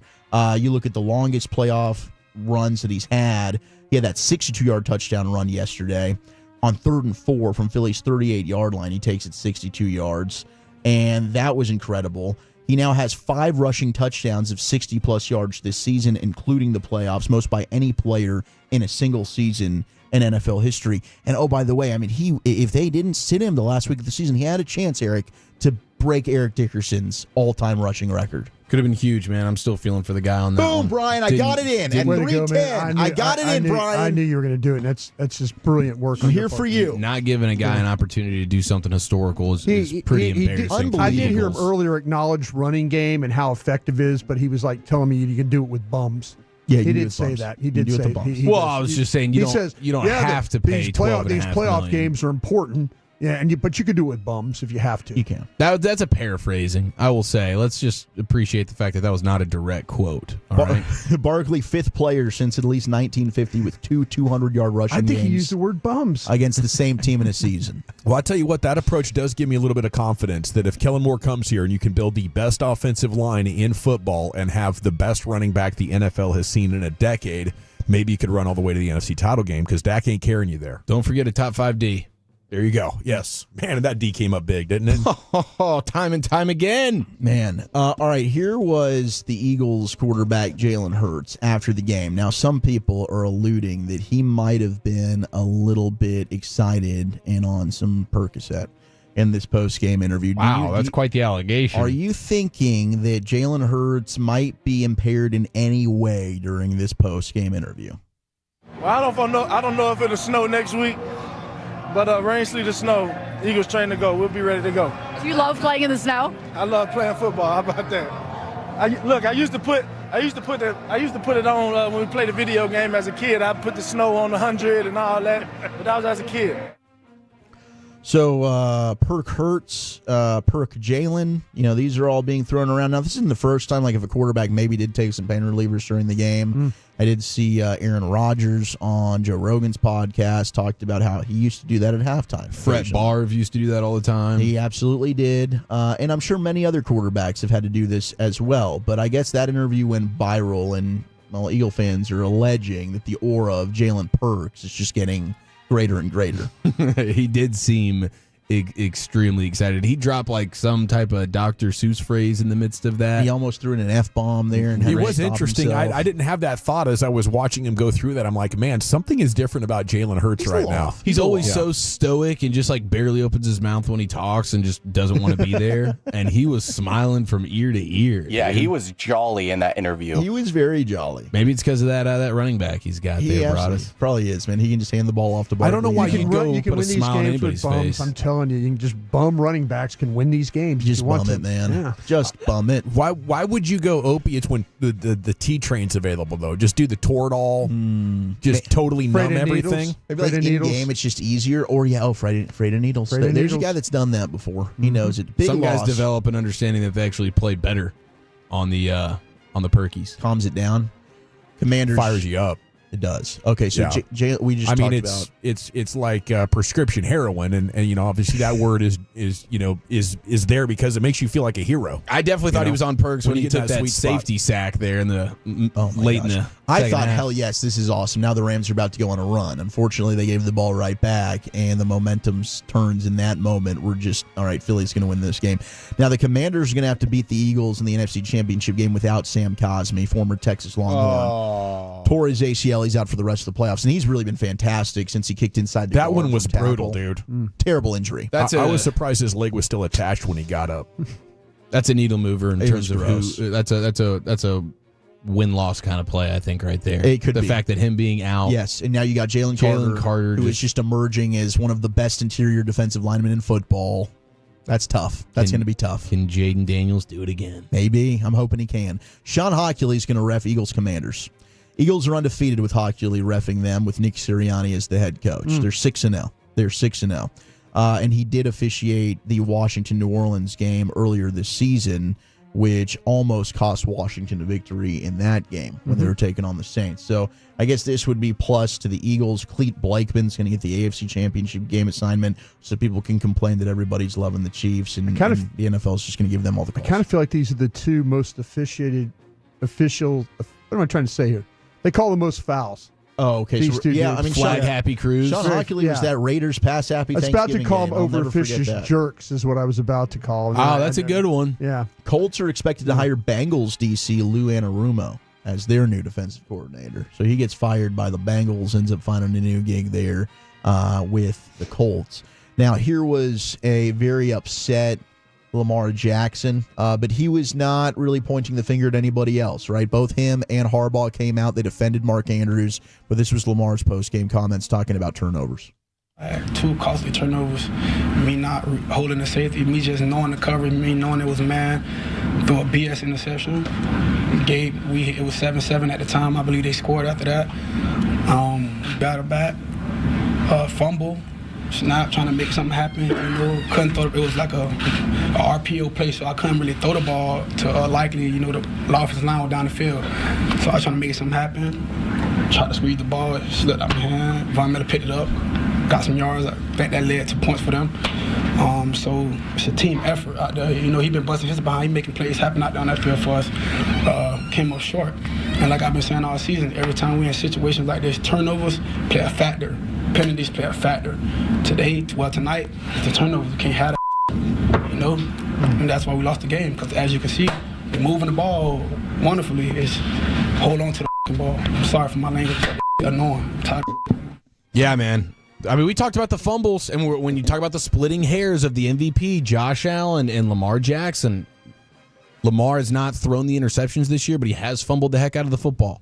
And that play where it's a bad snap, he saves it, great play, oh my gosh, and then to go on and fumble it in that moment, you're like, oh my goodness gracious. It stinks. And he played outstanding. Like, outside of those 2 plays, he played incredible football. You lead your team down that final drive, 88 yards or whatever it was, throwing dimes, making plays, buying time. And then, I mean, Mark Andrews is just beside himself. I would say, and this is not one that makes Raven fans feel any better, but the way that game ended, I don't think that hurts his postseason legacy like it might have for the reasons you just gave. Like, he led the team down, put him in position to win. Could the ball to Andrews, maybe it was a little low, could have been better. I know, Brian, we talked about that. Pushed it I don't bit. disagree. It wasn't a great throw. He double pumped it. He pushed it at But him. it was there, right? And he had a chance to catch it and he should have caught it. And then it's a tie game, and who knows how the rest of that game goes. But That football's at least 3 feet off target, Yeah. I think the reason that he dropped it is he was trying to make sure he was still going to get into the end zone before he went out of bounds because it was low and it wide. was low. And I and this is tough because I think Lamar Jackson completed the 6 previous passes on that drive, He 6 did. in a row, including a great touchdown.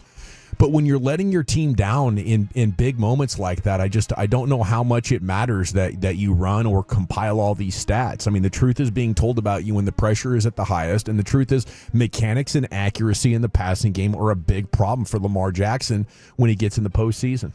Yeah, he doesn't have multiple turnovers in a game all season, and then he has multiple turnovers in the first half. Ouch.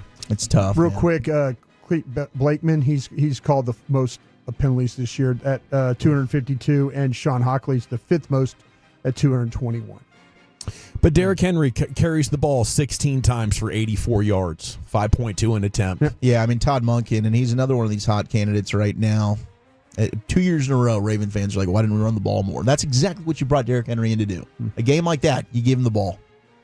I mean, the Lions, very disappointed, did not run the ball more. Baltimore, very disappointed, did not run the ball nearly enough. I can't imagine building so much of your identity on it, having them on the ropes. I guess Mike McCarthy did it multiple times this year as well. So it's a common issue. I think you get into situations and you feel like now we're going to make the big play, right? And when you're thinking about that and going away from something that is working so well, I think you deserve to lose. We got the C-Note Cowboys news of the evening, then Krusty's Corner on deck here. It's the G-Bag Nation on a college football championship Monday, and we're back with more here on The Fan. Saffron squad? Nutmeg maidens? Free curve? No. Nutmeg maidens? I just said that. Was it Spice Girls? Doesn't sound right. Was it Saffron squad?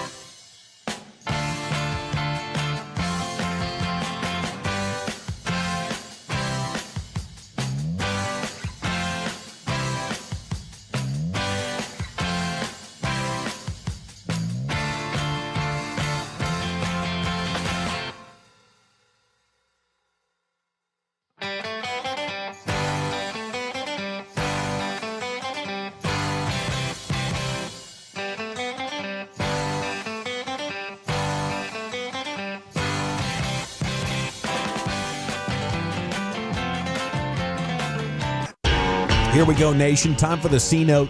Got a 3-round mock draft for you, Brian. Thought you'd appreciate it as we now begin our march to late April, early May in the NFL I appreciate draft. you thinking about me and Zach that way. I mean, you guys have the best draft coverage in all of the country, and world. Yeah, it's right here on 105.3 The Fan every spring.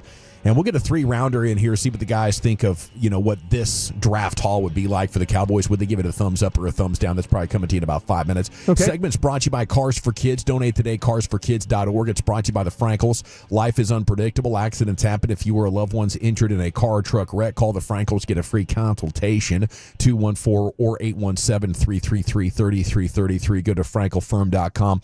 A couple of stories that are breaking here over the last 45 minutes or so. If you were holding out hope for Ben Johnson, that news broke late last hour, going to the Bears. So best of luck to him and Caleb Williams. And Mike McCarthy could be done, right? He'll have the Saints opportunity, and if that one doesn't come together for him, and I think he's getting an interview. Is he getting like an in-person interview or a Zoom call? I think so. I think he's got an in-person one coming up, yes. Right on. So best of luck to everybody involved there.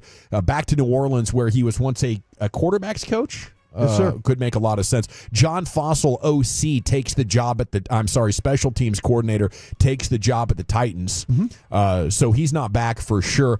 I liked most things that he did other than the whole Zerline deal. That sucked. And the occasional rogue fake punt was just weird that he had that much authority and autonomy. What's the reaction been like, Brian, for you? Yeah, I'll tell you what, I could do without Bones Fossil myself. I think he was a little bit too involved. I think McCarthy gave him too much latitude to affect the game the way he did. I think there's people in the organization right now that are happy that Bones Fossil, happy that they had the opportunity to work with him, happy that he's now somewhere else. I feel like the Cowboys special teams is in a fairly good place, and maybe the next guy could improve upon some of the things they've been doing.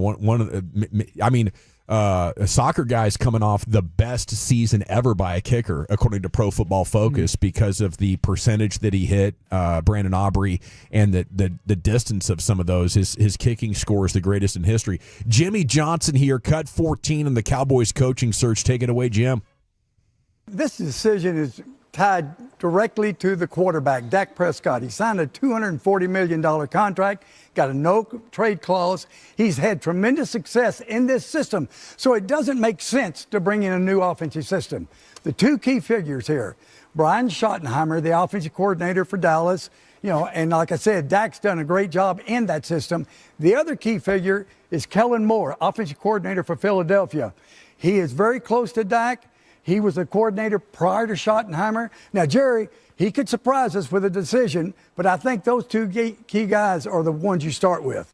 Okay, I don't mind that. If Dak's comfortable with the system, how much room for evolution is there inside? If you say we're staying with the West Coast passing game that Mike has and Schottenheimer has done and, Kellen Moore's familiar with, and a power running game, I think if you can just change out the power running game for a Shanahan-style running game, how much of a wishful thinking would it be that, they could actually pull off evolving that while still keeping Dak comfortable with the West Coast offense passing game, Brian? Man, that's a tough question because to me, I don't want to believe that Dak Prescott doesn't want to learn a new offense. You know what I'm saying? I don't know how you can watch what other teams are doing and not want to try and do something differently. If you're so married to, well, I've got to have it this way, and you're basing everything on him, yeah, I'm trying to help Dak Prescott, don't get me wrong. But, man, I don't know how you cannot watch these games and not sit there and think like, well, man, we're not doing it the best way here. But if you're that stubborn about it and you don't want to, try and adapt and have a different plan for going forward, then you're just doomed to continue to do the things you are. And I don't think that's good enough. And if I'm Dak Prescott, I don't know how you just continually bring Kellen back, bring this back. It's okay with Shoddy. You haven't evolved with that. Now people will say, well, Brian, he was second in the MVP, race last year. Okay, I get that. But there's been some real up and downs here with this. It doesn't always seem like they always have been on the same page. And so, I was kind of hopeful that somebody new would come in here and maybe make things and show Dak there's another way of doing this. I just don't feel we're going to get that with the current coaches that are being listed. Yeah, I don't know how you can expect different results and a different system and different scheme with the same dudes in the room. Yeah. Just Shoddy, Kellen Moore, Nussmeier, whatever, Dak. It's going to be the same stuff. You've got to go bring a guy in who has the answers. Hey, this is how it's done and this is how you coach it.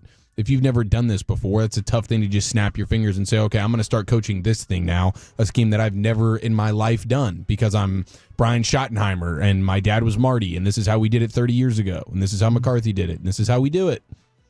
Yeah. I think it's probably just wishful thinking, that they could stay with somebody Dak is comfortable with and manage to evolve the offense. But last year in the second half of the season, I mean, it showed enough flexibility there to make a pretty big, change in a way that produced good results. What Wolchuk said in the opening segment that after games this year, there were sources that said Schottenheimer and other people in the building were kind of scratching their head as far as what Mike McCarthy, was bringing to the table. I guess there's a little bit of hope in there.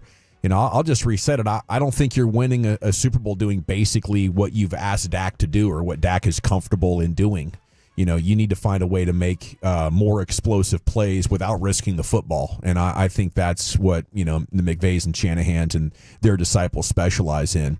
We go to a 3-round mock draft here for you, G-Bag Nation. Mock draft database, mock draft simulator will be the brain power behind this one. Blogging the Boys did a write-up on it. Round 1, 12th overall pick. Would you give a thumbs up, thumbs down if you end up with Arizona wide receiver Ted McMillan? Big thumbs up. I think you steal it right there. I think if you get a top 5 player, you get likely the best receiver in the draft, depending on where you have we have Hunter from Colorado. But yeah, this, in my opinion, would be the best receiver in the draft. So you're saying round 1 of the draft, I'm out at a local Pluckers like the rest of the hosts. We're having ourselves a damn good time. Pick 12 pops up. That's the name. You're saying that party cranks up now to a full 10 out of 10. It'd be like CeeDee Lamb falling to you at 17. Especially with those highlights. He's the best receiver in the class for me. I think he's better than Travis Hunter as a physicality, receiver. hands. How's his routes? Good routes? Good, smooth as hell. Now, he's not like the fastest guy to create natural separation, kind of similar to the knock that you got from DeAndre Hopkins. Your play caller's going to help you with that. But the guy's got a massive catch radius. It doesn't really matter to me. Like he's contested balls, 50-50 balls in the air. Those are his to win. He's not going to drop a ball. This kid just is not. I mean, he is, everything about him is all about the catch point, extending, separation. If you want to watch him, if you really want to watch him play against Arizona, playing against Hunter when Hunter was playing corner at Colorado. From last season? He lit him up. Second round, we go to Ohio State, where running back Travion Henderson is on the board, and he comes to the Cowboys with the 44th overall pick in this mock. A 3-down back, says the write-up, runner, receiver, pass protector. He checks all the boxes the Cowboys should be looking for at 5'10", 208. Would that get a thumbs up from you as well, Brian? Absolutely, it would. I mean, I feel like that there's probably some second-round running backs that they're probably off the board potentially here. But if Henderson would be the top player that I would have in the top of the 3rd round is how I would look at it. But this guy is exceptional when it comes to explosive runs. He can catch the football. He's a really good pass protector. He had only 1 drop this season, too, throwing him the football. And so he's got some complete back traits to his game, and he's a very, very physical. Makes him a very valuable player to have. That pick at 44. Depending who else would be on the board for the running backs, though, that one would be good for me. That would be incredible. Dude had 395 carries over his 3 years at Ohio State, 20 more than Ashton Genty had in one season. Yeah, alone. he had 606 yards, though, after contact. That just shows you what kind of a physical he split player. time with Judkins this year. I thought he should have come out last year, and he'd have been in the conversation for best running back in the class right there with Jonathan Brooks and Trey Benson for me, and then he decided to go back to school. So I'd be all in on Travion Henderson. Round 3, you go to Tennessee, where the defensive tackle Omar Norman Lott is sitting. Is this a Osa replacement? This is your guy here, Brian. Yeah, this would right here would be a pretty good option for you as that 3 technique, and with him, he's one of those guys. He played at Arizona State initially in his career, but you have to kind of pay attention to when he's in and out because Tennessee rotates their guys quite a bit. But he's got explosive first step quickness. He can penetrate. He does things like he's usually the first guy off the snap. When you watch Tennessee's line, he's usually the first one coming off the ball. He's super active. His quickness helps him as a pass rusher. He's really, really good with his hands, the way he fights off pass blockers. There's some snaps where he gets stuck a little bit, but the effort to kind of free himself and fight through it makes him a much better finisher right there. So that guy at 6'3", 315 pounds, 3 technique would not be a bad not be a bad get there in the third round. Be stealing in the third. That would be cool, but I mean, after getting McMillan and Henderson in the first 2 rounds, I'm just having a party. It's all gravy after that. I think you would have significantly upgraded your offense, put some firepower back in this thing for Dak. Now, do you think McMillan will be available at 12? Probably not. Probably not. Yeah. All righty. It is the G-Bag Nation here on The Fan. For more from Brian, let's get Krusty's Corner coming up next, buddy. What do you say? Yeah, I'm going to give you the nerdy view of the weekend in the playoffs. We'll do that next.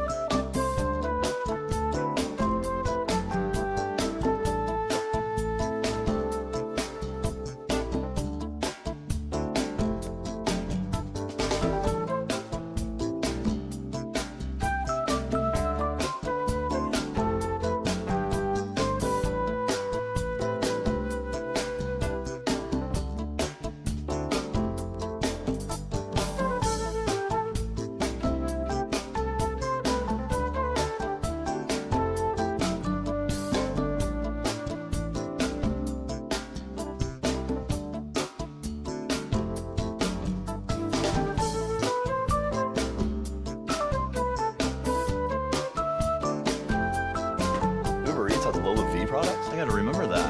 They say in order to remember something, you have to forget something else. Okay, now that is a very cute haircut. That's like a little shag. I've never seen it before.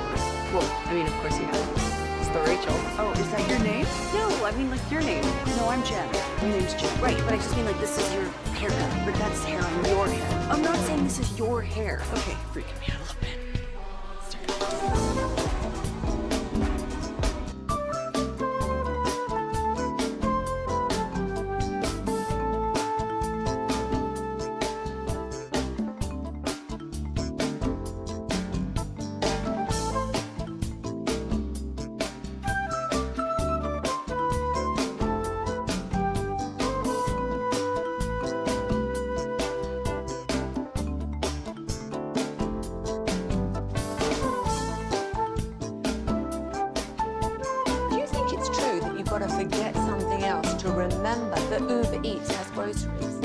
Absurd.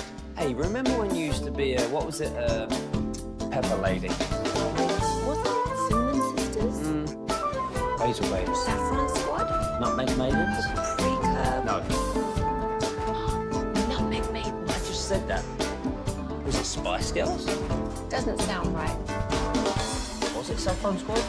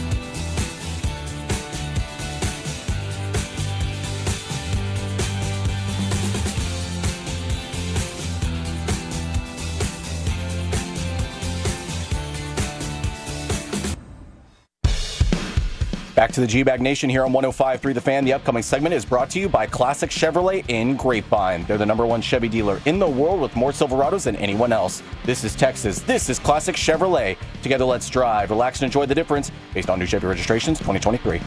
Yes, sir. Thank you, Ross, in for Lucius today. It is the G-Bag Nation here on 105.3 The Fan. And coming up at 4 o'clock, it'll be a hodgepodge. Right now, Brian Broaddus takes center stage here with Krusty's Corner. Thank you very much, Joe. Appreciate that. Thank you. Which do you think of the two playoff teams in the NFC bothers Jerry Jones the most of getting into the championship game? I would think Washington. Yeah, Washington. Yeah, like you just had who was his friend, have to sell the team in Dan Snyder. And year one, boom, here you are. You got yourself a quarterback. You're in the conference championship game. He's seen the Eagles do it a lot. I mean, this is their 8th appearance here? Sure.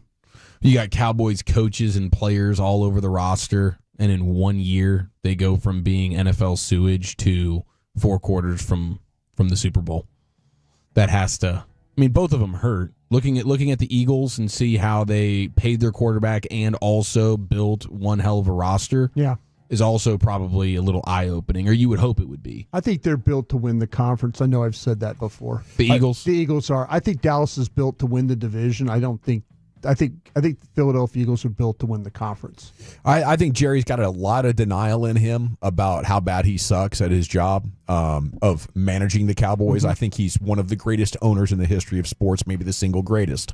But when it comes to general managing and being in charge of football stuff, Daniel Snyder was maybe the only owner in the NFL, well, maybe Woody Johnson, but one of the few owners in the NFL doing it worse. In the back of Jerry's mind, you got to be thinking, these critics, they're probably wrong, but man, and then Snyder sells the team, new guy comes on board, sets a totally different direction, and instantly you win. I mean, in the back of your mind, you got to be thinking, maybe if I left, the Cowboys would get right back to the top, just like happened to George Steinbrenner twice in his Yankee ownership. You feel like that Jerry, and again, we're just thinking, we're putting ourselves into Jerry's brain here. But do you think Jerry's thinking of this, though, and like instead of the ownership change, it's the quarterback change? That Daniels is the reason why they're in the NFC Championship game. Is that his justification? Probably. Yeah, because he doesn't want to justify, well, gosh, if I were to sell the team, what would they do as soon as I was no longer here running things? Like, you don't want that to ever enter your brain. Like, would they be better off without me? No. So, yeah, if I've had Jaden Daniels, we'd be in the NFC Championship game. Do you feel like this team would have a chance if he came out and said, listen, I'm still going to own the team, but Will McClay's running the team? Do you feel like there would be enough of a change to potentially get your team into the NFC Championship game? I do. I think so much of it is a winning culture. And, I think the way that he involves himself with the media so consistently eats away at the authority of the coach. I don't know how many personnel decisions that Jerry Jones is responsible for that have held this team back. I think it's much more a culture of winning, and the focus has to be on those Sundays. And as much as Jerry could talk about the quarterback, sure, and that's a big part of it. But that comes down to the decision making of the organization. He probably looks at it as Daniels' luck, and then the fact that Washington drafted so horribly. So as Jaden Daniels arrives, you have a pretty clean salary cap situation. You could go out there and do some shopping in free agency. So. It's complicated as all denial is.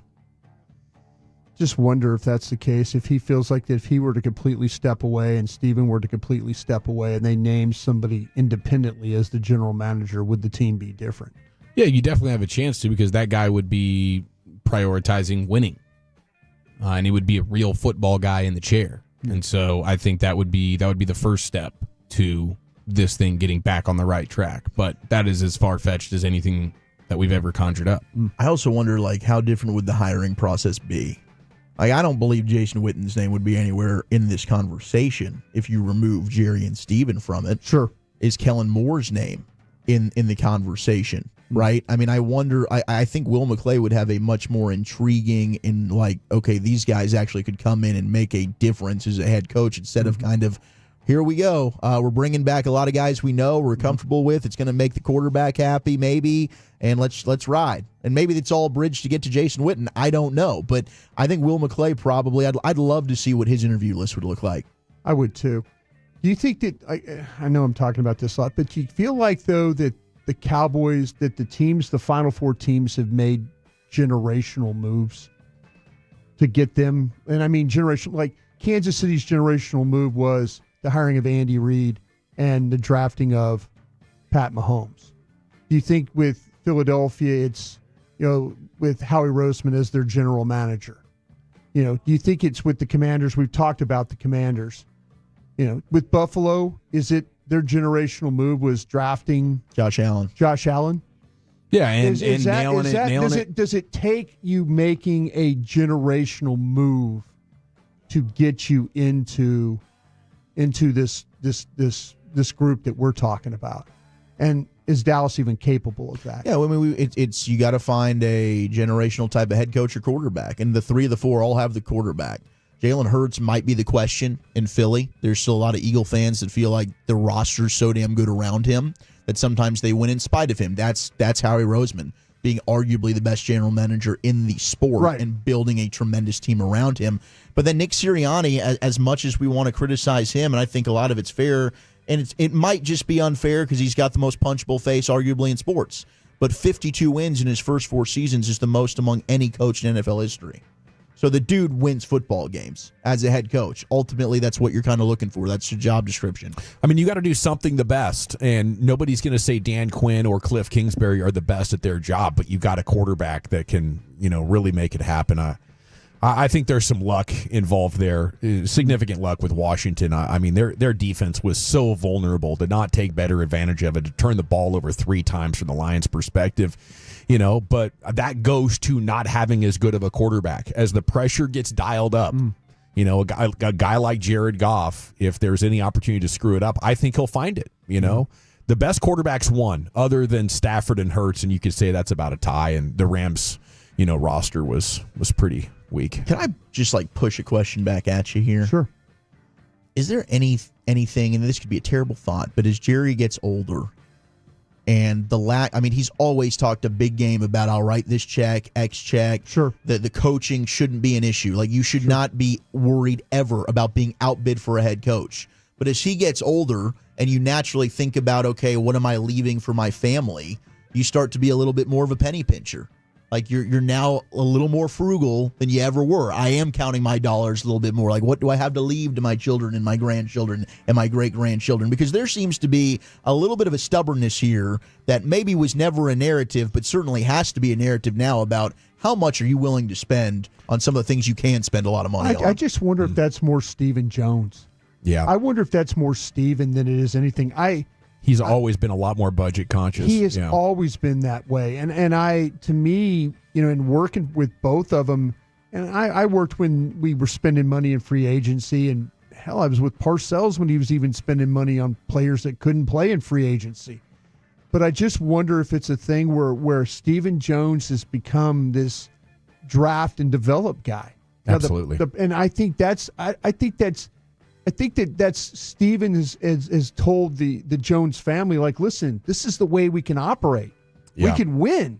We could win by doing draft and development stuff. We don't have to go out and spend $9 million on Marco Rivera and others that never played. You know what I'm saying? Mm-hmm. So I think this is more about Stephen feeling that way than it is Jerry. When it comes to writing the checks, I would not be surprised, because that would be consistent with how things have gone. And I think Jerry's much more willing to gamble. But yeah. I'll have faith when Stephen takes over, because Stephen isn't going to be, constantly creating distractions for the head coach. I don't think Stephen wants to be so in control and have such a position of importance and prominence when it comes to the day-to-day decision making. And I think it'll be easier to build a good winning culture when Stephen is officially the boss.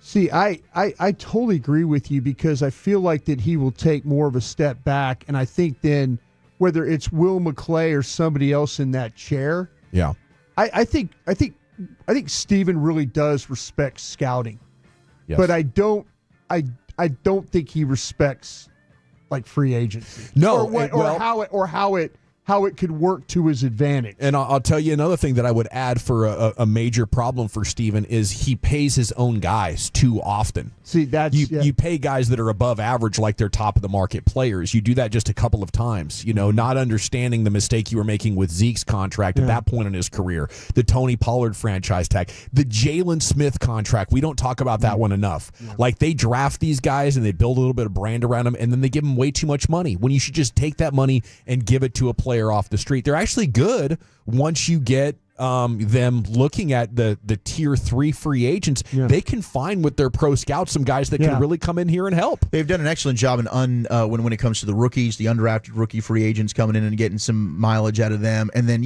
Carl Lawson's an example this year, like finding guys off the street that end up. Now they've had their Don Terry pose here recently. They have. They caught a good run this year. Nolan Carroll. It's hit or miss, but I guess to me it's more the coaching thing. It's like there's no salary cap for coaches. In no world, if Robert Saleh is weighing, like, should I go to San Francisco or should I come to Dallas? Like, you shouldn't ever worry, are the Cowboys going to write the check to that guy? And you have to, as a Cowboy fan, worry about that. You should never be outbid for a coach. You shouldn't feel like that. But it's also Romo and Dak, don't you think? Like, if you don't have a good enough quarterback if right you're now. not good enough, the next best thing isn't paying him and hoping he's good enough. It's moving on to a rookie salary scale guy. And hopefully he's a Hall of Famer that when you pay him market-setting money can still, be a difference maker in January. Yeah, like I said, I'm sorry. I was going to bring up some stuff about these games, but I appreciate you guys saying. Real quick before we finish this out, we're going to ask one more thing. Sure. Mike Bassick was talking about, he was comparing all the running backs in this in the playoffs, and he was trying to talk about Zeke. He mentioned that Zeke party himself out of being one of the best running backs. That could have been one of these guys that we've seen currently. Do you agree with what he's saying? Absolutely. I think when you party like that and you're already built a little bit heavier, there's wear and tear on you. Obviously, he had a lot of carries from Ohio State through his first 3 years with the Cowboys on top of it. But, other guys can survive it better. I always think of Mike Napoli, the great Ranger favorite, and he would openly tell people, there's no way I'm going to play into my mid-30s. And that's baseball. He said, I party too hard. Yeah. It's poison for your body. And, you're excelling in spite of it.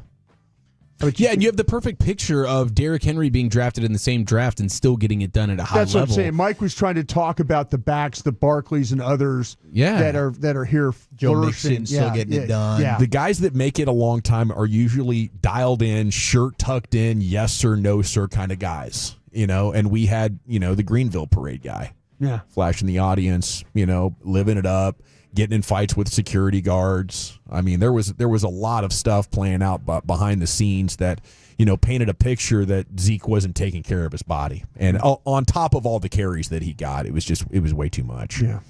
But I think the biggest mistake in there wasn't to draft him, but it was to pay him after you've seen him in your building and knew his song and dance, betting on him being great at 26, 27, 28. Well, I think Mike brought up a really good point that Jerry Jones sees himself in Zeke because he's got that partying mentality and stuff like that. So that is interesting. I thought that was a really good point. Sports Hodgepodge coming up next. Thank you, Brian. Chief, where are we going? We got Buffalo's championship level concession items. We got Aston Genty adding another line to his resume, and we begin to prep our bodies for the Natty next in the nation.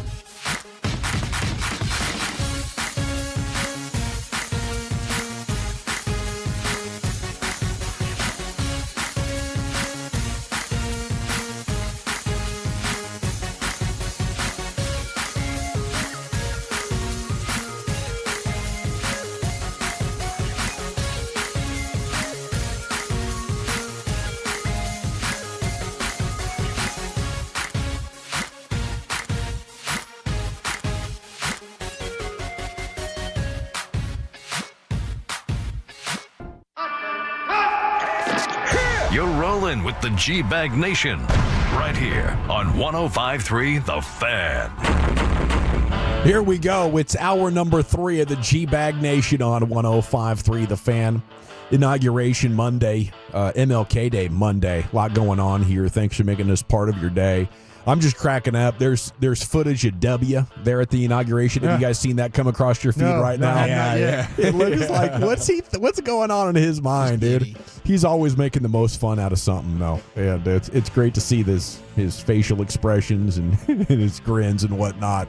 Give that a search. Do you think he or Bill Clinton have more fun when it comes to, like, Bill Clinton always seems like he's doing something he shouldn't be doing.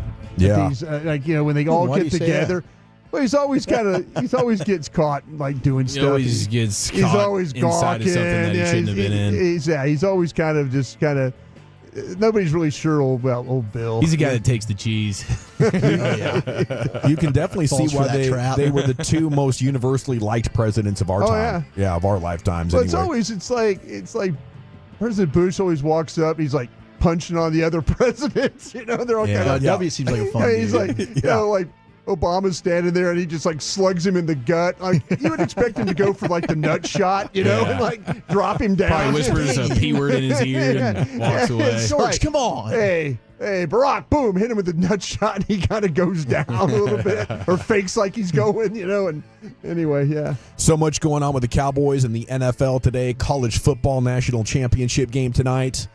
You have Leslie Frazier just concluded his interview. Ben Johnson has decided to take the job with the Chicago Bears. Yeah. So that's a look. A top 10 at 420 is coming up here in about 20 minutes or so. And here's the chief of the hodgepodge. Okay, we know that Mark Andrews is feeling terrible right now for the Ravens. And, he might have gotten jinxed by his own team on social media before the game. He's out there warming up, catching balls. And shorts and short sleeve shirt. They tweet out, a little snow doesn't bother Mark Andrews, and they tag him in the tweet. And then, of course, he has an awful fumble, which was actually just a great play by the defender, punching it out. That's one of the coolest ways to do it, man. You just go straight for the punch. That ball's mine now. And then, of course, he had the unfortunate drop on the 2-point conversion there at the end. So I think the Ravens might have done a little jinxie poo on their guy Mark Andrews. So that's certainly frustrating. I saw Next Gen say it was about 37%. Minus 37% in net win probability due to the turnovers in the game.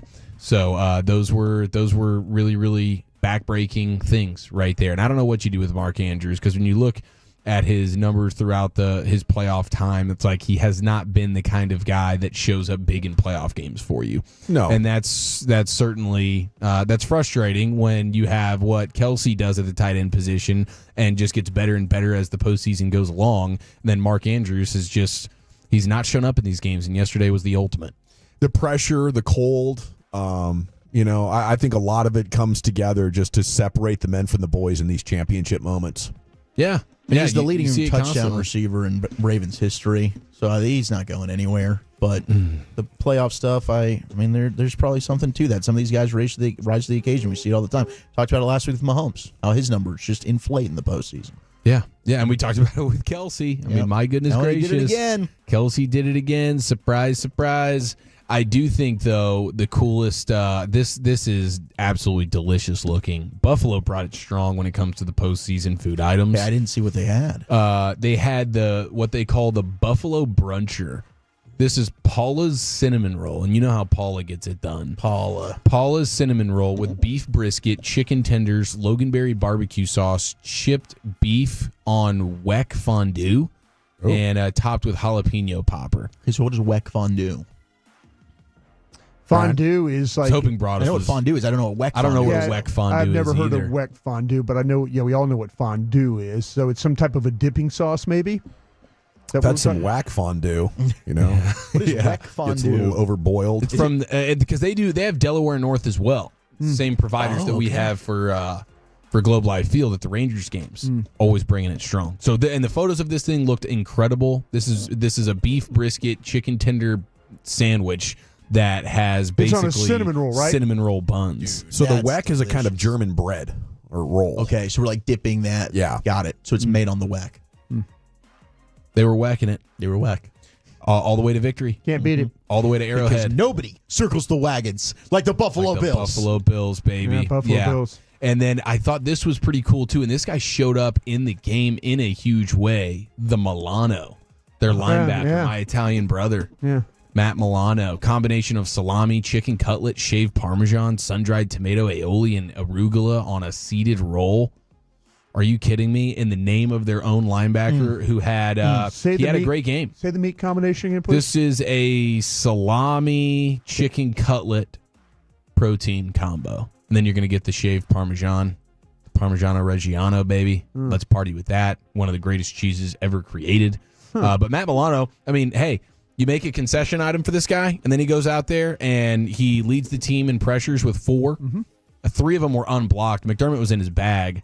And of the 5 career games where Milano has generated at least 4 pressures, 3 have come in the playoffs. That's a guy who shows up and shows out. When we go to Football's Finest, we'll have some nuggets on what the Bills threw at Lamar Jackson. It was funny because I was going to get into that with my nerdy numbers until I started asking you guys questions. So I'll wait till you. I've got some nerdy numbers on that. Yeah, we could go nerdy number for nerdy number. We can have a nerdy number off. Got you, because you're right. They don't care. Their game plan was really, really different. How to handle. Well, they had some 4 curveballs. regulars that were unavailable in the regular season loss. I think Milano was one of them. Yeah, Milano was out for a good chunk of the season. I think he only played 4 games.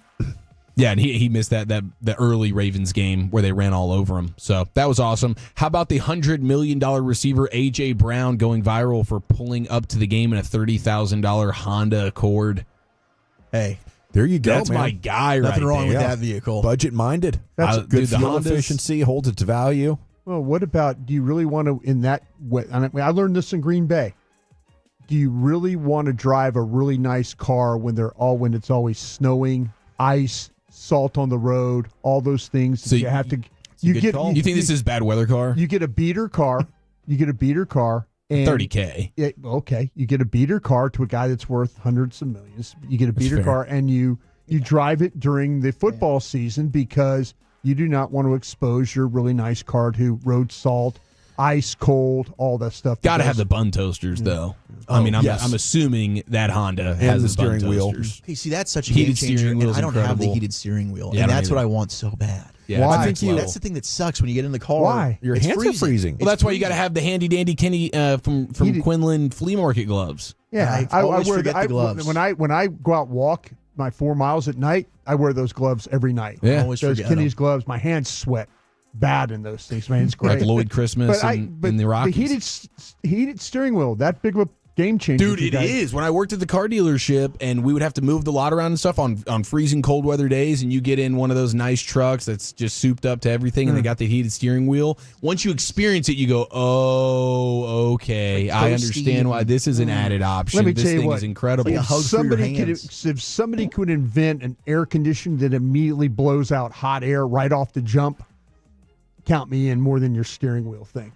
Because I got you turn that thing The on waiting and then takes a immediately while you get Takes the a cold. minute. Yeah, Drive it around a That's little where bit. the heated seats pay off, because that thing will warm you up faster than the furnace or whatever's inside the motor there. I feel like if you are A.J. Brown, I tip my hat to you being so budget conscious as a $20 million a year player.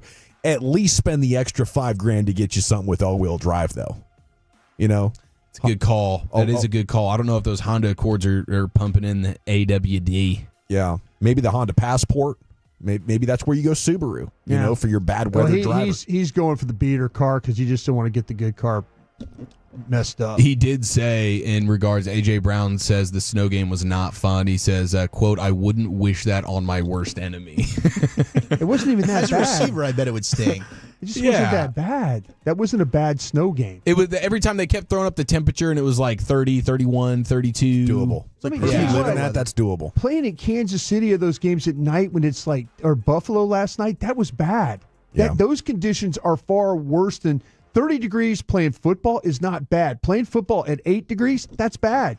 That's the kind of thing you say at the end of the game if you did not take the extra creature comforts that the training staff is offering you. You know, You are short sleeve. I don't need anything extra because I'm a man guy. You wanna load up on as much help as possible and be comfortable. It's 3 hours. You can damn near be in hypothermia by the time you're out there. You go on a 15-play drive. Good luck catching the football. Well, you don't have to when Kellen Moore's running your offense and Jalen Hurts is your quarterback. You don't have to worry about catching the ball. Okay, now we have to Ashton Jeanty we go. Potential future Cowboy. If Broadus and Walchuk have their way, we'll be handing it off to Jeanty. Don't be lumping me into this. I'm a Mike Green guy. He'd be looking good in that number 2 jersey, though. He would. Oh, my gosh. He'd be fantastic Aesthetically, on the team. Aesthetically, he's going to wear the hell out of that uniform. He'd sell a lot of jerseys. And it's apparently he's selling a lot of underwear right now. He's a new member of the Saks underwear brand, courtesy of Mr. Mad Max Crosby. Endorse Saks. I think he got the Saks Get a name bag. because of like ball. Well, it's Mad Max's, so he's a Sack artist, and he creates underwear for the Sack. So it's the Saks for Sack. Yeah, the Saks is for both Sacks. Not for the balls. It's a double Saks. working name here. We're cornering the Sack market. SAXX, because it's Max Crosby with 2 X's. Mad Max Crosby is a Sack master. And so he has now recruited future potential Cowboy, Ashton Jeanty. I've actually slid into y'all's DMs with a little Ashton Jeanty showing some skin if you guys want to check it out. Maybe we get the Dawson scouting report here and look in that one particular area and just see and confirm with your own eyes if you think he would be on Jerry's draft board, because you know how important that length is. I think that'd be an absolutely yes. You looking at it? Okay, Walchuk says yes. He's bulky. I mean, the dude's carrying around a lot of muscle right there, and I think he warrants an underwear branding. It's 2 DFW guys, Colleyville Heritage and Frisco Lone Star. Teaming up with Saks. I love it. Okay, Dawson, if you take a look at that, let me know. I wouldn't mind getting totally out. Yeah. Not in on the bod? No. Not lean enough for you, because he's not going to do, Ashton Jeanty's not going to do the Zeke crop top thing. Okay, so don't expect that on draft night. Guy's a body armor guy, though. We just saw Avoid this. hits. A lot of hits as a youngster, not vascular and lean, more like built like a bowling ball. Not aging well. Okay, perfect for a running back. You heard it here first. Around the body. Find me the one that's going well into his second contract. Joe right Mixon's doing pretty well. Joe Mixon is cut, dude. His arms are like, bodybuilder style. That's what you're looking for. You're not looking for high body fat on a running back. You don't think that this bicep's pretty damn big here from Ashton Jeanty? That bicep's pretty large. Thinking he's got some that's a big bicep. That's big bulk. Right? That's what you need. That body armor. No. Stay healthy. So it's a bulk issue, not a bulge issue for you personally. Exactly. Okay. Yeah, I don't usually mind the bulge. All right, now we head to the CFP. It's Natty Night, and the concessions are going to be off the chain in a good way. Walchuk's going to take care of that in the wagon. But 32 friends have purchased the college football title game suite for the ages, even though I don't think it is. I got the details. It costs $240K, and you had 32 people that could be joining you on this excursion.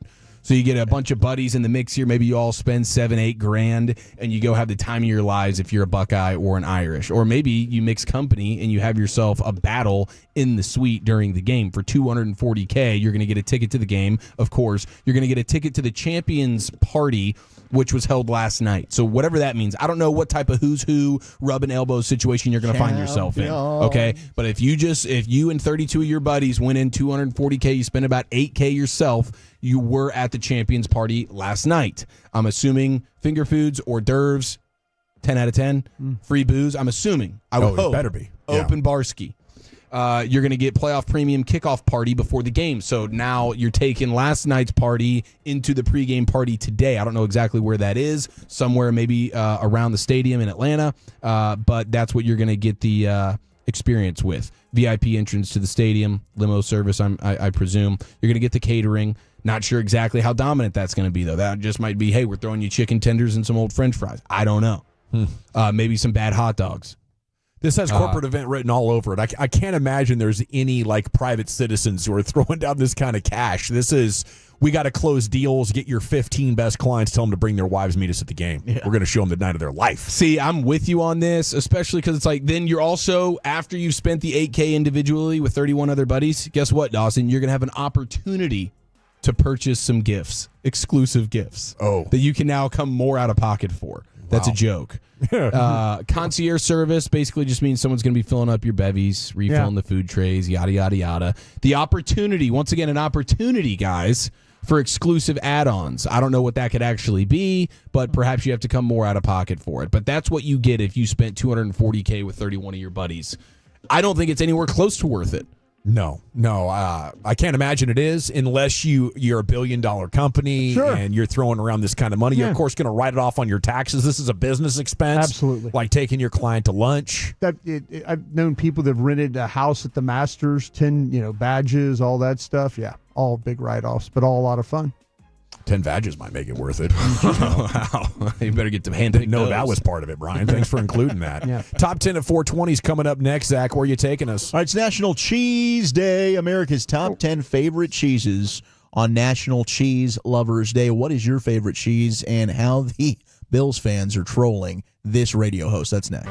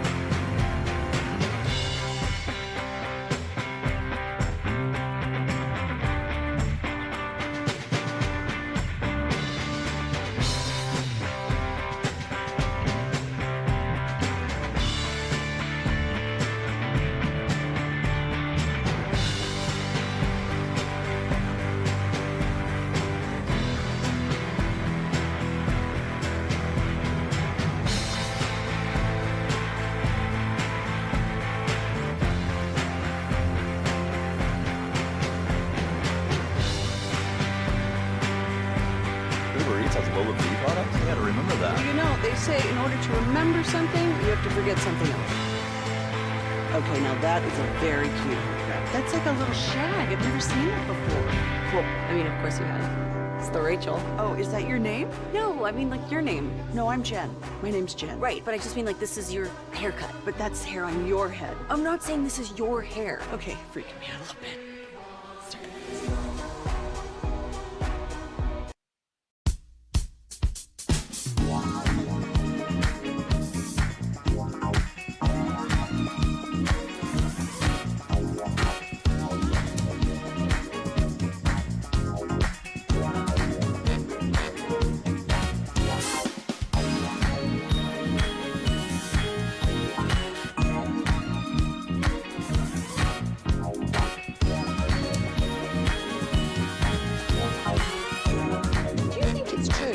Forget something else to remember that Uber Eats has groceries. No, that's absurd.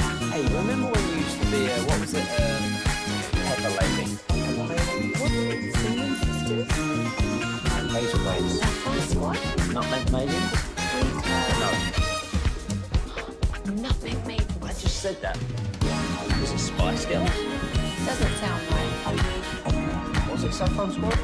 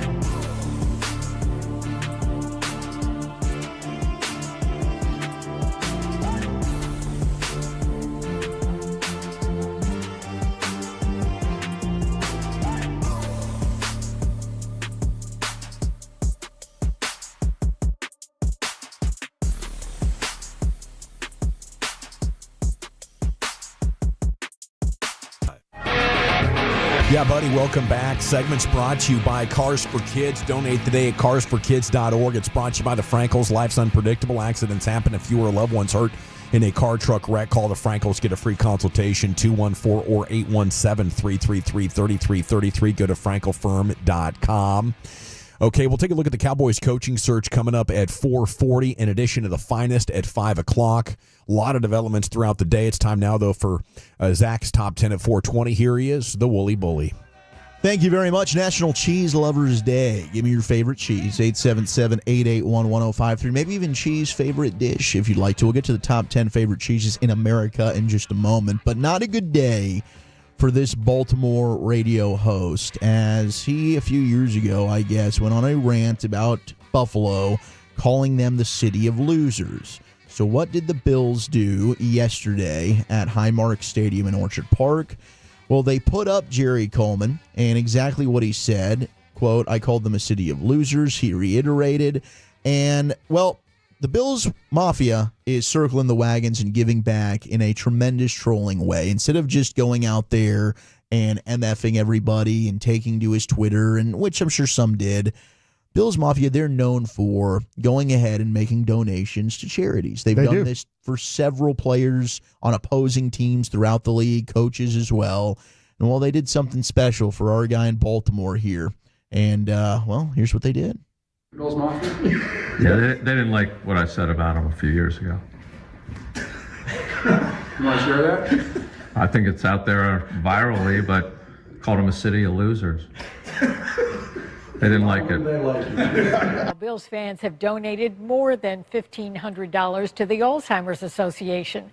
This was one way to answer the man who called Buffalo the city of losers. And now that man is speaking out for the first time. News 4's Marley Tuskas is here with the story. Marley? Yeah, that's right, Don and Jackie. After Twitter banter between 26 Shirts owner Del Reed and Baltimore radio host Jerry Coleman, the radio personality called the Buffalo the city of losers.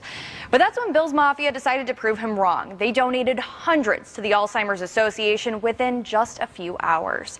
They chose a nonprofit after discovering Coleman's mom suffers from the disease herself. While Coleman says he is thankful for the donations, he just wants to stick to sports. So I ask you for a comment. Yeah, I'm just going to stick to sports. What a great bit. Like, it's honestly an incredible gesture from Bills Mafia. They did the research. They did their homework. They find out, okay, here's a cause we can donate to his mom who dealt with Alzheimer's, and here you go. So I'm sure he's feeling like a piece of crap. But Bills Mafia and Bills fans got the last laugh there is not the city of losers. This isn't the first time they've shown their softer side, have they? No, they've done this plenty. I mean, they've done this. I mean, this is a thing that they've done many, many times before, and they might be the best fan base going right now, and that's why I'm really hoping. The 3P would be cool. I think either way, we're good with whoever comes to the AFC. I don't see the Eagles or the Commanders beating the Bills or the Chiefs. Really? Personally, I think this is the Super Bowl, much like 49ers Cowboys from back in the day. Yeah, I don't see anybody winning out of the NFC. I don't think the Bills have the defense to stop Philadelphia. That's where I'm rooting for the Chiefs the most coming up this weekend. Is I want the best possible chance of hammering Philadelphia. I think it'll be fine. I don't think Kellen Moore is going to make the mistake that Ben Johnson did, passing the ball way too much against this Washington team. The Bills. Rico Dowdle murdered them. Yeah, they went in and beat the crap out of Detroit, right? Better offense than the Eagles. So I heard the same thing from you guys last Friday, and they went out and got the win. So don't overlook that Bills defense. They're better than I think we're giving them credit for. I know we throw out all these next-gen stats and stats for the regular season. Matt Milano, who you brought up, wasn't there for the majority of that season. Stats are going to be off because of that. So I think this Bills defense is kind of cooking at the right time. Chiefs better defense, I agree with you there. But I think either way, Commanders and Eagles are screwed in the Super Bowl against either one of these teams, especially if the Bills get there. They can't get there and lose. My God. That would be a city of losers. It'd be so unlike right them. There. They got to win this time around, right? You don't lose again in the Super Bowl when you finally make it back after losing 4 in a row. That'd be terrible. All right, let's get to the cheese talk, shall we? Everybody loves cheese, unless, in fact, you're lactose intolerant. But I think they do make lactose intolerant cheeses now. I'm assuming they make lactose free just about anything now. I mean, you can pretty much non-dairy milk, whatever it is you want. Yeah, dairy-free milk. Yeah, you just getting dairy-free yogurt, like cheese made from almond milk or something. Cheese Whiz that doesn't even have cheese in it. Yeah. See, that's embarrassing. Give me the real stuff. Give me the Fremunda fondue. The fondue. Give me the Gouda. Give me the Parmigiano Reggiano. That's packing some serious protein. That Parmigiano Reggiano is delicious. Get some real protein out of that. Now I got some text from the 214 that's in Munster cheese. I'm with you, bro. Munster cheese is my number one cheese as well. Is it really? And What do you pair it with? I think it's fantastic on like any type of sandwich, like a turkey sandwich. You can go ham sandwich. You can Does go. the flavor really strong on it? No, it is a subtle cheese. I don't think it's Really? an overpowering flavor on it. Does No, the aroma on it strong? not overly powerful. I think it's got a good one of scent. I thought it was one of the smellier cheeses. Maybe I'm just used to it, but I don't get like, oh my gosh, when I open a package of Munster cheese, it doesn't just like a blue cheese is gonna, you're gonna smell that out the room. Yeah. Pungent. Mold. Yeah. Munster, not so much. I think it is kind of I think it gets an unfair classification for that. Yeah, I'm surprised to hear you put it on a sandwich though. Yeah. Grilled cheese, I think it's delicious. There you go. Absolutely, yeah. I mean, plain, I'll eat it plain. Give me some slices of Munster, I'm in on that. I mean, one of my favorite snacks is just cutting up a block of cheddar or some Gouda. You know, Gouda. whatever it may be. You know, and I was sleeping on the Gouda. The Gouda cheese is actually Maya cheese. made a charcuterie board. Smoked. It's a damn good cheese. Yeah, it's just Get it it's smoked. fantastic. Yeah, get it smoked. Oh, a smoked Gouda? Yeah, get it smoked. I've if had you a can. smoked cheddar, I believe. Yeah, but get the Gouda with smoked though. Give you some flavor. Yeah. 7 takes it in on top of spaghetti. It is good. All covered with cheese.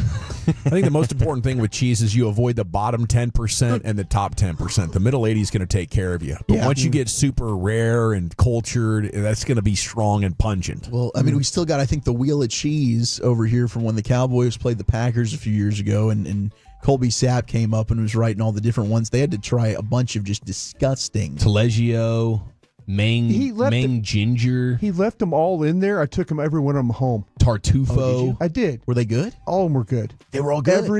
Every cheese that they thought was awful was actually stuff that you would cook with and had really good flavor that you could pair stuff with. Okay. Yeah. We got Havarti being texted in. Make Munster cheese quesadillas from the 214. Yeah. The Fresh Mutts. I'll try that for sure. I'm a big quesadilla maker. A lot of good cheeses. Do you have a favorite cheese, Ross? Are you in on the cheese conversation? Oh, man, love me some cheese. Chief, you brought up Parmigiano Reggiano. Hello. Man, unmatched, unparalleled. Yeah, you get some crackers and some pepperonis to go along with it. That's a football snack. Oh, yeah. And I recently discovered within like the last year, I want to say that like my sister finally got me onto like feta cheese on pizza. Yeah. And man, that is really good.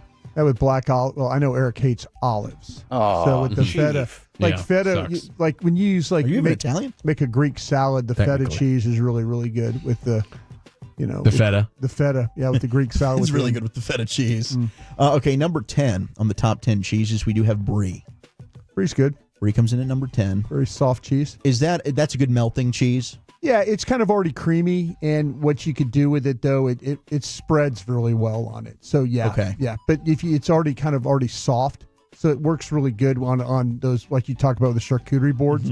You can match it with with different kinds of meats and stuff like that. It makes it really good. What about a good Gruyere? Gruyere is outstanding. Gruyere. That's my favorite one. Gruyère's good. Gruyere my favorite one. Yeah. Blue cheese comes in at 9. And this is probably the most controversial cheese. People either love it or they hate it. Well, it depends on if you like wings, always the blue cheese dressing. If you like it on a salad, it's actually really good. You can melt it and put it on you can make a sauce with it for on steaks. Ooh. That's really, really good. Sounds great. Yeah. So there's a lot of combinations you could use with it. 903 says Kraft shells and cheese is my favorite cheese. That's not a bad box of cheese. Good cheese. Not at all. Not at all. Cheese powder is what that is. powder's pretty damn good. Yeah. Ooh, 469 with the Oaxaca. Shout Yeah, out. Oaxaca cheese. Shout out to the Oaxaca dog. 469. I Very impressed. smoke my own cheese, and Yeah. smoked provolone's probably my fave. There you go. Ooh, a smoked provolone. Cold smoke that thing. You can Provolone's put it. great You cheese. can put it in a pit and get one of those. Dawson, do you have one of those tubes? Those cold smoker Yeah. tubes. You could do that, and you can regulate how much smoke you put on that. But you cold smoke that thing, and you could do. Yeah, you can have some cheeses that are pretty good. You guys here for a good ricotta? I'm here Yeah. for good ricotta. Love Absolutely. it. Yeah, absolutely. Party Yeah. rock. You can't go wrong with ricotta, especially No. some fresh ricotta on a nice slice. That's good stuff. I like to load it in heavy in a lasagna. Lasagna. Yes, yeah. perfect in a lasagna. The Gouda comes in at number 8. Yes. 7 is the provolone cheese. Very versatile. Shout out to provolone. Tell you what, a meatball sub. There you go. Provolone. There you go. Number 5 is the Colby Jack. Okay. Yeah. It's good cheese. It's Yeah, good. I'm in on Colby Jack. Yeah. It's not Probably- Velveeta. Probably would have rather done, at least for me personally, pepper jack. But Pepper Jack is, I think, Respect. better myself. Yeah, Pepper Jack. I think I'd go Pepper Jack over Colby as well. 4 is the Swiss cheese. Pepper Jack's great. Swiss, I'm so out on the Swiss. The holes, you don't like the Swiss? Anti-Swiss. What do you not just like about bland. the Swiss? I didn't like the flavor of it. Now it's been some years, so maybe I could circle back on it. Give the Swiss It's another serviceable. shot. Like a nice ham and Swiss is fine, but it's not really adding anything. Do you ever had corned beef sandwiches and stuff? Never did the corned beef. Okay, I need to get you a corned beef sandwich and make it with Swiss. Have you ever had sauerkraut? Yeah. Okay. Throw that on the that on the brat from so time to time. you get the Russian dressing with the sauerkraut, So the Swiss good. cheese, and the corned beef on a really good bread. You're going the right direction. Now, the Swiss can You get a say little so. stinky on you. I think the Swiss can be a little pungent. Yeah, I think Not the as smell- stinky as that cheese, neutral. the Munster that you had. I think the Munster is less pungent. I Oh, really man, do. that is some I really stinky do. cheese. And it's okay though.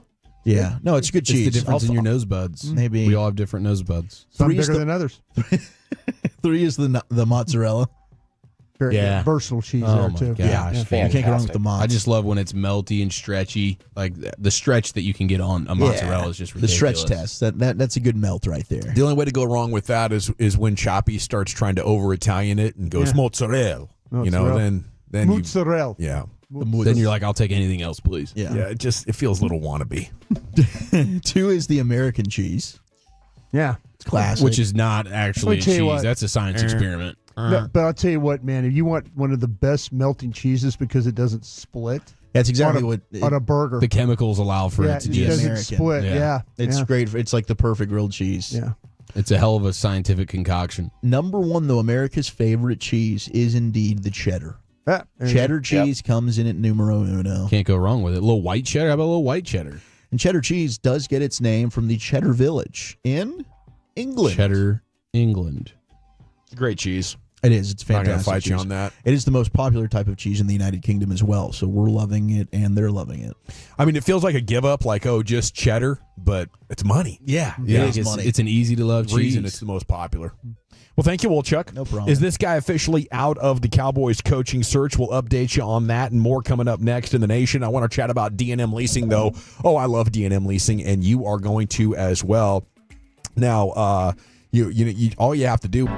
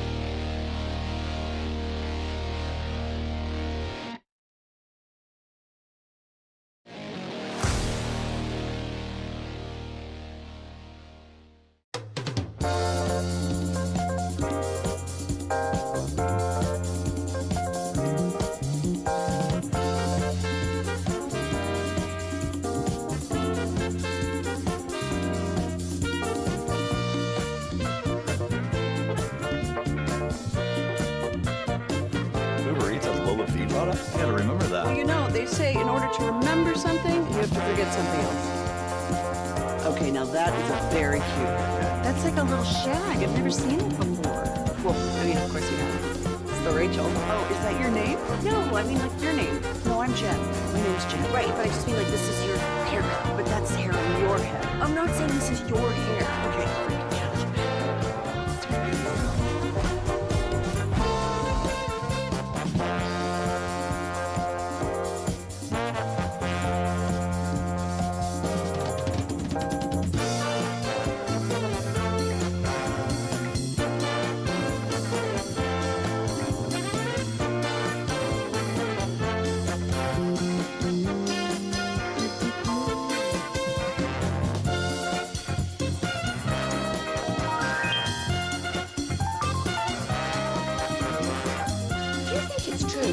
Forget something else to remember that Uber Eats has groceries. No, that's absurd. Hey, remember when you used to be what was it, Pepper Lady? Pepper Lady? Wasn't it Cinnamon Sisters? Basil Babes. Saffron Squad? Nutmeg Maidens? Pre-club? No. Nutmeg Maiden. I just said that. Was it Spice Girls? Doesn't sound right. Was it Saffron Squad?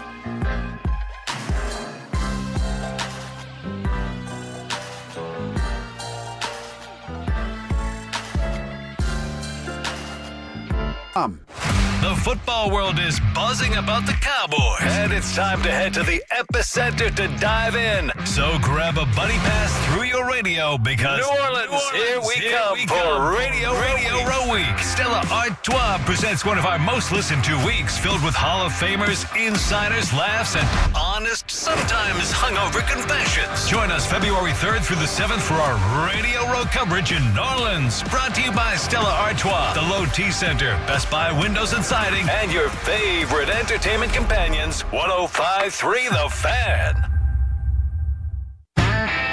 Back to the G-Bag Nation here on 105.3 The Fan. The upcoming segment is brought to you by Classic Chevrolet in Grapevine. They're the #1 Chevy dealer in the world with more Silverados than anyone else. This is Texas. This is Classic Chevrolet. Together, let's drive, relax, and enjoy the difference based on new Chevy registrations 2023. Thank you very much, Ross, in for Lucius today. It's the G-Bag Nation on 105.3 The Fan. Football's finest coming up at 5 o'clock. And then at 5:20, Denton Day is the gentleman's name. He hosts college football overtime on Sirius. He also works at 106.7 The Fan in D.C. So we'll have a college football national championship conversation with him. We'll pick his brain as well about what all has gone right for Washington. Is it as simple as finding a potential generational type of QB? So that's the conversation coming up at 5:20. Do you think that's what we're looking at with Daniels? Is he going to join the Burrow, Allen, Mahomes group now? Yeah, I think obviously you see what can happen, and it happened a little bit to C.J. Stroud in year 2. defenses start to get a little bit of a beat on you to some extent. Maybe the offense gets a little bit stale from a coordinator standpoint, and tendencies are out there. But yes, he's now completed the best rookie season I've ever seen. And he is, for me, it really just comes down to, can he remain healthy playing football the way he does? But we've seen Lamar Jackson be able to do it. Now he goes limping into the postseason from time to time, and that hurts their chances at the ultimate prize. But Jaden Daniels being a perennial MVP candidate, I think, is absolutely here. He's a monster. Yeah. I think just the way that he plays, his accuracy, the release, the decision making, along with the athleticism. Even though he's a little bit slight, he's tall enough. There's no issue seeing lanes and all that. That'd be my expectation. But I was totally sold on C.J. Stroud at this point last year. So you kind of need to get through a couple of different years, different contexts before you get that absolute validation. But it appears that Washington has their guy, and not even close best quarterback in the division, so maybe, next year will be the year they take over this NFC East for the foreseeable future. It appeared the exact same with RG3 12 years ago, and then the injuries, drug him down. You really, kind of dodged a bullet on that one. I mean, he couldn't even get out of his rookie year, but without getting injured. Yeah. Okay, former Jets head coach Robert Saleh remains in play for the Jags head coaching job, says Tom Pelissero. Set for a second interview later this week in Jacksonville. Brian, what are you hearing about Robert Saleh and the chances that the Cowboys are going to want to follow up with him and continue the process of hiring? Have not heard anything about that, and I think Wolchuk was on it from the jump that with this second interview, we very well could see that Robert Saleh is going to be the Jacksonville Jaguars head coach. So, but I have not heard anything different about, are they going to circle back and try and get him? Are they worried about losing him? But we'll see how that all goes. But as of this morning, there was a lot of talk as we've kind of gone through about with Schottenheimer potentially as, could he be a head coach? Could he be an OC with the new staff? Robert Saleh's name was brought up as a potential guy. With him taking this interview, I would say that Dallas hasn't made any more contact with him. If Dallas was going to, in fact, offer him a job, they probably would have done it by now. So, we'll see how this thing plays out.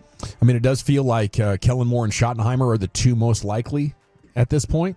Is that for Cowboys' next head coach? What's your read on it today? I think, to me, that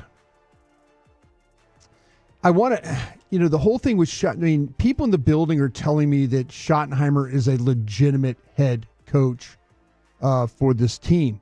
But there's people also telling others that I know that, and I don't know if they're just trying to confuse people or get people off trails, but there's others that are saying, no, he's just going to be, like I said, the OC, just potential OC type of guy. So I mean, like I said, I feel like. Could he be OC with Kellen Moore head coach? I don't think so, because I think that Schottenheimer, the whole idea is he wants to call plays. Yeah. So I don't feel that's going to be the case with him if Kellen Moore were to get this job. There's also been some whispers that Kellen Moore might not be totally, and again, this is just whispers. I mean, like I say, it's just people talking, that maybe that Kellen Moore might not be as keen to coming back to Dallas as he maybe thought he might be. He doesn't want to be here. We'll see.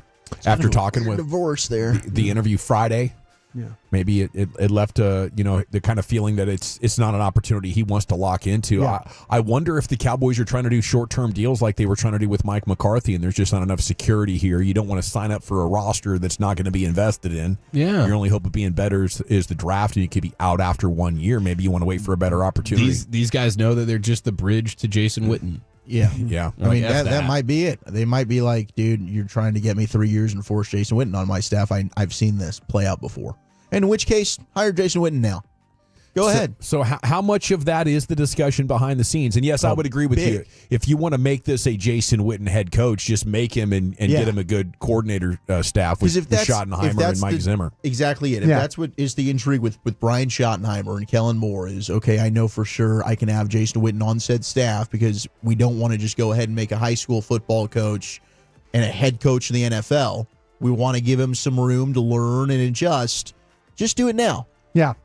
Just do it. The Go Colts ahead, did it go with ahead Jeff and- Saturday a couple of years ago, right out of the booth, onto the sidelines. Which was laughable at the time. And I said it when we talked about this, and I'm going to go ahead and I don't think that you're not a serious franchise or organization, in my opinion. Honestly, the way they've conducted themselves with the interviews anyway have not really shown that they are.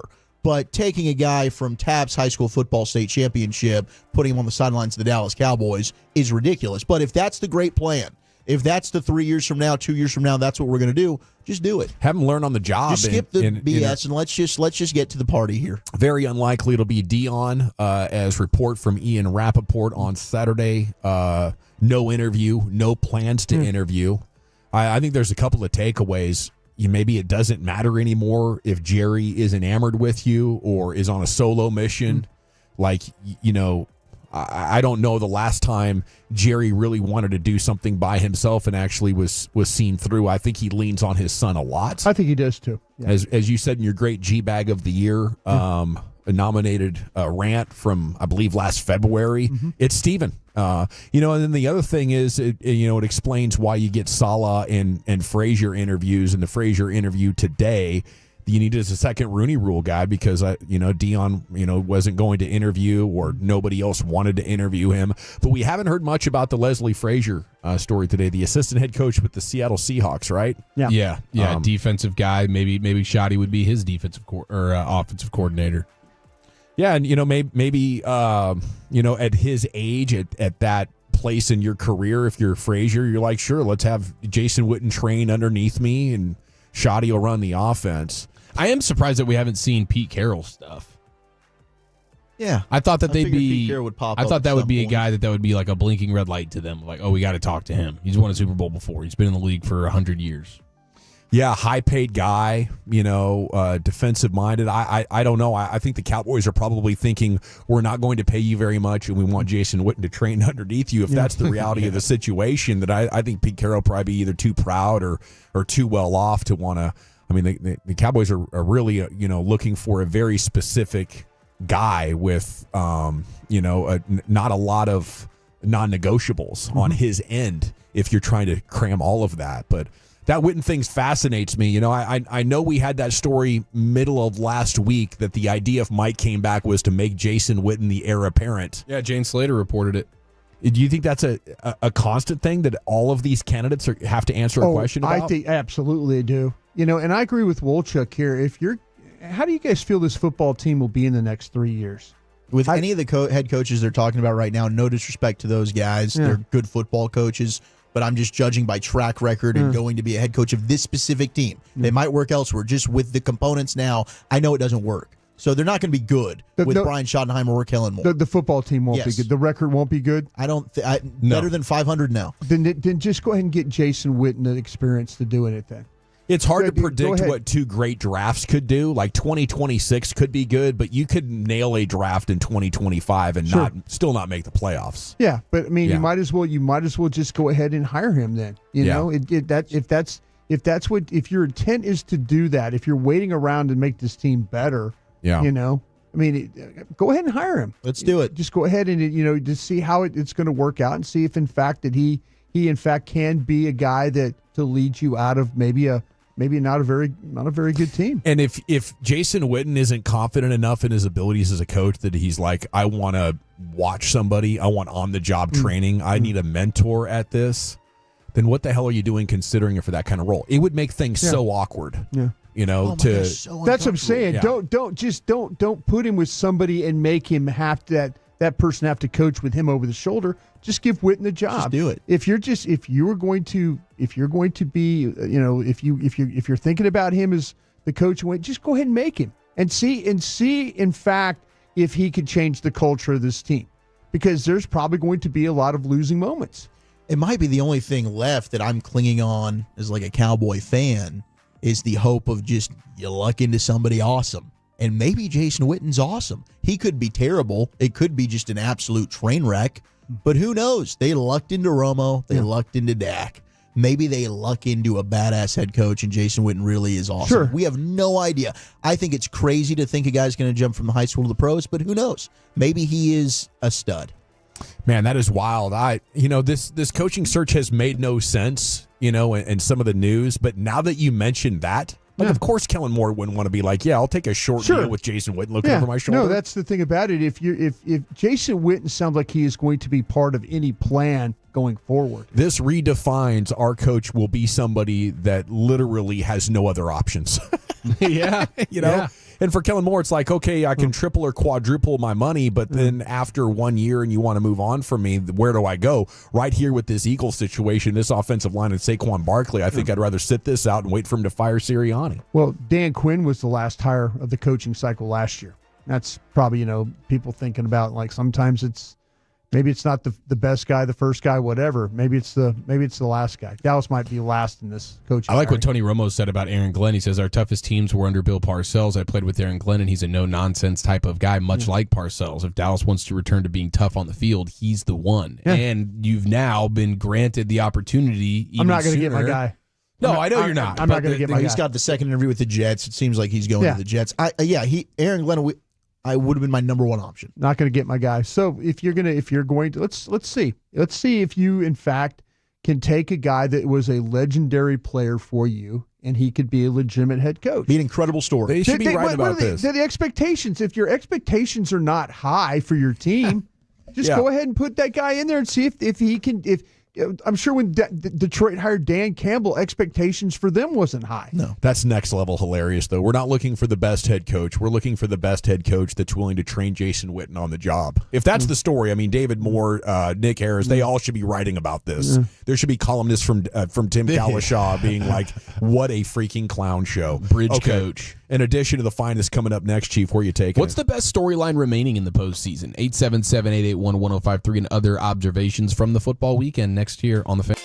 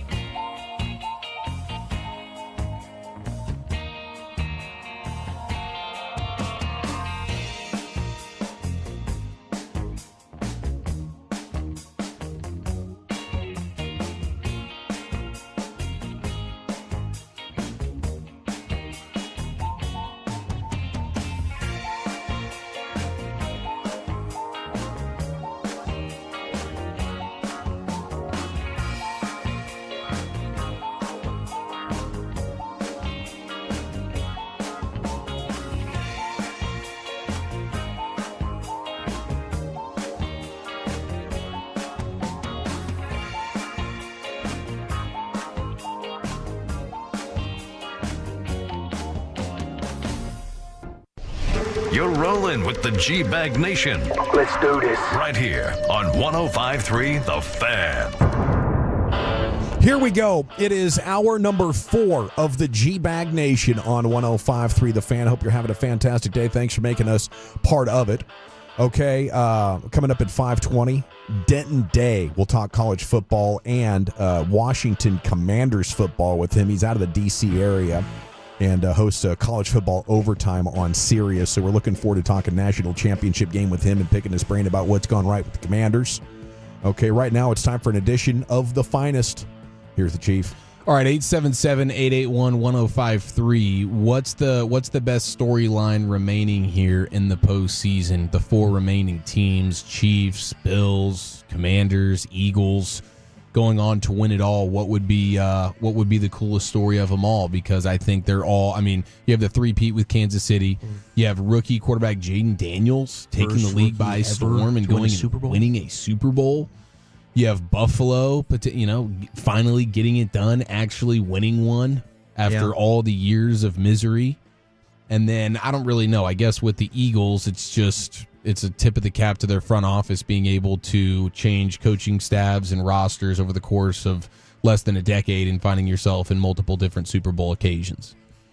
Doing it with Nick Foles, doing it with now Jalen Hurts. You've already been to a Super Bowl with Jalen Hurts, but continuing to reinvent yourself and staying in conference championship and Super Bowls. I mean, I think that's probably the least cool of the stories. Yeah, as usual, they're pulling up the rear of the storylines. Yeah. That'd be the Eagles. I am kind of there. To me, I'm very interested in the modern day Brady, Manning, Colts, Patriots is Josh Allen and Pat Mahomes, and Manning got his right in 06. He was getting knocked off by Brady and the Pats. It feels to me like to make a good rivalry, the other team's got to win at some point. And the Bills have done it in the regular season. They've yet to do it in the postseason. And something feels different about that Bills team this year. And I think Kansas City, if they win, the three-peat's on. I don't think the Commanders or Eagles are beating either of them in the Super Bowl. I think the thing that's different is Josh Allen's just not turning the football over. Yes. They've got no negative plays. Got a good run game with Cook. Yeah, I think that's huge. But, so if I'm going to power rank these stories, it's the Chiefs going for the three-peat and trying to chase down Tom Brady. We're watching that in real time. Dynasties define eras, and I root for the dominance to continue. So I'm rooting for Patrick Mahomes.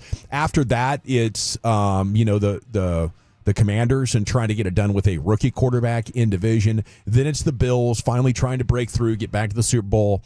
And then, it's just the Eagles are kind of, boring dominance at this point. And, the job that the front office has done, it's very relevant for conversation.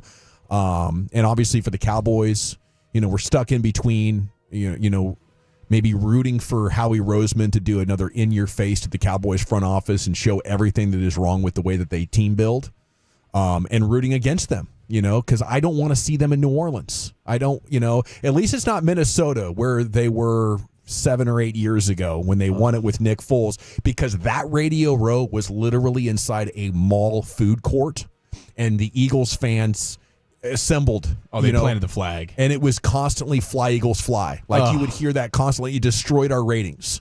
I assume New Orleans is going to be, in a conference hall somewhere away from the riffraff, so we won't have to deal with that. But seeing them out and about flexing is about one of the most obnoxious things you'll see. It's like the bad guy at a party who's too drunk times 20,000. Yeah, it really is, dude. It really is. I think I'm with you on the Chiefs, the three-peat. I want that. We're in the midst of it, and that's obviously not going to last forever here. But how long can we stretch this out? I am in favor of that. And then it would have to be the Jaden Daniels stuff. What he's doing right now, he's going to be the 6th rookie quarterback all time to start in a conference championship game. Yeah, it's amazing. I mean, no rookie quarterback's ever won a Super Bowl. It'd be an incredible story. I needed to stop here, though. Like, I've been on the Commanders bandwagon, okay? The pop-up here, I was here on you need this. the Eagles thing to continue? That's the thing. No, they can get to the Super Bowl and lose. I can't. No. No Commander Super Bowl. Okay, I got you. I'm picking them against the Eagles. I have to. I'd rather Commanders get there than the Eagles get there again. But I think the Jaden Daniels storyline stops there. And hopefully he never gets back to a Super Bowl unless he changes teams. Do you guys know the other 5 quarterbacks not named Jaden Daniels to start as a rookie in the conference championship game? Is Mark Sanchez one of them? Mark Sanchez in 2010. Ding. Dawson's on the board. Roethlisberger. 2005, Ben Roethlisberger. Ding. He loses to the Patriots, of course. But he's there. It was a fun Steelers season. Defense was getting it done in a huge way for them. You have two other quarterbacks in the 2000s. And then, actually, last year we had a guy. Oh, Purdy? Brock Purdy. In 2000, you had a quarterback. And in 2008, you had another. Oh, my gosh. Tampa Bay Buccaneers. Changed quarterbacks mid-season. Sean King. Big Sean King. That's a good pull, Walchuk. Wow, good job. One more left on the board. The only other rookie quarterback to start in a conference championship game. Flacco? Joe Flacco, 2008. Ding, ding, ding. Football guy of the day. Mr. Zach Wolchuk. Really impressive. Really freaking impressive stuff right there, dude. Again. That's right. Again. Feeling a heater, boys. Okay, let's take a look at some of these games here. You had Jaden Daniels completing 12 of 16 attempts against the blitz, 191 yards and a touchdown, second most passing yards against the blitz by a rookie in a game in the next-gen era. I thought that was one of the big things there, that Aaron Glenn kept sending pressure. Yeah. And they were having more guys fall in the middle of this game that was hurting them. Amik Robertson, their starting corner, gets injured on like the first drive of the game. And so they probably felt like, okay, we're going to have to maybe change things up a little bit. And they sent the blitz, and just about every single time they did, it was a positive play for the Commanders. And I think that was probably one Aaron Glenn would like to have that back, because smaller samples, but when you look when they just rushed 4 and dropped into his own coverage, Jaden Daniels was not the same. You're talking about like a 40% success rate, Daniel Jones level success rate stuff. Ouch. But when they blitzed him and they decided to do that way too often, he made them pay in a huge way. So that's one of the things that stood out. Yeah, it was obvious as well. You know, do you still win if you don't have the 4 turnovers? Maybe, probably. You know, but looking at those numbers, it became totally obvious. They just couldn't handle anything that Washington was throwing at them one-on-one. Yeah, and Jared Goff on the other end of the spectrum, I mean, in clean pockets, he was dialed 10 of 11, 137 yards. When he got pressured, he reverted back to the old under-pressure Jared Goff. 3 of 10, 43 yards, a touchdown, 2 picks. So he was not the same quarterback under pressure. That's been the problem pretty much his entire career. He avoided that for the most part this season, but it all came back. I mean, Fowler, I'll tell you what, Dante Fowler was playing with his freaking hair on fire. Sure. He was standing out all game long. Of course, Dorrance Armstrong had the sack fumble. That was big.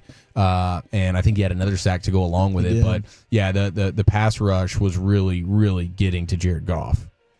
Yeah, they another thing that Goff, he had 3 interceptions were against the 2-deep coverage, split safeties coverage. And that's the most interceptions in the game since week 14, 2018 against the Bears. But they're saying the Commanders just allowed 10 completions for 112 yards on 23 pass attempts when playing split safety coverage, compared to 12 completions for 199 on 15 pass attempts when playing single high. Goff's only touchdown of the day was thrown against cover 0, so that's an all-out blitz. So obviously they saw if they put 2 safeties back there that he was going to have problems, and sure enough that he did. Another guy that really stood out this weekend was George Karlaftis. Oh my gosh, for the Chiefs, the Greek freak. Tremendous draft show clip. Got to make a circle around Twitter because of that. Was that Broadus shouting him out on draft day? No, man, like he, on draft day he gets picked, but they have a wide receiver that, Karlaftis, this receiver from Purdue couldn't run to begin with. But what did Karlaftis do? He makes all the Purdue players go outside and run 40s and basically sleet. And so he takes off his shirt and all that. So here's this kid who can't run to begin with. Karlaftis is like, no, we're running outdoors. So the kid gets even slower time. So, yeah, Karlaftis. That was my Karlaftis. Yeah, I'm Karlaftis. Damn it! Look at me. Look at me. That's how I kind of But yeah, he was like, he went out there and ran 40s. And they're like, all these guys are like, no, wait, we've got an indoor facility. Karlaftis is like, no, we're going to run outside. We're going to prove how tough we are. Yeah. So, and the kid ran slower. Wow. Well, he was dominant versus the Texans, and the Chiefs were pressuring C.J. Stroud at a rapid rate. I think it was like 56% pressure rate, one of the best pressure rates we've seen in a postseason game. They were all over him. I don't know.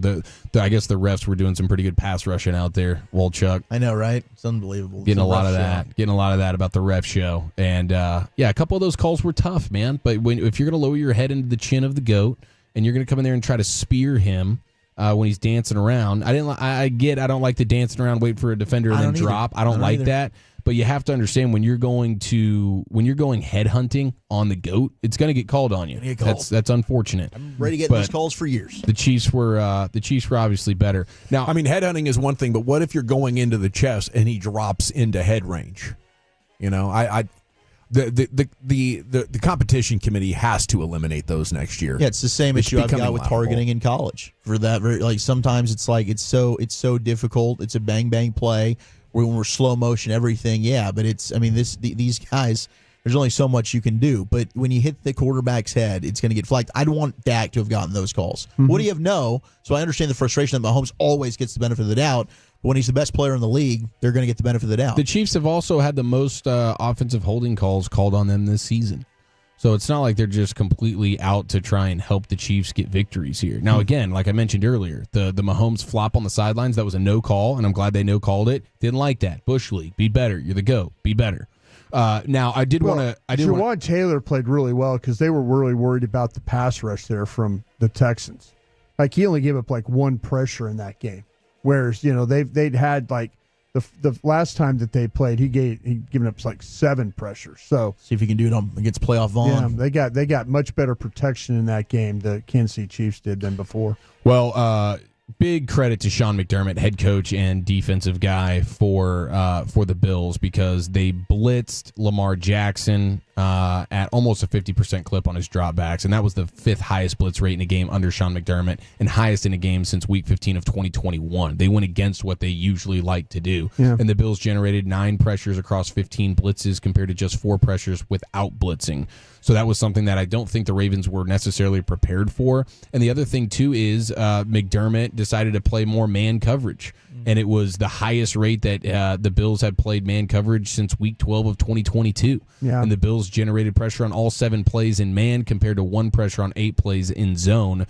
And so that was another thing. And when you consider the fact that the Ravens had lost Bateman late in that game, they didn't have Zay Flowers, it makes a ton of sense. Like, dude, none of these guys really scare you on the outside. That's why you were like, man, please just let Lamar run or Derrick Henry run a little bit more. How many design runs do you think they had for Lamar Jackson yesterday? Design runs for Lamar Jackson. Ooh, it's a great question. I don't remember a ton. I'm going to say 4. I'm going to say 0. None? Because that's how many it was. Ooh. Todd Monken came out there and ran his MVP quarterback intentionally 0 times in the ball game. Wow. And they only had 16 carries for Henry? Not enough. Yep. Not enough. I mean, the criticisms on Todd Monken when he's not in the process of having a season like he just had has always been that he gets too pass happy. And that's about the worst I could ever see it. Only outdone by Ben Johnson, whose Jahmyr Gibbs was running less for even more yards per attempt. Like 40% more yards per attempt. Ben shut him down. How about Jared Verse? Oh, man, he's Rams lose savage. the game, but Jared Verse, the rookie edge out of FSU, he reached 21.6 miles per hour when he was trying to chase down Barkley on the first big touchdown run that he had. That's incredible. 26.1 miles per hour. 26.1? 21.6. That's still flying. 21.6. No, that's is receiver absolutely flying. fast. Did Turpin get that going that fast? Turpin, yes, but I think I saw it compared to Xavier Worthy, the all-world speed demon out of Texas now with the Chiefs, and I think Verse hit a higher number than Worthy's hit all season. That's amazing. I think the Rams obviously are an incredibly well-coached team. I feel like they're one draft away from being back in this thing. Yeah, their defensive line, absolutely, and Braden Fisk getting knocked out. Yeah. Now Quinyon Mitchell got hurt on the other side, but that certainly hurt their run defense. But they're building a fearsome defensive line with Verse and Fisk and Turner and Young. Yeah, they're pretty loaded, and they're all dudes on their rookie deals right now. Wow. Thank you, Chief. Yes, sir. In addition to the finest, most every evening at 5 o'clock, we're chatting with Denton Day, host of College Football Overtime on Sirius. He also works at 106.7 The Fan in D.C. We'll tell you all about the Commanders as well coming up next. It's the G-Bag Nation and The Fan. But let's talk Trajan wealth, shall we? That's TRAJAN and start.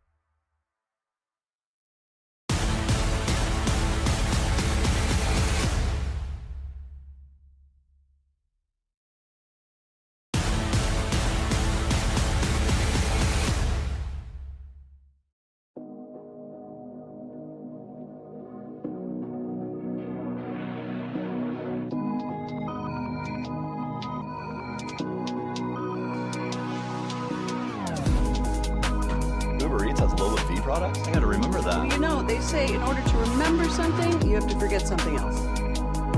Okay, now that is a very cute haircut. That's like a little shag. I've never seen it before. Well, I mean, of course you have.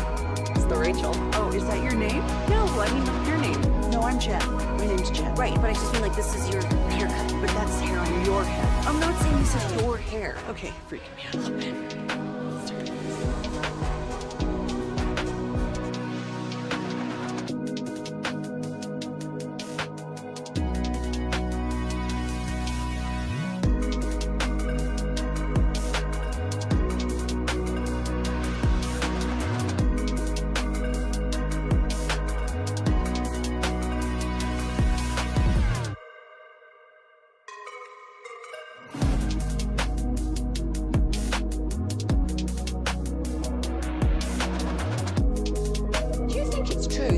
Forget something else to remember that Uber Eats has both. No, that's absurd. Hey, remember when you used to be a, what was it, Pepper Lady? Pepper Lady? Wasn't it Cinnamon Sisters? Basil Babes. Saffron Squad? Nutmeg Maidens? Sweet Herb? No. Nutmeg Maidens. I just said that. Was it Spice Girls? Doesn't sound right. Was it Saffron Squad?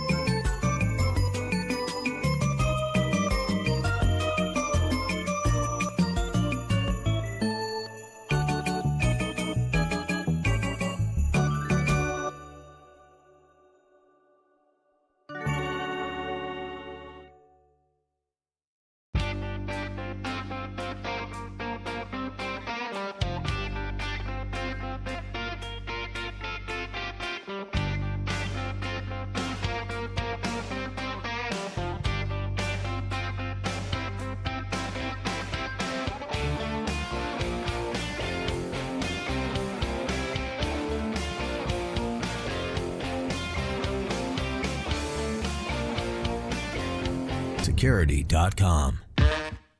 All right, welcome back, Nation. Ross is in for Lucius today, so there will not be an LA Live, but coming up at about 5:40 or so, we will get you up to date on everything that's been developing throughout your broadcast day, including a couple of very interesting talking points on the Cowboys coaching search and everything else going on that's been, breaking.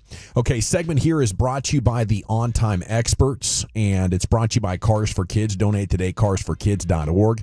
Denton Day is the host of College Football Overtime on Sirius Satellite Radio. He also works at 106.7 The Fan in D.C., and he joins us now here to talk about both things, college football and your Commanders. And a good evening to you. How the heck are you? I'm great, fellas. As you can imagine, the city of D.C. is about as lit as it's ever been in my lifetime at this point in January, based on how the football team is performing. So it's a great time to be a Commanders fan, and we get championship college football tonight. I'm thriving. Yeah, remind us, what is it like on a Monday with your team going to the NFC title game around there? I mean, I don't want to rub it in your guys' face, but it's pretty jazzed up. I mean, this is the first time they've been there since '91. Just for context, I was born in '95, so I've never experienced this level of success. I've only heard stories from those that are my elders. So to finally be able to experience it and the way that they played this weekend, I mean, everybody, all of those that were apathetic for a long time, and I was kind of in that group for a little bit, we have all returned. Everyone is back. Burgundy and gold is being worn all over the city. It really is fascinating to see just how much a couple of players, good management, and not having a terrible owner does to a team. Yes, man, and I wanted to ask you about that. What all has gone right to make this happen, other than getting the quarterback? Obviously, the Cowboys need some sort of a catalyst, some sort of a turnaround. From your perspective, what are the most important things that have developed for you to give this Commanders team this level of success?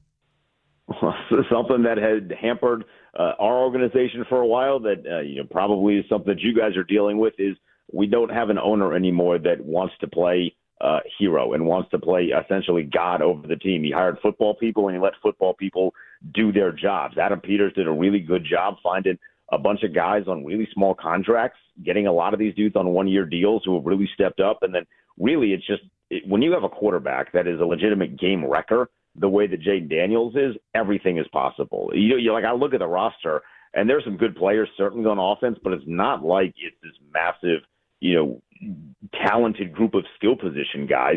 You have Zach Ertz, who's like 50 years old. You have De'Ami Brown, who for the first 3 years of his career did really next to nothing in terms of impressive statistical performances. You got old ass Austin Eckler, and you got a running back that for the last 6 weeks couldn't properly find a hole. But because you got a quarterback, you're in the NFC Championship game. He really lifts everyone that's around him. It's incredibly impressive. Do you see sustainable success? The Cowboys beat him. I do, because I think this is the worst roster that Jayden Daniels is ever going to play with.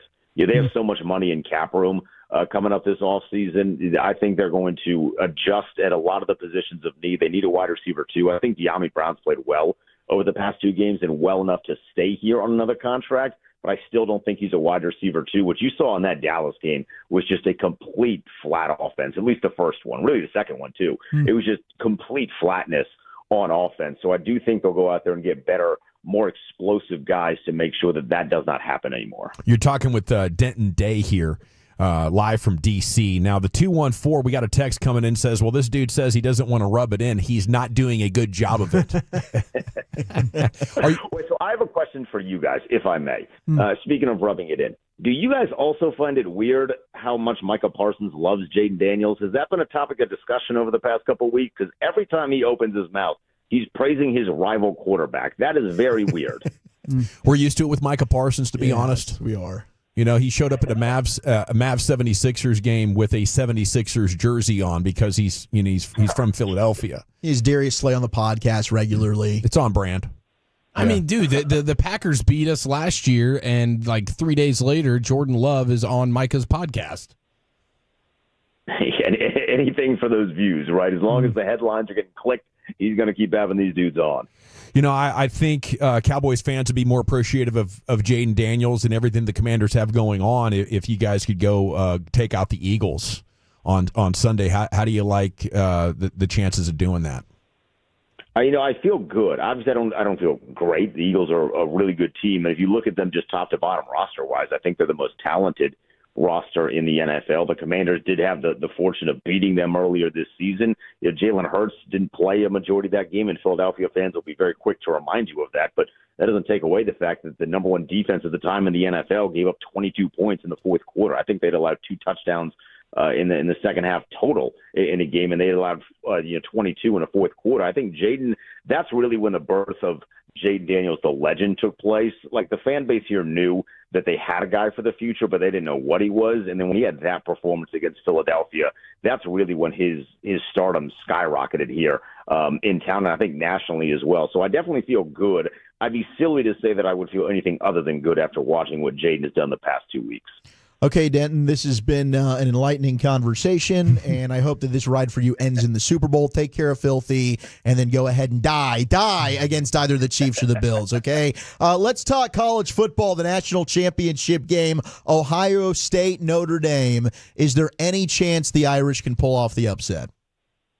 I definitely think there's a chance, not a great chance, but a chance. They really have to make sure they can't do what they did against Penn State, which is fall into a position of chasing. This Ohio State offense is too loaded. I mean, they're loaded everywhere, top to bottom on that offensive side and top to bottom on the defensive side as well. You can't get to a position if you're Notre Dame where you are at a clear disadvantage talent-wise to quickly finding yourself down 10-0, down 14-0, or even worse. If it's more than a 2-score deficit at any point, this game is over. They don't have the firepower to be able to hang with Ohio State, which means they have to play near perfect football to start this thing. They either got to start with a big defensive stop or get the ball first and march down the field and score. Outside of that, outside of perfection for Notre Dame, I think they're going to be in a world of hurt today against Ohio State. Denton, first off, I want to thank you for all my Sunday mornings very, very early. I listen to you while I go and do activities very early in the morning. So appreciate all your hard work in this season with the highlights and the interviews and stuff like that. I really enjoy listening to you on Sirius Satellite Radio. And I have a question for you about, with Ryan Day. Is this really the opportunity that Ryan Day gets to tell everybody to stick it up there, after tonight? Yeah, I think it is. He's been in these conversations for such a long time because if you really think about it, now that Saban's gone, there are not a lot of championship-winning coaches in college football because for such a long time it's been dominated by either Saban, Kirby Smart, or every 6 years whoever's coaching LSU, and then they fire him.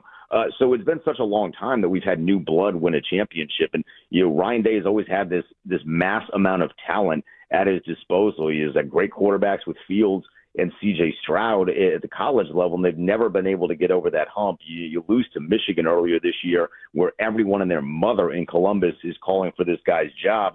That goes out the window if he goes and wins a championship, but it is also that proving ground that you mentioned to say, I am one of the best coaches in college football. So I absolutely think he needs to go out there from the standpoint of a Ryan Day legacy game. If there is one, it's tonight. They can't fall flat. Then I was seeing Joel Klatt is ticked off about they're playing a Monday night game, college football national championship, middle of the NFL playoffs. Do you have any issue with this game being on a Monday night? Do you think the scheduling of the 12-team playoff, anything through this postseason that hasn't worked that you think maybe needs to be fixed moving forward? I've always been a fan of the championship going to a Saturday just because you spend, 12, 14, 15, now 16 weeks with the expanded playoff getting in kind of this rhythm of watching college football on Saturday and allowing yourself to stay up late and go out and party and you do and bet and do all these things. So I'm always in favor of it being on a Saturday, but I understand from the perspective of television that I guess Monday is a little more valuable. As far as falling in line with the NFL playoffs, that's why you can't play it on Saturday because God forbid. The ratings for these Saturday games this past, like the Chiefs-Texans did, I think, 32 million. Washington and Detroit, I think, did 33 million. You can't go up against one of those games if you're going to play your national championship then. So I understand not going up against the NFL there. Outside of that, I don't really mind it. I just, I'm an East Coast guy, so I don't like the late starts. I got to wake up at 5 a.m. in the morning, so I gotta take a nap or something during the day on Monday. But I guess I get it. We've been so used to the Monday night championship games. My preference is always going to be Saturday, but television talks and everything else walks. Denton, for a game like tonight with Notre Dame, Marcus Freeman, is this just a go for it on fourth down at every turn? Avoid punting at all costs? Yeah, YOLO, right? You're playing with house money. nobody really anticipated that you were going to get there. And, Riley Leonard he's a fine college quarterback, but you kind of know what his limitations are. He's not going to be a guy that's going to throw it 30 times or have 30 completions rather for north of 300 yards. That's just not how he's built. That's not how this offense is built. Give it your best shot. Try some trick plays. Go for it. If it's 4th and 6, go for it, right? You're just kind of YOLOing it, throwing it at the wall, seeing what sticks, and then maybe, just maybe, you'll make enough plays to be able to keep this thing close and have most of America not turn it off in the second half. It's Denton Day here with you on 105.3 The Fan, college football on overtime on Sirius Satellite Radio. Man, we've had some very manageable ticket prices to get into some of these games, but I saw the get-in-the-door price for this thing right now is $4,000. What makes this so much more attractive? I guess it's because it's the final game, right? Like there's always, when you're getting in the door on like a Thursday in the middle of the week, maybe it's not as big of a deal. But because it's the national championship, because you have these two brands, if like SMU was in this or Boise State was in this, I would say those ticket prices probably drop a considerable margin. But because it's Ohio State and because it's Notre Dame, those two massive programs, I definitely think they inflated a little bit. And I mean, Atlanta, they have a nice stadium as well. So you're paying a lot to get in the door, and then you pay next to nothing on food. I've always been jealous of their food prices because that's not the case in most other cities. Yeah. The prices are absolutely unbelievable. Who do you think the best player is overall in this game? Jeremiah Smith, like pretty definitively Jeremiah Smith, which is crazy because he's a freshman. But I mean, he's approaching the territory that I didn't think was possible for a freshman of not just being the best player in college football, but you can look over the past couple of years and say he might be the best wide receiver that we have seen in quite some time in college football, and he's still only a freshman. If Notre Dame is going to go man-on-man with him, I mean, they got Jesus on their side, but they're going to need him because if you're going man-on-man with Jeremiah Smith, you're going to see a lot of balls over the top, and he is going to have 6 catches, $152, and a couple of tutties. Yeah, how do you expect Notre Dame to approach that? Do you think they could sort of erase him the same way Texas did? I think they're going to try. There's been conversation this week of we're not going to change what we're doing. I don't think there's anything wrong changing what you do if it makes your life easier in winning a football game. I understand the pride element of this. We've done it this way for all the season. Why would we change now? You should try and change now so you can win the football game. Like that seems pretty basic to me. I don't think that's hard math to follow. They got to have a safety over the top with him. With Ibuka on the other side, like you have to have somebody over the top to kind of play center field to make sure that Will Howard doesn't just throw for 400 yards and 4 touchdowns because you can't get these guys off the line of scrimmage.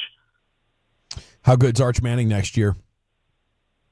I think he's going to be good. I think people were very much, riding the hype because of the last name. I mean, the idea of putting him in over Quinn Ewers, I mean, he really didn't play that much, right? He played Mississippi State and a bunch of non-Power 4 teams. I think he'll be good. The Manning name certainly helps. I think he's a good kid.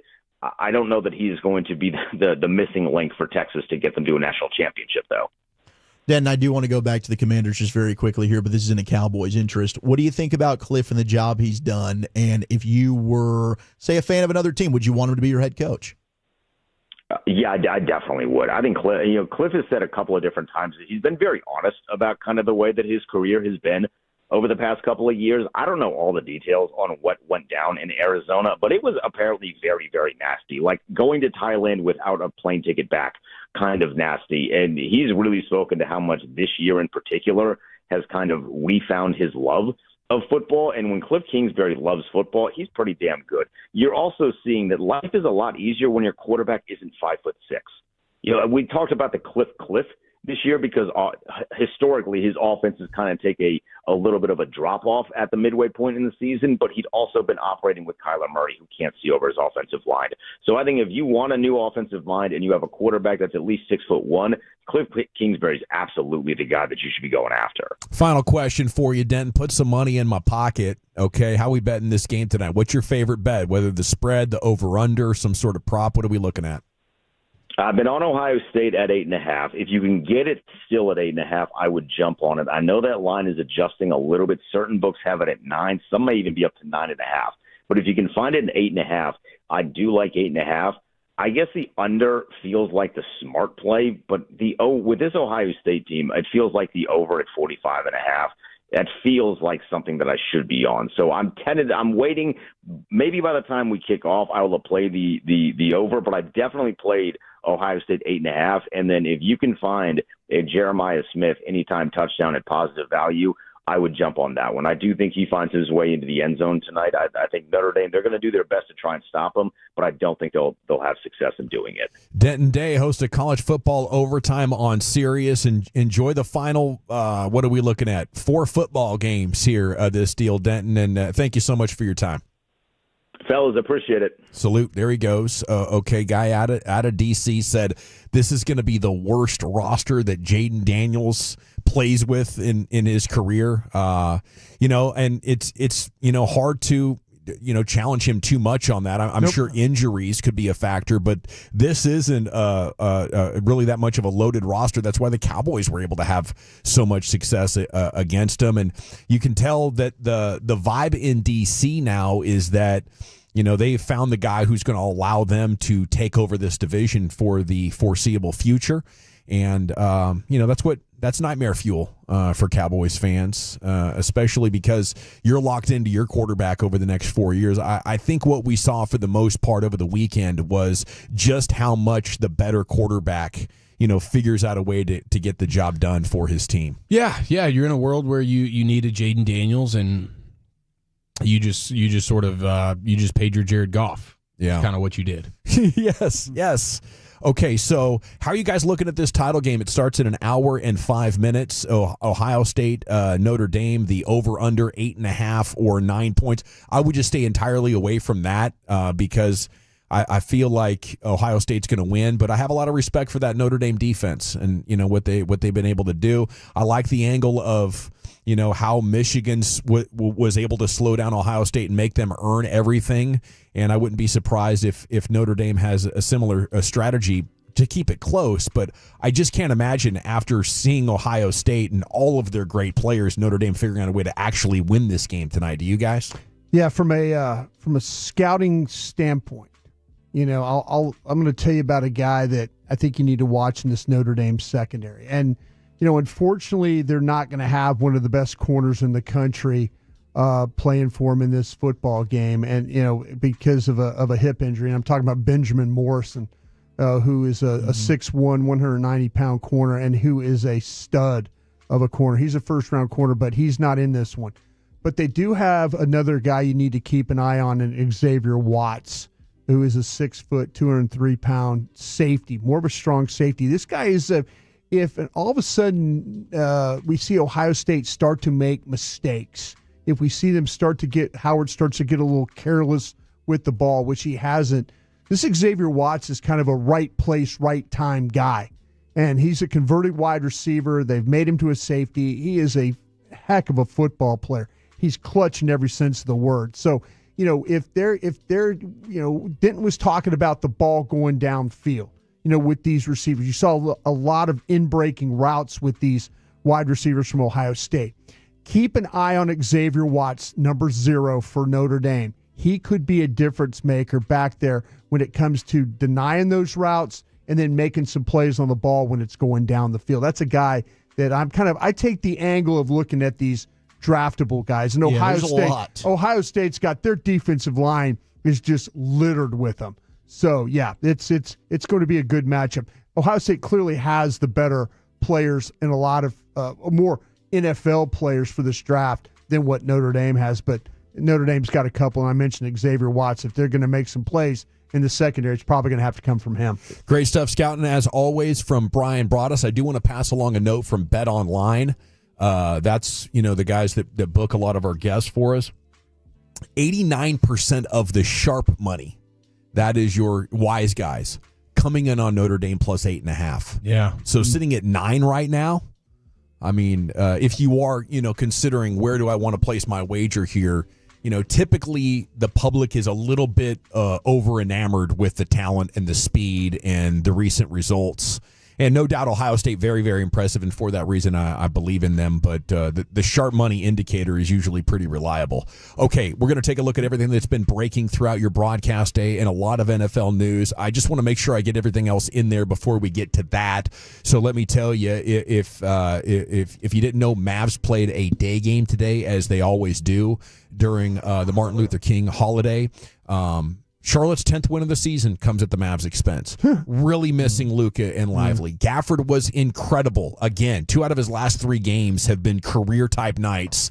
And if you want to trade him right now, I can't imagine that the value is going to get any better. We were talking earlier about Malcolm Brogdon possibly being available. I think Gafford for Brogdon would be an overpay because Brogdon is up there and the value is at center. And I think Gafford's definitely a starting level center for somebody that wants him. So I'd be looking for more than that. But I really think it's time to talk about, Clay and possibly moving on from him. Mike Bassick was hilarious. He was very frustrated, but that passion I believe is rooted in reality. And if there's any way Klay Thompson would be up for it, I would love to do that talk with him and his agent. Like, man, we're thinking about making you available at the trade deadline. What kind of situation would you like? And if they totally shot it down, but the great trade materialized, I think you would have to, consider what would probably be reported as disrespecting a legend by trading him so soon after signing him to a deal like that and everything that went into it. But I mean, the disappointment is there, and your wing depth is so good. I don't want to put Klay Thompson on the court if I have a viable two-way player who's also shooting above 35% from 3. There are so many rebound and miss 50-50 ball opportunities that I just think at this point in the season, Klay Thompson's not going to get any better at those kind of things. Just a player in consistent decline. Yeah, I mean, that's the problem with the idea of being able to offload him. What team would be interested in taking on that contract? You need him to get a little bit hot here.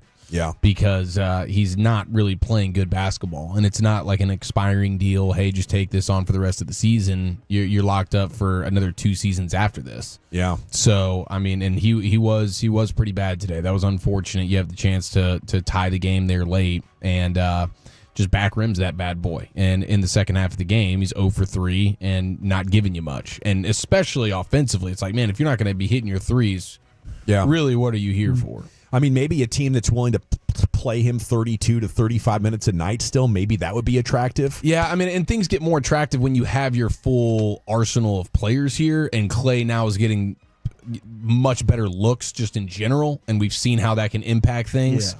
And he all of a sudden gets hot, and now the defense is just, they have to stay stuck to him because when he's hot, he's a guy you still have to worry about. Yeah. But in this current configuration, Klay Thompson can't do much for you. Yeah, it's just one of those big picture. You said it. I don't think you can do that. I just think it makes you look bad as an organization. We finally got a big fish. We finally got a big free agent to actually sign with you, which you're typically complaining about, and then you flip him midseason. This was a postseason move. How does Klay Thompson play in the postseason? I don't think the Mavericks are moving him at all, and I also don't think the value is good enough to get anything in return. The most exhausting story in the NBA right now, Jimmy Butler wanting out of Miami, says his number one focus is to go to the Suns, but I don't think Pat Riley's going to be bullied into any sort of a deal, and I wouldn't be surprised if they just end up not trading him because, lack of good offers coming in from other teams, a very difficult needle to thread. The 2025 Baseball Hall of Fame inductees will be announced this week. That is tomorrow night on MLB Network about 5 o'clock Texas time, live from Cooperstown. 2 players appear to be locks, Ichiro and CC Sabathia. A couple of iconic figures from the previous decade. Billy Wagner, Carlos Beltran, Andrew Jones, also possibilities with each around the 75% threshold for enshrinement. So best of luck to those gentlemen tomorrow night. Ben Johnson is going to the Chicago Bears. So that's just, you hope for the best for him and Caleb Williams and everything. But I think it was Calvin Watkins from the Morning News who pointed out earlier on Twitter that, the top candidate available, you really didn't even make any sort of an attempt to interview him, as this Cowboys coaching search, the longer it goes on, the weirder it's getting. If you weren't around last hour, we were talking about the reality or the possibility. I don't know even know how you guys would categorize this yourselves, but Are they sending everything through the filter of, are you willing to also train Jason Witten to be the next head coach? You know, and that explains why just nobody would be interested in it. The whispers that Kellen Moore, after talking Friday, is now less interested. Mike McCarthy, who after the game in Week 18 seemed very intent on wanting to coach this team. After talking with Jerry Jones, I'm good. You know, and if that's the reality of it, we need a big report on ESPN and the Morning News and NFL Network exactly how dysfunctional this thing is, and you know what kind of a fantasy land the Cowboys must be in if you think you can get a good coach to help you continue this rebuild and take you into the next window of opportunity, while also having Jason Witten actively training to be the heir apparent. I just don't. You're not going to get anything. You're only going to get a candidate who does not have any other options, which, you know, is probably the way they go about doing things. Okay, once again, we are hoping now that the Chiefs can take the trash out for us when it comes to preventing the Eagles from winning the Super Bowl. Despite winning the last 2 Super Bowls, the Chiefs are not the odds-on favorite to win the big game in 2 weeks. Las Vegas and Poly Market giving the Eagles the best odds at winning the Super Bowl at plus 175 is all the value that's in there, followed by the Chiefs at plus 240, probably because the Chiefs have a tougher